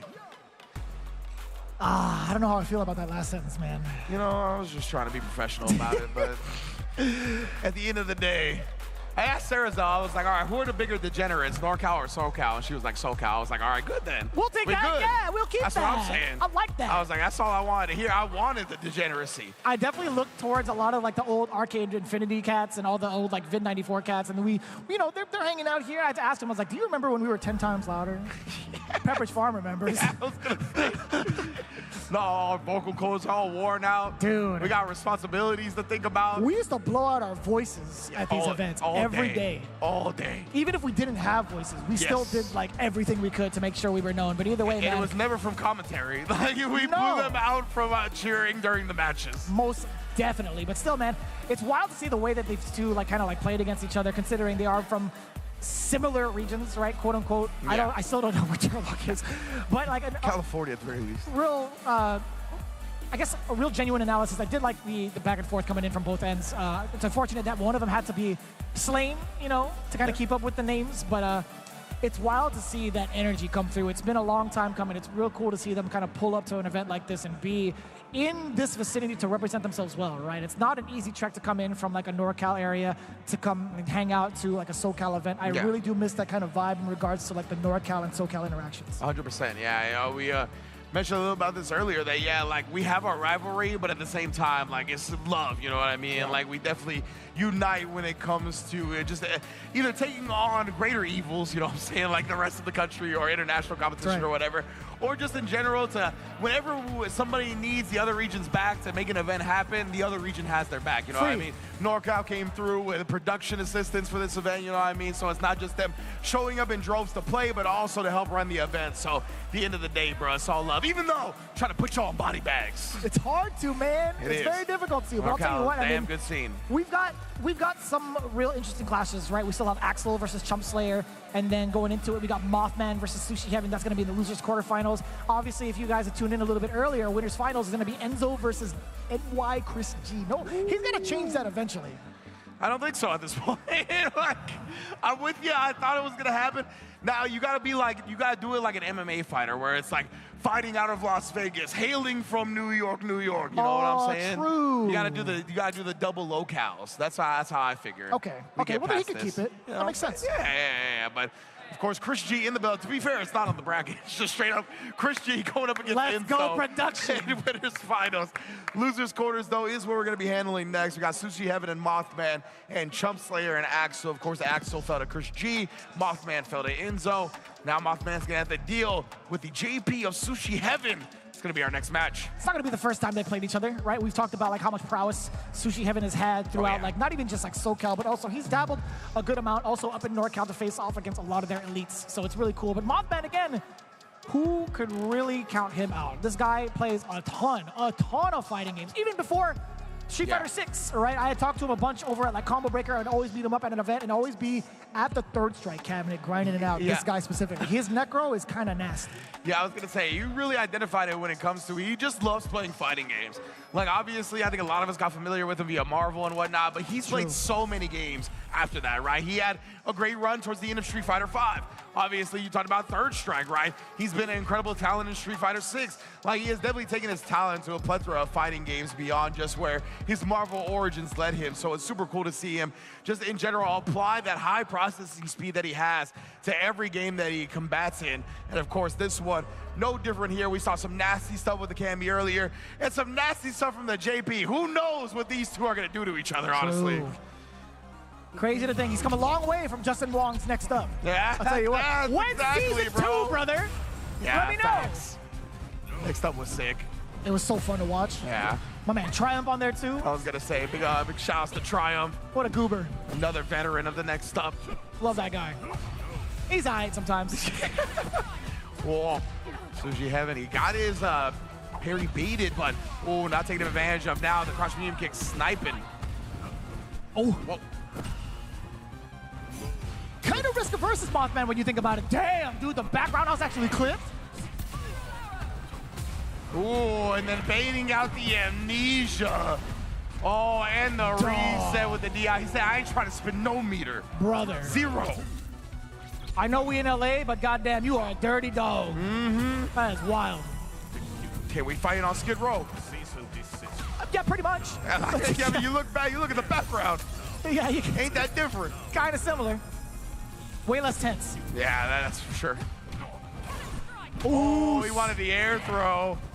Nah. Avoiding the spikes too, and he gets the counter another way down.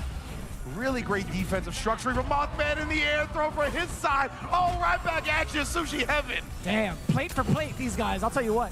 Okay. Yeah. We escaped that time. That hit at the ankles, right at the Gucci's. Oh, man. You know how much these cost? Cammy don't care. She an expensive day, too. That's going to be 1-0 to Mothman to start the set against Sushi Heaven. Leg across the chest, neck, and back, all at the same time. Ooh. That's a real assassin. Yes, indeed. Wow. Word? That is. That's how you feel? Yeah, bravery. Damn, it's crazy. Bravery, also a Cammy player. I was going to say, I was literally thinking about it. I don't mean the player. That was pretty bars. I was like, yeah. okay, Rich. Yeah. And then you didn't say anything. I'm like, oh, damn it. I legit thought about it, though. Ooh. And then again, we know he loves his OD command grab resets. This man, Sushi Heaven, you got to hold up on this man. Yeah, it's tough to call, right? Like, even from like an audio perspective or visual perspective, it's so subtle, right? His back is towards the screen. That's how you know when the command grab is coming. Oh, my Lord. Oh, no. Yes, indeed, bruh.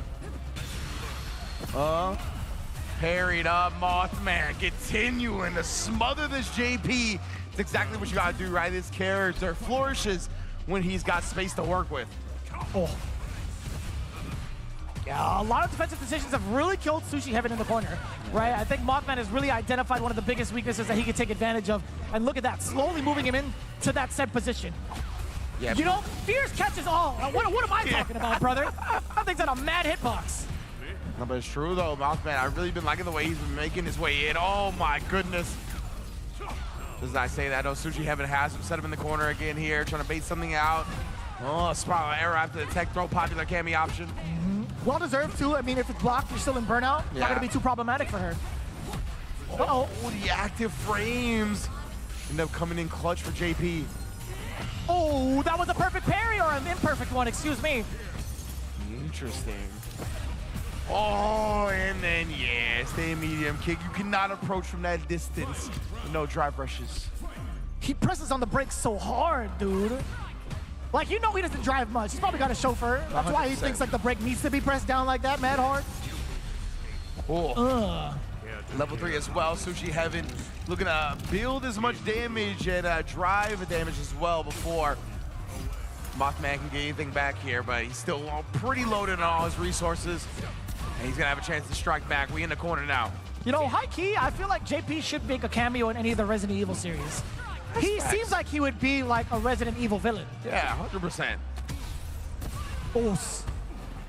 Oh, the crouch fears. And Mothman's got enough meter to empty it out directly into JP's account. We know what that means, bro. You buying Cammy everything. Hell yeah. 2-0. Nice work.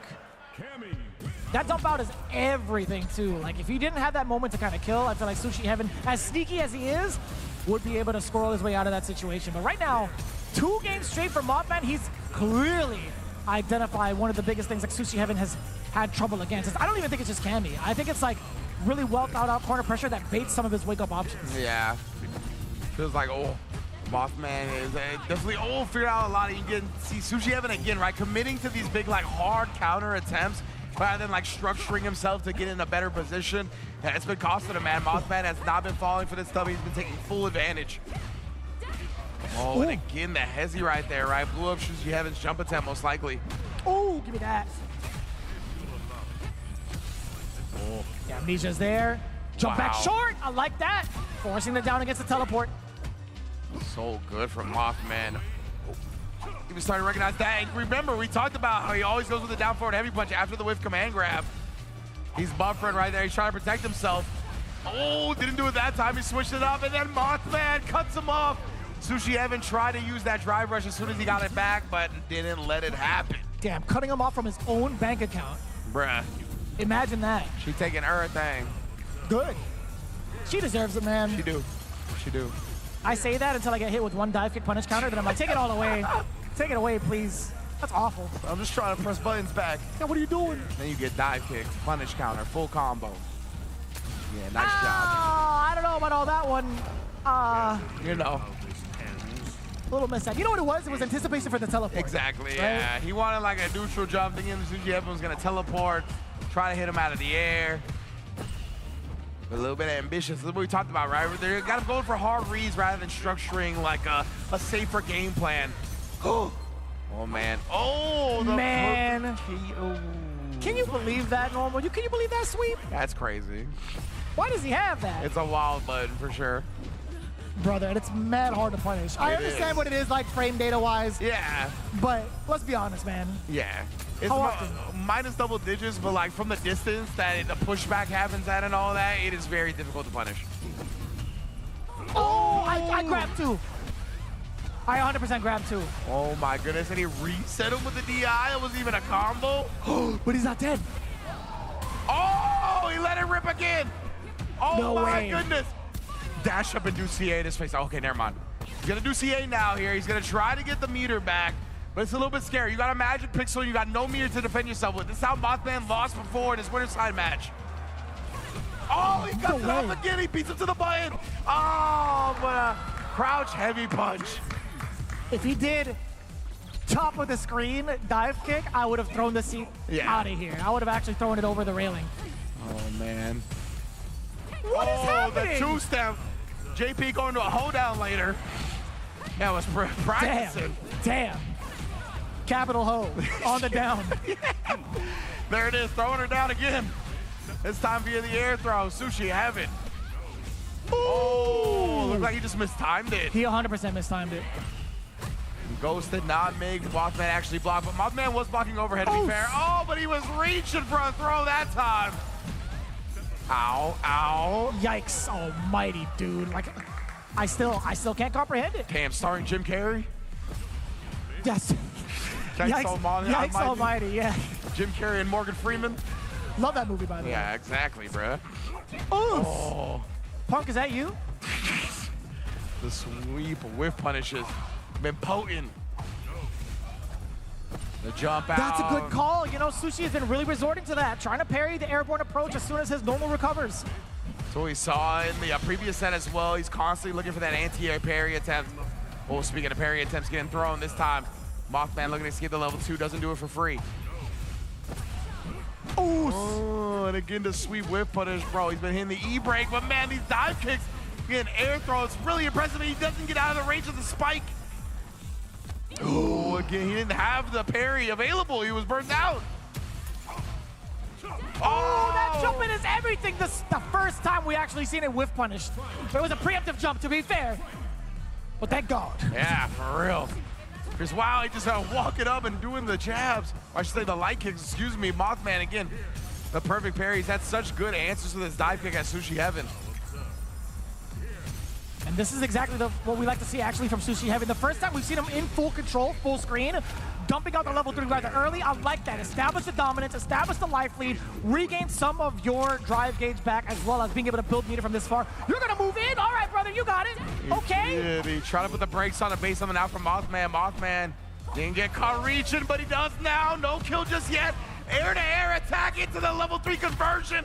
Wait a minute, that's actually gonna burn Sushi Heaven out because it is the CA. Oh man, oh, sorry, started a little bit late. There it is. Oh, he's lucky he did the heavy version of the swipe, or else it would have punched the dive kick. Help me. Oh, we still got the anti-airs, but nothing of it afterwards. Sushi Heaven still in burnout. Out of there. What a reaction. We even got production like, oh, that was sick. Yeah, man, we've seen Mothman. He's been trying to sneak in those quick spin knuckles up against the projectile warfare of JP. I cannot believe that just reached. My man, what size are those Gucci's? 12s. This man got Shaq size feet? Oh, here we go though, Mothman. Doesn't care what size shoe you wear. Ooh. It's all about the man that feels them, but then he drops the combo now. Help me! Oh, the punish counter as well. Sushi Heaven running away with it. Or at least backing that thing up in the corner with it. Oh. Do it like Juvenile told you, girl. Mm-hmm. Like it like that. Right now, though, Sushi Heaven has established his life lead. He wants to make Mothman come to him. Yeah, I like him slowing down the pace. Slow motion for me real quick. We got the teleport. I couldn't hold it in, my bad. Indeed. Two hot boys playing in the cage right now. Turning it up to 500 degrees, slowly but surely. Might need a hot girl in a minute. Oh my goodness. Mothman, can you be the hot Cammy? We shall find out here. He's got to make a big comeback. The level 1 is dodged from the other side. Still alive here. Mothman trying to smother the JP now. Oh, he throws the amnesia. Can he kill with the level 1? He does, Mothman. He only had strike amnesia available because he was burnt out. The hooligan throw countered it. Sick as hell. That was godlike. What a call out. Damn, what a sick set. Match point for Mothman. Legitimate here. And remember, Mothman was up 2-0. Sushi Heaven brought this back. Made it a very close set. Oh. Yeah, and Sushi Heaven keeping Mothman away as much as possible. We got that spike coming in. We do get the parry, and now the back throw. It's time to play the game. No Triple H. Indeed. It is JP's time, brother. And what an escape with the level 2, respecting the spike as well there. Mothman not getting caught slipping. Dive kicking the down forward. Heavy punch down. Baiting out the amnesia. Can this man be stopped? That's hella meaty. Oh Even my. more so off of the leg slicer. That should be the rest of the game. You dump out the rest of the damage. No, he didn't go for a full route. He didn't. Sushi Heaven's living. Should be alive here, but still burnt out. Remember that. He's got one level to defend himself with. He tried to wake up command grab. I like the cut of this guy's jib. He be jibbing. Yeah, he do. He be cutting. Oh my goodness, Sushi Heaven. No He's not way. actually gonna get the chance to chip him out. Uh-oh. It's a real ball game still. Sushi is alive here, Mothman. Oh my goodness, he gets caught in the counter hit on red. Is Sushi Heaven actually gonna force the final round? He burnt himself out again, I didn't even notice. Oh, the level 1, he thought my man was gonna let it rip. I don't blame you one bit. But man, the patience. Finally, Mothman completes that set. It felt like it was gonna get away from him so many times though. He made a read of the century. And you know what's crazy? It wasn't even too far-fetched. No. Because you see the access point of like the game right in front of you with burnout and with chip a possibility. Yeah. There's no way you're gonna dodge it in time. Yeah. There's no way, I mean, do you have enough to even like amnesia that? Probably not. Like, I don't think so. Enough time to amnesia that? Probably not. So I can understand the method behind the madness, but damn was that a reach. Yeah, 100%, right? It was like one of those things that you see that is like, damn, son, you are a nut. but at the same time, it was one of the only things he could have done to actually survive in the moment. So I like the cut of his jib, 100%.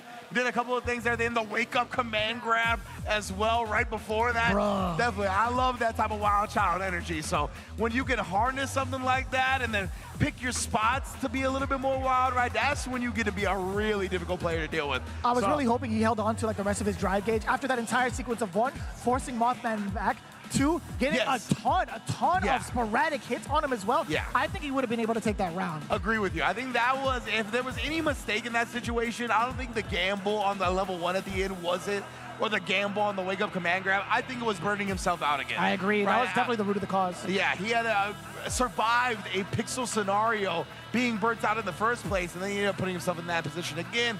It was just too much to ask at that point to really survive it twice. But I love the spectacle. I love the fact that it went to 2-2 down to the final round, or at least semi-final round. Yeah, it was extremely close. We were a pixel away from getting a final round, essentially. But yeah, the fact that Sushi Heaven was down 2-0, he was able to bring it back. Some real nice adjustments. The hard reads started finding their home as well. He was just really able to make it close. You gotta imagine Mothman had to be like heart beating out his chest by the end of that set. Going from so in control for it to almost slipping through his fingers. But well done to clutch it out and move on to loser semifinals. I can't believe it too. You know what's wild? Sushi Heaven has a Kami face-plated leverless. That's kind of, that's a different type of meta. That's facts. That is definitely a different type of meta. But I like it too. I mean, like he's made a lot of really good calls. I'm talking about Sushi Heaven. A lot of really solid calls against Mothman, sneaking in a lot of these resets, the DI, and also having Portal cover him majority of the time when it came to his offense. And that was going to be death either way, right? I was like forcing the error against Mothman with the instant overhead jump medium. But yeah, I mean, like even after times like these, it could have been so dastardly. As we get closer to the points where Sushi Heaven withstands this pressure, builds his bar back, right? Man. Oh my God. Yeah, that was the crouch heavy punch, right, where Mothman almost brought it back while he was on a pixel. I was way off, by the way. No, it's okay. We had so many of these moments where they were like both in burnout, or both really low on life and drive gauge. Like the resource battle back and forth was ridiculous. The quick spin knuckle getting called out by the teleport. Like you could see the big sigh from Mothman right there, knowing that he was on 2-0 lead for it only to be found here. Yeah, going past the level 1 right there. So many like just barely missing by pixels moments. I love the command grab to cause the amnesia. Man, now I forgot that's how the round before this ended. This set was incredible. And then, yeah, in this instance, right, this is after he had already burnt himself out again. Bets on the level 1 there, thinking Mothman would take the opportunity on the minus frames for JP to get that last bit of chip in. Like I said, I like the gamble, but really where the mistake was burning himself out on the second time. Damn, you already know. When there's a crowd roaring by the octagon, that only means one thing. It's Chump Slayer coming back into the octagon, going up against Axel. And you see the Fitz crew coming through. They got the shirts to represent. We are switching up to the Terry, by the way, from the side of Axel. I know Lashar is Axel's favorite player. My man plays the Ed and the Terry, just like his boy, which I love to see. I've definitely been playing this character a bunch myself. Really love the Terry. So excited to see. Up against the Jury, too, it should be an interesting matchup, both with ground traveling projectiles. So you don't get like the bypass that both of these characters actually receive via other characters. Oh. Overhead. Overhead, bruh. And yeah, that boy Terry, overhead merchant, bruh. He opens up that code, overheads all day, every day, and they gonna do enough damage. He hitting you with the what are you buying? Bro, have you seen MYK play Resident Evil lately? Yes. Bro, he is a Scream fanatic, brother. It's so funny. Anyways, no jump scares here. It's just raw aggression and damage. Overhead! That was meaty. What are you buying? Oh my goodness, bro. I'm buying this whole combo, all this damage. Oh, the perfect parry on the projectile as well, but Chump Slayer stuffs him. Somebody screamed for their life when they saw the perfect parry. Somebody went, ah! Somebody got jump scared. The jump scares are here, baby. It's Street Fighter 6. They exist one way or another. Axel, though, takes it down. The Chump Slayer to start the game. I don't know what it is about the voice actor for Terry, but he definitely reminds me of like Yu Yu Hakusho Yusuke Urameshi. Anytime he does Spirit Gun, like the way he hits like that vocal cue where it's just like kind of raspy and really aggressive. It's so good. It's so good, dude. It's how I want my protagonist to sound. True. Oh, nice one. I man, hate when shot it's some punish cracks. counter. The character just flops to the ground like lifeless, dude. Yeah. It's so sick. Cracks you just immediately. Yeah, man. Oh, Accurate effects. Oh, now so the full hot stock. It was nicely spaced, but Axel, oh, the hezzy, blowing up Chump Slayer, switching up the pace like Luka Doncic. Ugh. I can't believe it, too. I still can't believe it. I can't believe we have that guy. The hezzy again, bruh. Think I'm gonna go fast, I'm gonna go slow with it. You think he's still playing Marvel Rivals? Overwatch fam. I felt like he's playing a little bit on the stream, too. Oh, yeah. okay. I know for sure he's a big Overwatch guy. I hope he plays Marvel Rivals. Ooh. Oh, that would make me a happy camper. Oh my God! Smoked! Oh yeah! The Renko kicks, the heavy kicks. My goodness, bro, those are high damage starters for your jury as well. And that's an even higher damage starter. The rising tackle baited out. Damn. Efficient with the meter as well. Didn't have to spin any super. We locked and loaded in round 3. It's wild, dude. On the Guile stage, air chump down off of the anti-air. My man posing in the background. What is he doing? Uh-oh, feng shui time. Never mind. Yeah, puts it away. He went for the dash starter, right? Yeah. Okay. Where you hold the button down, you get like precisely. the dash, right? He wanted Jane to drive. Oh, the walk-up jab, though, didn't catch Chump Slayer flinching. Ooh. No. Yeah, it wasn't even a punish, yeah. Missing the overhead. Oh, I need Chump Slayer to do an OD DPOS. Because Axel has been doing the driver's cancel overheads a lot. And those can be exposed with that gap. Yep. Oh, takes them down with the crouch medium kick, though. You're definitely laying down the framework for a much more successful defense. And it's one of the things that's used in like extremely, I want to say like not even like extremely high. I want to say like adequately high levels. Yeah, I agree. Like it's like not even at just competitive level, right? It's like at high level.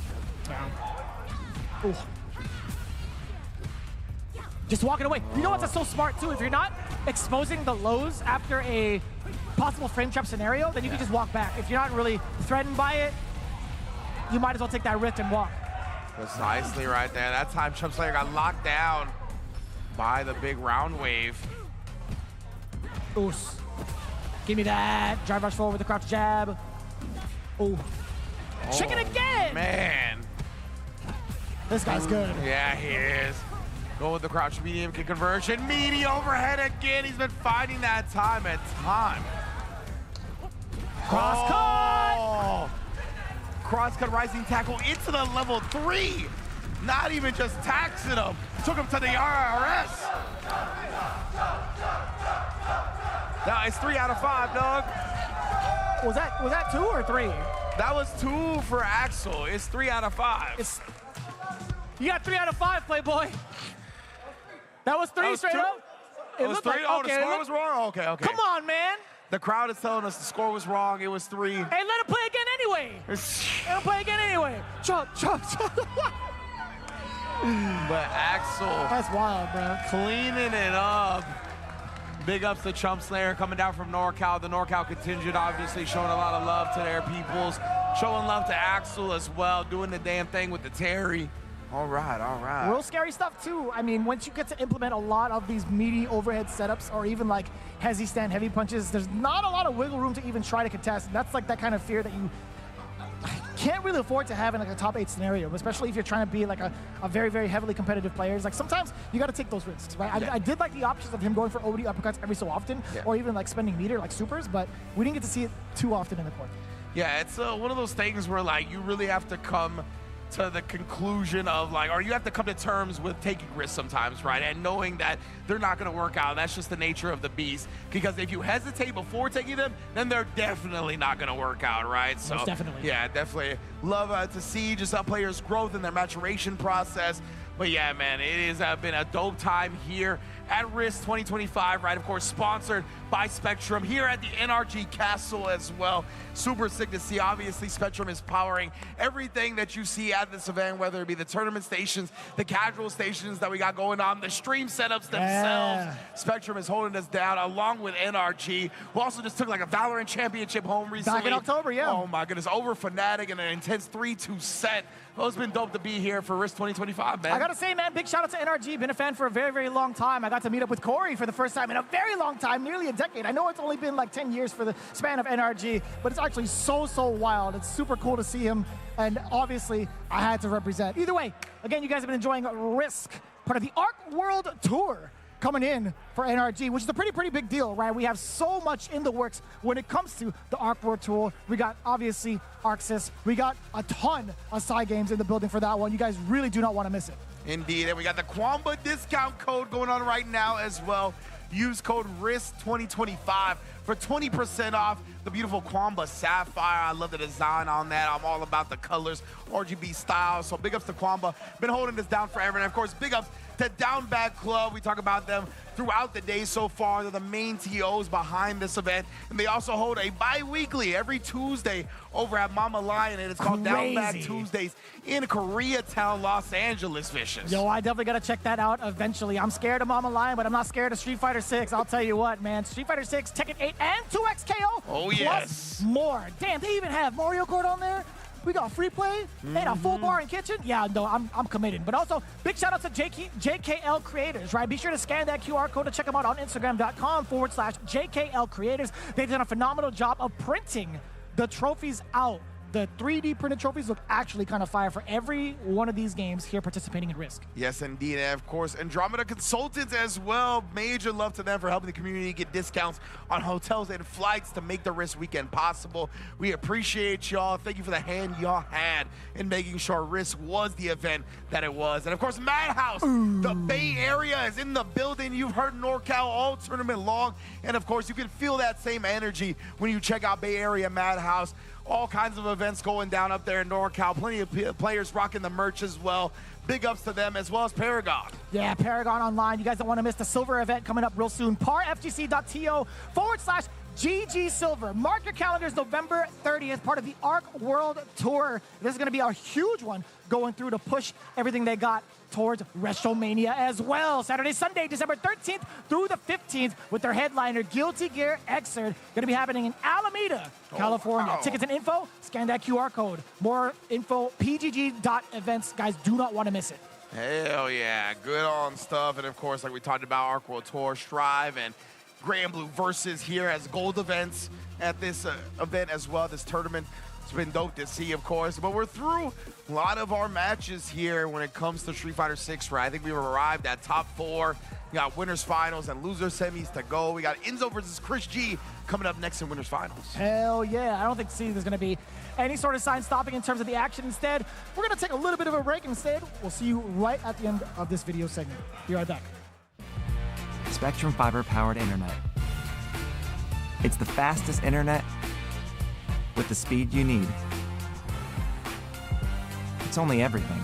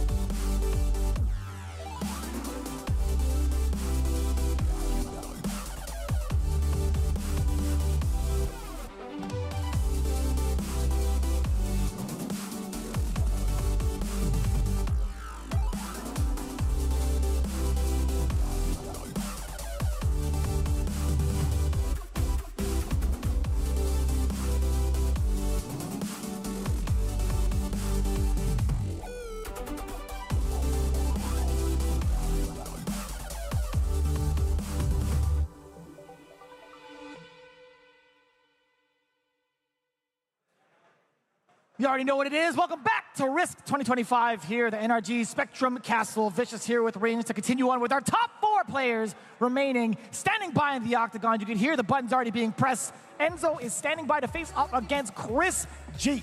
Yes, indeed, right. Clash of 2 Titans here is going to be an immensely impressive winners finals, I'm sure of it. So you got Enzo, the phenom at 14 years old, incredible gameplay, bringing the Sagat into the cage, going up against the veteran Chris G, coming through as, I mean, already collected some hardware this weekend as he's one to do, taking City of the Wolves, and he's here to try to collect a Street Fighter 6 trophy. Oh yeah! Damn, already? He's already won City of the Wolves, so you know he's coming for 2 trophies in a single day, as he's done plenty of times in the past. Enzo looking to stand in his way and protect the home turf of SoCal.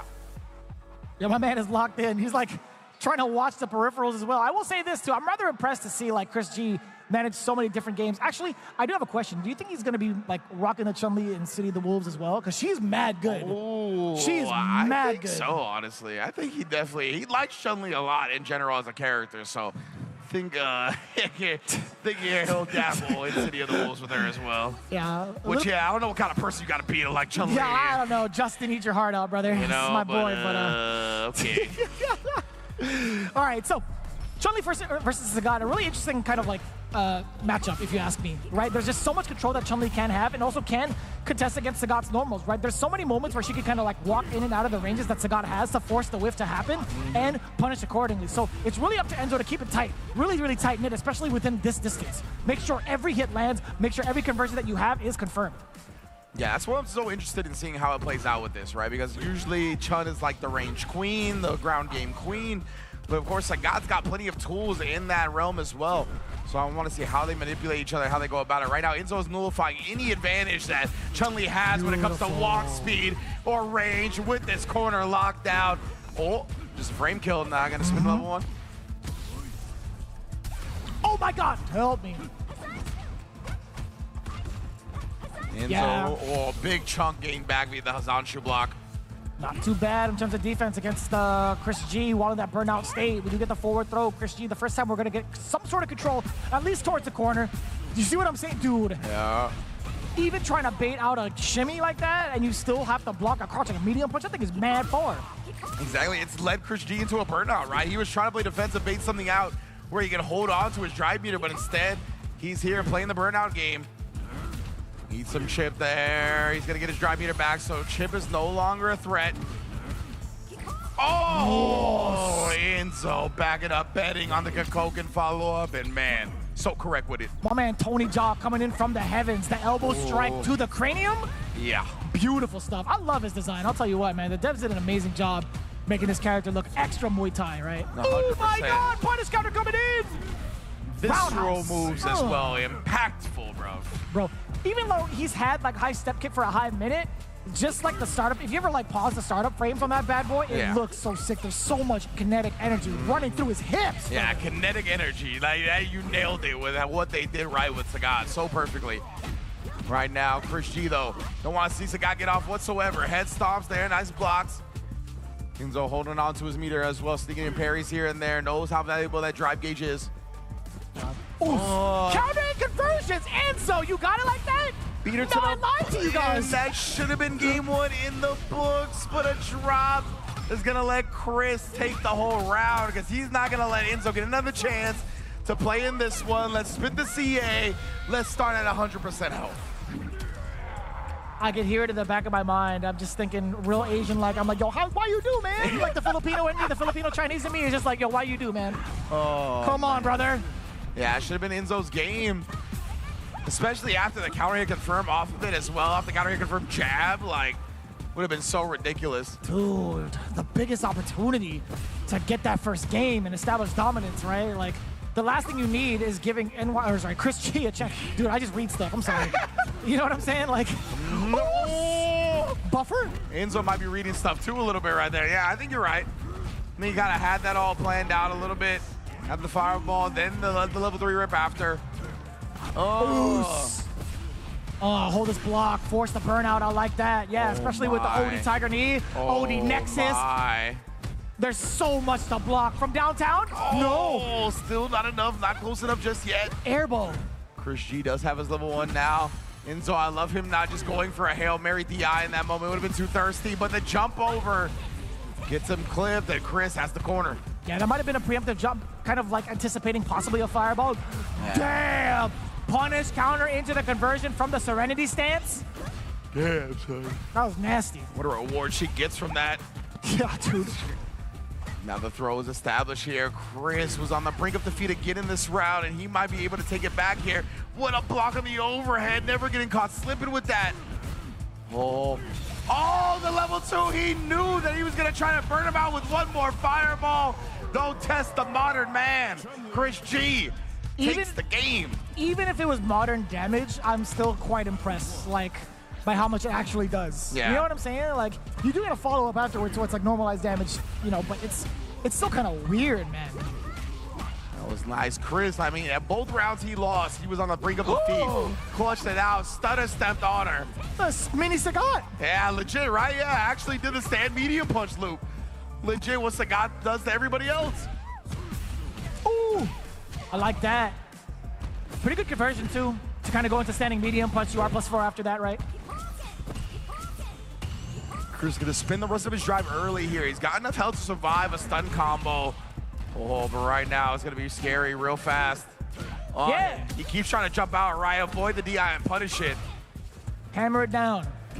Uh-oh, no, that's way too close for any sort of heavier knee. Yeah, even with the burnout, the +4 additional frames, he still got punished easily. Oh. I like that. Yeah, it locks down Chris G. He has to crouch to avoid the high tiger shot. We're running out of ends, really, when it comes to like trying to drive rush on forward, trying to perfect parry some of these fireballs as well, which he does successfully. Wow, Chris's defense is just insane right now. Nice little conversion. Or Echo just committed, or Echo Enzo committed to the target combo, caught Chris G off guard. My time. Yeah, for real. Can tell who I play.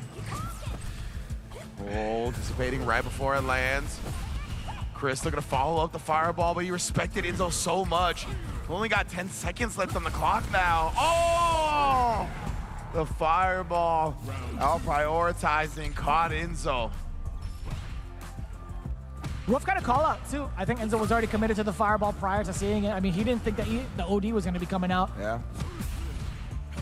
Checking the walk back is Enzo. The defense still somewhat sturdy, right? Taking damage off of the overhead isn't too dastardly, too dire.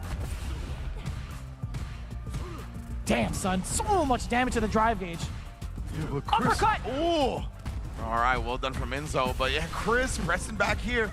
Chris just won't be opened up, man. His defense is looking crazy in this set. Even dodging the drive reversal there doesn't get a big punish, but nonetheless, the DI is a little bit too far away. Try to catch Chris swinging into it. Oh, the handshake just barely whiffing. There it is. Yeah, that's plus. He jumped out of the way. And now he regains his drive gauge. Air legs finds the mark, but it wasn't any sort of counter. No punish counter. Enzo's still fine. He still got his one eye. Oh, yeah, indeed. That's all he needs. Chris G burns himself out via all this drive rush pressure. Oh, handshake of destiny. Not going to be too big of a conversion unless he actually supers. Yeah. Oh, punish counter. Oh, and Chris has got a level 3 avoiding the throw, betting again on the air legs. Huge reward here to go up 2-0 on Enzo. It's kind of sick, too. Yeah, plenty of time to convert it, manually input the level 3, get all of the damage output, maximum potential. Also, 2 games up to 0 against Enzo so far. Chris G now in control in the corner. We get the forward throw. What's the pressure going to be like afterwards? An interruption coming in from Enzo. That's gonna tell you could tell Chris is feeling a little frisky now. We saw the 10 show kicks after the Zanshu minus frames. There, he tried to pop off with it again. Couldn't find the mark, and Enzo making the most of it now. He's still focused. He's still composed. Again, but Chris, he will not flinch in the face of these medium punches. Medium kicks, standing, crouching, low tiger shot, etc. Uppercut. Not there. Nowhere to be found. The uppercut's on a milk carton. Man's MIA. Gets me every time. Oh! The 10 shows once again. This time Chris does pop off. He wasn't gonna guess between another elbow and a throw, so he just 10 show kicks it away. Oh. Yo, this riff though, it's kind of nice. Never heard the song before. Yeah, for real. To this point, we're getting deep into the track. Oh, throw. Oh, no way, Modern Man! Oh, man, and yeah, shut down outright. I was wondering if Enzo was going to be able to cancel into like an uppercut or a super of his own, but looks like he got caught with something else. Chris G now on set point. I forgot they have the Ultra Street Fighter 2 arranged BGM in this game as well. So like you'll hear like classic sort of like Street Fighter 2 tunes. Gotcha. Slightly altered. Yeah. I was like, huh. Sounds pretty sick. Forward roundhouse, uppercut, dash up, +4.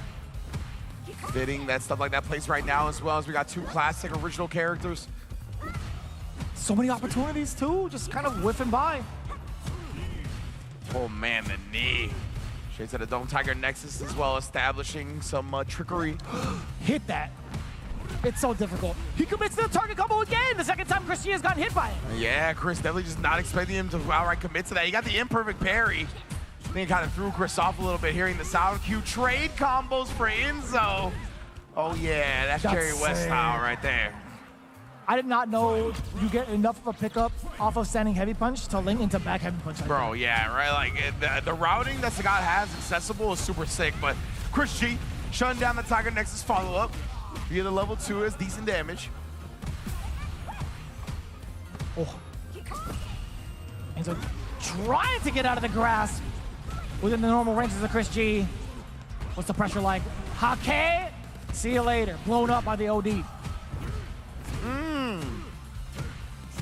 Then again, man, Chris walking out of range there. Didn't get the full conversion off the Tiger knee punish, though.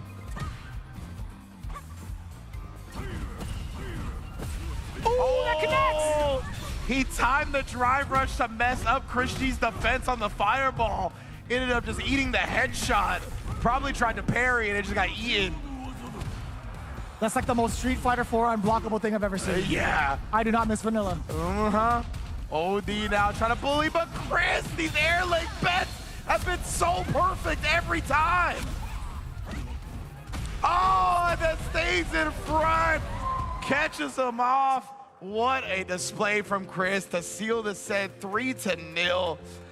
That was that had to be reversal perfect parry, right? Yeah, so I imagine it was tap perfect parry, and then he thought Chris was gonna end up on the other side, so he was blocking the wrong way, which is why he got punish countered on the tap parry, right? Because of course you can block out of parry, but if you're blocking the wrong way, yeah. They did add the fact that you have to block a direction now if you're looking for the perfect parry, right? And that opens up stuff like that, where even if you're blocking, you might not be blocking the right way, and now you get clipped. It's one of those instances like you have to make that decision. Is Chris gonna commit to a normal or not? And are you gonna be brave enough to ODDP? Yeah, right? exactly. Like you don't have to worry about a side when it comes to hugging the corners. Yeah. Especially in this game too. So it's a tough call. Obviously in hindsight, and obviously from like an outside perspective, it's like, man, DPs would have blown that up, right? Sure. But it's still such a risky play to call. Yeah, and I like your analysis of the situation because it's exactly kind of what we saw Chris do.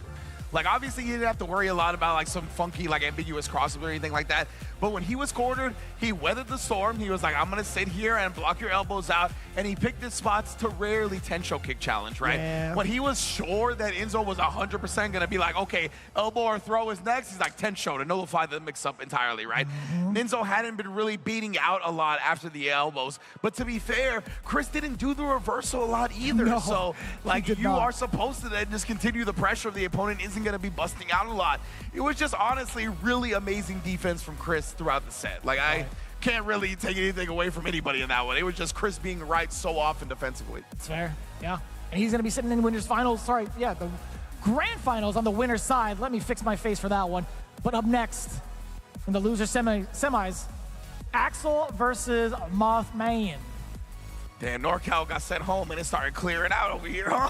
Yeah, they were rolling like 30 to 40 deep. yeah.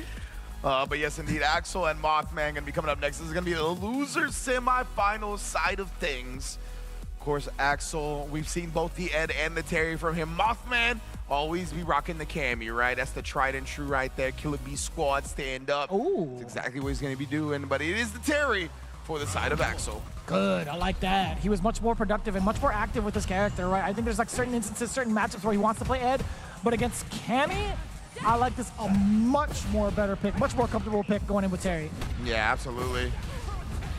Feels like he gets slugged out properly. He's got good answers. That stand medium kick catches a lot of preemptive jumps from Cammy. You know, we talk about the dive kick getting punish counters on crouch medium kick reversals and whatnot. If you press that stand medium kick, it'll hit Cammy out of the startup of her jump so often in that footsie range. It's kind of wild. It's funny because like I feel like he has a real Shoto kit to him in terms of like frame data, in terms of reach as well, conversions off of certain special moves. It feels very, very similar. Absolutely. Oh, try to walk away and press a button and just got thrown. Now Axel, you see that backdash. Oh, and then the overhead reset as well. Make a Mothman pay for that dive kick attempt, my goodness. DP, rising tackle. +1. Quick burn, forced to stand up to block. Side switch, I like that. Yeah, Much better. Mothman committing to the OD for the side switch. Ooh, parry the flash. Help. Can we force the burn out? We do, actually, for both ends. That's real slick. Mothman. Actually, this is the first time Axel's been checked normal cancel into drive rush into a heavier normal. So that's got to be a wake-up signal now going forward for Axel. Exactly right. We were calling for Axel's last opponent to use some OD DPOS, but it wasn't happening. Mothman is definitely going to be one using that all the time. So a lot of these like drive rush cancels and overhands or not, they're not going to fly. He's going to have to set it up off raw drive rush. And he might do it off this level 3, honestly. That's that prime spot to maybe sneak something like that in. We'll see, though, Mothman with all kinds of meter back. Oh, I definitely flinched. Anytime I see that ground wave, yeah, I'm freaking out, man. Flower.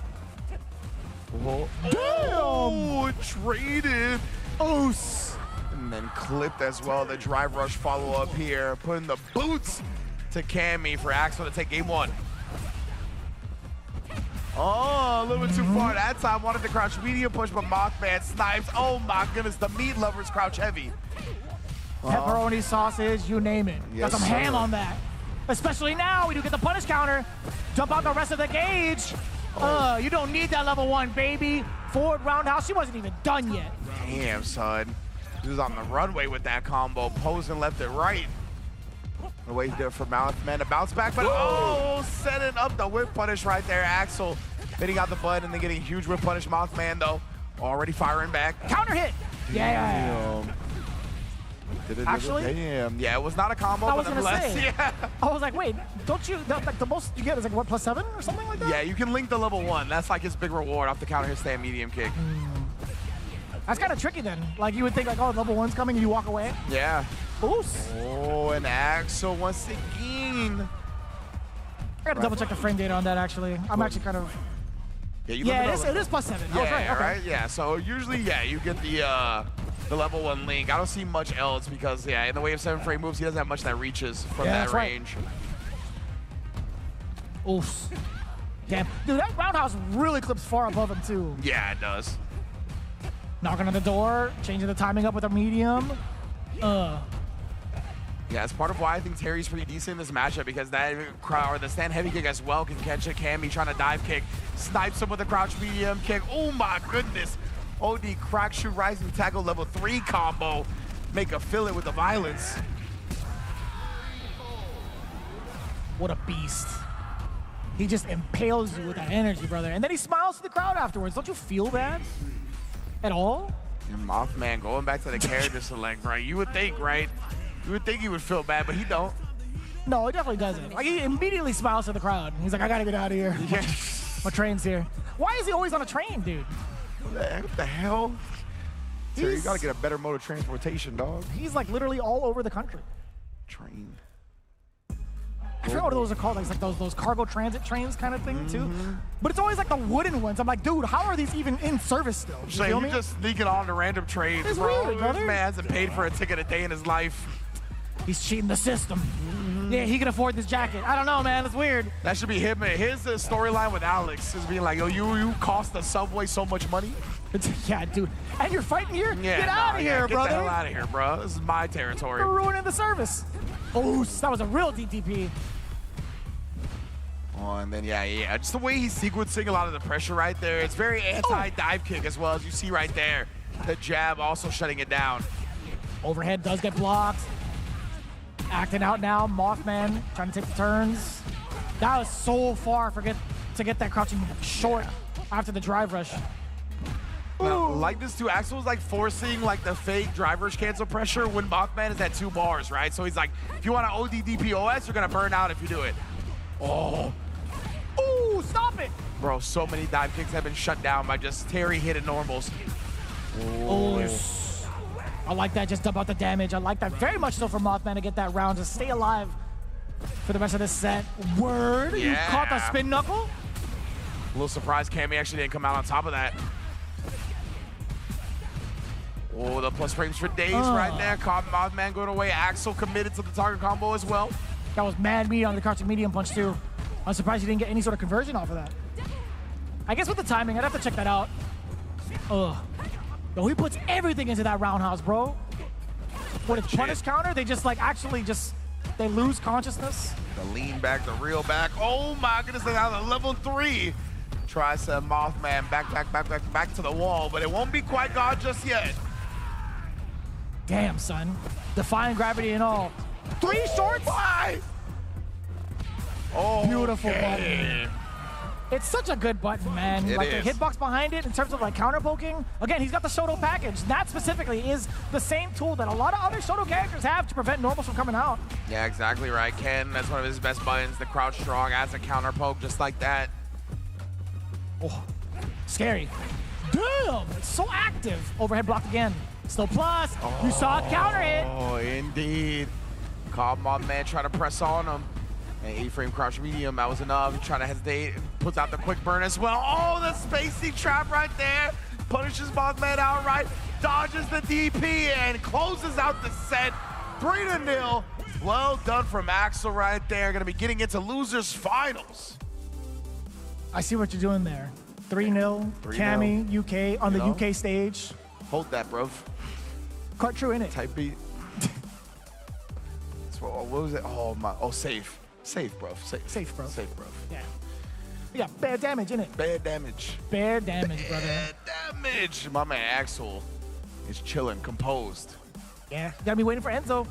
Enzo hanging out in losers finals, doing a real impressive job, at least with that Sagat up until this point, man. He had a really rough shot against Chris G, but I figured like he's got a lot more time to kind of prepare for a different type of beast. Axel doing a phenomenal job with both Ed and the Terry. Yes. Real wild. Indeed. So I wonder what he's gonna pick for the Sagat matchup. If he's gonna play the Terry or the what's it called? The Ed, of course. Yeah, I think I like the Ed a little bit more. I like Ed much more in the matchup in comparison to Terry. Yeah, I've actually played a decent amount of Terry and Sagat, and I think it's not the easiest thing in the world for Terry. Like, he can definitely win the matchup. It's not outright horrible. It's not like, I think, switch-worthy if you don't play another character. But if you do play another character, I think there are definitely plenty that do better against Sagat than Terry does. Yep. Like, I did think the normal range is a little bit hard for him. He's got to, like, make some commitments. Like, the ground wave is pretty strong, but, like, in the matchup, it's one of the easier projectiles to Tiger Knee because of its ground traveling. So, yeah, just in general, I think he gets kind of outranged by Sagat as well. So, it'd be an interesting matchup to see, but I do like Ed on paper a bit more. Oh, most definitely, right? I mean, just one of the things we really kind of highlight, which will be a little bit after this replay, is like the reach that Ed has. We'll dive into it a little bit further after this, though. But again, one thing to really consider is like Axel's activity when it comes to corner pressure is very difficult to manage, right? He'll go in for tick throws. He'll go in for delayed timing on crouching medium punches. He uses the entire arsenal, especially around the light, around the plus frames he can produce with the fierce as well. It's very difficult to even try to commit to like either a drive reversal during some instances, even try to delay tech, even try to jump. Rising tackle covers it so well. As you can see, man, Axel's covered so much of that space, so many of the options against Mothman in this exact corner, and even so, if you try to swing back, punish counter happens. Yeah, exactly. Like, it's really a hard time to figure what Axel is going to approach you with in the corner or when he has any type of offensive opportunity. Like, a lot of the time, you'll see players kind of fall back on like 3 options that they'll cycle through, right? And they're very strong options. They make you like RPS, and they're effective. This dude Axel is like showing you, like you said, the full smorgasbord of options here, right? We even saw like the jab, jab, slide delay, walk up, micro walk, jab again. Hell yeah, dude. Like you don't see a lot of players do that, period. So seeing him like implement that along with everything else, yeah, I really like the way he's looking. And he is going to go with the Ed to go up against the Sagat to start. Makes a lot of sense. We talked about making sure that a lot of your normals land as Sagat with intent, all right? As we talked about it between Enzo and Chris G, this is the same similar concept when it comes to someone like Ed having very similar types of ranges as Chun-Li, if not better, also enforced with the flicker. Yeah, precisely, and that's exactly what Enzo's going to have to deal with now. Oh, it's exactly that, right? Oh. Yeah, Save jump. Nowhere. Oh! Yo, speed bagging all the way through. I like that. He went for the knees first, then to the chest. That was actually dope. That was cool, man. You apply though, Enzo, you already know. Definitely gonna be looking to fire right back. Oh! But that whip punish, that's gonna be another thing that's very easily accessible for Axel in this matchup. He's gonna play outside those ranges and he's never gonna whiff on his punish attempt against Sagat's normals. Damn, and he covered the parry OS into the drive rush, right? Even a lot of Japanese players, they'll tend to hold it just like that, and so he's learned his lesson. Just gonna keep swinging, right? Drive rush into a button and guarantee the punish for himself. Trying to put the E-break on, but Axel wasn't committing to anything big. Enzo, though, he gets the big opportunity to cash out here, and most definitely will. That's wild, dude. So much damage on the table, even prior to the level 3 ripping, but forced to do it, had no choice. I mean, obviously in Burnout, you want to make sure to ensure that you get that round, right? You want to make sure that Axel doesn't get away with murder by letting him live and trying to enforce a mix, because if his defense is better than yours, then your offensive pressure, you're smoked while you're in Burnout. Uh-oh, that's going to be a punish and a half off of the Tiger Knee. Tiger Knee. Oh, big trade. Oh my God, Enzo though this time. Be able to close this one out, drive rush in for some more pressure. You saw he delayed it a little bit just in case the Axel woke up with anything. Now though, the level 3 finds the mark. This is gonna put Enzo in a dire situation when it comes to the drive gauge. Oh,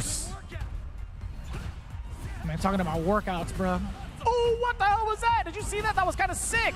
Even better, the low step kick gets perfect parried. Close to Burnout is Enzo, and stuck in this corner. Trying to catch a couple of whiffs.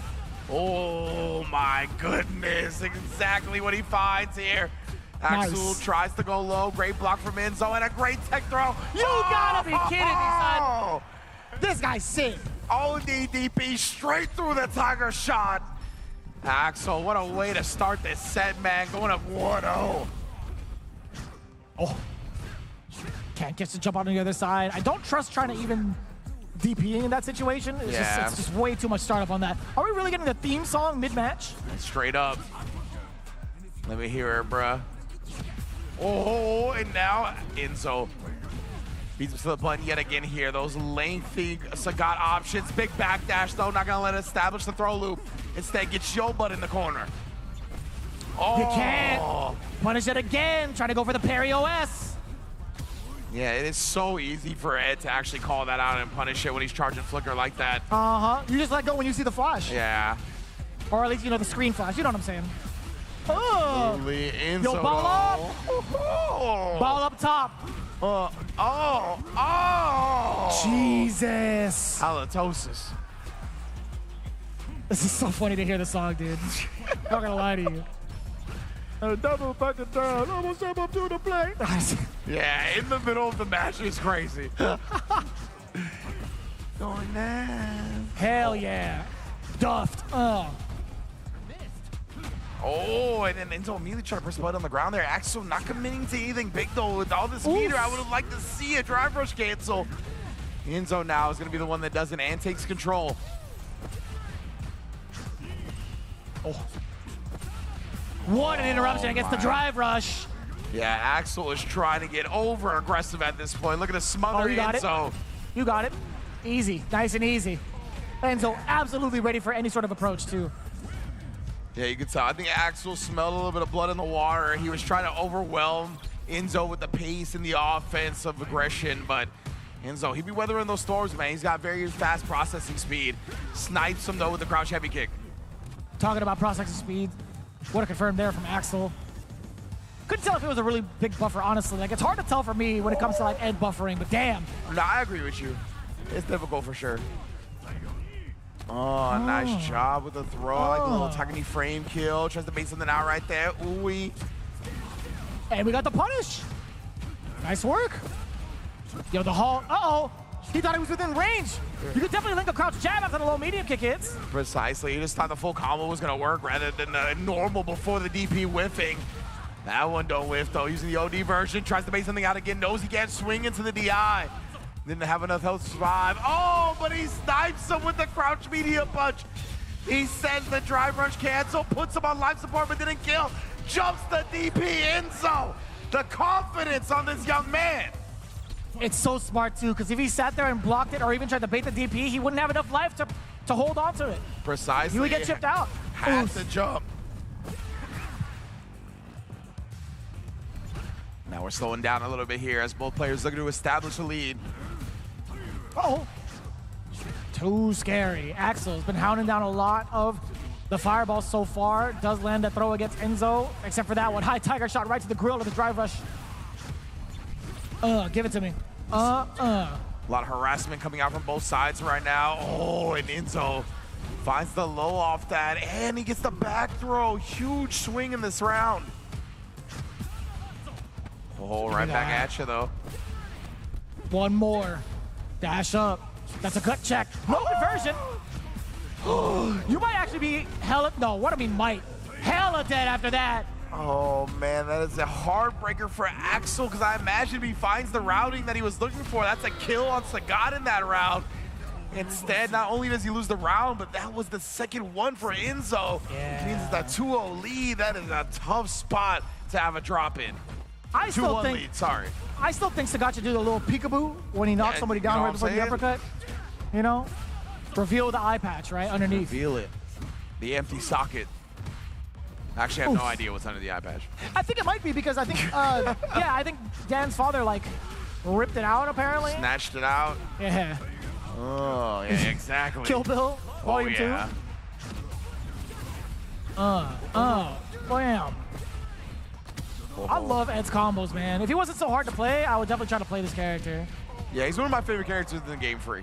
Like, legitimately. Yeah. And Axel responded in kind here. Puts another round on the board here. He's starting to find some composure. Oh, counter hit. Some grit. Oh, speaking of counter hits as well, I like that snipe out against the drive rush. Give it to me. We got the single bounce, baby. What's your sleep number? Oh, come on, man. Oh, damn. So I couldn't afford that joint. Oh, too expensive. Yeah, my man. Not the purple mattress. Oh, trying to reach just on the edge of those flicker buttons. Get the forward throw yet again, implying that pressure. Oh. Yeah, you can't press after that. There you go, just like that. When it looked like the set is gonna start getting away from Axel a little bit, and Enzo had complete control. He has bounced back. We are at a final game between these two. Os. Force that pressure yet again. Oof. Yeah, that's gonna be the big whiff punish. Enzo closing the gap with the Tiger Knee, trying to get that. Oh my God, I didn't even know where that trade was gonna go between the two. Yeah, legit. Oh my, it wasn't enough to actually complete the traversal part of the 5H. Give me that. Forward throw. That jump is everything, yes! Oh, the jump medium. Such a potent tool, as you say, it reaches so far. You get the dream conversion off of it as well. Oh man, one round away from Axel. It's pretty sick to see, man. Like, even if you jump from further out, those extensive limbs that he has into the flicker stance really is just so far reaching. I keep thinking like flicker stance as an actual like block, like boxing stance rather than the special move. Yeah, I feel you on that though. Uh-oh, he pressed the button. He did indeed. We're gonna get the side switch. Yes, sir. Kitchen sink right in the gut, but now with the ODDP, Axel burns himself out. He's got one bar to defend himself, but will he have the timing correctly? He does not. Enzo's gonna get this punish and the DI reset. You're dead, bro. Yep. Hella dead. And that's why it was a huge bet, and why you have to be sure to get that level 1 at the proper time. You throw it away, and Enzo's just gonna kill the remaining life you have. I like that he cut the combo short instead of like finishing for damage and then trying to go for the drive impact because Axel was so close to getting level 1. Precisely, right? He knew exactly the routing that he needed to take. Enzo, though, still locked in this corner by the Ed range. Ooh, countering conversion too. Ooh, the uppercut, you know it. Not clear for takeoff just yet. Forward throw yet again. Apply that pressure. Drive rush, bait! That was super sick. He didn't get the full kill off of it, though. Oh, tries to pop off with that. Look at the chop. Finally challenged the drive rush. Oh, and Axel pressing the big fears with punishing Sagat and getting into grand finals. Wild to call, man. Enzo successfully got the burnout.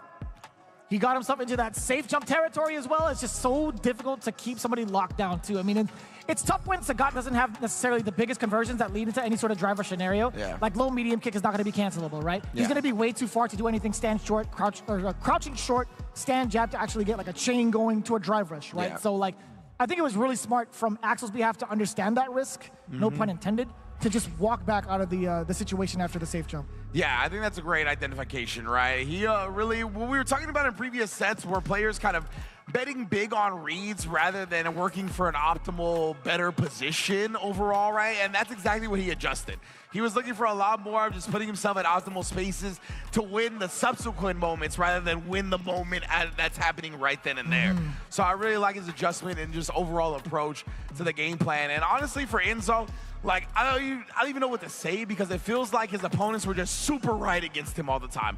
Yeah. Like, Enzo, like, Axel's offensive reads in this set were immaculate. They were as good as Chris's defensive reads in the winners finals. Facts. So, like, when you're just going up against two players that are right so often, it feels impossible to take them down. Yeah. And Enzo made it a close set. He did a really good job. He exploited where he could. It just felt like Axel was really clutch in the moments he needed it the most. Most definitely. This is definitely another instance of Enzo on the other side being clutch as well. Like being down on both life and drive gauge. Crazy like knowing comeback. for sure that he wasn't allowed to drive impact back and still waiting for his opportunity to confirm into the crouching medium punch, into the drive rush.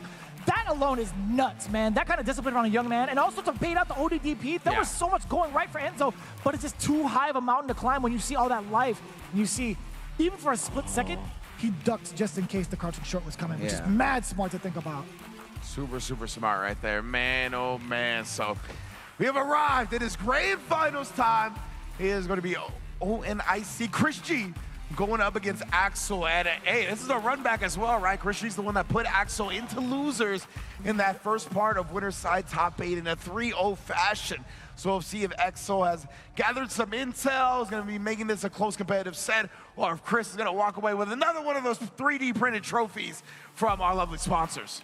I don't even think he drove here, right? Like, how he's gonna fit it all in like his Uber or like carry it back to whatever place he's staying at? I don't know. But I definitely hit him up afterwards, like, hey man, you'll be winning all these tournaments, right? So you're gonna hook it up with pizza tonight after this? He's like, trying to grab this pizza afterwards? He's like, I'm down for drinks. I'm like, listen, man, that wasn't the question. Oh, excuse me. Oh, that wasn't the question, fam. Man, so I'll try. But I said thank you. I said thank you, though. Right? No, but in all seriousness, no. Chris G, one of the biggest questions we do ask towards Axel, really, is what character you're going to be coming out swinging with, right? We've seen what happened between him and Ed. Didn't work out in his favor in the way that Chris G controlled the situations a lot of the times, 3-0. How do you feel about Terry Chun? Terry Chun, I think that Terry honestly can kind of hang a little bit. Like, I think his range is obviously not as good as Chun's, but the speed of them and like the whole combination of his walk speed, the range, his own normals, I feel like they're good like counter pokes to Chun. I feel like he can actually like play around that distance that she wants to play at, and his walk speed is good enough to manipulate her. And the ground wave I think is pretty strong as well, and that's what Axel is going to go with, at least to start the set, is the Terry. Makes sense.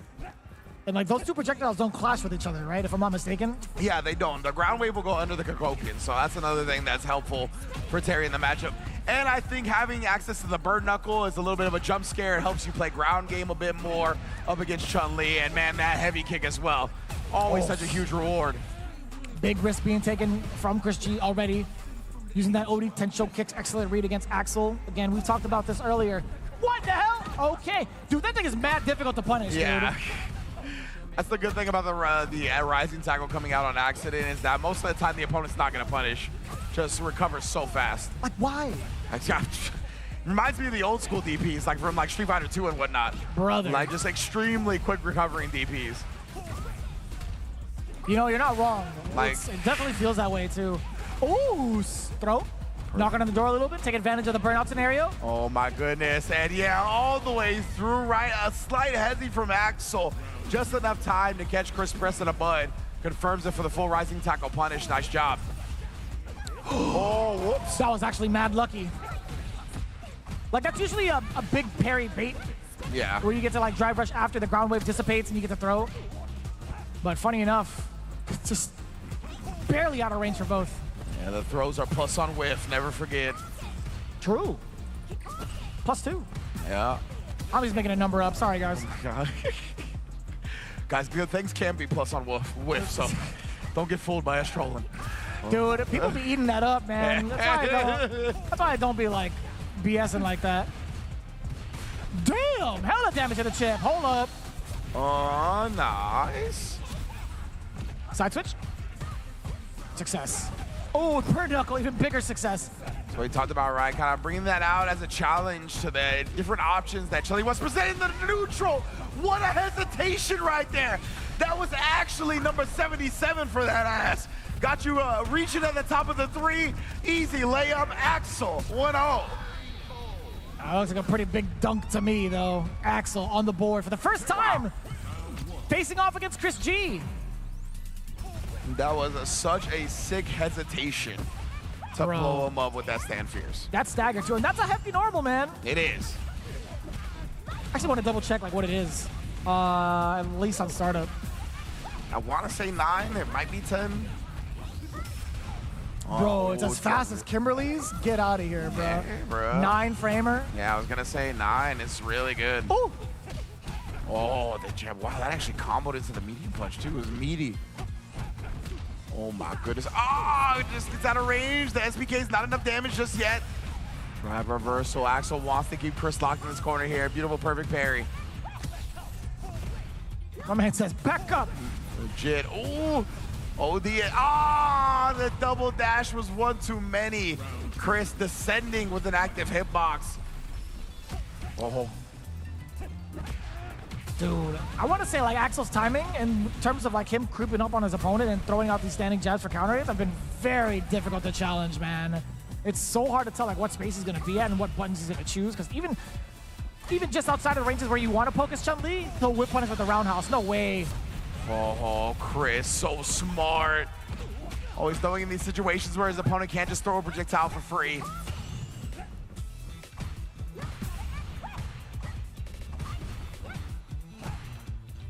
Oh, man. Oh. Punish counter. Are you kidding me? Against the stab? That was wild. Recognized it as well to switch straight to the crouch medium, but after finds the overhead finally. Yeah, I was going to say the level 3 cancel was not going to kill. Oh, damn. Bird knuckle to whip punish the fierce. He tries it again. Oh, my goodness. And would it be minus, I be DPing. Axel. That is, you know, that's some gusto. That's some balls. Oh, yeah. I like that. Put him on the table. Oh, nice job, though. My man said negative frames are just a concept, bro. Yeah, bro. Man-made. He says social constructs, not for me. I'm a free spirit. That's the phrase I was looking for. Right on. Oh man, you know Axel went to Woodstock. His past life, he was at Woodstock 100%. Oh my God. The side shooter beat the round wave, I mean the power wave, and then this time stomp him out. Brother, I forget that she could do that in the air. Isn't that wild? Like, she's got hella access to damage. She do. The Chun-Li players are gonna be like, "What are you talking about?" Oh man, I don't want to hear it from the Chun-Li players. Oh my God, that was mad far. The crouch medium punch, bro. We got a sword normal of our own. Side of Terry.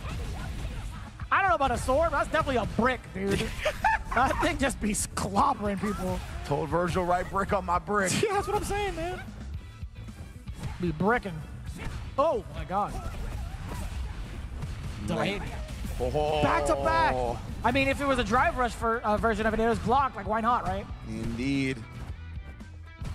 Back to back, he was looking like 96, 97. Oh no, he tried to combo with the forced knockdown jungle point to get that rising tackle, and it wasn't enough, and then he got caught pressing buttons after the lightning legs. Oh, buddy. Chris still in burnout, by the way. Axel trying to move on in. Little by little, can't afford to throw a fireball. You know Marta's gonna be ready for it. Counter hit, nothing too big out of it. Wow. Yeah, like you said, right, nothing too big out of it. He was burnt out, whatever maybe special he tried to end the jabs with didn't come out. There was nothing to easily flow into. Oh my God. Gotta hold that. Dude, chunks of the drive gauge just disappearing. I was gonna say, when you eat the back-to-back fierce as well, like your drive gauge gets deleted. Yeah, I don't mind building this back up this way. Smart level 2, just gonna take the knockdown, baits out the rising tackle. Oh, wait a minute. Little flub. Jesus, dude. Oh, and sniped the 7-frame crouch medium kick of Chun-Li. God, the sound of it just packing heat, bro. Oh, Word. Yeah. Chris has really recognized that Axel has turned up the aggression while he's in burnout, right? Knows that Terry has cheap sequences that keep him plus while chipping you down. So Chris deciding to bet early, and he was right. You are a dirty man. Wow. I like that. I like that about you, Axel. You ain't afraid to go for the gusto. For real. Right, committed to the target combo. It's not hit confirmable, so you gotta commit to it. Then he chose to get himself safe with a drive rush to only DI at the end. Definitely some wild decisions. Oh, he got hit. Everybody gets hit by that, right? Yeah. Like most recently, this top 8. No way, brother. Oh, yeah, we saw Chris do that exact thing earlier, right? Axel, he wants the drive reversal in a fireball, but against Chun-Li with 2 bars, it's not gonna happen. A little bit too far for that conversion, though. Snipes as soon as he gets the meter back. Chris G up 2-1 in grand finals. He just be agreeing with himself. You know what I'm saying? Oh, It's like, yeah, that was he pretty definitely good. does, 100%. He be doing that. Oh, it's so hard to confirm off of Terry's low forward, bro. Yeah, it is. I don't think that window's big enough. I mean, like, it's weird to say that, but genuinely, it's like, dude, it's crazy, man. It's crazy hard. Yeah, like the target combo is legitimately, I think, only 13-frame window. Like, you literally can't react, you know? As far as the other ones, though, I forget. But yeah, as far as target combo goes, is that. Now we're abusing the burnout. Crack shoot all day, every day. We're on the corner, but throws him out of the DI as soon as he settles on it. And he gets all of his drive gauge back. Drive reversal, Axel, the one starving. You can't throw those fireballs. That was a punish counter, full through. Oh. So we're really starting to see some nuances of the matchup that he's not ready for, right? Like he's done like drive reversal into fireball. He's done back throw to fireball. It's been really difficult. Oh my goodness. Now, those are really honestly awesome points. You can tell that Axel just not quite as well versed. Chris G is again baiting out the throw this time. Oof. Oh yeah, calls out the fake safe jump. But my goodness, bro, Chris, he smells blood in the water. He smells another trophy to add to his hardware case. Oh. Oh, the little hezzy from Axel. Trying to bait up something for Chris. He got it. Indeed, raw level 3 here. Massive damage coming in, and Chris is fully loaded on the drive meter. Uh-oh, that's one more. Last hit, we might find our champion now. Chris G trying to put out the OD Kokoken as well here. Play impatient, you can see Axel buffering here, left and right. Oh, baits out the 10 show kicks. We're going to another round. What a bet to make. With how aggressive Axel was, that was a very highly educated guess from Chris G. However, there was an informant in his head. Yeah. Oh my God. To burn knuckle again here, and again the timing on these fierces been really blowing up Chris G's defensive fuzzies. Oh, this is tough. Playing on the harassment. You let Axel live for that last round. Just believe he's going to come in spades. He's got 3 bars to him. He just needs a single hit conversion, and it's lights out against Chris. Oh, there's the Tensho that time, right? Yeah, utilizing the OS. Right here, though, Axel wakes up with a jab, showing no fear. Confirms into the level 3. And it looks like we got a final game in our first set of grand finals. Now, again, if Axel wins this next one, we still got a whole nother first of 3 to go through. But he is still here, and he's still in this set. OD has Zanshu. We do get the counter hit.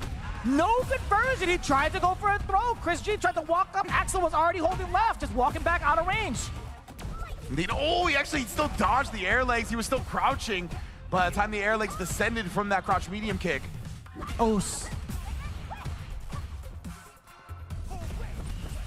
Looking rather dry just a bit. Oh, you missed the rising tackle, but barely. And you went for the big one yet again. Chris G's got plenty in the tank to go into the OD Tensho. Fell into the dead zone on the first one, baits the second one. Championship point yet again for Chris G. Indeed, 1 round away here. Oh, rising tackle. And that time, yeah, just it doesn't do anything, and that is very punishable on block, including by a lot of ODTPs. Oh my goodness, the level 2. Wow, the OD power wave. It actually clipped Chun-Li. Past the invincibility frames, really unfortunate for Chris G, but Axel, he's taking it. Oh, the wall jump. He even planned on that. He was just a little far off. Jump taxes him. Oh. We got the forward throw now. Gets to walk up, does get the counter hit, backs away. Has to hold all this pressure, plenty of chip to come through.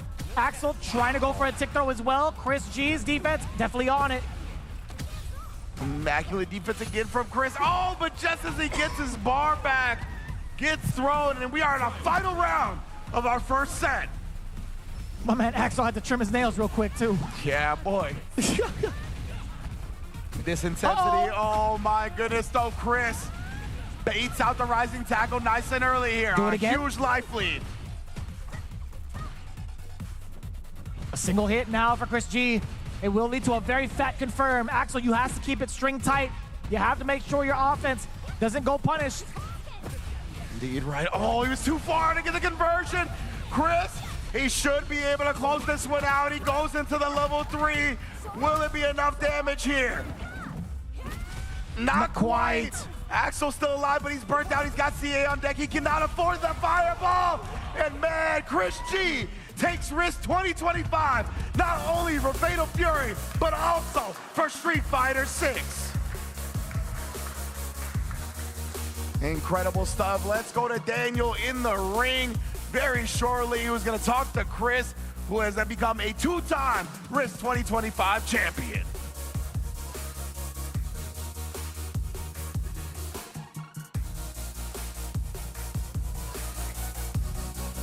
All right, Chris G won not 1, but 2 whole tournaments today here at RISC 2025. How does it feel to take them both, man? The only 2 tournaments you entered today. It feels pretty damn good, you know? Like, I knew Fatal Fury would be a little easier, but for Street Fighter, obviously, a lot of the best of California, you know, came through. These kids, they making me sweat. I'm hot as hell, and yeah, it feels good to still get it, you know? Yeah, we'll let you get some rest because, you know, you got 2x KO bracket tomorrow. You feeling good about that? Oh yeah, for sure, man. You know, 2 W's so far. I got 1 more game. Let's see if we can pull it off. Another W. All right, let's see it. All right, we're going to throw back to the casters, I believe, for a moment. No? Sorry, okay. Can we get our top 3 players on stage here for some awards? I think we need Enzo and Axel. I don't know where Axel went. I'll get y'all up here real quick. We have a little award ceremony. Okay. But there's Enzo. He's coming. Okay, we got them both coming through. And my co-TO Brando coming up with his amazing trophy. We'll have to get a shot of that. Made by our sponsor, JKL Customs.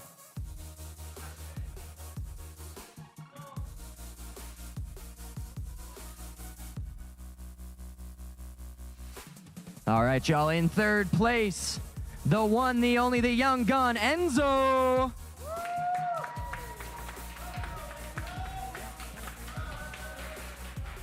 And in second place, almost making it to the run back, it's Axel.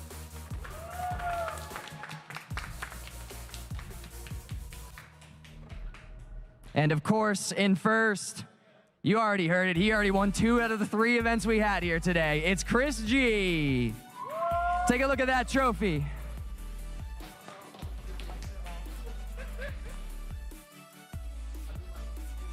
All right, congratulations, y'all. Thanks for being here. We're going to be back tomorrow, but for now, the venue's going to close down. If y'all are still here, start making your way to the exit. We'll be opening up again at 11 a.m. tomorrow. And until then, I'm going to throw it back to our casters to say goodnight. Thanks, y'all.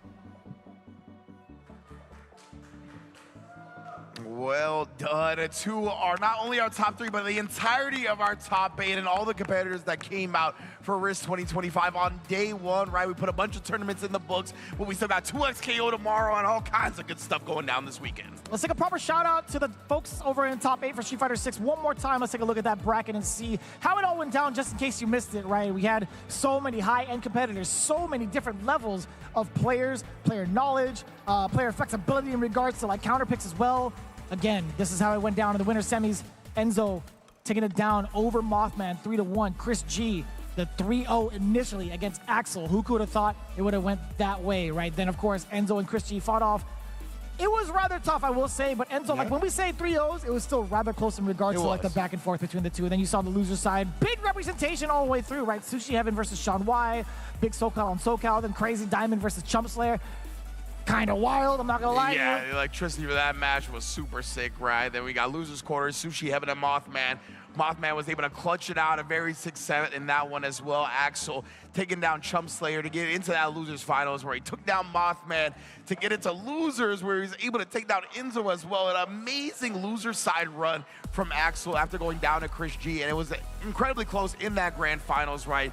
Him and Chris going back and forth, very nearly ended in a reset bracket, but Chris was able to clutch it out and take home another championship here at RISC. Yeah, man, it's really, really cool. It's my first time being here, getting invited to the NRG Spectrum Castle, a really, really cool place in general, and also mad respect to the org for everything that they've done, opening our doors, their doors, excuse me, up for the FGC. It's been quite a blast. Hope you guys have been enjoying yourselves all weekend long. Any final words, Ringe? Nah, man, just be sure to tune in tomorrow. We got some elite 2XKO competitors in the building, right? Noon and Leffen are going to be duoing as a one unit here at this tournament, trying to get that duo bonus. Obviously, Chris G just got second at first attack. Jonathan 10A is going to be here, who just got first at first attack. Yes, indeed. So it's going to be a great tournament tomorrow. Be sure to be tuning in. You'll find it on all the channels. I think it's going to be here on Down Back to Blog as well as on Leffen's channel. So you'll be very easily find the tournament tomorrow. But yeah, man, I'm good. Let's get out of here, bro. Yes, sir. We'll see you guys tomorrow. Be safe, be good to each other, and we'll catch you bright and early tomorrow morning. Peace.